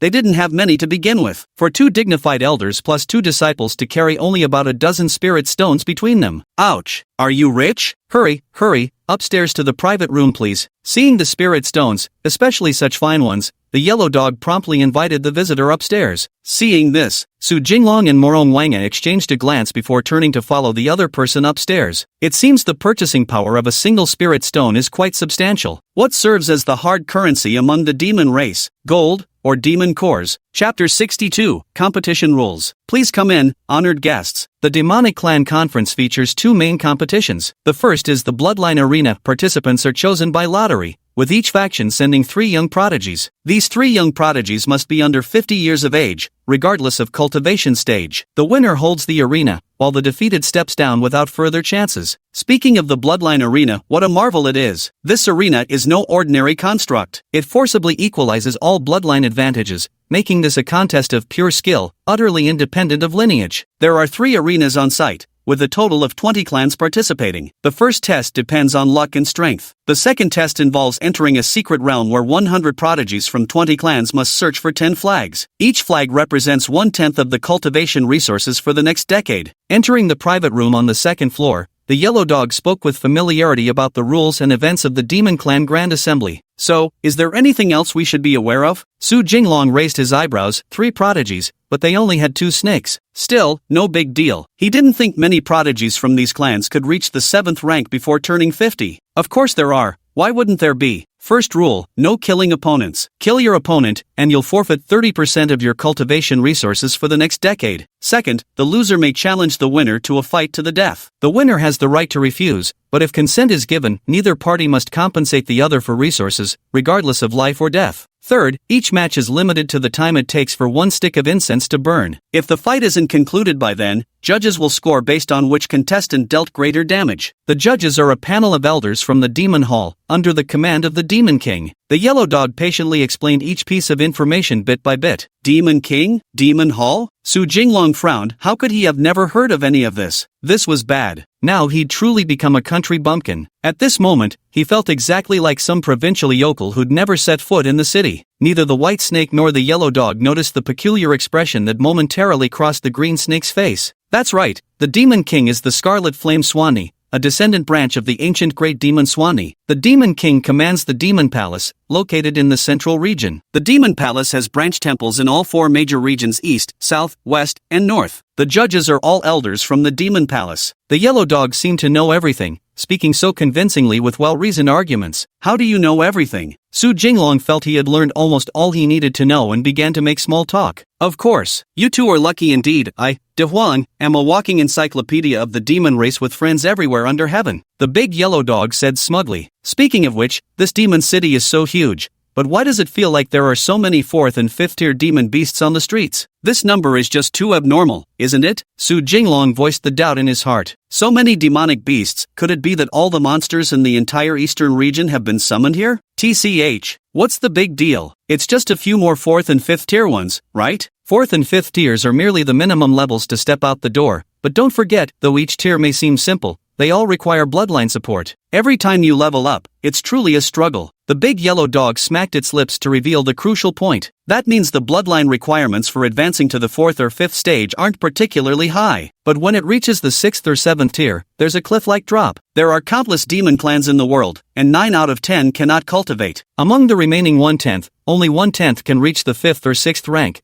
But that still amounts to tens of thousands. Far too many to count. But when it comes to the 6th rank, we demons must have at least a few thousand. The 7th rank is far fewer, 200 would already be considered excessive. As for the 8th rank, you could count them on one hand. The big yellow dog let out a scornful laugh, though it wasn't clear whether it was laughing at others or at its own yellow dog lineage. I see, no wonder. Su Jinglong nodded inwardly, having figured out some things. The demon race's fertility is actually quite high. With many offspring, it's only natural there would be numerous with decent bloodlines. Alright, that's all for now. Su Jinglong got a general understanding and prepared to leave. Hey, wait, honored guest. How about giving me 2 more spirit stones, and I'll stick with you throughout the demon clan assembly. The big yellow dog chased after them unwillingly, wanting to beg for some scraps. What do you think? Su Jinglong looked at Morong Wanga, wanting to gauge the other's attitude. Mostly because he couldn't quite grasp the purchasing power of spirit stones. What if he ended up losing big? Give it to him, Morong Wanga said indifferently, gazing at the yellow dog without a trace of emotion. What's the harm in giving him 2 spirit stones? It's not like I lack just 2. Her inner monologue abruptly stopped as she suddenly remembered something. Maybe we shouldn't hire them after all. If it really comes to that, I can ask around to investigate the issue later. Morong Wanga spoke hesitantly in an attempt to persuade. Her eyes dared not meet the other person's gaze. This is no way to waste even 2 spiritual stones. Hey, don't do this. I know everything. I'm a know-it-all. My big yellow has friends everywhere. The big yellow dog, unwilling to let this opportunity slip away, hurriedly showcased its abilities. 1 spirit stone, follow me until the end of the monster race assembly. Su Jinglong roughly understood the meaning and decisively lowered the price. Deal. Huang agreed without a second thought. Seeing how decisive the other party was, Su Jinglong felt shortchanged again. Wait, no, 1 is still too much. Make it half. He suddenly changed his mind again. Deal. The big yellow dog gritted its teeth and agreed. Forget it. I won't give it. Go away. Su Jinglong clicked his tongue in annoyance, suddenly realizing that having a guide didn't really matter anyway. Hey, that's not fair. The big yellow dog widened its eyes, feeling like it had been played for a fool. Then I'll give you 1, but you'll have to wait until it's over. Su Jinglong was afraid the other party would take the money and run, so he decided to wait until it was all over before paying. Deal. The big yellow dog changed its demeanor swiftly, now baring its teeth in a sleazy grin. He sensed that the other party was quite extraordinary, and following them certainly couldn't hurt. The Demon King is a crimson flame Swanee, feels oddly familiar. Morong Wanga secretly thought to herself, her brows tightly furrowed as she racked her brain for the name, yet no matter how hard she tried, she couldn't recall who it was. Meanwhile, Su Jinglong, who stood beside her, noted her unspoken doubts in his heart without betraying the slightest hint of suspicion. How should we proceed to participate in the Demon Clan Assembly next? How much longer until the competition starts? Su Jinglong feigned nonchalance as he asked the know-it-all. It's invitation only. There's no registration. The golden retriever raised an eyebrow, having assumed the man wanted to spectate. Is this the invitation, then? With this,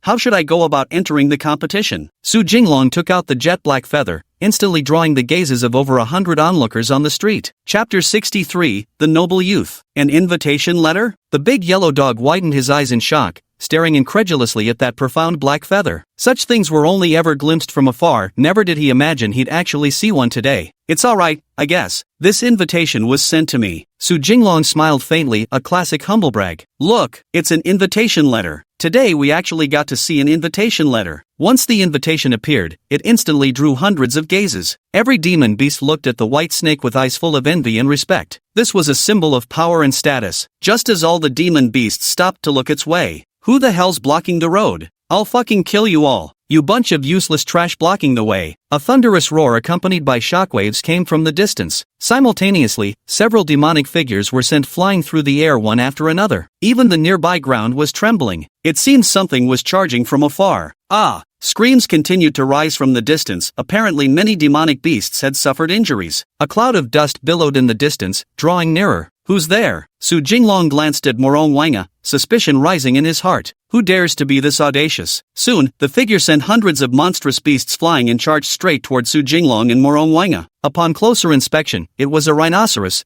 with a horn on its head and an exceptionally tough hide. Watch out! It's the elite talent of the rhinoceros clan. The big yellow dog was startled and hurriedly tried to reach out and pull the two snakes standing right in the middle of the road. How dare you! Su Jinglong neither dodged nor flinched, steeling himself as he bellowed sternly. His voice, amplified by demonic power, reverberated outward. Before the rhino could even get close, it was sent flying several meters by that thunderous shout, crashing heavily to the ground. Bang! Ah! Who the hell dares to touch me? The black rhinoceros, as if uninjured, moved with surprising agility. Like a carp leaping from water, it actually managed to stand up again. Fifth tier. Morong Wanga remained reticent, uttering just a single word with icy detachment. A mere fifth rank dare to charge recklessly through the streets? Su Jinglong's face darkened with murderous intent, his hostility palpable. He already harbored thoughts of killing the other. Who are you? You dare strike me? Do you fucking know who I am? The black rhinoceros got up from the ground, cursing furiously without even bothering to open his eyes to gauge his opponent's strength. I don't give a fuck who you are. Seeing how arrogant the kid was, Su Jinglong also felt his anger rise. Without a word, he silently invoked the Thunderfire Judgment Finger technique and launched it directly at him. The speed was so fast that the black rhinoceros had no chance to escape. It was instantly struck, letting out continuous agonized cries. Ah! You dare hit me, damn it! Wait till I call my dad, you'll regret this. Several invisible thunderbolts struck the black rhinoceros, instantly leaving multiple fist-sized bloody holes on its body. Blood gushed out non-stop as it grimaced in pain, rolling around on the ground in agony. Go get your fucking dad! Su Jinglong was also infuriated, standing his ground waiting for the other party's father to arrive. He refused to believe that he, a dignified 7th-level demon king, couldn't handle a few horned cattle. Morong Wanga stood silently on the sidelines, staring coldly at the black rhinoceros as if contemplating how to kill this arrogant brat. Seeing this, the black rhino let out a miserable howl while rolling on the ground, hastily pulling out a piece of jade from somewhere and crushing it in his hand. A streak of light shot up into the sky, blossoming into a firework shaped like a rhino. Meanwhile, the big yellow dog's legs had gone weak beneath him. Shaking uncontrollably, he stammered, "Brother, I know you're powerful, but the Rhino clan isn't weak either. They're one of the demon tribes competing in this demon gathering tournament." His words carried an implied plea, hoping the other party would know when to quit before things escalated beyond control. So tell me, can we kill demons within this demon city? Is there any punishment for killing demons? Su Jinglong tilted his head to glance at the large yellow dog beside him, asking with pointed significance. Sure, you can kill them, but well, it's better not to. Our city isn't like the human world, it's naturally survival of the fittest here. But then, you need to pay a fine for killing a monster. The yellow dog scurried to a corner several meters away, curling up its body as it replied to the white snake outside. Upon hearing this, Su Jinglong glanced at his spatial ring and noticed there were still some spirit stones inside. That's good, that's enough. He nodded, having made up his mind. Ha, what are you going to do? The big yellow dog asked blankly. Surely you're not actually considering killing me? How could that be possible? Su Jinglong answered falsely. He wouldn't admit it at all. And hearing these words, the black rhinoceros calmed down obediently. He could tell the other party wasn't just some demon spouting empty threats. Who dares lay a finger on my son? Just as Su Jinglong was still processing the demon-slaying matter, a thunderous roar came from the distance. The earth trembled violently. Before the figure appeared, its voice arrived first, scattering all the spectating demon beasts in panic. Run for your life! The Rhino tribe has come for war. In an instant, the demonic beasts on the street vanished without a trace. The black rhinoceros was still rolling on the ground. Not far away, a large group of rhinoceroses appeared, each standing several zhang tall and measuring over 10 zhang in length. Ever since receiving the signal,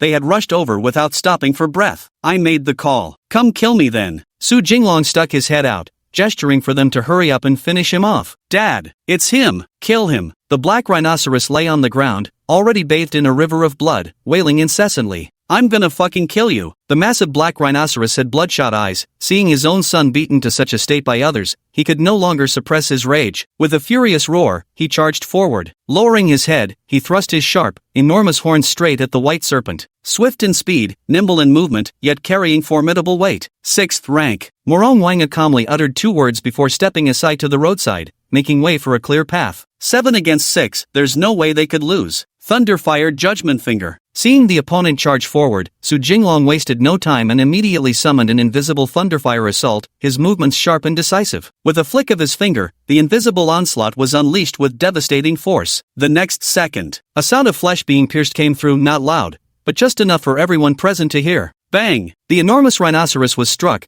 its massive horn tumbling to the ground as the black beast halted its charge, teetered to one side, and collapsed motionless. A large amount of blood gushed out. A bloody hole appeared on the head of the black rhinoceros's father, piercing through the brain and exiting from his buttocks. He died shortly after it appeared. "Father, what's wrong with you?" The little black rhinoceros, ignoring the excruciating pain surging through its body, struggled to rise, wanting to see what had become of its father. But it dared not move an inch under the formidable presence of the white serpent. Young clan leader. Another rhinoceros standing nearby turned pale with shock and hurried forward, anxious to assess the extent of their young leader's injuries. Chapter 64, The Fine. Young clan leader. The grayish-white rhinos charged forward in a swarm, some launching attacks at the white serpent. Some directed their attention to their own young clan leader, checking for injuries. Seeing this, Su Jinglong snorted coldly, then flipped his hand to retrieve the black rhino's storage ring, scanning its contents. Inside, there were a few spirit stones and a pile of demon cores, along with several beautiful rhinoceros illustrated books. "All of you, die." After tallying up the spirit stones in the young rhino clan leader's pocket and glancing at the surviving rhino before him, Su Jinglong let out a cold snort and activated the Thunderfire Calamity Finger technique once more. Several invisible streaks of thunderfire tore through the air, heading straight for the rhinoceros tribe guards. In an instant, all rhinoceros guards suddenly lost their strength, collapsing powerlessly to the ground. A bloody gash erupted on each rhinoceros's head, spraying blood as they fell to the ground, unmistakably dead beyond revival. 1 spirit stone per beast should be enough compensation, right? Su Jinglong smirked coldly as he mercilessly extracted all the storage rings from the dead rhinos, dumping their spirit stones onto the ground in a heap. After counting a sufficient amount, he collected all the rings again. "Still feeling tough with me, kid?" Walking over to the black rhino that was too terrified to make a sound, Su Jinglong crouched down beside it. Gazing closely at the petrified creature, he asked in a surprisingly gentle voice. Wrong. Grandpa, I truly know I was wrong. Spare my life, please. Please, I beg you, don't kill me. I truly know I was wrong. I'll call my grandfather right now. I'll have him give you some spirit stones, just let me go." The little rhino gazed at the terrifying massive face drawing ever closer, unable to bear the mounting pressure any longer. "Then call your grandfather over to pay me a sum of spirit stones to buy you back." Hearing this, Su Jinglong's eyes lit up, thinking that if this was about making money, it would be absolutely fantastic. The speed came so fast. No sooner had the words been spoken than a colossal pale rhinoceros came charging from the distance. Every movement directly trampled the ground several inches deeper, leaving many fragmented cracks in its wake. "My son, my grandson!" The rhinoceros let out a miserable roar. Even before approaching, it had already sensed the disappearance of its own offspring's life force. "You old bastard! Finally here." Seeing another elder approaching from the opposing side, Su Jinglong stood up and fixed his gaze on the rhino. It was clear the opponent hadn't the slightest intention of slowing down or stopping his attack, nor was he in the mood to indulge such recklessness. With a surge of demonic energy concentrated at his tail, he coiled his strength, waiting until the charging beast closed in before whipping his tail in a sweeping arc straight toward the rhino's brow. Damn it! The pale rhinoceros suddenly sensed an ominous aura of death and thought to himself, "This is bad." But just as he was about to dodge, the tail strike was already upon him. Boom! The rhino horn shattered instantly, reduced to ashes in the blink of an eye, as a cloud of dust exploded into the air. "Ah!" The pale rhino let out a miserable cry as pain instantly spread throughout its entire body. "Have you calmed down now?" Su Jinglong demanded icily. "Who the hell are you?" The rhinoceros clan leader trembled as he roared back. Never had he imagined, with his mighty late-stage 7th rank cultivation, that he would still feel death's breath upon his neck. "The demon your reckless grandson provoked." Su Jinglong nodded faintly at the little rhino from a distance, as calm and detached as a breeze. "What?" The old rhino was stunned, immediately feeling a sharp pang in his chest. He even began breathing rapidly, gasping for air. He was breathing heavily, trying to calm his emotions. "Grandpa!" The little rhinoceros seemed to realize its mistake, unable to hold back a stream of tears that came pouring out. Perhaps it was the pain of losing a father, or perhaps it was unbearable grievance. "Grandson." Just as old rhinoceros was about to step forward to check his grandson's injuries, a dark shadow blocked his way. Su Jinglong took 2 steps forward. His movements appeared slow but were actually exceedingly swift.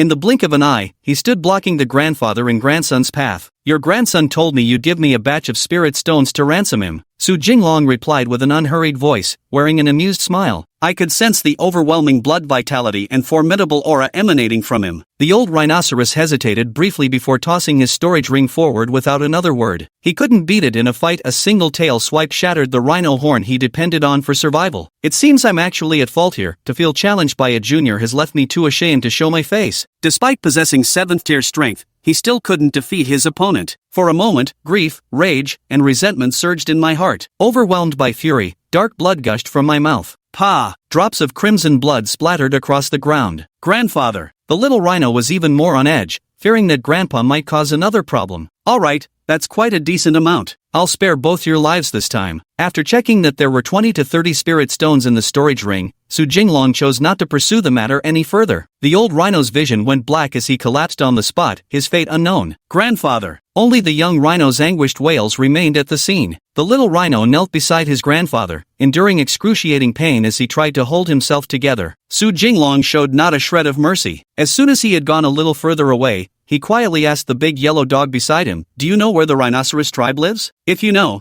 I'll give you a spirit stone." Hearing this, the big yellow dog froze for a moment, then cried out ecstatically, "I don't know, but my buddies definitely know someone who does. Please wait a moment, I'll go and ask around." With these words, the big yellow dog wagged its tail and disappeared without a trace, its tongue panting. Just as the two snakes were about to wait where they stood, a group of armored monkeys approached unhurriedly. "Demon killed? 1 spirit stone per demon beast as penalty. If you lack spirit stones, we'll have no choice but to escort you to the mines." The lead ape demanded the penalty with an expressionless face, even appearing cold and numb, utterly accustomed to such scenes. With so many demon beasts in the demon race, losing a couple doesn't make any difference. "Over there on the ground. Left it ready for you." Su Jinglong nodded toward the spirit stones on the distant ground. Hearing this, the ape gave the other party a strange look, immediately feeling incredulous. He bent down to pick up the spirit stone in the distance, carefully counted the quantity, and with nothing amiss, waved his hand grandly, "Pack up." At his command, the apes all withdrew in unison. By his side, Morong Wanga's expression remained unchanged,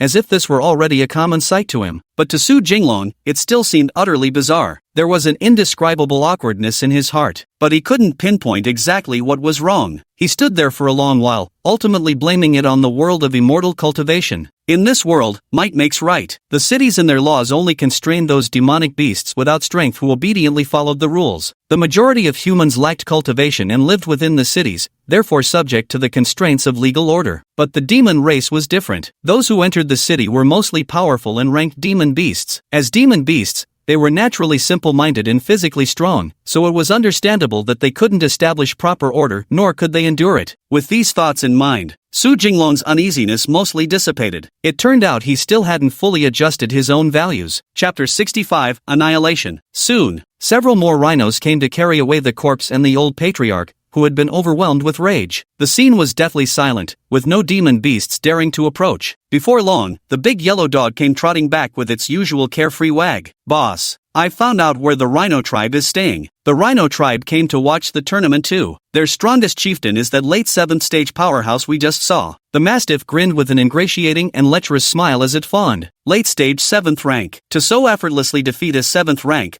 this must be at least an 8th rank powerhouse." He had to curry favor with this person. Hearing this, Su Jinglong nodded in satisfaction. "Here are 2 spirit stones for you. Later, when it's dark, take the 2 of us to the Rhino clan's temporary settlement. Then use the remaining spirit stone to rent us an inn for the night so we can rest." Su Jinglong now possessed several times more spirit stones, though of course, the most common currency among demonic creatures were demon cores. He flipped his palm and produced 2 monster cores, tossing them generously to the big yellow dog. "Got it. I'll go take care of things for you right away. You'll definitely be staying at the finest inn." The big yellow dog was so excited that it nearly fainted when it received the spirit stone. To obtain 2 spirit stones in a single day, something it had never dared to imagine. It was already considered rare if he saw him once every 8 or 10 years under normal circumstances. Here, the purchasing power of spirit stones was astonishingly high. It can be used both for cultivation and as a universal currency. "First, take us to the rhinoceros tribe settlement. Let's deal with the aftermath first." But after Su Jinglong learned that killing monsters only required paying compensation, he went all out in his robberies. "We're all monsters here.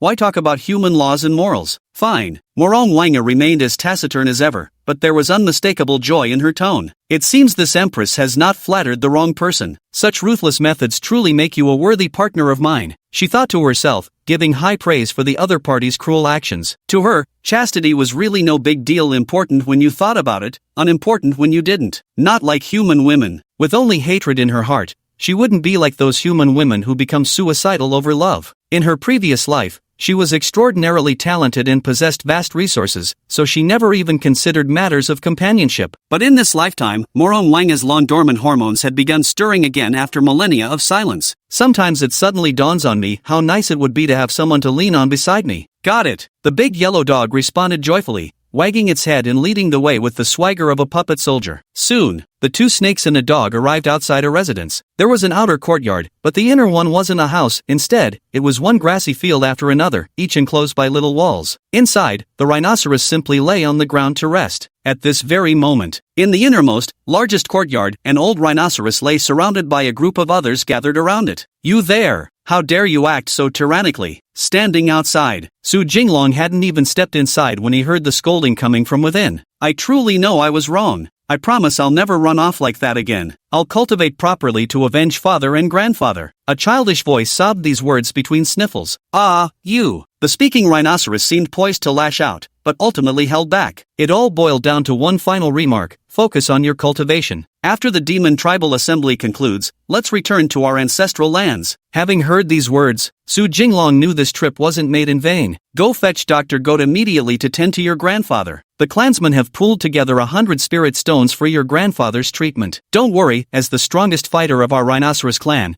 we absolutely won't permit any harm to come to our chieftain. The rhinoceros inside sighed, urging the young clan heir to summon the physician without delay. Great, I'll go right now. Grandpa, you've got to hang in there. The young rhinoceros kept wailing pitifully, clearly having grown accustomed to bullying others since childhood but now receiving its first lesson. There's no need to call for a doctor. I am the doctor. An unfamiliar voice suddenly sounded in the courtyard. The gazes of numerous rhinos turned toward the voice. A white snake was seen leading a green snake into the courtyard at a leisurely pace, followed by a yellow dog that swaggered obnoxiously in their wake. You're the doctor? An elderly rhinoceros asked hesitantly. Meanwhile, the young rhinoceros froze in terror at the sight of the newcomers, its heart skipping several beats. It yanked frantically at the elder's leg, desperate to speak, yet no words emerged, choking in its throat. He was frantic with worry. Yes, indeed, I am the doctor. I guarantee the medicine will cure the illness. Su Jinglong revealed a benevolent smile that looked more like the cold grin of a serpent. Is it true? Stop joking around, young chief. The old rhinoceros hesitated for a moment, just about to discuss treating the illness,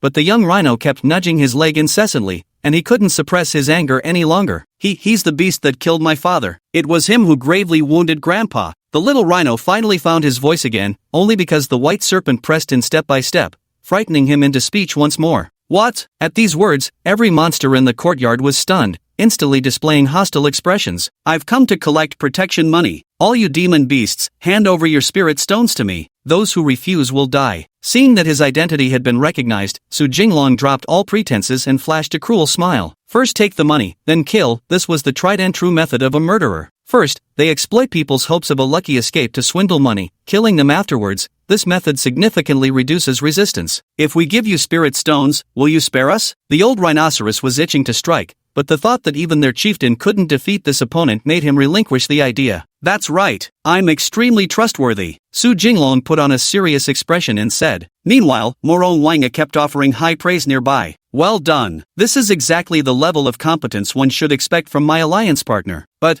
he does look quite handsome. Goodness, what on earth am I thinking about? Morong Wanga managed to stay relatively clear-headed and didn't completely lose herself. She immediately shook off the budding admiration the moment it surfaced in her mind. Then, we'll give it to you. From this day forward, we will absolutely never appear before you again. The old rhinoceros trembled as he respectfully handed over a spirit stone storage ring to the other party. Just as he was hoping the other would take the spirit stones and leave, Su Jinglong suddenly clicked his tongue. Why are there only 99? It seems we're still one short. He glanced at the herd of rhinos, flashing a cruel smile. What do you mean? Hurry and gather one more spirit stone for this elder. The old rhinoceros hastily gathered people to pool spirit stones. If they provoked the other party over just one spirit stone, the loss would far outweigh the gain. Chapter 66, Practice Counting. Hurry and gather one more spirit stone. The old rhino hastily searched his pockets and summoned the other rhinos to help look for the spirit stone. I have a spirit stone here. A rhinoceros hastily pulled out a gleaming stone from its spatial ring. Forget it, no more pretending. Hand over all your money, demon cores, spirit stones, and cultivation resources, everything you have. Remove the blood seals from your storage rings yourselves and bring them all to me. Su Jinglong thought this was still too slow. Going to collect them himself would still be too much effort. As soon as these words were spoken, a surge of anger arose in the hearts of the many rhinoceroses, yet none showed it outwardly. Each obediently removed their dimensional rings and handed them over, then lined up neatly in place. 1, 2, 3. Suddenly, Su Jinglong exhibited an excitement that no rhinoceros could comprehend. He meticulously arranged the spirit stones on the ground,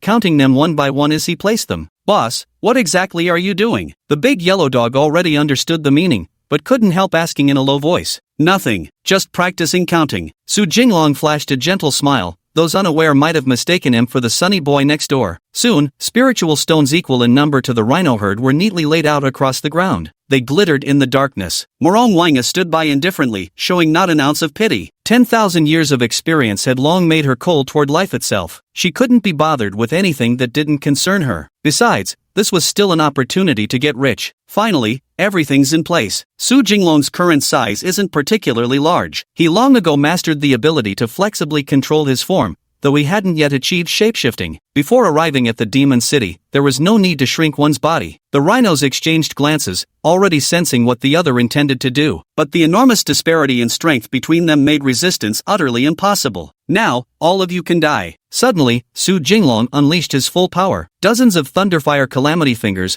already brewing within his body, launched with zero-frame startup. In the blink of an eye, the rhinos lay dead in neat rows, every last one breathless. Visible holes pierced their skulls, brains spraying outward. Let's go. I've left the fine on the ground. When the enforcers arrive later, they can just take the spirit stones. Su Jinglong swaggered out of the courtyard with his head held high. As he walked, he boldly checked his confiscated storage ring to see if there were any good items inside. Now he had over 100 spirit stones and 200 or 300 low-grade demon cores in total, none of which were particularly useful. The rhinoceros clan was quite poor. The most eye-catching items were merely 2 or 3 6th-grade demon cores. But once it's in the belly, it's as if it never entered. All the demon cores are in here. Later, you can consume them and see if they can help you advance your cultivation realm. Big Yellow, you just led the way. Here are 50 low-tier monster cores for you to munch on like candy. Su Jinglong's purpose in feeding the yellow dog monster cores was simple. First, to share the spoils and pull the big yellow dog into the mess with him. Second, these low-tier monster cores were practically useless for Morong Wanga's cultivation level. Look, quick, it's that white snake. Is that the white serpent that killed a 6th-grade demonic beast in broad daylight on the street and severely wounded a 7th-grade one? Why did he come out of the rhinoceros tribe's territory? Wrong. The entire rhinoceros tribe is dead. Oh my god.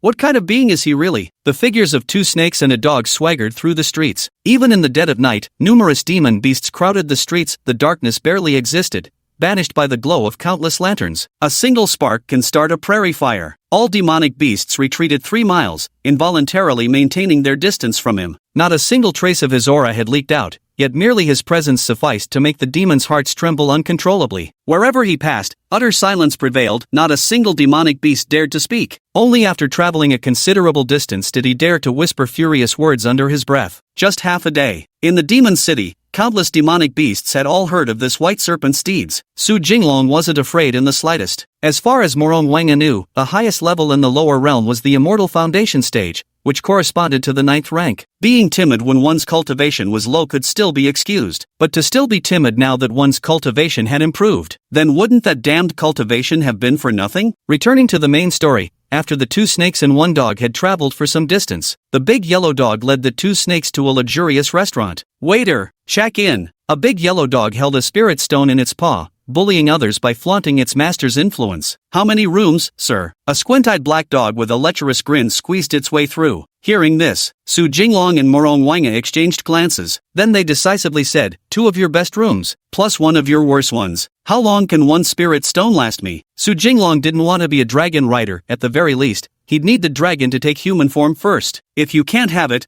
then don't. Alright then. 2 celestial grade rooms and 1 terrestrial grade room. A single spirit stone will let you 3 stay for 10 days. The black dog fawned, rubbing his paws together with an ingratiating canine grin. This is the most dazzling and luxurious restaurant in the Demon City, offering a one-stop service for dining, drinking, and accommodation. Not only that, but there are beauties from every race, whatever kind you desire. Just name it and you'll find her. Let's start with 20 days worth then. Su Jinglong pondered. This demon city was so vast that there might well be other unforeseen circumstances. Fishing out another spirit stone from his pocket, he added. Sure thing. The black dog had barely finished speaking when another voice chimed in. Waiter, get me 5 heavenly classrooms. A majestic pure white horse strode in, leading a motley crew of followers, grey wolves, Tibetan mastiffs, and even foxes. The horse retrieved several spirit stones from the bell around its chest and declared with grandiose pride. Expecting a windfall in business, the black dog's excitement evaporated instantly upon hearing 5 heavenly classrooms, its ears drooping in dejection. My apologies, honored guest. For this period, the Demon Clan conference is about to begin,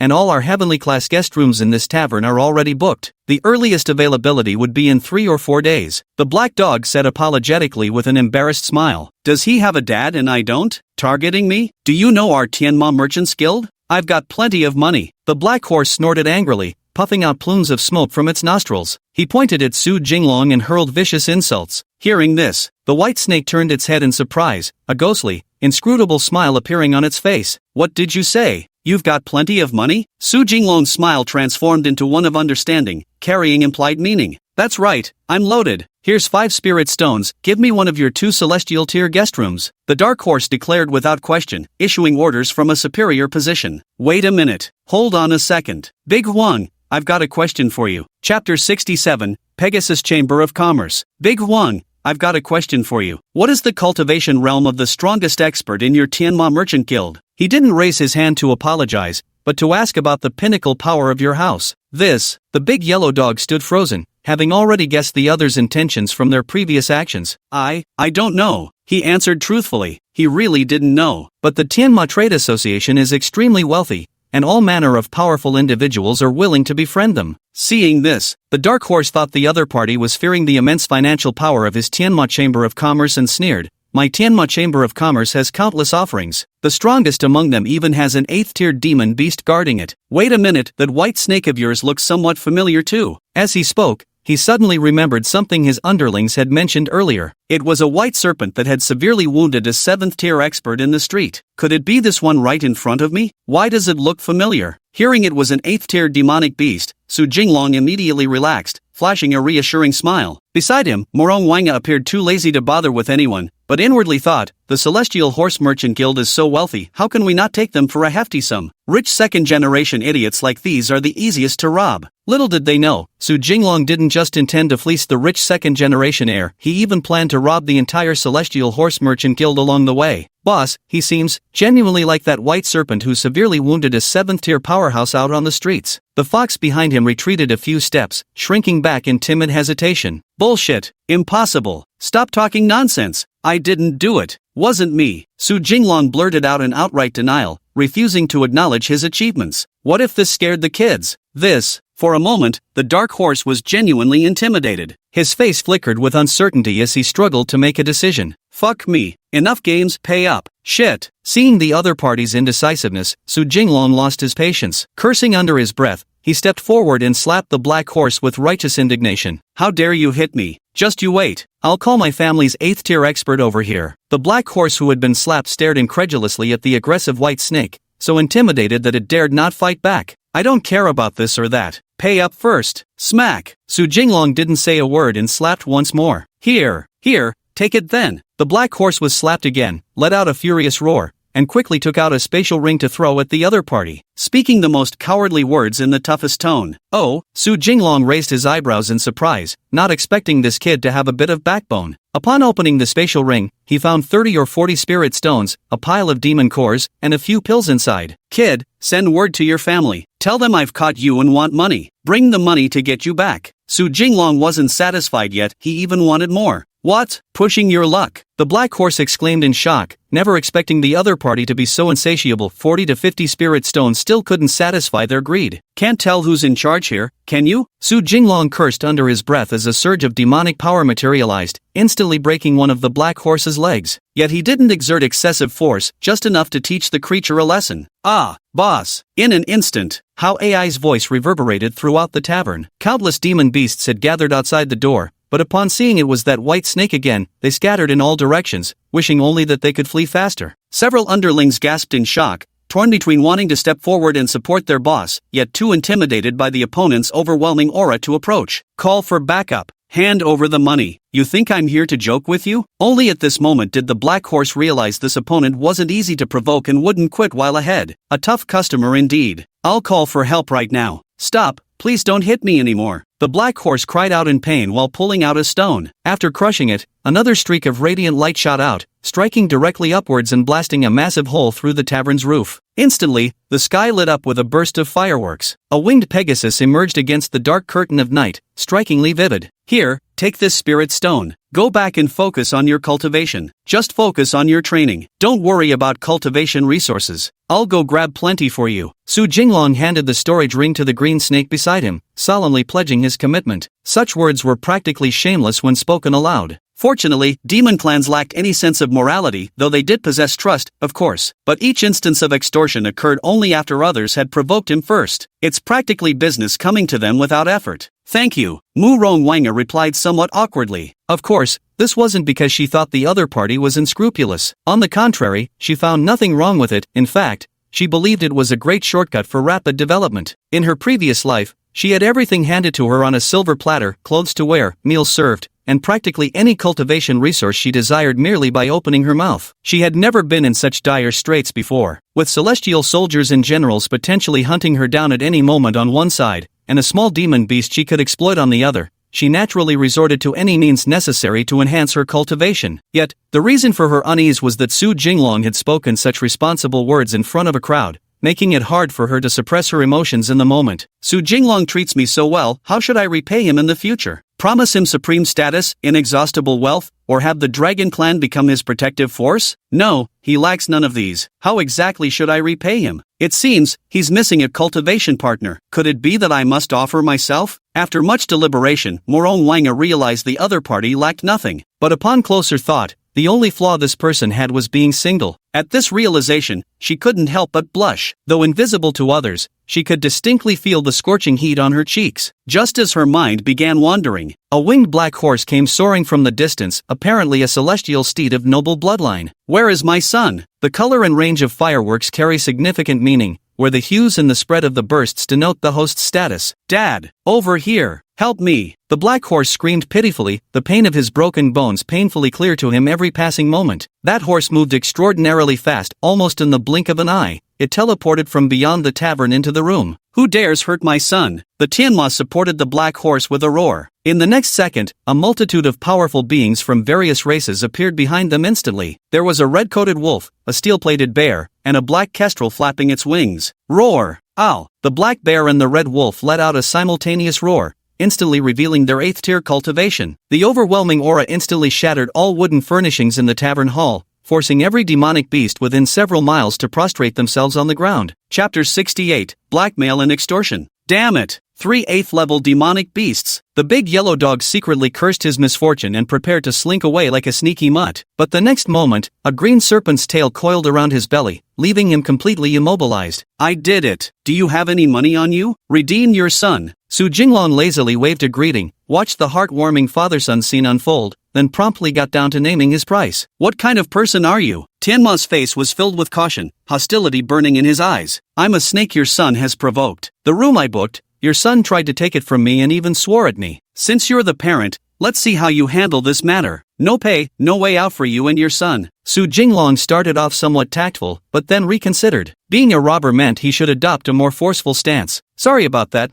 This is my first time being a robber, still a bit rusty with the skills. Won't happen next time. Outrageous! Skyhorse instinctively roared in anger. How could someone be this brazen? Dare to oppose our Skyhorse Trading Company? Aren't you afraid we'll refuse all future business with you? He wanted to use this to threaten the other party. Upon hearing this, Su Jinglong was stunned. He almost burst out laughing. What fucking business can he do, hiding in those godforsaken mountains all day? I don't give a damn about any of that. Fuck! Without wasting another word, Su Jinglong stepped forward, ready to deliver a brutal slap powered by demonic energy. But the slap never landed. The bear roared like infrasound, the shockwave shattering that demonic energy formed palm strike instantly. Holy shit! Making money these days is seriously no joke. Su Jinglong cursed and lamented the harshness of the times, then immediately channeled the demonic power within him, unleashing a dragon's breath ember lightning attack with 0-frame startup. Whoosh! A crackling beam of electric sparks arrived instantly beside the bear. Moving faster than his reflexes could handle, the bear couldn't fully dodge. One leg was directly severed by the searing ray. The complete bear instantly turned into a dog? Lost a leg. Ah! The black bear felt heart-rending pain shoot through him. Losing a leg threw off his balance, yet he didn't fall. Instead, he employed his levitation ability to hover mid-air. My leg! The heart-rending roar left all the demon beasts on the scene dizzy and disoriented, their ears ringing and vision blurring. Shut up! Su Jinglong widened his eyes. The ray beam wasn't spent yet, chasing after its target once more. This time, it finally struck true, piercing the opponent's abdomen. Sensing his demonic energy had been depleted by more than half, Su Jinglong hastily withdrew the dragon's breath-scorching thunder, terrified of exhausting himself to death. Ugh! The bear clenched its jaws shut, but its contorted and ferocious expression unmistakably revealed it was suffering excruciating pain. Visible on its abdomen was a section of intestine protruding outward, while the surrounding flesh had been scorched black by the attack. The overwhelming scent of roasted meat overshadowed the metallic blood odor, permeating the air. Who the hell are you? Pegasus and Red Wolf were horrified. Pegasus wanted to retreat several steps with his son, but with the enemy standing so close by, escape was utterly impossible. The Red Wolf didn't dare make any reckless moves. As the red kite hovered in the sky, its gaze firmly fixed on them, terrified that even the slightest action might provoke it to attack the boss. Speed-wise, he might make it in time, but he didn't dare gamble, didn't dare take the risk. Forget that useless nonsense. Pay up. Damn it. Su Jinglong spat out a crystal-clear glob of saliva onto the black bear's belly. Drops of venom mingled within, leaving the formidable 8th-tier demon beast utterly defenseless against the beating it was receiving. I'll give it. Please, I beg you, stop hitting us. We admit defeat. Tianma had already given up any thought of resistance. He just wanted to hand over the money and flee immediately. He hastily removed the storage ring from his hand and threw it through the air toward the white serpent. At this very moment, a group of apes stood listlessly outside the door, watching the scene before them with no intention of stepping forward to intervene. If someone dies, just pay a fine. Those who refuse to cooperate will naturally be dealt with by the Demon Hall and the City Lord's mansion. There's no need for small fry like them to draw fire at this moment. Oh ho! Your Skyhorse Trading Company is really loaded. Opening the spatial ring, Su Jinglong was immediately stunned speechless. Inside lay over 300 spirit stones, dozens of 6th and 7th rank demon cores, and even cultivation manuals. Though useless to him, they could certainly be sold. There were also various weapons and about 20 or 30 medicinal pills, truly everything one could wish for. Now, can we leave? Tianma forced out a smile uglier than a grimace, desperately hoping the other party would let him leave. Go! The moment the words fell, Tianma and several 8th-rank demon beasts instantly relaxed, but just as they prepared to leave, the others' next words made their hearts leap into their throats again. Wait, sir, what else would you like? The Pegasus had just placed his son on the Red Wolf's back when he immediately turned around with an ingratiating smile. Your Pegasus Merchant Guild is so wealthy. Why not hire me as an honorary advisor? In the future, I'll protect you. When you need me, of course, you'll have to pay the price. Su Jinglong narrowed his eyes, those pupils unfathomable like an abyss. The Chamber of Commerce sounds like it has many employees and plenty of money. If you offend them, there's no way to completely wipe them out. Might as well join them instead. At the very least, you can keep leeching off them. Working for them. Really? Tianma's expression shifted uncertainly as he hesitated. Did they genuinely want to become an offering? Or did they wish to become the wolf, the one who invites the wolf into the house? Indeed. Actually, the two of us are rogue cultivators, newcomers here, and know very little about the outside world. How about this? From now on, I'll be your enforcer, and you provide me with spirit stones, demon cores, and other cultivation resources. Su Jinglong said sincerely. They simply wanted to become each other's confidants, just to evade the bounty. The guild has money, they might even hire assassins. Tianma hesitated, uncertain about what to do. Then how about I make a heavenly oath? From this day forward, I, Su Xian, voluntarily become an honorary member of the Tianma Chamber of Commerce. I shall not act against the Tianma Chamber of Commerce, and in return, the Tianma Chamber of Commerce shall compensate me. However, they must also refrain from any harm toward me. Whenever the Tianma Chamber of Commerce has need, I vow to give my utmost effort. Without another word, Su Jinglong first put on an alias, then immediately swore a heavenly oath. To everyone's surprise, the moment his voice faded, a violet lightning bolt streaked from the sky, crackling with electricity, as if announcing that the heavens had received his vow. Boom! The deafening thunderclap left the entire scene in stunned silence. Skyhorse, he actually dared to swear a heavenly oath? Morong Wanga, are Su Jinglong and Su Xian even his real names? Which one is genuine? Big Yellow Dog, boss, you're awesome. You're so badass, actually capable of summoning the heavenly Tao. The next moment, a golden scroll emitting radiant light descended from the sky, hovering before Su Jinglong and the heavenly steed. The gleaming golden characters inscribed upon it were none other than the heavenly Tao oath he had just sworn. Chapter 69. We all strive to live with all our might. Heavenly Tao oath. I dare to sign. Do you dare? A golden scroll descended from the sky, landing before Su Jinglong and the heavenly horse. He declared confidently. Of course I dare. Of course Tianma wouldn't be outdone. With heavenly Tao oaths already brought forth, how could he possibly hesitate to sign? It's not like this was some shady backdoor contract anyway. Deal. Then sign it. Su Jinglong waved his hand grandly and stepped forward to sign his great name, Su Xian. Then I'll sign too. Tianma gritted his teeth and signed his own name along with that of the Tianma Trading Company. At the very moment the final stroke was completed, the golden scroll instantly soared thousands of miles into the sky, transforming into a massive curtain that unfurled from top to bottom, its glittering golden characters shimmering brilliantly upon it. Then it ascended once more, completely dissolving into nothingness. From this day forward, I won't lay a hand on you, and you're not to mess with me either. Don't forget to pay me. Su Jinglong patted the Pegasus's shoulder and earnestly instructed. That goes without saying. You must lend your aid whenever our Skyhorse Trading Company faces danger in the future. Skyhorse gritted his teeth and said, originally, 3 A-tier demon beasts would have been sufficient to ensure their Skyhorse Trading Company's safety. Now they had to invest in one more. He wasn't sure if this was a stroke of good fortune or misfortune. We are all striving to live our lives with great effort. After the negotiation concluded, Su Jinglong took the storage ring tossed to him by the other party, carefully checked its contents, and then nodded in satisfaction before storing it away. 50 plus spirit stones, 5 or 6 7th grade demon cores, and some elixirs. Not bad at all. In that case, why don't we exchange contact information? Just call for me if you're ever in danger. Su Jinglong casually tossed the spatial ring to Morong Wanga and reached out for her contact information. This is the Whispering Stone. From now on, whether I contact you or you contact me, we can use the Whispering Stone. Infuse it with demonic energy to activate. Tianma still hadn't recovered from the shock, his eyes filled with lingering wariness. But Su Jinglong seemed oblivious to all this. Nodding, he pocketed the communication stone without another thought. Now you may leave. I'm going to rest now. He stretched out his arms, showing that he was already tired. Seeing this, Tianma froze for a moment before uttering 2 words, let's go. After saying this, he hurriedly took his son to treat his injured leg. Boss is awesome. No sooner had the Tianma Trading Company's people left than the big yellow dog was swept up by the green snaketail and brought before Su Jinglong. Feeling awkward, he could only force an ingratiating smile and flatter. Of course, stick with me, and you'll live the high life. He smiled, thinking, so you just want to run away? Another spirit stone was tossed to the big yellow dog, choosing to bribe the other party with money. Boss, you're awesome. The big yellow dog raised all 4 paws high, howling wildly. Alright, put him down now. It's time to rest. By the way, you should work harder at your cultivation practice. Su Jinglong handed all the storage rings to Morong Wanga, hoping he could advance another level. Come with me for a moment. After hesitating briefly, Morong Wanga softly uttered a few words. What? Su Jinglong was utterly confused. What could she possibly want to do in the dead of night? Playing the real Su Xian now? He quickly entered the room. What exactly is your name? Before, you said your name was Su Jinglong, but now you're claiming it's Su Xian. Are you lying to me? Morong Wanga turned around, his tone carrying a hint of interrogation and 90% suspicion. How could using a fake name trigger the Heaven's Oath? The Heavenly Tao despises such dishonest behavior the most. What the hell? Heaven's Tao locks onto my aura.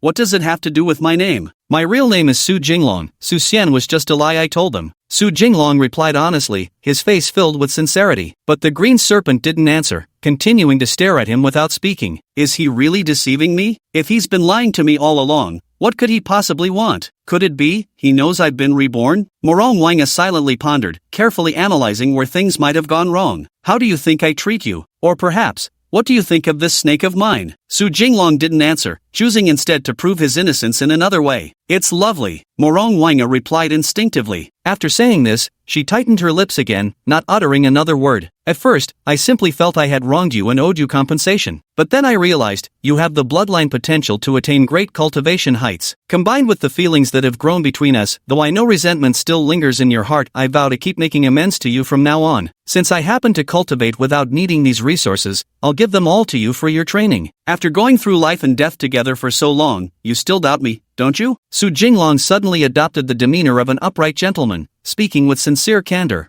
seeing how confident the other party sounded. For a moment, Morong Wanga also hesitated, wondering if she was being overly suspicious. My suspicions are justified. Having gotten a second chance at life, I absolutely cannot afford any missteps. But what he said wasn't unreasonable either. What should I do now? Forget it. Until he does something that truly harms me, I'll just keep this to myself and remain vigilant. At last, She let out a sigh and gave up pressing the matter. I was wrong to doubt you. Go and rest. Morong Wanga's chile voice carried a hint of embarrassment. I'll go rest now. You should get some rest soon too. It's all just polite greetings. Who's actually sleeping? Wouldn't that mean all that cultivation was for nothing? Su Jinglong turned and went to rest in his own room next door, while the big yellow dog rested in the earth-rank guest room downstairs. As soon as he stepped into the house, he sensed his cultivation slowly increasing. Vast amounts of spiritual energy were absorbed by Morong Wanga into his body, purified through refinement, and then drawn into his demon core. To Su Jinglong's delight, by the late hours of the night, he had astonishingly broken through to the 8th rank in one fell swoop, and Morong Wanga naturally became a 7th rank demon beast. Not only did the range of stored spiritual energy increase significantly, but his soul power also received a series of enhancements. His combat power hadn't improved much, only increasing by about 1.5 times. The most significant enhancement was in his soul power. Su Jinglong speculated this might well be preparation for becoming an immortal in the future. The human race refers to the third realm as the immortal foundation stage, which by analogy means laying the groundwork for ascending to immortality. If that's the case, then breaking through would likely require some soul attacks. However, Su Jinglong himself couldn't quite grasp the specifics, but it was a genuine breakthrough nonetheless. After his transformation in the future, he'd have to fashion himself a dashing appearance. He absolutely must visit the Shigjai commune to get trendy hairstyle from Mudelu. And after another day passed, the long-anticipated great gathering of the monster race was finally about to commence. Chapter 70, Dominating the Competition. Woohoo! The monster race assembly is finally underway. After waiting for 10 years, it's about to begin. In the vast square of Monster City, layers upon layers of beasts surrounded the area, crowding in to watch. Inside, several large arenas resembling football fields were arranged, with seating areas rising from low to high behind them. Of course, they weren't seats, beasts couldn't sit down properly. At the entrance, one by one, clans brought their elite talents holding obsidian black feathers to enter the venue, ready for battle. Meanwhile, countless beasts eagerly paid with spirit stones just to secure a viewing spot to witness the fights. This is a once-in-a-decade gathering of geniuses. 10 years ago, our wolf clan accidentally lost to the tiger clan. This year, I'm determined to restore our honor. You, challenging the tiger clan? What a deluded fantasy. In preparation, countless prodigies exchanged fierce words before the competition, while every demon beast stretched its limbs, determined to unleash 200% of its combat prowess. On the other side, Su Jinglong entered calmly with Morong Wanga, holding an inky black feather. Hey, how dare you cut in line? A demonic beast watched as two snakes cut ahead in the queue, instantly stirring his displeasure. Is this enough to justify it? Su Jinglong half opened his eyes, casually producing an obsidian-colored feather as he spoke with utter calm. As soon as this object appeared, the chaotic and noisy scene instantly fell silent. Enough, more than enough. The monster gulped, then obediently retracted its head. Every individual who possesses an invitation is a powerhouse of strength and status. He couldn't afford to offend them. One more word, and I'll break your legs. With a cold snort, Su Jinglong arrogantly strode inside with Morong Wanga in tow. They encountered no obstacles along the way. The pitch-black feathers were inspected and then granted passage. But as soon as they entered, they were taken away. Who's representing your snake clan in the competition? A 6th-ranked demon beast kept looking around but saw no weak young beasts with low cultivation. I'll make a note of this, we'll decide by drawing lots later. We'll also need to check the bone age. No sooner had the words been spoken than Su Jinglong eagerly chimed in. Just the two of us. Take a look at our bone ages, he said. He openly displayed his bone age. Hearing this, the 6th-order white goat extended its hoof, carefully feeling the other's bones before finally confirming its age. I'm just a bit surprised. She's really too young. The green snake nearby was in the same situation. Aren't you too young? The upper limit is 50 years old. How come all of you are snakes with just a few years of cultivation? The white sheep frowned, thinking they were far too inexperienced. Then don't worry about it. Just report it directly. Only the two of us are participating. Su Jinglong briefly stated his name, ready to compete. And Bai Yang, naturally, didn't harbor the slightest doubt. After recording the names, he left. Just now, he and Morong Wanga concealed their cultivation levels. The 6th-rank white ram couldn't discern their true strength at all. An 8th-rank cultivator should logically hold the position of a clan leader. Yet here they were, participating in a competition meant for young demon beasts. Each demon clan would send their strongest cultivators under 50 years of age, because fighting with higher cultivation levels could easily destroy the demon city. Moreover, this competition also serves as a test for the younger generation of the clan. The future of the demon race relies entirely on their prodigies, and before the competition began, a group of formidable 8th-tier demon beasts arrived at the judges' platform. Each of them possesses formidable strength. Not far away, there's an up-close spectator area. Leading the group were a dog demon and several simian monsters. The weakest were 7th tier, while the strongest was the 8th tier dog demon. Lord of the city, that white serpent has entered the arena as per the invitation letter. His strength is at least 7th tier, and yesterday he was even overpowering an 8th tier demon beast. Plus, he's exceptionally young, eligible to participate in the demon clan assembly. How are the other clans supposed to compete? A nearby ape voiced its concern to the scale-armored dog demon beside him. Has he passed 50 years of age? No. Have we set any limits on cultivation levels? No. That's settled then? He's a 7th order powerhouse, a real monster. Even if it means sacrificing the interests of other clans,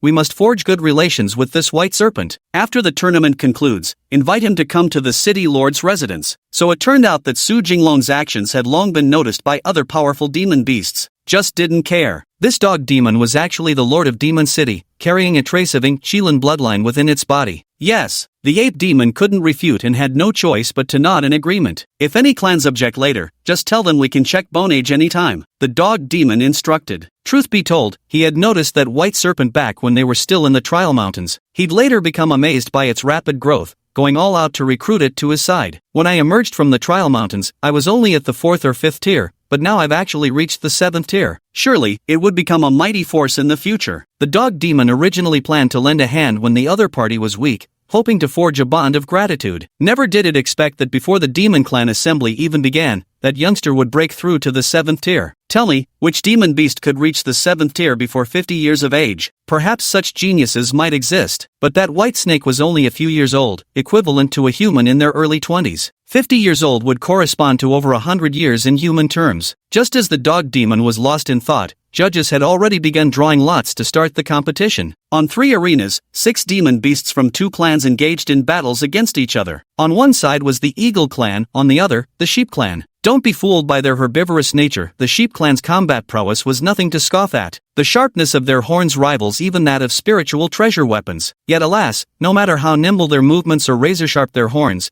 they remained utterly outmatched by the Eagles. All of them are just 5th or 6th rankers. How dull. Still stuck with such mediocre cultivation at 50 years old? On the spectator stand, Su Jinglong observed the cultivation levels of these demonic beasts and found them utterly uninteresting. It didn't take long before the Sheep clan was defeated. The Eagle clan remained to guard the arena, preparing to face the next tribe. Morong Wanga thought to himself, reaching only 5 or 6 realms at 50 years old, their talent truly is lacking. In my past life, I had already taken human form by the age of 50. These demon beasts are truly rather unsightly. Leopard clan enters the stage. The words were announced loudly as a referee drew a slip of paper from a box. The next moment, 3 bright yellow leopards swaggered in from the distance. Each possessed the strength of 6th-rank beasts. Such power was finally worth noticing. But what Su Jinglong didn't know was, among the various demon clans, there were indeed some truly exceptional prodigies. Coincidentally, they were about to make their appearance. Chapter 71, The Real Geniuses. As the Leopard Clan contestants stepped onto the stage, when they stood on the arena, even the eagle spreading its wings paled in comparison. Though capable of high-altitude flight and swift descents for lethal strikes, the leopard's explosive speed surpassed theirs. As fluttering wings scattered a shower of feathers, the battle neared its end. Snake Clan, Su Xian, Morong Shui. These were the pseudonyms of the 2 snakes. Right after the 3 leopards chased the Eagle Clan prodigy out of the arena, the judges panel finally announced their names. A 6th-tier demon beast? How interesting. The corners of Su Jinglong's mouth couldn't help but curl upward. An 8th tier fighting a 6th tier, what an absurd matching system. When the 2 serpents stepped onto the arena, before any moves were made, Su Jinglong and Morong Wanga each revealed their cultivation levels under the scrutiny of all present. 7th rank? The group of demon beasts was astonished, never expecting that the Snake Clan, which frequently produced useless trash, would actually give birth to a 7th-rank genius. This was still somewhat acceptable, but in the next second,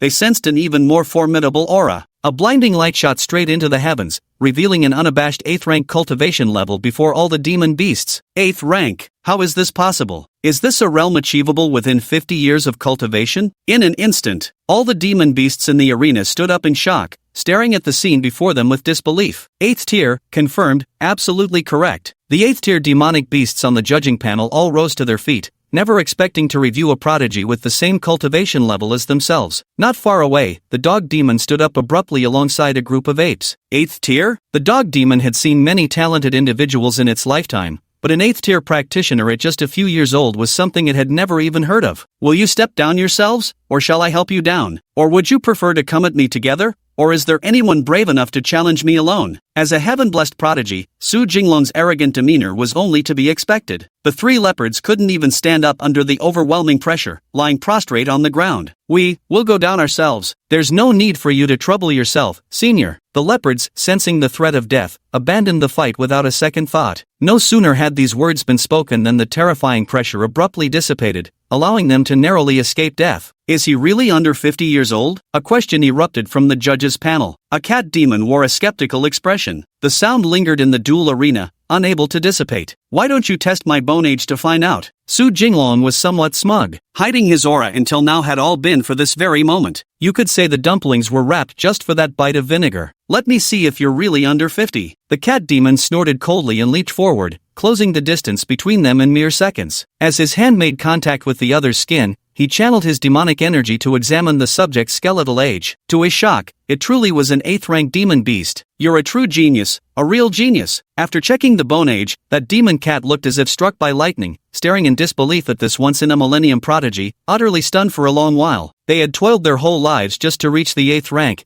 yet this was merely his starting point. For a moment, the cat demon's Tao heart nearly shattered. Who else dares to question me? Step right up and take the challenge. Su Jinglong revealed the arrogance befitting a fiend and bellowed loudly. In an instant, the arena fell into complete silence, with not a single beast daring to speak, nor even breathe loudly. I declare the winner of this duel, Su Xian of the demon race and Murong Shui. Does anyone object? Just at this moment, the dog demon suddenly appeared mid-air and shouted loudly. The group of prodigies turned deathly pale, utterly devoid of any courage to challenge their opponent. The strongest among them barely reached the peak of 6th rank, already a once-in-a-century genius. The emergence of such a monstrous talent left them without even a shred of boldness to speak loudly in his presence, let alone engage in combat. The judging panel also fell into silence. 8th tier, was there still any point in continuing this competition? They might as well end it now and gather everyone to discuss how to divide the resources instead. Just then, an equally arrogant voice echoed through the dueling arena. Tiger Zhengtian of the Central Region's Tiger Clan, aged 40. Are you eligible to participate in the battle? I, Tiger Zhengtian, originally just passed through the demon city of the Eastern region. Who would have thought such a tiny place could give birth to such a prodigy? It makes my hands truly itch to fight. How about a duel with me? A white tiger's silhouette materialized midair above the dueling arena. He stood astride the void, laughing wildly without cease. Tiger shaking heaven, eager as a god, wanted to compete with this small-town problem solver. Then bring it on, but this alone would be far too boring. How about we make a little wager? Su Jinglong never lifted a finger without profit, believing fights without gain weren't worth engaging in.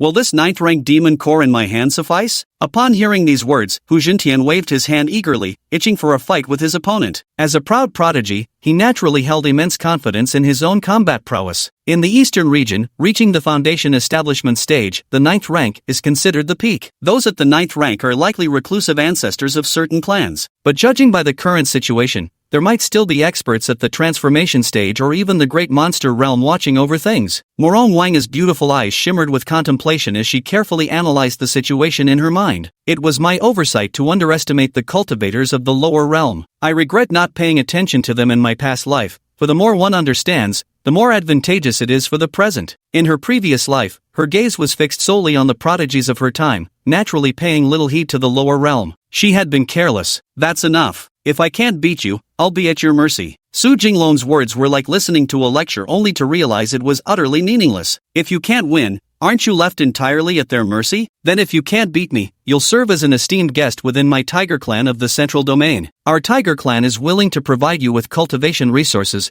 but you must obey our commands. Tiger Jintian's recruitment of a prodigious talent into the Tiger clan would also bring considerable benefits. Deal. Then let the battle begin. The moment these words fell, Su Jinglong materialized midair with such speed that even the 8th-tier judges couldn't trace his movement. Only the dog demon wore an excited expression. He'd managed to secure a treasure. Thunder-fired Judgment Finger. Su Jinglong let out a low roar as hundreds of killing blows, each the size of a fingertip, lashed out simultaneously. Petty tricks. Tian Hujin let out an intrigued hum. Yet in the next second, his expression turned solemn. When those hundreds of Thunderfire Tribulation fingers blasted toward him, they instantly sent him flying back hundreds of meters. Various parts of his body also suffered minor injuries. Looks like this opponent means business. Dragon's Breath Thunderblaze. Su Jinglong showed no intention of holding back, unleashing his ultimate move right from the start, leaving no room for his opponent to resist. Yet Tiger Jintian's face had paled with terror. Chapter 72. Not even a genius stands a chance. Dragon's Breath Blazing Thunder. As that aura, like the very destruction of heaven and earth,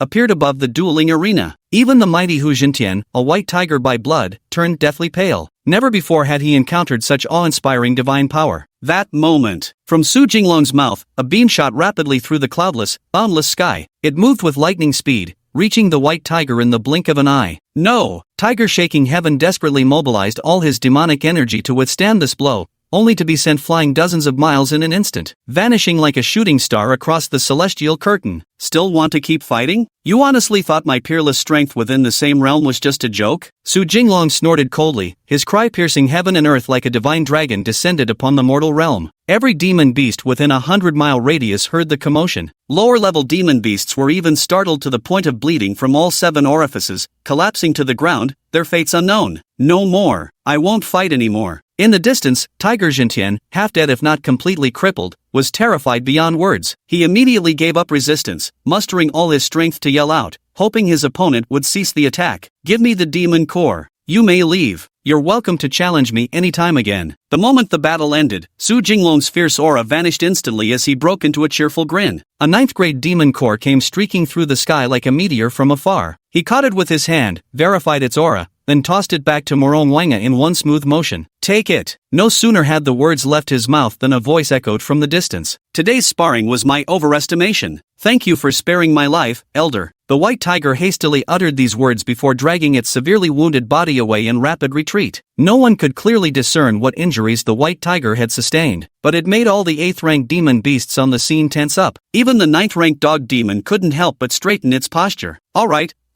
This year's Demon Race Conference first place goes directly to Su Xian. As for second place, you all can continue competing. And also, Dawa Su Xian, might I invite you to visit this Lord's City Lord residence? The dog demon once again hovered midair, his face brimming with fervent enthusiasm. Though the white tiger had never been seen before, its mere mention as a member of the tiger lineage from the central domain marked it as a prodigy unseen in a millennium. Yet the white serpent was even stronger, likely a genius of the kind that appears only once in 10,000 years. For no one had ever witnessed such an overwhelmingly monstrous talent before. Agreed. Su Jinglong and Morong Wanga exchanged glances, confident in their ability to win this fight, and nodded in agreement. He scanned the surroundings. Every prodigy from the eastern region had bowed their heads in shame, none daring to meet his gaze. The next moment, the dog demon's figure vanished above the duel arena, though not particularly fast, clearly intending to lead the 2 snakes. Seeing this, Su Jinglong and Morong Wanga followed suit, perplexed about what trick the other party might have up their sleeve. Only an eerie silence remained among the demon beasts in the duel arena. The 2 snakes' figures disappeared, but it seemed the lingering power hadn't dissipated, as everything remained eerily quiet for a long while after, until a demonic temple judge stood up. Today's Demon Clan assembly is concluded. The competition will resume tomorrow. The words fell. The dense crowd of demonic beasts scattered in panic, each fearing they couldn't run fast enough. Seeing this scene, the judges at the Demon Palace couldn't help but shake their heads with sighs. Such poor temperament. Are the prodigies of our eastern region truly no match for the central region's geniuses? They even have an 8th-ranked white tiger at such a young age, while we knew nothing about it. One judge couldn't hide his disappointment. After all, that genius Su also came from our eastern region originally. How could it not count as our eastern domain's demon beasts? A demon argued in defense. Those prodigies can join our Demon Palace, can Su Xian? At these words, the scene fell into silence once more. Perhaps not. The City Lord's Manor. Entering the City Lord's Manor, Su Jinglong saw for the first time a residence constructed according to human aesthetic principles. Young friends, please have a seat. as the champions of this demon clan gathering. How do you both feel about it? The city lord, a dog demon, didn't rush to get to the main topic but instead warmly asked for their acceptance speech. It's only right. With my level of skill, winning this is inevitable. Su Jinglong's expression remained calm, but his tone brimmed with unwavering confidence. This was what he deserved. Having served as a dragon rider 3 times, this was undoubtedly his due. We're all struggling to survive with all our might. You're welcome. Morong Wange gave the other person a cold glance and repeated politely. Hearing this, the city lord let out a mute laugh and shook his head, saying, "Do you two want to know what kind of reward the first-place winner of this monster race conference should receive? Spirit veins? All sorts of mystical paradises teeming with spiritual energy?" Su Jinglong raised his eyebrows, intrigued. Weren't we supposed to allocate cultivation resources? Doesn't this seem wrong? Spirit mines and blessed grotto heavens are all controlled by either the demon race or the top human factions. The demon beasts of our eastern domain can't compete with the human race. What's rewarded is actually a kind of essence. It's precisely this pool of essence here. With those words, the dog demon flipped its hand and conjured a basin filled with crystal clear yet sticky white liquid. Su Jinglong could sense the extraordinarily abundant spiritual energy within it. This was more plentiful than any blessed land he'd ever encountered. Is there nothing more? How did this thing come about? Why would you kindly let me use it? Su Jinglong was filled with vigilance. He could tell this was something valuable, but he didn't believe such good fortune would simply fall into his hands for no reason. We old 8th and 9th rankers lack sufficient insight and comprehension. Even if enormous spiritual energy were poured into us, it would be of little use. It would be better to use these things to befriend some favored sons of heaven. The dog demon gave a helpless smile, its expression rigid. From the 7th rank onward, each breakthrough requires not only vast amounts of spiritual energy but also deeper comprehension. It still requires bloodline support. The spiritual energy has already reached its peak, and having more wouldn't be of much use anymore. That's certainly true, but why haven't the human prodigies, the central region's monsters, or the demon tribe come to seize it? Su Jinglong still felt uneasy, feeling like there's a ghost. After all, such good things are extremely tempting to him. This agreement was earned through the lives and blood of our demon clan's ancestors. The human race has more cultivation resources. Besides, this is the quantity our eastern domain demon clan accumulated over 10 years. The dog demon felt even more bitter and helpless. How did this junior keep hitting all his sore spots? Moreover, the invitation letter was sent to you by me. So now, can you trust me? The words fell upon their ears. Su Jinglong widened his eyes, feeling utterly bewildered. Why was he being so kind to him? Could it be that they were sworn brothers from different mothers? I noticed you back in the Trial Mountains. Who would have thought you'd advance all the way to the 8th rank in such short time? Back then you were only 4th or 5th rank, perfect timing for the Demon Clan Assembly. Chapter 73, Dividing the Essence Spirit Liquid. Who knew your breakthrough speed would be this fast? Reaching 8th rank in just a few months, who would dare believe it? The dog demon's expression was complicated, filled with indescribable distress. What was supposed to be a fair and just combat platform turned into a solo showcase for a stats-breaking monster. That's fine then. System, is this spiritual energy essence safe? Can it be consumed? The first sentence was directed at the dog demon, while the subsequent 2 sentences were both spoken by Su Jinglong in his own thoughts. Ding! System detection confirms the spiritual energy essence is harmless. Host may confidently give it to Morong Wanga for cultivation. The system detected it incredibly fast,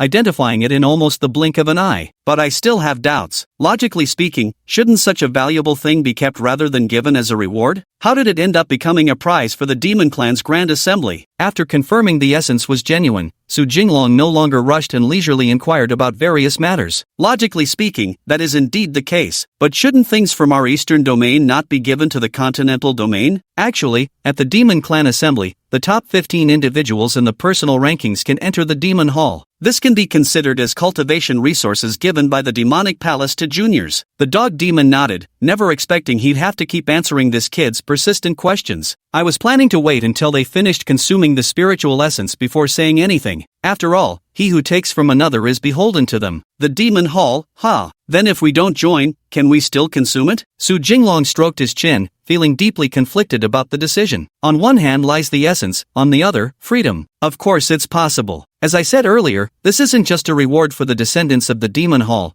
but also an opportunity to befriend all you young talents. If anything happens to our Demon Palace in the future, you're welcome to come lend a hand if you're willing. Actually, there were more words the dog demon left unspoken. Every supreme talent is forged from extraordinary aptitude and dense fortune. If not trying to curry favor, at the very least one shouldn't offend them, right? What if there really turns out to be a chosen one? Where would you go to cry then? What's more, every action has its consequences. Such benefits can't be swallowed so easily. Taking anything from the demon hall, even without joining them, implies goodwill toward their faction. If humans and demons go to war, you'll definitely be dealt with. How much can we two get then? Give her all of it to consume. Su Jinglong stopped beating around the bush and directly demanded his share. It was indeed quite alluring to demons. Give them all to her? Here, take these. The demon dog manipulated its demonic power, extracting all the spiritual energy essence from the pond. One cluster alone accounted for more than half the total amount. These are yours. The rest can serve as consolation prizes for them. Train well, it said. The dog demon found it somewhat unbelievable that everything was being given to the green serpent,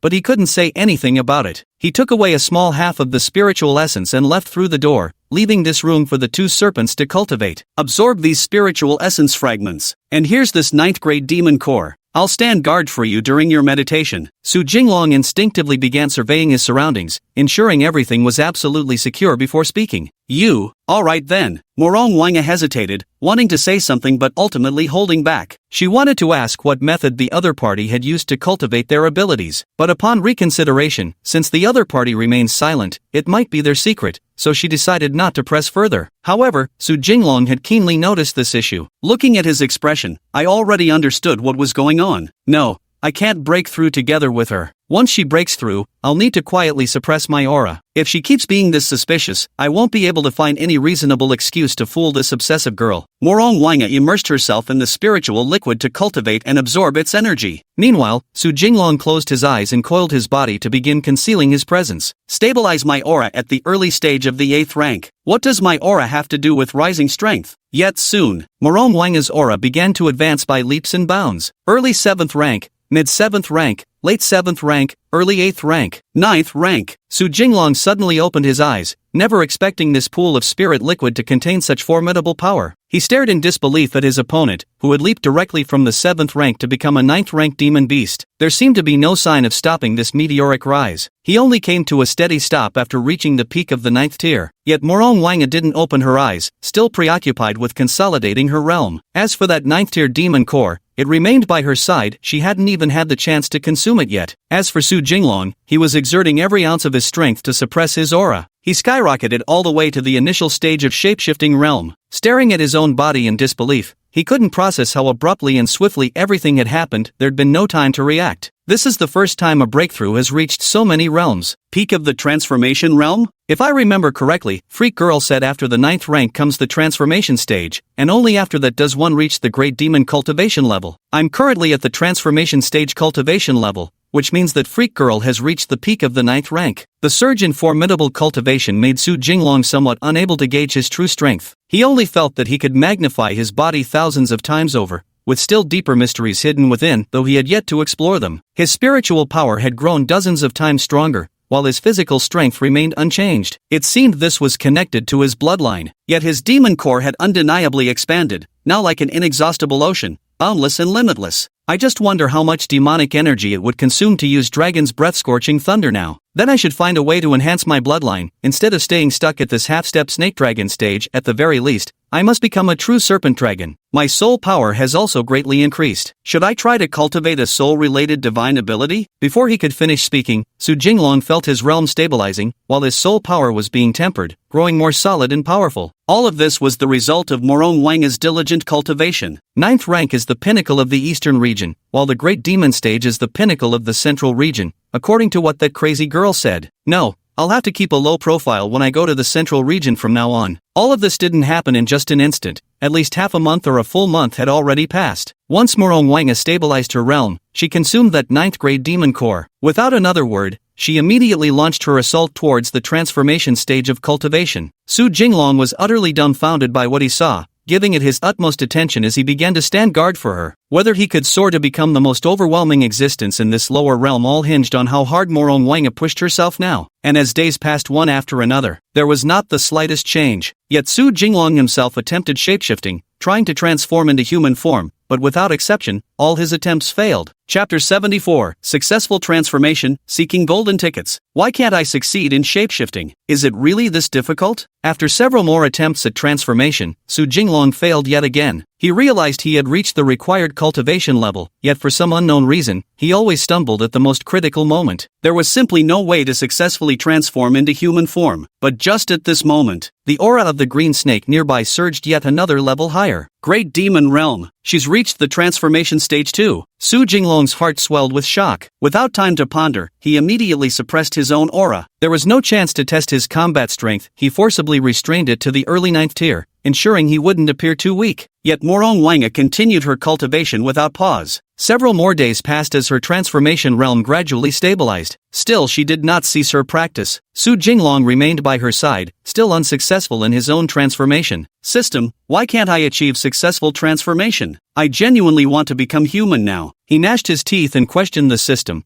desperate to understand why his transformation had failed. He had assumed that reaching the required cultivation level would automatically trigger his human form. Host, you mustn't be too impatient. Transformation requires more than just reaching the right cultivation level. You must first reshape your bones and meridians, particularly the vital task of condensing a human form. A few unsuccessful attempts are normal. The system offered consolation in an indifferent tone, treating transformation as no great challenge at all. After all, there's no loss in combat capability, it's just that the appearance hasn't changed. Alright. Su Jinglong felt somewhat dejected, having just acknowledged when he suddenly noticed multicolored light radiating from Morong Wanga's body nearby. It was dazzlingly bright, making it impossible to see any distinct features clearly. Only a vague silhouette could be discerned. She was visibly changing shape at a speed perceptible to the naked eye. The serpentine form swiftly transformed into a human silhouette, though the radiance hadn't yet faded. The contours of an exquisitely proportioned figure were already taking shape. This was a figure blessed with both ample curves and striking stature. In mere moments, the light dissipated into the air. Skin as white and smooth as jade was exposed to the open air, and a pair of slender, voluptuous legs stepped forward on delicate feet, appearing within Su Jinglong's line of sight. His gaze slowly traveled upward,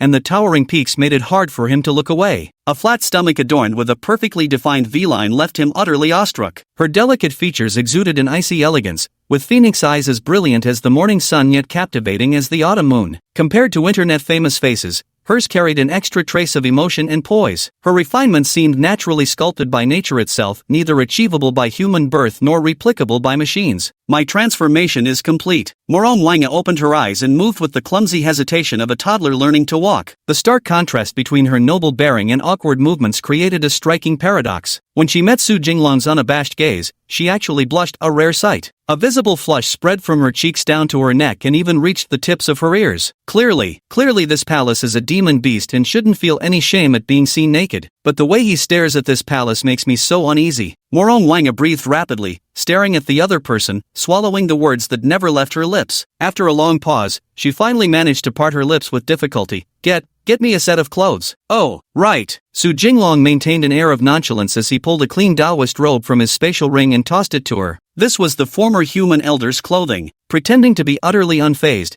he forced himself to stop admiring the other's figure. While listening to their heartfelt words, he inwardly lamented, "Damn it, I need to hurry up and achieve my human form too. Sorry about earlier, when I saw you were a snake, that was my racial bias showing. But now I'm going to transform. From now on, I'm going to properly experience what it's like to drive a Maybach." Unaware of this, the Maybach took the robe and effortlessly slipped it on in a few quick movements. "You look really good." The atmosphere was a bit awkward. Su Jinglong glanced at the other's flushed face. How could he not guess what they were thinking? "Thank you for the compliment." Morong Wanga nodded subconsciously and blurted out without thinking, "Shall we go out for a walk?" Su Jinglong suggested, hoping this would dispel the awkwardness. Things were better before, when expressions couldn't be seen, at least on the surface. It allowed people to maintain silence. Not now, there are expressions. Let's take a walk. I've reached my metamorphosis stage. From now on, I can help you in battles too. Morong Wanga whispered softly, still unable to let go, her words carrying a lingering sense of distance. "Congratulations to you. My cultivation progress is just a little behind now. It looks like I'll need you to protect me more often from now on." Su Jinglong gave a light cough. His cultivation level was higher than the beauty in the Taoist robe,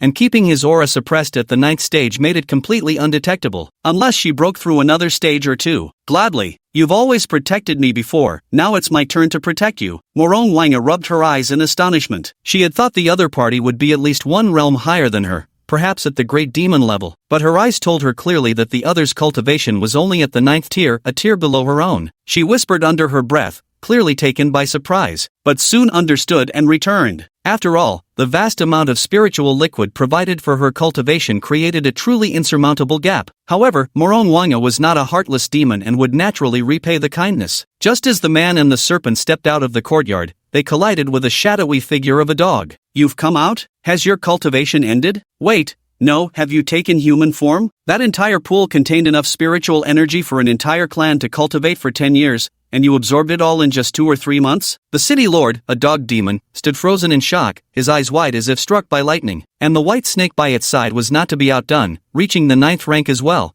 as if it had automatically broken through once its spiritual energy was full. It was simply unbelievable. How could the dog demon believe this? Leaping from the 7th rank straight to a shapeshifting stage master? Are you kidding me? She's transformed. I'm still a bit short of that. Who knows when the next breakthrough will happen? Su Jinglong sighed, lamenting his inability to shapeshift. Now it's shapeshifted. Niran Wanga showed no sign of excitement upon encountering such strangers, maintaining her usual aloof and cold-blooded demeanor. Quite fitting for the cold-blooded nature of serpents. Congratulations, congratulations. The dog demon had words stuck in his throat, hesitating several times before ultimately clasping his hands in a deferential bow. He reckoned he would never make it past the 9th rank in his lifetime, but witnessing a demonic beast advance from the 7th rank to its humanoid transformation stage in just a few months truly shakes one's foundational Dao heart. For a moment, the city lord found it hard to accept. "Thank you." Niran Wanga remained as composed as ever. Su Jinglong seemed hesitant to speak further. Despite being a powerful great demon realm cultivator, he couldn't even achieve human transformation. Better not mention being at the great demon stage, it's downright embarrassing. Chapter 75, Recruiting Underlings. He couldn't bear the psychological pressure and ran away. At last, overwhelmed by psychological pressure, the dog demon, lord of the demonic city, transformed into a streak of light and fled. He had cultivated for hundreds of years before reaching the 9th rank. How could the other party advance from the 7th rank to human transformation in just a few months? During this period, he improved by leaps and bounds, breaking through bottlenecks as easily as drinking water. "You can't even handle this? Pathetic. No wonder it's only 9th tier." Morong Wanga snorted inwardly, keeping this remark confined to her thoughts. Hearing these words, Su Jinglong broke out in a cold sweat. Why is this tigress still as fierce as ever? Damn, is she a dragon or a tiger? No, this is absolute madness. Let me ask you this. Who could withstand such psychological pressure? Anything else you need to do in this demon city? Morong Wanga turned her head slightly and spoke coldly with hesitation. Was my tone too icy? Will he be upset because of it? Wait, no, I am a noble shapeshifting stage demon beast. Why should I care about the thoughts of a mere 9th rank demon beast? Heart to heart, there shouldn't be anything to worry about now. Go out and check with Big Yellow Dog to see if anything's happened in Demon City lately. If not, then we might as well head back and bury ourselves in training. Su Jinglong raised his eyebrows, sensing danger lurking in the surroundings. It feels more secure to return to the deep mountains and dense forests. Agreed. After a brief hesitation, Morong Wanga added, I'll follow your lead. The two snakes ignored the sky restriction barrier of the demon city and flew overhead, soon finding the big yellow dog. At this very moment, the big yellow dog was flirting with a little female dog on the street. Hey, baby, I could see your natural beauty from afar, with an irresistible canine charm radiating from within. Let's cut the crap, I want to hit that. The big yellow dog held a rose in its mouth, with one paw propped against the wall and the other resting on its hip, standing next to a little white dog. You think you can mess with me? Beat me first if you dare. The little white dog barked twice, then suddenly lowered its head and charged forward like a drill. I absolutely love it. It's not that I'm afraid of you. I'm just afraid of hurting you. The big yellow dog was startled, dropped the rose on the ground, and hastily turned tail to run. Cough, cough, cough. Suddenly, a burst of coughing shattered the noisy clamor of the street. In the sky, a white serpent and a human figure hovered midair. Big Yellow, stop fooling around for now. I ask you, has anything noteworthy happened in the Demon City recently? What events have occurred in these months following the conclusion of the Demon Clan Assembly? Fallen to the ground, the small white dog was too frightened to move, trembling as it lay there. Meanwhile, the big yellow dog was startled into a fright, hastily forcing out an ingratiating and rather lewd smile. Lately, nothing major has happened, at least compared to the Demon Clan Assembly. Everything else is just trivial matters. Boss, I thought you'd left me behind, could you take me in? Let me be your lackey? After answering, Huang flopped onto his back, belly up, in an attempt to ingratiate himself. Just like a pet. Aside from Demon City, how much do you know about other places? Su Jinglong didn't immediately agree to becoming the other party's lackey. choosing instead to first assess whether the person would be useful later on. I can't claim to know everything, but when it comes to the eastern region, I'm familiar with about 80 to 90% of affairs. Even if I don't know, with my status as Old Huang here, I can get you the scoop in no time. The big yellow dog stood up and said proudly. His bloodline as a large yellow dog proved to be a great asset for gathering information. Every place has its dogs, just bark twice and you'll get the news. This is no exaggeration, though these dogs don't form a pack. They're everywhere, just like the beggar's sect. Then follow me from now on. Since nothing's keeping you in Demon City, you might as well come with me. We're leaving Demon City now, Su Jinglong said indifferently. He casually tossed a few spirit stones to the other party as payment. When cultivating, if demon cores could be used, then demon cores would be used. If other resources were available, then other resources would be used. Spirit stones, being actual currency, were only used as a last resort. Leaving now? Wait, actually, there's still something going on in Demon City. The big yellow dog was utterly shocked. Even his hands holding the spirit stone began to tremble. What's the matter? Don't you want to go? Then you'd better stay. Seeing the other's reluctance, Su Jinglong didn't press the matter. Stay if you don't want to leave. It wasn't like he was going to slaughter this dog that had helped him anyway. It's not that I don't want to go. It's just too sudden. I wasn't prepared at all. How about this, boss? If it's convenient for you, stay a few more days. Or just leave me your address, I'll come find you later. The big yellow dog rubbed its paws together but didn't dare to put the spirit stone into the bell around its neck. What are you stopping for? For this little bitch? Su Jinglong couldn't help but laugh. Looks like we've got a lovesick dog here. No, how could that be? A true man living between heaven and earth should never be swayed by mere sentimental attachments. Well, I was just thinking of procuring some supplies for your convenience when you're away from the city. The big yellow dog glanced at the little white dog with a mocking laugh. So what if it's against my conscience? Let it be. Good, that works. In that case, we'll stay for 2 days. Here are a few storage rings and 10 spirit stones for you to procure supplies. Su Jinglong nodded in approval, thinking this young man had considered everything quite thoroughly. He then handed over several storage rings and spirit stones for the other party to make the purchases. Got it. Big White, come along now. I'll show you how they treat me like the dog master. The big yellow dog confirmed the meeting spot and wagged its tail, wanting to lead the little white dog along. Meanwhile, Su Jinglong took Morong Wanga away with him. Since they were already here, staying for 2 days would give him the perfect opportunity to pick out some pretty clothes for her. Ugh, I'm not going with you. You're just a lapdog. My ideal dog isn't some bootlicker like you. Watching those two tough guys leave, Dabai snorted twice, looking down on them completely. Why's that? The little Dawan's face showed great confusion. Then what style do you like? I like those not entirely focused on chiseling me. No, that's not right either. At the very least, I won't be a love-struck simp chasing after someone every day like you. After pondering for a moment, Dabai wagged his tail and trotted off ahead. Don't run away. First tell me what kind you like. At the very least,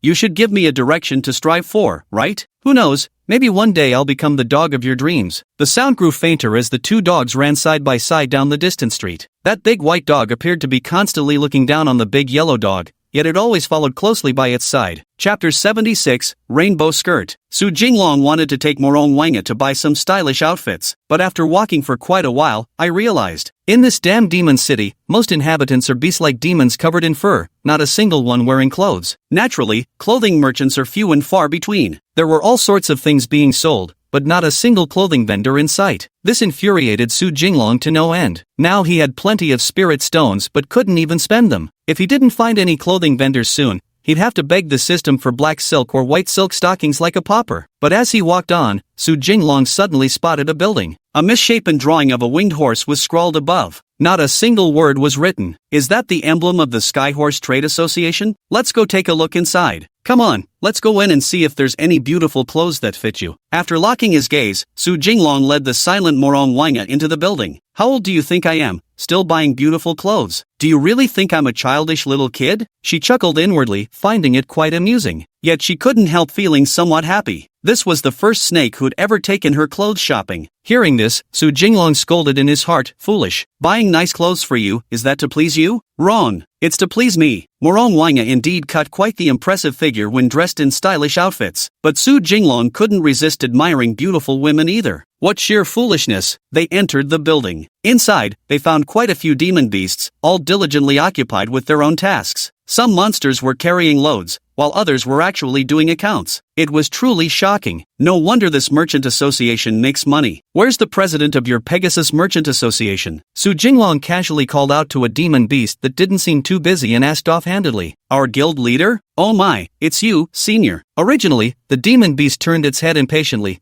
but upon seeing that it was a white snake, it was instantly scared out of its wits. During this period, the status of the white serpent demon in the demon city has significantly risen. Never mind whether it's true or not. What if it really is a relative of that powerful being? Enough talk. Take me to your guild leader. Su Jinglong clicked his tongue disapprovingly. Now he couldn't even play dumb to take advantage of others with perfectly reasonable extortion. This kind of thing couldn't even be done through open extortion. What an annoying pain. Got it. This humble one will take you there right away. The guild leader is on the 3rd floor. With that, the demon beast turned around and trotted quickly towards the 3rd floor. Meanwhile, Su Jinglong led Morong Wanga upstairs at a leisurely pace. This architectural attempt at mimicking human design ended up as a laughable hybrid. The design blueprints were probably drafted by humans too. In the end, the construction crew hired demi-humans for the job. Chairman, 2 senior members have come to see you. Nearby, a Pegasus was listening to work reports from subordinates. Ah, senior colleagues, you've arrived. Originally, Tianma was still crouching with its legs bent, resting on a silk-textured blanket, but the next second, he suddenly jumped up. In an instant, the atmosphere in the room grew taut with tension. It's nothing, nor am I here to extort money. I want to buy her 2 sets of clothes. I looked around, but there are no clothing stores in the demon city either. Su Jinglong ignored the tension from several 8th-level demonic beasts, speaking impassively. Such cultivation was no longer the slightest threat to him. It wasn't even as useful as a mosquito bite would have been. Oh, clothes. We don't usually sell clothes either. I remember now, I have a treasure here. It's designed in the form of clothing, feathered robes and rainbow garments. There aren't clothes, but there are magical treasures shaped like garments. The winged horse was created using various feathers purchased at high prices from the avian tribes, then commissioned to craftsmen for refinement, intended to be auctioned in the human territories of the Central Realm. But that white serpent's power defies logic. After just months apart, its aura has grown even more profound and utterly unfathomable. Who would dare provoke it? How much? I'll buy it with my own money. To demonstrate the importance Murong Wanga held in his heart,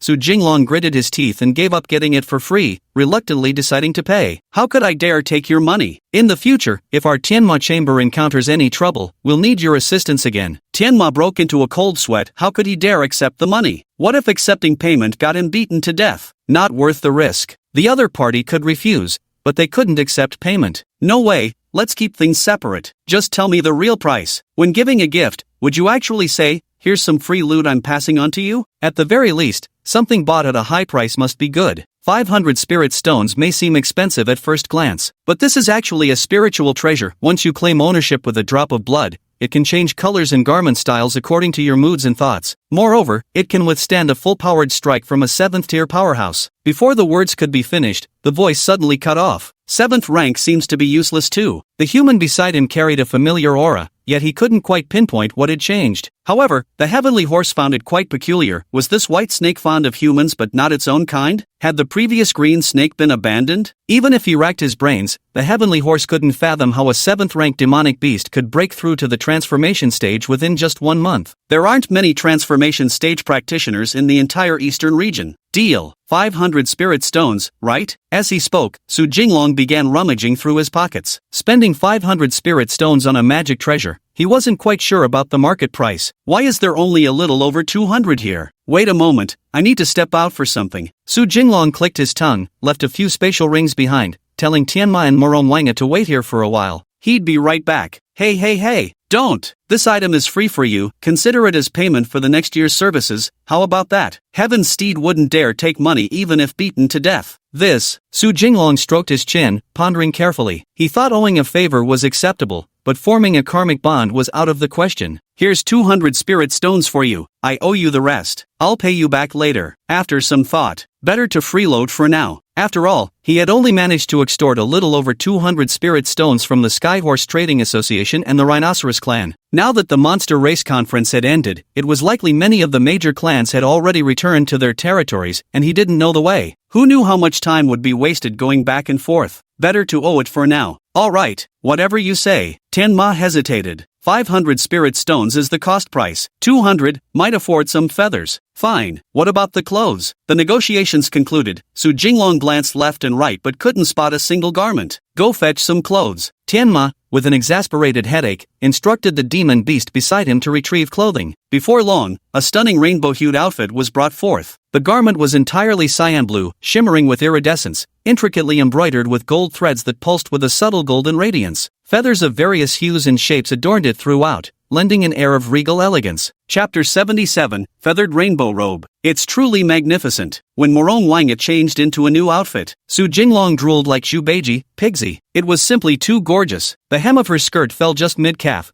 exposing a pair of jade-like feet to the air. The perfect outfit accentuated Morong Wanga's curvaceous hourglass figure. Each feather exuded an air of nobility. Her naturally aloof demeanor, combined with this attire and her fathomless aura, radiated the imposing presence of an empress. Yet the garment appeared somewhat iridescent, making terms like Holy Maiden, Crown Princess, or Divine Maiden more fitting descriptors. Had she been clad in more solemn regalia, addressing her as Empress would have been entirely appropriate. A faint blush spread across her fair neck. Why does he keep staring at this palace mistress? After I transformed into human form, am I less appealing to him than my original form? No, what nonsense am I thinking? Morong Wanga furrowed her brows, unable to comprehend why this person's body was more attractive than her original form. Could it be that her original form wasn't beautiful? Too beautiful. Truly a celestial fairy, an unparalleled beauty in the mortal realm. Su Jinglong wanted to praise her further, but racking his brains couldn't squeeze out any more words.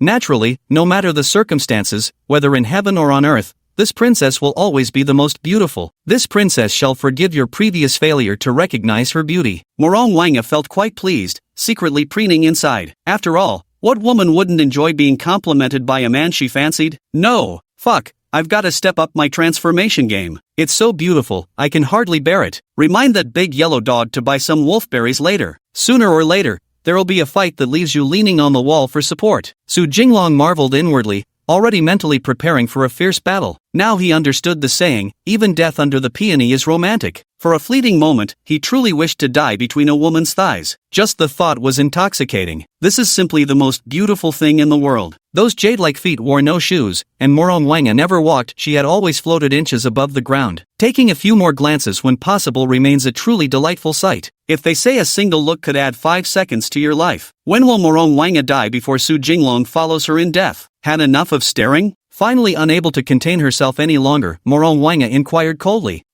Su Jinglong wiped the drool from a discreet spot before snapping back to attention. Enough, no, I'm just admiring the clothes. Let's see if these 500 spirit stones were well spent, he declared with righteous conviction. Really? Suddenly, Morong Wanga felt a mischievous impulse arise. She sat suspended in midair, crossing her legs, though the gesture remained unseen. Her exquisite jade-like feet were visibly propped up before her.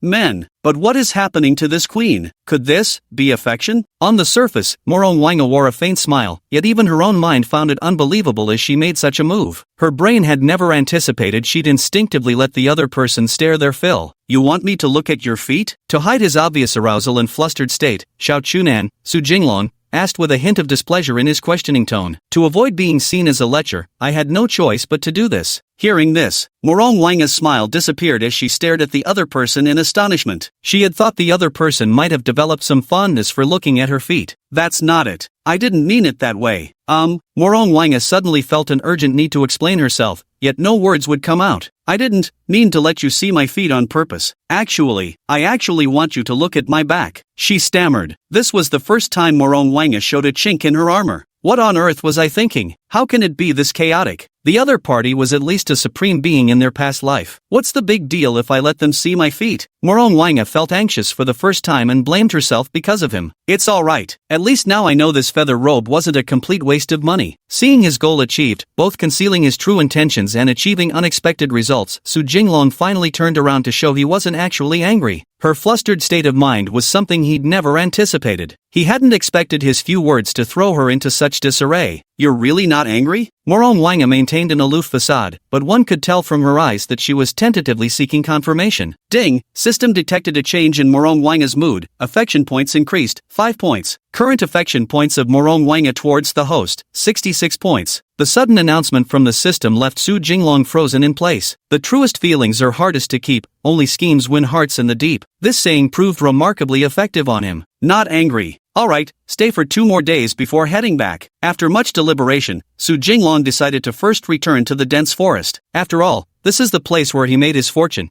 and he truly stayed here for quite some time. Over time, he developed something of an attachment to this place. It certainly wasn't Su Jinglong's intention to rely on brute force to relocate the spiritual pawn to the Serpent Clan's territory. Little did he know, while he hadn't yet returned to the dense forest, a figure was already darting toward it at a speed invisible to the naked eye. When that figure appeared above the dense forest, the surroundings stirred without wind, radiating an overwhelming pressure that instantly spread across hundreds of miles. Hundreds of demonic beasts were pressed to the ground, utterly unable to rise. Where is Su Xian? Your growth speed is now alarmingly fast. For the sake of humanity, we must eliminate you, this calamity. If you do not die, the mortal world will surely descend into chaos in the days to come. For the peace of all living beings under heaven, I shall personally send you into the cycle of reincarnation. Compared to the previous sect cultivators, this elderly man's Taoist robe appeared even more distinguished. The hem of his robes fluttered in the wind, emanating an aura of celestial grace and profound cultivation, while his terrifying power remained undisguised. Old man, you didn't even wait for me before coming here by yourself? That was at least an 8th-ranked demon beast. Are you really that greedy for just one demon core? Suddenly, several more people arrived flying through the air. Among them were a bald monk, a Taoist priest, and a few cultivators. Their auras were formidable. Originally, one was already invincible, and now several more have arrived. Wait, there are no traces of 6th rank or higher in this dense forest. That means Su Xian isn't here. One of the Taoist priests held a compass in his hand, its needle spinning wildly without settling on any direction. Where is Su Xian? The cultivator asked in astonishment. If he wasn't here, then had he been talking to himself all this time? If he's not here, then let's start by slaughtering all the demon beasts in this dense forest first. Better to kill 1,000 by mistake than let a single one escape. The bald monk expressionlessly chanted Umatba and immediately took action. In an instant, all manner of lethal techniques erupted between heaven and earth, cleansing the area of demonic beasts within a 1,000-mile radius. Chapter 78.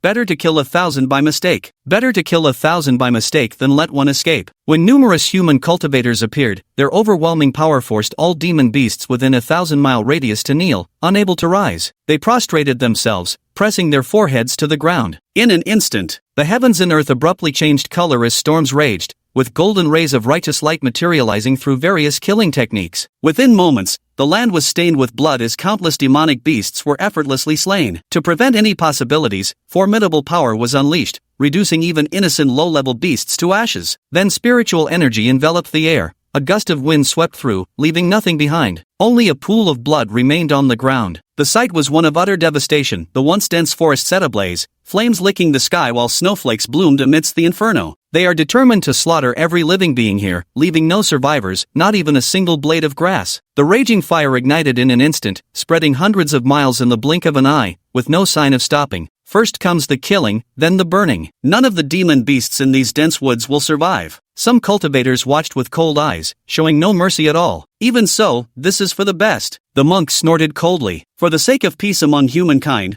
what did sacrificing a few demons matter? This was their ordained fate. Since the extermination is complete, I shall take my leave now. Old Bullnose, if you catch that serpent demon scent, remember to notify me. No sooner had the words fallen than a cultivator transformed into a shooting star and vanished. Old Taoist, the task of erasing our traces shall be left to you. Now, I'll trouble you to give it your all. However, once we find that demonic serpent, naturally, we won't make you bear too much of the burden. The old monk chanted Umatba Buddha once and, likewise, transformed into a streak of golden light and departed. Soon, the majority of the surrounding cultivators dispersed, leaving only an elderly Taoist floating mid-air. He stood in place, softly reciting the scriptures of deliverance, sending all the monstrous beast souls in this land into the cycle of reincarnation. In the next moment, he summoned clusters of flowers to conceal the lingering auras of the numerous cultivators here. This humble Taoist merely wishes to prevent further calamity for humankind. The old Taoist murmured under his breath, as if comforting himself. Then, he activated the compass talisman in his hand, searching for the lingering traces of that serpent demon, Su Xian. Not only demonic creatures reside within that demon city. The original purpose of building the demon city wasn't merely to gather the scattered demon beasts,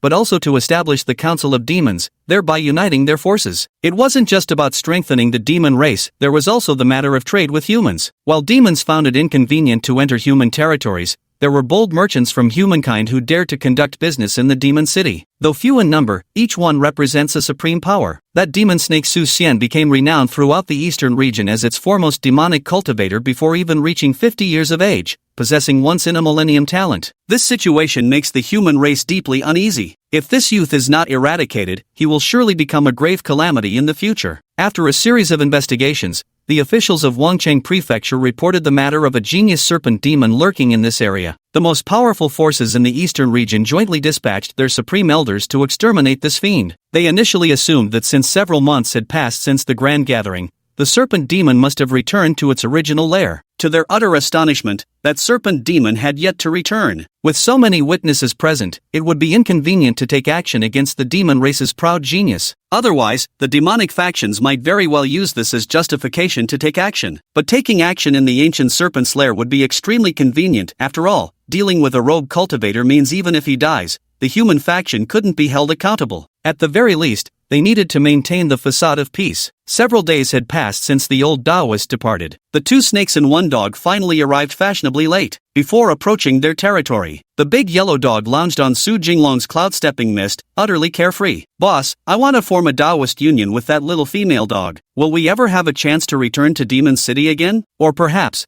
could I bring Big White over in the future?" The big yellow dog asked with eager anticipation in its eyes. Seeing how loyal and affectionate this big yellow dog was, Su Jinglong's bond with him grew much stronger. "Got it. Wait a while longer. Not much longer. You'll be free to come and go as you please soon, just be by my side when I need you. Once I manifest my human form, you can take over then." Su Jinglong laughed. This most devoted man in Demon City suited his taste perfectly. It was no longer just a simple employer-employee relationship, but could somewhat be considered a friendship, though it remained unequal, and though the big yellow dog still saw a clear hierarchy between them. But better treatment was always welcome. "Great. Thank you, boss. Thank you, boss." The golden retriever flashed a shameless grin, raising both front paws in a congratulatory gesture, immensely excited. In his youth, he too had once carried the unyielding ambition characteristic of young men, but after being beaten down by society and reality, he no longer desired to stand out. "I just want to earn a bit more money, so I can afford to keep to buy." That big white was just an ordinary little demon, usually doing errand-running jobs to keep things light. It didn't pay much either. But before Su Jinglong could answer, an intense smell of burning assaulted their nostrils. Looking up,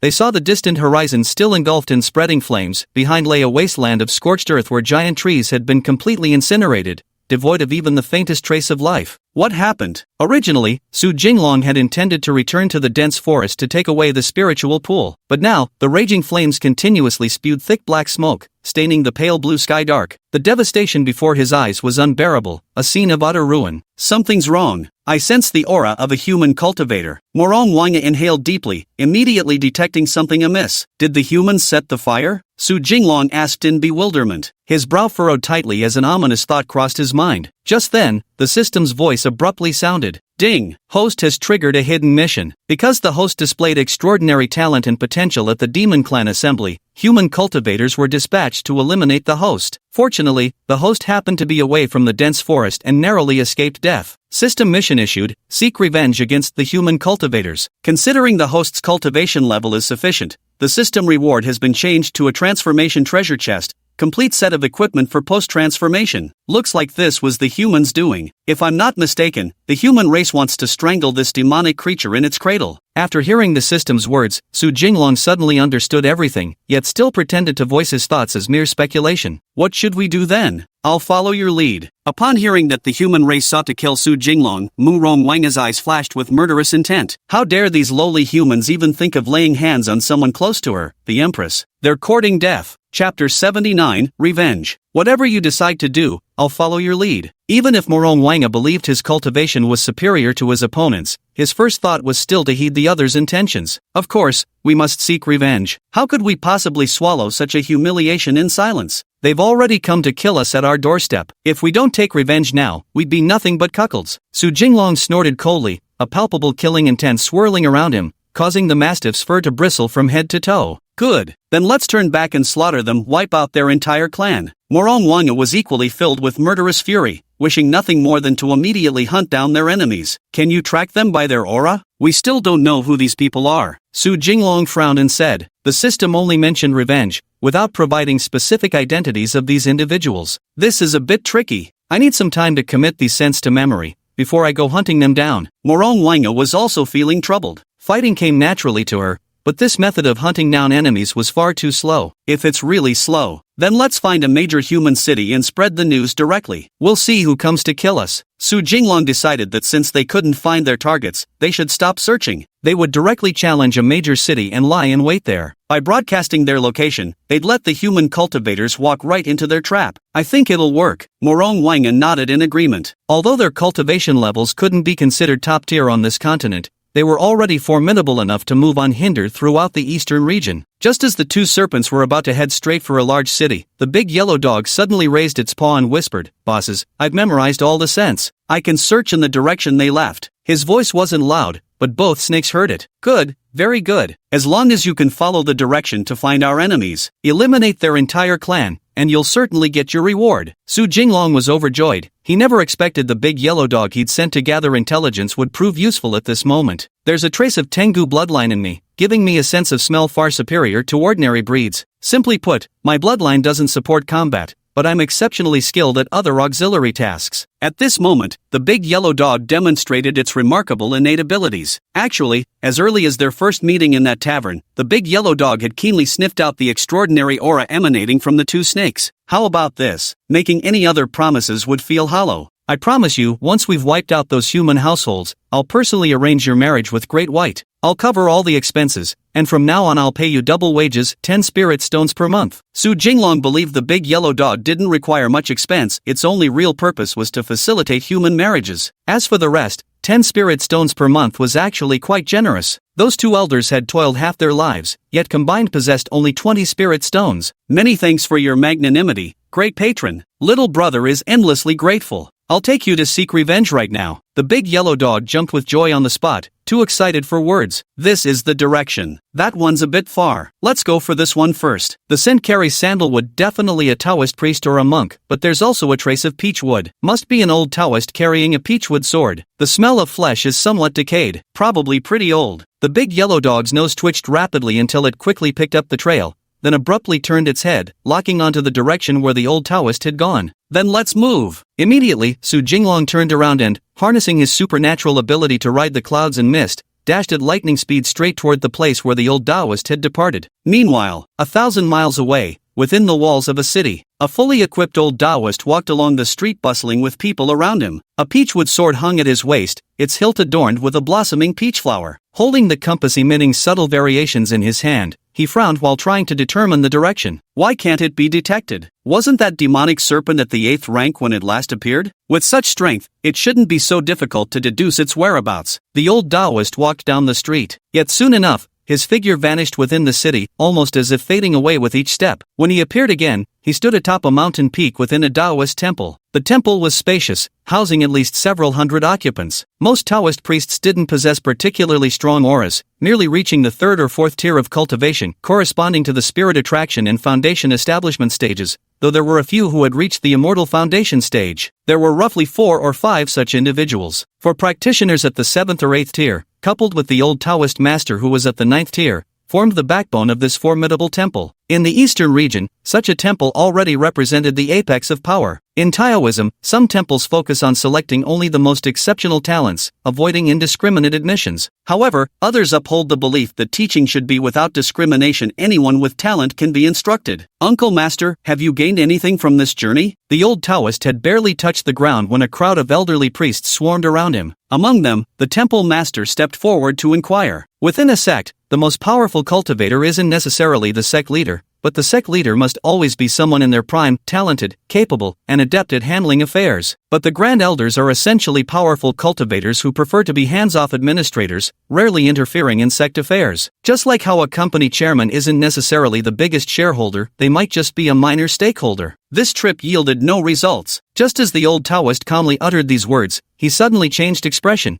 as if sensing some strange presence. The next moment, 3 dark figures appeared directly above the Taoist temple. "Old Taoist, I've finally found you. You led people to slaughter countless demon beasts in my forest. Today will be your death day." From the sky, Su Jinglong finally arrived, shouting furiously. "This is the reason, the righteousness behind waging war. Su Xian? After searching everywhere without success, who would have thought a beast like you would walk right into my trap?" The senior elder reacted with astonishing speed, drawing his peachwood sword from his waist in an instant and assuming a fighting stance. "Old fossil, when did I ever provoke you? You actually went to such lengths, slaughtering every demon beast within 1,000 miles of my forest." On the surface, Su Jinglong's eyes were bloodshot, veins crimson in their depths. In truth, he wasn't truly angry. Some beasts lived, some died, it mattered little. He couldn't be bothered to care, but when someone's bullying is right in your face, how could you not get worked up? You were born a scourge. If this poor Taoist doesn't eliminate you now, the world will surely descend into chaos. As he spoke, the old Taoist unleashed his formidable 9th-tier cultivation strength, merging with his sword as he shot straight toward the white serpent. But before they could fly far, Morong Wanga lightly waved her hand, and the old Taoist's figure froze mid-air. "With your meager strength, you actually thought you could kill us. How utterly presumptuous." Chapter 80, Annihilation of the Sect. Which, damn it, it's a shape-shifting demon beast. Originally, the old Taoist had been completely focused on the demonic serpent. He hadn't paid attention to the woman beside it and had assumed she was kidnapped because the serpent lusted after her beauty. Never in my wildest dreams did I expect that thick demonic aura to emanate from her, instantly revealing her true form as a shape-shifting demon beast. The old Taoist turned deathly pale. It never crossed his mind that a demon beast in its transformation phase could appear in this barren eastern region. How could this be? Several 9th-level practitioners exist,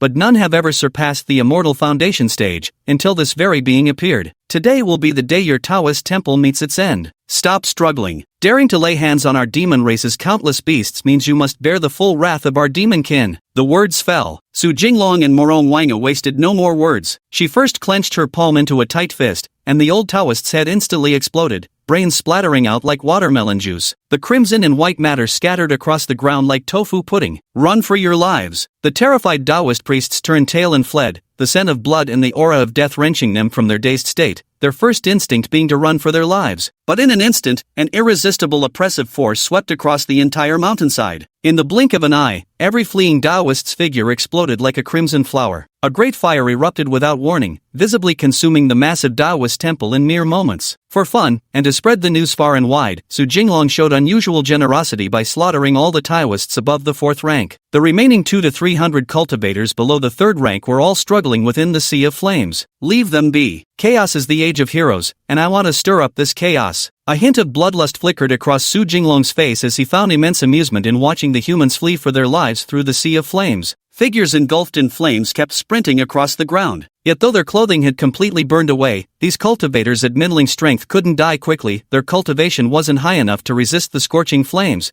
but just sufficient to prolong their suffering. It was truly an act of demons. "I'll follow your lead." Morong Wanga's eyes held only a single figure, that of a white serpent, but not those on-earth priests who enjoy practicing track and field while wielding flames. After a long while, the sky gradually darkened, yet still the fire showed no sign of dying down. Fortunately, Su Jinglong drew a circle around them to prevent the fire from spreading to the mountain. After all, as the saying goes, he who sets mountain fires will wear out prison floors. Immediately, the 2 snakes led the big yellow dog in a continued charge toward the distant wilderness. The blazing inferno across the sky alerted the local city lord, visible even from afar as flames engulfed an entire mountain. Drawing upon his cultivation, he barely managed to fly through the air until reaching the scene, only to discover a scene of utter carnage, with numerous corpses reduced to skeletons. Only scattered bones remained upon the ground. A few survivors, trembling with fear, crouched motionless in water vats. Though the water was scalding, it was still bearable, just barely enough to endure. "Save me." A woman and a white serpent came and slaughtered everyone in our temple. They even set us on fire to torture us. They spared our lives only to watch my fellow disciples burn alive in raging flames. The youth in the water vat had long been scared out of his wits. Seeing someone approach, he immediately cried out for help. What? Have the demons made their move? The city lord was shocked to the core. He hastily dragged several young Taoist initiates out of the water vat and raced back to the city at top speed to prevent any beast attacks during this critical period. Meanwhile, far away, Su Jinglong and Morong Wanga once again traversed several cities. By the deep hours of the night, they arrived at a massive metropolitan stronghold. Among them, one family stands out prominently. It appears to be the Lin family. The Lin family from the Eastern Domain has risen to the top among various forces solely through their clan's strength,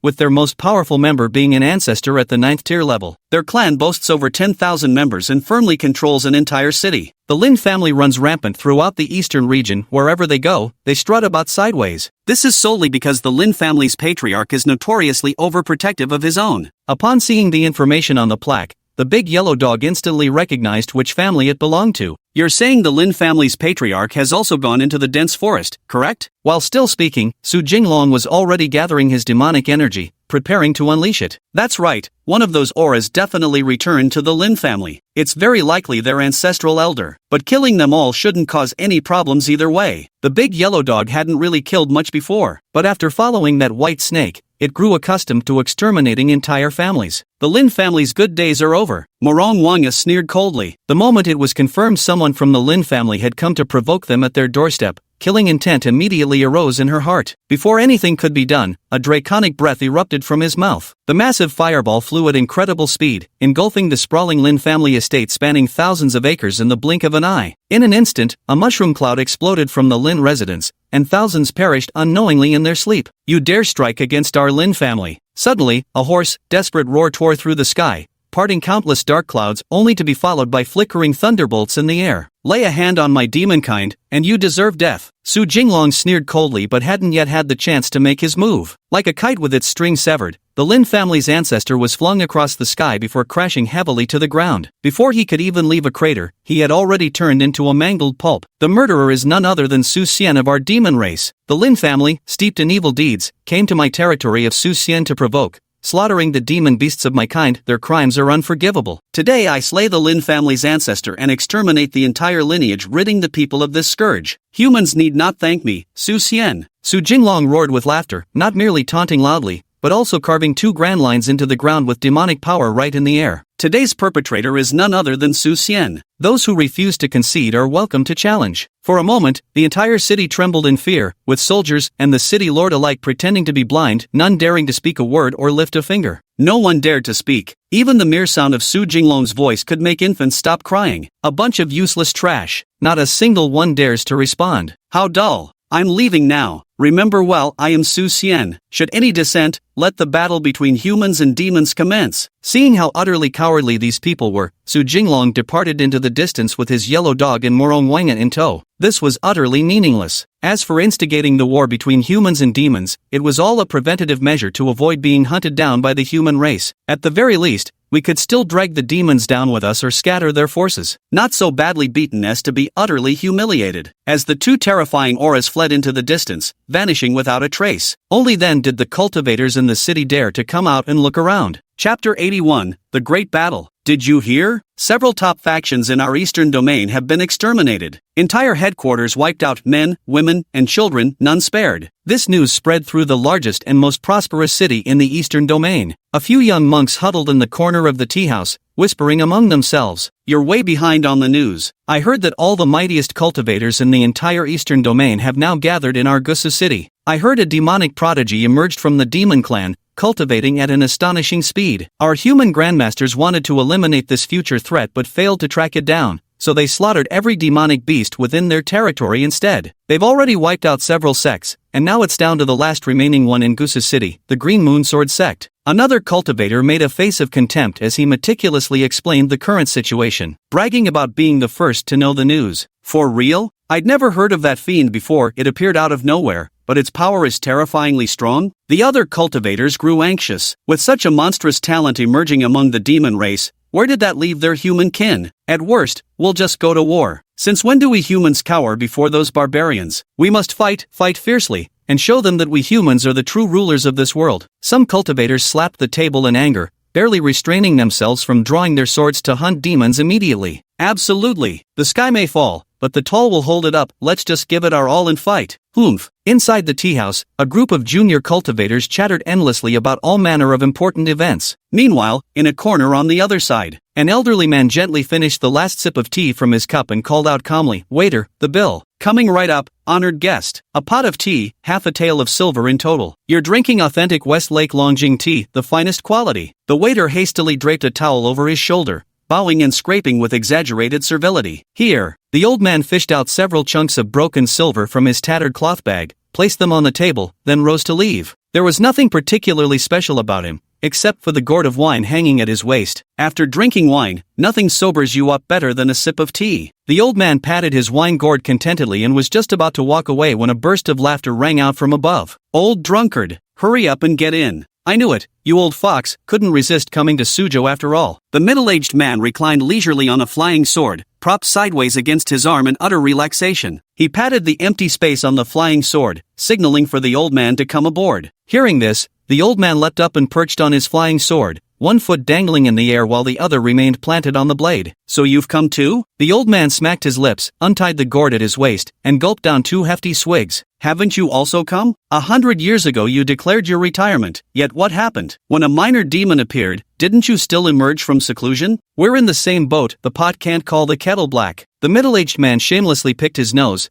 flicking out a magic pill that soared through the air and landed right into the mouth of a child who happened to be eating candied hawthorns with his mouth wide open. A mere booger made the child several times stronger in an instant. "As if anyone could match your carefree style. Going to brothels every day scamming free pleasures, a man his age, still so fond of those places of debauchery." The old man looked at him with evident disdain. The voices of conversation faded into the distance, and their figures gradually receded. Dozens of concealed auras lurked within the clouds overhead. Some recluses brought their houses with them, sitting in their tea houses with paintbrushes, sketching this boundless great city. Other recluses, with immortal grace, rode cranes accompanied by several youthful disciples trailing behind, jubilant as if they were porcelain dolls. There were also groups of recluses, 3 or 5 together, except they were all of opposite sexes, both men and women among them. As the gaze drew further and further away, Gusa City lay upon the plain, a wide river cutting through and dividing it into 2 separate cities. All of this unfolded before the eyes of Su Jinglong and Morong Wanga. The large yellow dog sniffed with its nose, eyes shut tight as it concentrated all its energy on tracking sense. "Boss, I can smell it, the last trace of that aura is inside that distant sect. This should be the last one." The big yellow dog remained completely unaware that the relentless pursuit of the past few days had already spread rumors of vengeful demon beasts wiping out entire clans. Many powerful cultivators rushed over overnight, some eager to witness the monstrous appearance of those demon beasts, while others took it upon themselves to eliminate both creatures for the sake of the world. Is that so? This sect is truly extravagant, daring to relocate an entire mountain into the city and use it as their sect grounds. Midair, Su Jinglong took in every detail of the scenery below, marveling at the wealth of the final sect. Hearing this, Morong Wanga calmly explained, "They didn't build the sect within the city. It's because the sect was established here that the surrounding area became the foremost city in the eastern region. I reckon that so-called sword sect must be the leading sect of the eastern region." As it turned out, Su Jinglong feigned composure, afraid to show weakness. "I was merely joking. I actually know everything. How dare he claim he understands nothing? It seems his memories have indeed been sealed. Reborn into this life with only cultivation resources and talent, yet devoid of past life memories. However, I can choose to help him regain his past life's memories in the future, just not now." Morong Wanga silently thought to herself. She had long known that the other party had limited knowledge, yet firmly believed in the concept of reincarnation and cultivation. She had even proactively found excuses for them. Memories were sealed away. Perhaps in her past life, her cultivation had hit a bottleneck, forcing her to seal away her memories and re-experience mortal emotions in order to seek the truth of the great Tao. Also, she could return to her peak and break through to new realms in the future. Most likely, upon reaching a certain level of cultivation, memories would actively break free from their seal. She would never have imagined until her dying breath that Su Jinglong truly knew nothing at all. Hearing Morong Wanga's inner lament, he couldn't help but give her a thumbs up. That's just like you. When your affection reached a certain level, you'd instinctively find excuses for him. In that case, let's. Su Jinglong was just about to make his move when a thunderous voice interrupted him. "That demon! How dare you come to challenge us in our Gusa city? Unforgivable!" The sound pierced through heaven and earth, and millions of mortals in Gusa City heard this clamor. In an instant, their 7 orifices bled as they rolled on the ground in unbearable agony. Someone from the Qingyue sword sect has slaughtered the demon beasts in our demon territory. Consider this a provocation against my serpent clan. Today, I, Su Xian, will undoubtedly avenge the fallen beasts of my serpent clan. Upon realizing he had been discovered, Su Jinglong ceased hiding his aura. Emerging from the clouds, he revealed himself alongside a woman and a large yellow dog. Humph, words alone are no proof. Do you have proof? Otherwise, our human race will never let you off. Chapter 82, Evidence. Do you have any proof? Without any evidence, you're just here to provoke our human race. Then this seat will surely not let you off lightly. You are making enemies of all humanity under heaven. The ethereal voice sounded profoundly hollow and wrathful, as if it longed to strike immediately. But Su Jinglong understood, if they genuinely possessed superior strength, they wouldn't be wasting words with him. After all, this world knew only 3 realms of cultivation: the Forefather realm, the fellow Taoist realm, and the Ant realm. Evidence? Do you know that I, Su Xian, have never needed to prove my actions to others in my entire life? As the sovereign, if I wish to annihilate his Qingyue sword sect, what need have I for evidence? Su Jinglong let out a scornful laugh, utterly provocative, utterly arrogant. Having reached the realm of a great demon yet still swallowing insults, what do you call that? You call it a green turtle. How dare you? Before the human cultivator could finish speaking, Su Jinglong had already locked onto that person's aura, unleashing several thunderfire tribulation fingers that tore through the sky with blazing light, shooting swiftly toward the target. No mercy shown whatsoever. But before they could travel far, a flying sword came from afar, shattering those thunderfire tribulation fingers instantly, dispersing them between heaven and earth. Charge! Su Jinglong snorted coldly and spurred Morong Wanga into action. He still wasn't quite sure how to control the hidden power. What if his supposedly peak 9th tier strength, as she understood it, turned out to be obviously fake at first glance? Won't the deception about the snake be exposed? Get the command for him to take action. Morong Wanga stopped watching idly and struck out with a flip of her hand. A 5-clawed golden dragon coalesced from her palm, then soared towards the mountain where the Azure Moonsword sect was perched, aiming to slice it clean in half. Roar! The dragon's roar turned day into night. Dark clouds gathered endlessly as a fierce storm erupted instantly. What flew from the palm was initially just a golden dragon the size of a hand. Yet as it soared, the dense spiritual energy in the air continuously attached to the golden dragon, causing it to expand several-fold within moments. Showing no signs of stopping, it continued to grow larger and larger. In just a few breaths, it transformed into a colossal dragon tens of thousands of zhang in length. Yet before it could approach the mountain gate of the Azure Moonsword sect, dozens of figures appeared in the sky. Among them were Taoist priests, scantily clad women, stern-faced cultivators, and others. Each exuded formidable power. The already howling gales intensified into hurricane-force winds, sharp as blades that threatened to slice open one's skin. In a moment, those human cultivators each demonstrated their extraordinary abilities. A woman suspended a wooden zither before her chest and played a fiercely rhythmic melody. As the sound waves spread, the golden dragon's figure shrank slightly. How is this possible? The woman was astonished, her slender and delicate legs betraying her terrified expression. Let me tell you the truth, this woman by my side has already reached the transformation stage. You foundation establishment trash aren't fit to embarrass yourselves here. Better call the strongest cultivator among your human race. Su Jinglong stood amidst the howling wind, roaring with laughter. The strongest among them were merely cultivators at the half-step nirvana stage. Above the Xianji stage lies the nirvana stage and the ascension stage. These correspond to the manifestation stage and the great demon realm, respectively. The cultivators faced such grave danger that they dared not divert their attention to speak,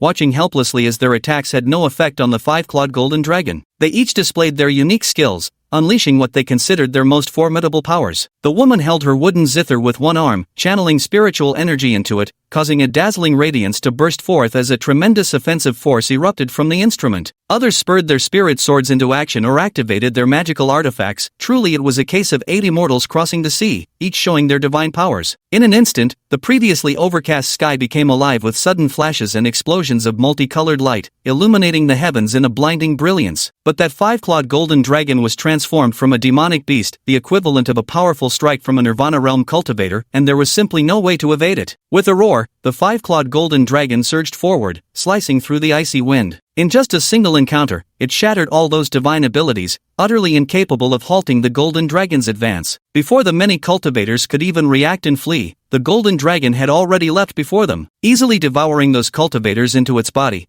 turning them into wisps of ash scattered across the vast sky. What? All is lost. In the distance, atop the peak of the Azure Moonsword sect, several 9th-rank elders in Taoist robes paled with shock as the raging winds whipped their garments wildly about, their beards tangled by the gale. Disaster strikes. What should we do about this? The leader of the sect was one of those who had participated in the massacre in the dense forest days before. Before he could finish speaking, a voice filled with mockery came from a distance. When you wiped out my entire clan in the dense forest, you didn't expect your retribution to come so quickly, did you? Today, I, Su Xian, will surely make you humans who have done evil deeds pay the price. Su Jinglong laughed uncontrollably in midair, repeatedly invoking his Su Xian persona. He aimed to etch the name Su Xian into the hearts of these humans. Come on, Xiaoliang, show them what we've got. Su Jinglong commanded Morong Wanga to continue the attack. But the next moment, those Taoist priests all knelt on the ground, leaving them at a loss. Su Jinglong and Morong Wanga exchanged bewildered glances, thinking the priests had conceded defeat. Before they could say anything, the Taoists spoke in perfect unison. Disciple of the 38th generation of the Azure Moonsword sect, beseeches the ancestor to emerge and save our sect. With monstrous invaders at our gates and the sect facing imminent destruction, we plead for the ancestor's intervention. At this command, the massive mountain trembled violently, sending countless boulders tumbling down its slopes. A giant gate instantly opened atop an enormous underground palace, revealing an incredibly aged figure with legs crossed in meditation, floating into view. The man was skin and bones, frail to the extreme. Had he been dressed in tattered clothes and walked the streets, he would surely have been mistaken for a beggar. Beneath him, spiritual energy condensed into a luminous pedestal, radiating endless light. An ancient yet tremendously powerful aura swept through the heavens and earth. He opened his extinguished eyes, and a sharp gleam flashed within those unperturbed pupils. With just a single glance, he took in the entire situation unfolding before him. A few worthless disciples, along with some monstrous beasts, nothing more. That useless disciple, lacking in skill yet aspiring to uphold righteousness by purging demon beasts, ended up getting beaten to his doorstep and had no choice but to summon the ancestor. He even exploited the authority of the Qingyue Sword sect, the #1 sect in the eastern domain, to rally most of the reclusive experts in the region, utterly tarnishing the sect's reputation. Die! A single, indifferent utterance escaped the lips of the sword sect's ancestor, revealing the full might of his peak nirvana stage cultivation. In an instant, millions of flying swords materialized in the sky, their blade tips pointed directly at the two monstrous beasts. In his eyes, they were nothing more than a shape-shifting demon and a 9th-tier monster. Before his supreme strength at the peak of nirvana stage, there was hardly anything worth boasting about. Kill! Another indifferent utterance sounded. Chapter 83, Myriad swords returned to the source. Swish! In an instant, every flying sword trembled in midair, their blade songs shaking the heavens for miles, as an aura of apocalyptic destruction surged forth. In an instant, millions of flying swords surged through the air like raindrops, striking toward the two serpents. Nowhere to hide. Seeing this scene, Morong Wanga felt not the slightest ripple of emotion. That's it? Her Highness is, at the very least, invincible among her peers. You dare to challenge this palace with mere insignificant 10,000 swords returned to ancestor? She sneered coldly in her heart. She chose to imitate her opponent's move, just not as grand in scale as the opponent's display. With her palm forming a sword gesture, as demonic power condensed, a spiritual sword materialized, its surface intricately carved with dragon scales and a dragon coiling around the blade. In the blink of an eye, a 3-foot green blade appeared, utterly unremarkable. Then, it sliced through the sky, carrying a radiant glow as it confronted the endless sea of swords stretching beyond sight. Before it could even draw near, the mighty shockwave crushed every flying sword in its path, leaving not a single blade intact where it passed. In just a few breaths, that omnidirectional sword convergence, the million swords controlled by spiritual power, all dissolved into nothingness. And yet, the dragon sword showed no sign of stopping. Not bad. Witnessing this scene, the sword sect's ancestor sat up straight, clearly intrigued. He sensed that his opponent was a worthy adversary. Before he could react, the spirit sword's speed suddenly doubled, moving faster and faster. In an instant,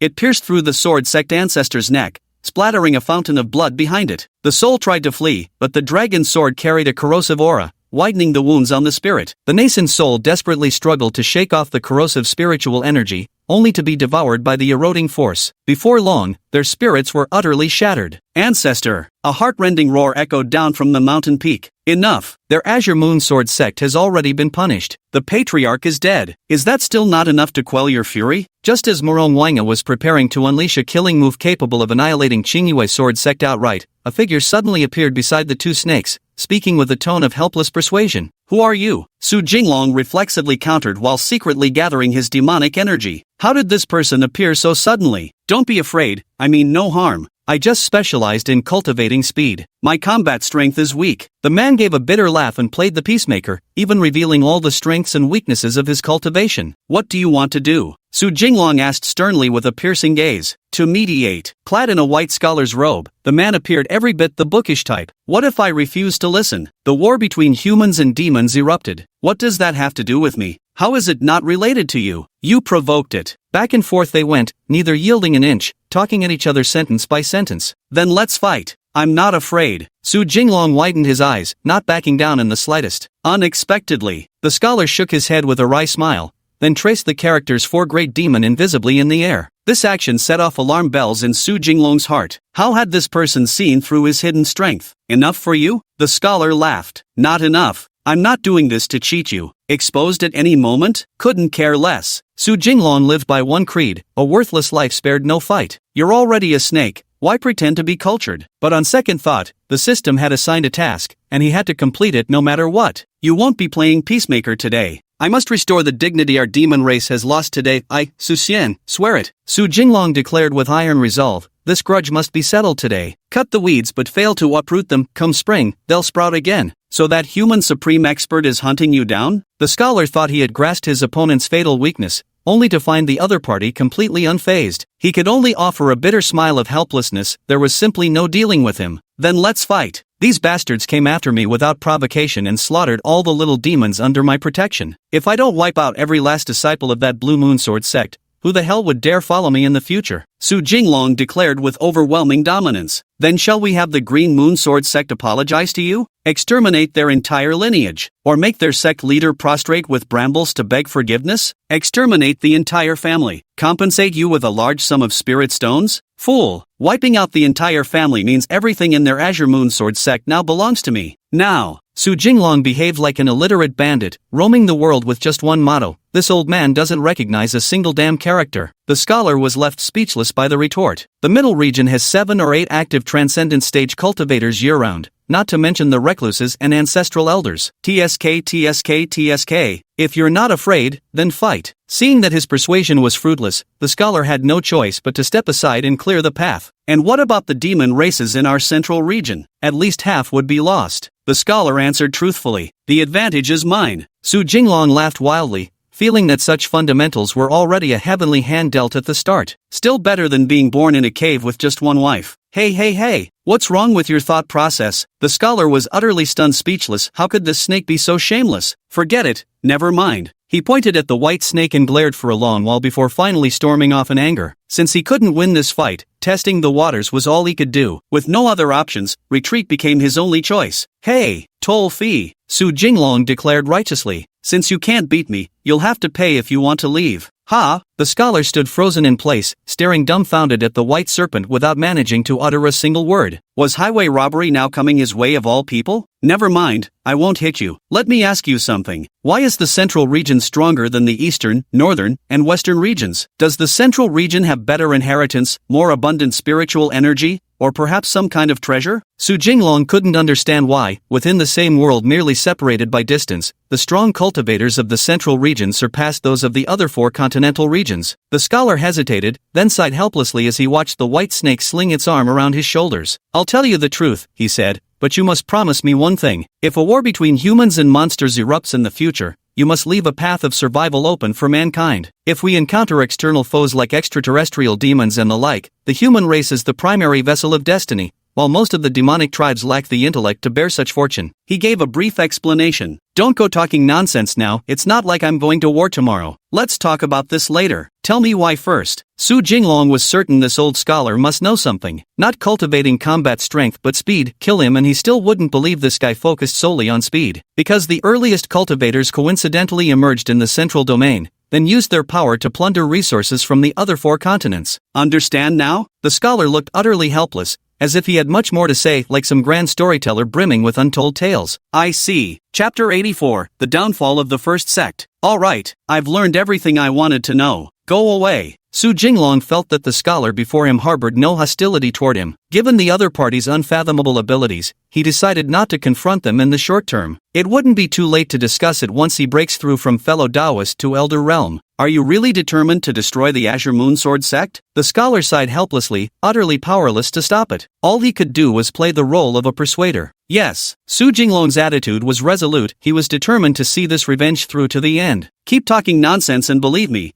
I'll kill you too. Morong Wanga, however, was extremely displeased. Why must this human man be so full of empty words? I'm leaving right now. The scholar smiled bitterly and shook his head, then transformed into a streak of light, vanishing into Gusu City, the largest city in the eastern region. Watching the opponent depart, only then did the two snakes turn their gaze to the nearby Qingyue Sword Sect. At this very moment, the sect master of Green Moon Sword Sect noticed the serpent fixing its gaze upon them and immediately roared, "Activate the sect's defensive formation. We must stop him at all costs. This sect master has already sent for reinforcements from the central region. They will surely arrive swiftly." With that command issued, the Moonlight Sword sect was instantly enveloped by a clear beam of light as the sect's grand protective array activated, rapidly consuming various cultivation resources. We must resolve this matter quickly. We can't wait for the people from the middle domain to arrive. Despite being far apart, Su Jinglong could still hear that voice clearly. Thus, without hesitation, Morong Wanga harnessed his demonic power to conjure a single palm strike from the void. The palm blotted out the sky, engulfing half the heavens. But it was painfully obvious that her silhouette was trembling faintly. She must have exhausted too much of her demonic energy. In the next instant, the massive spiritual energy-formed palm shot straight toward the Blue Moon Sword sect. I fear this might not be enough. Su Jinglong calculated in his mind that compared to the defensive power of the sect's grand formation, Morong Wanga's attack still fell somewhat short. Drawing upon the demonic energy within him, he silently increased the power in his palm. Not good. The sect master of Qingyue Sword Sect sensed the incoming strike and had a sudden realization of danger, his heart turning cold with fear. Increased defensive measures. With that command, the already formidable sect protecting formation erupted with its most powerful defense at this very moment. Yet in the very next instant after mustering its utmost protection, the colossal palm strike came crashing toward the mountain peak. The moment of impact sent mountains crumbling and the earth trembling violently. Thick smoke billowed out, spreading across the sky and blotting out the sun. Massive boulders tumbled down from the mountaintop,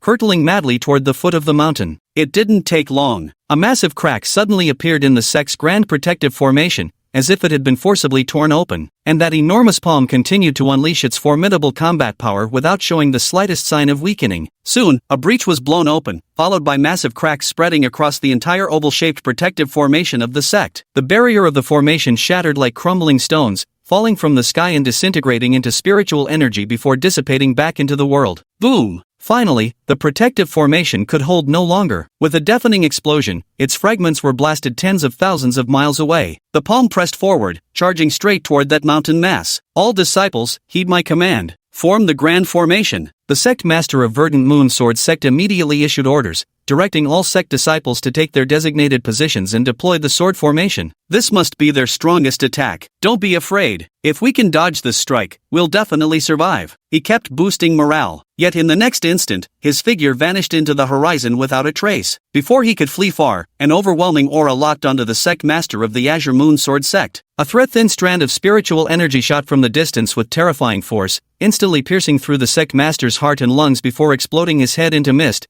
Only then did it dissipate. Think you can escape? Not a chance. Su Jinglong smirked inwardly. He'd long known the other party was planning to flee. In mere seconds, the palm strike collided with the mountain, instantly splitting it in half. Countless minor cultivators were crushed beneath the colossal falling debris. Soon after, the palm obliterated the entire mountain, leaving not a single stone intact for skipping across water. All those cultivators were reduced to ashes by that single strike. In moments, the formerly top-ranked sect of the eastern region was utterly annihilated. Run first. Su Jinglong remembered how the sect leader had pleaded for help from the central domain before dying, so he decided to flee first. We'll deal with it later. He roughly understood the cultivation levels in the central domain, but their true strength remained unknown. It probably won't be much worse either. The figures of two snakes and one dog instantly vanished into the sky, swiftly fleeing into the distance. And shortly thereafter, several even more powerful auras came rushing from the central region. Where did those two monsters go? The leading monk looked at the mess all over the ground with great displeasure, utterly furious. They got away. The scholar's figure was also prominently among them. Didn't you stop them? The leading monk questioned sternly. I only trained in speed and fortune-telling. How am I supposed to fight? Answer me. The scholar pointed at himself in disbelief. It was true that his cultivation level was high, but he had never trained for combat. He might not even be able to execute such an attack. The battle just ended, those two snakes couldn't have gone far. Hurry up and find them. The cultivator stopped bothering with the scholar. There was no reasoning between fighters and book-learned types. On the other side, Su Jinglong and Morong Wanga had already fled thousands of miles away. Say what you will, but the Xiangu continent is truly vast. Even after running this far, it still doesn't feel like we've gone very far, he remarked while keeping an eye on the road and simultaneously staring at the shape-shifting gift package rewarded by the system. Just alright, feels pretty average to me, Morong Wanga answered truthfully. Still maintaining his usual expression, he simply sat cross-legged on the cloud, silently recovering his demonic energy. You've expended quite a bit just now, your form is even becoming unstable. I think we've run far enough. Wait, I think I'm about to break through. Su Jinglong coughed a few times, then turned to search for a suitable cave. Once inside, he prepared for his breakthrough. Morong Wanga didn't find it particularly strange either. In fact, she felt it was somewhat slow. Big Yellow, take a look at these things and see if there's anything you need. Su Jinglong tossed all the looted supplies to the large yellow dog. He let him choose. These were relatively low-level items of little consequence. He hastily began to break through. To maintain appearances, he forcibly gathered his energy and circulated demonic aura for a full half hour before achieving transformation form. System, activate the transformation gift pack. Su Jinglong silently muttered to himself. Ding!